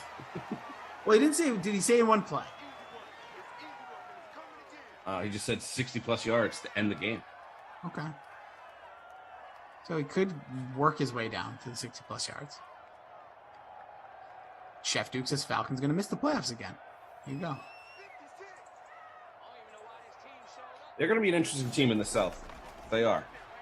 I think they could realistically go 9-8, above 500. What? The Falcons? Yes. Oh, okay. I'll keep going. Oh, that's it. Big moves go above 500. That's still pretty hard. Like, that division could stink out loud though. Like the Saints could be a bad team. We'll give you that. Carolina's such a I don't know what we're gonna get there. Tampa Bay, you assume the class, but Super Bowl hangovers can be a thing. I mean, I still think that they easily win that division. I don't know really what the Saints are going to be. I heard that Winston and Hill and company there haven't really had the greatest camp. No one's really sticking out in New Orleans right now. So, I mean, the Falcons could give the Bucs a run for their money. They could. I don't see it. And, I mean, with the Panthers, too, and you have football Darnold trying to Tommy. Oh, he fumbles! Picked up by lineman. And then you have Sam Football Darnold trying to, fix his career there. True. I mean, I think the Panthers could be an interesting team as well. Then again, any team really could be interesting, but yeah, I feel like that division, like it's low key, like great storylines heading in. Like this division could be trash like a month in. Like all these teams could be bad, aside from Tampa. But again, you never know. But like, oh wow, Tommy Brady. He just goes down for the sack. That's 2 straight sacks. They lose 17 yards with the 2 last plays. Yeah, I think like, Sam Darnold's such a question. He has like a chance to revive his career and like get that big, like he sees what Josh Allen was able to do and, have one good year and boom, you're in the money. And he has a chance to do that. Then you have, a guy like Jameis Winston, who's, older now, getting a shot to be the starter allegedly. Another guy that's looking to, really. And he's got that new LASIK surgery. Yeah, but that's a lot of talk about that. This, my glasses? Was he trying to make fun of me? Taking a shot? There's a catch, but not going to do it. So we're going to get a punt here from the Buccaneers. So now if Washington puts any points on the board, they will win this game. Yeah, and then there's Atlanta, who I think is completely in a transitional period, but hey, could be beginner's luck. You still have Matt Ryan, which I think people really do sleep on, that the talent that guy has and the numbers he can put up. And if their defense gives them absolutely anything, maybe that's where we can get to that ceiling of 9-8. That team with Matt Ryan should have won at least one Super Bowl. And honestly, like, I know this may hurt Patriots fans. They really should have beat the Patriots in that Super Bowl. Oh, of course they should have. Like, I'll stand here, like, one of the best nights. Like, I put it right up there with that very first Super Bowl in 01. Oh, Dwayne Haskins. Oh, God. We're going the wrong way here, boys. Don't like it. Mad Grizzly says, are there ties? I wish. But no ties. In real NFL, yes, but in Simland, no. Like a playoff game every time. 2nd and 20, which is where you want to be in overtime. So we had a 3rd and 27, and wait a minute! Oh my God! We're gonna get a walk-off safety, aren't we?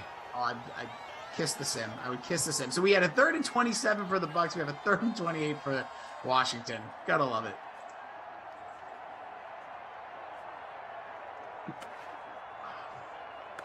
Noah Moon says, pick 6 for the love of God. It is the Lord's Day. 3rd and 28. Are we getting the walk-off safety? Oh, no push. Oh, no. Nice little run there. McKissick gets a couple of yards. The Bucs should get good field position because they'll be punting from the back of the end zone. And they usually play these games like the quarter, like the overtime is the end. Just like the way the sim kind of, like they're going to try to win this. Ashley Edwards saying, Raiders Nation, we have the best fans, hands down. Hey, listen, you guys are definitely the most vocal in here. I love it. Chef Duke, oh my God, that was close. Whoa! Almost got blocked.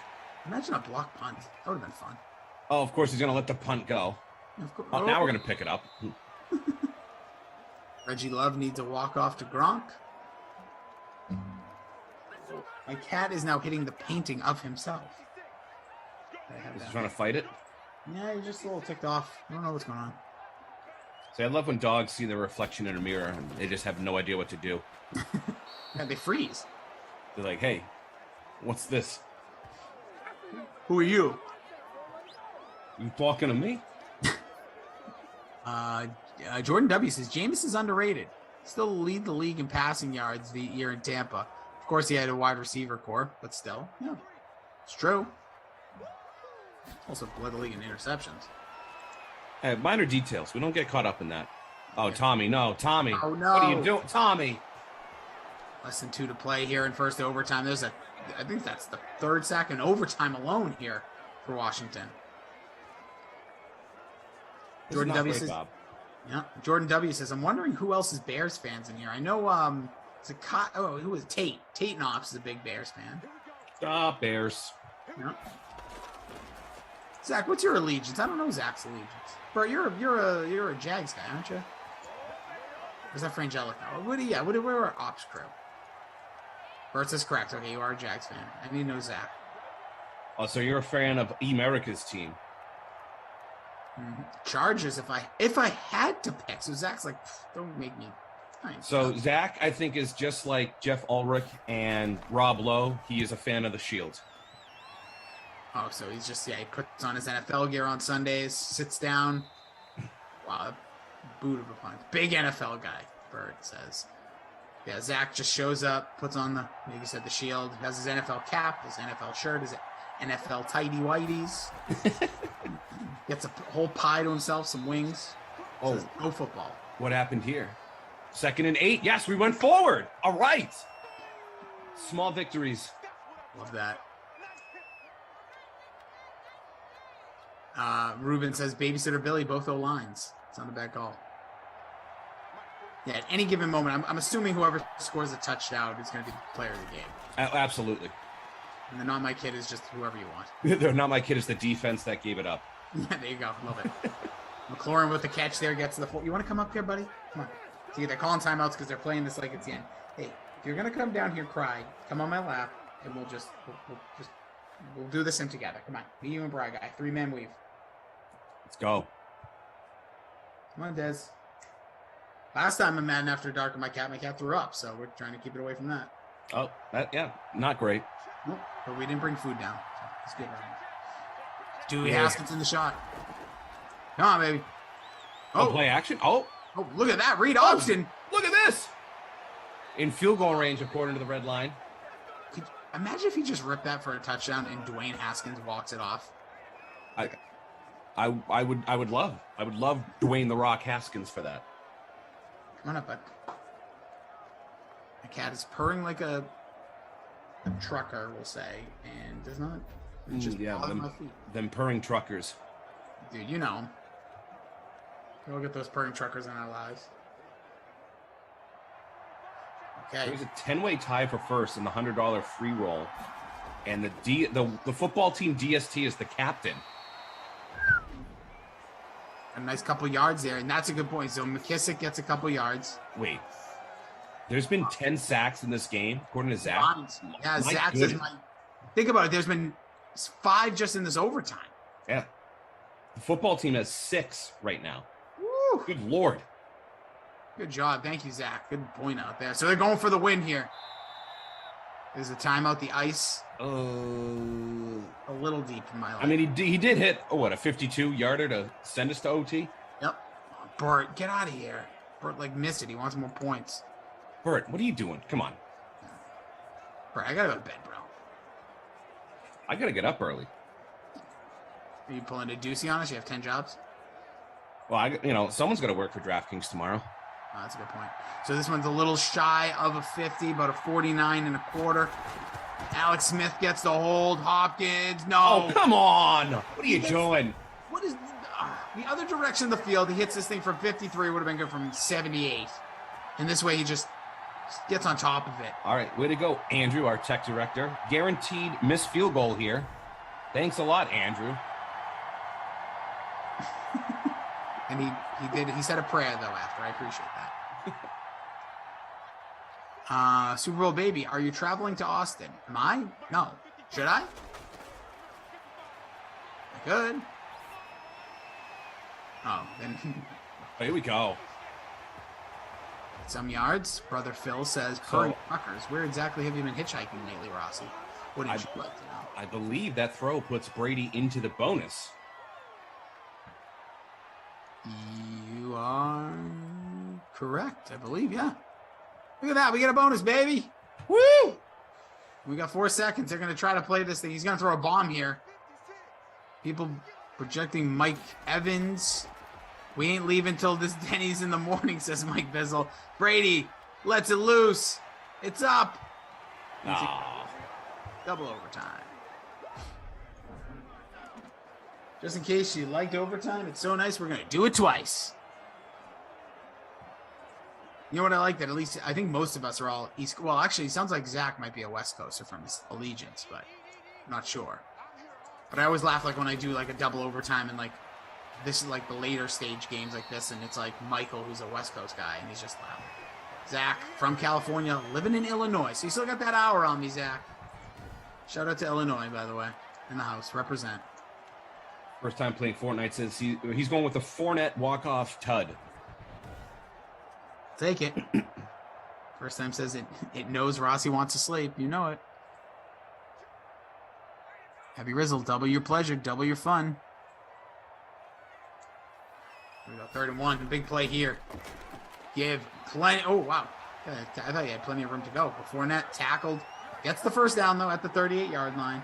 I'm going to need at least 10 more yards before I get comfortable with the field goal. I'm going to need the ball in the end zone before I feel comfortable. Three-way tie now in the $100 free contest. Leading lineups have both defenses, which I guess makes sense. Stack them defenses. Jeff does ask, why the Hail Mary if you get the ball back? The simulated football way is that they believe the game's ending because it's like a regular season. So take that. I understand it's a little confusing, but that's the way that the simulation plays it. Just don't get sacked. Oh, nice throw and catch. Incomplete, though. Oh, what? You got him in. You got both feet in.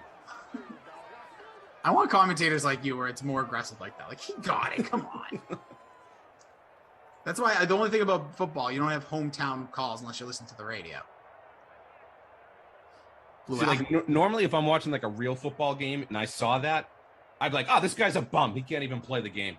And I'm like, I'm already in like my second bag of Doritos with like just layers of cheese dust just crusted on my fingers. I'm like, what a bum. I did that at the Olympics too. Like you see the gymnast and you're like, wow, you can't even land a front flip. Why are you even in here? Yeah, come on, you're the best of the best, really? Yeah. Meanwhile, I'm trying to like throw something away, like a paper towel, and I miss. Yeah, or like you get off the couch, you're like, ugh, all right.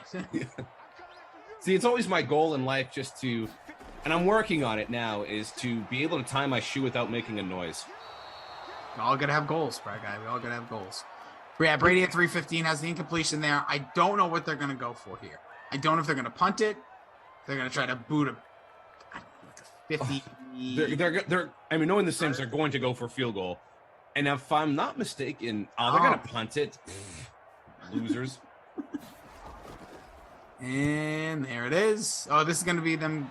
He's probably going to laugh in my face because I said I'm not comfortable till the ball's in the end zone. Nope, that definitely didn't go in Not there. the 15. No, didn't count. So we'll see. Cat's making noise. Again, but he's upstairs. I'm getting worried. This is the point where you have to put the cat to bed. So let's do it for the cat. Come on, Dwayne. For the cat. Run all the way. Take him out. Come on, Dwayne. A fumble. Haskins, though, look at 35 yards on 2 runs. This guy's getting loose. Not really known for the mobility, is Dwayne Haskins. So far in this one, getting it done. Let's see.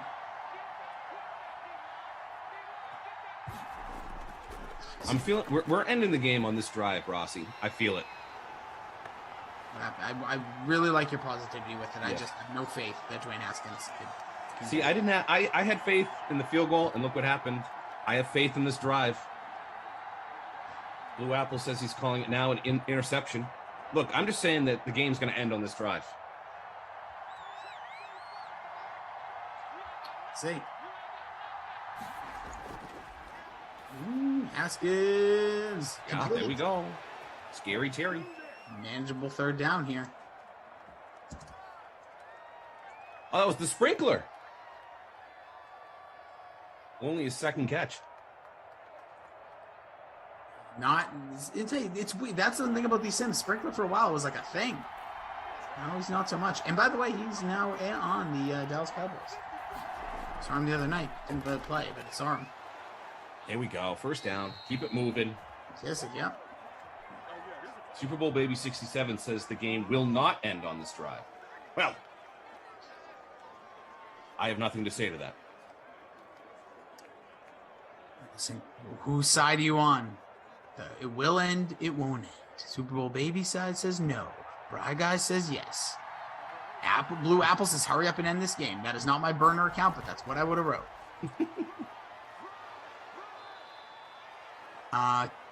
Cry 2 tears in the bucket. What is the? I don't know time.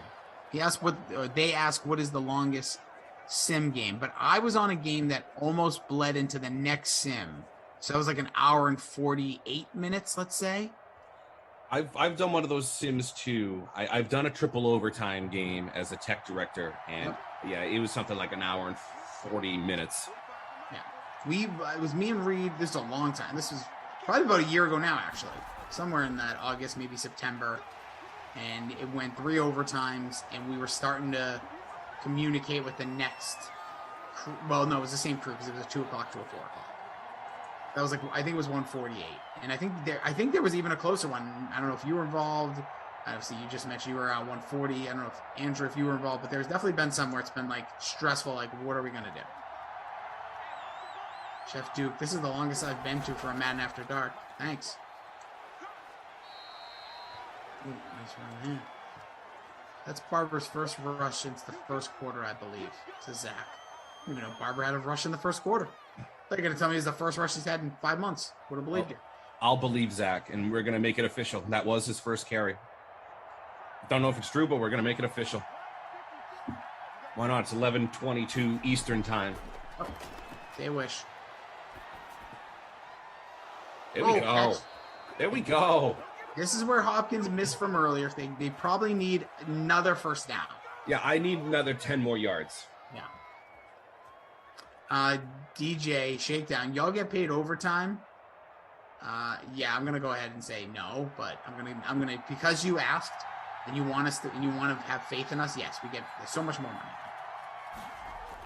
I want it to go all night long. Actually, yeah, because we're in a second overtime, we get a second wooden nickel from Freeze Pops.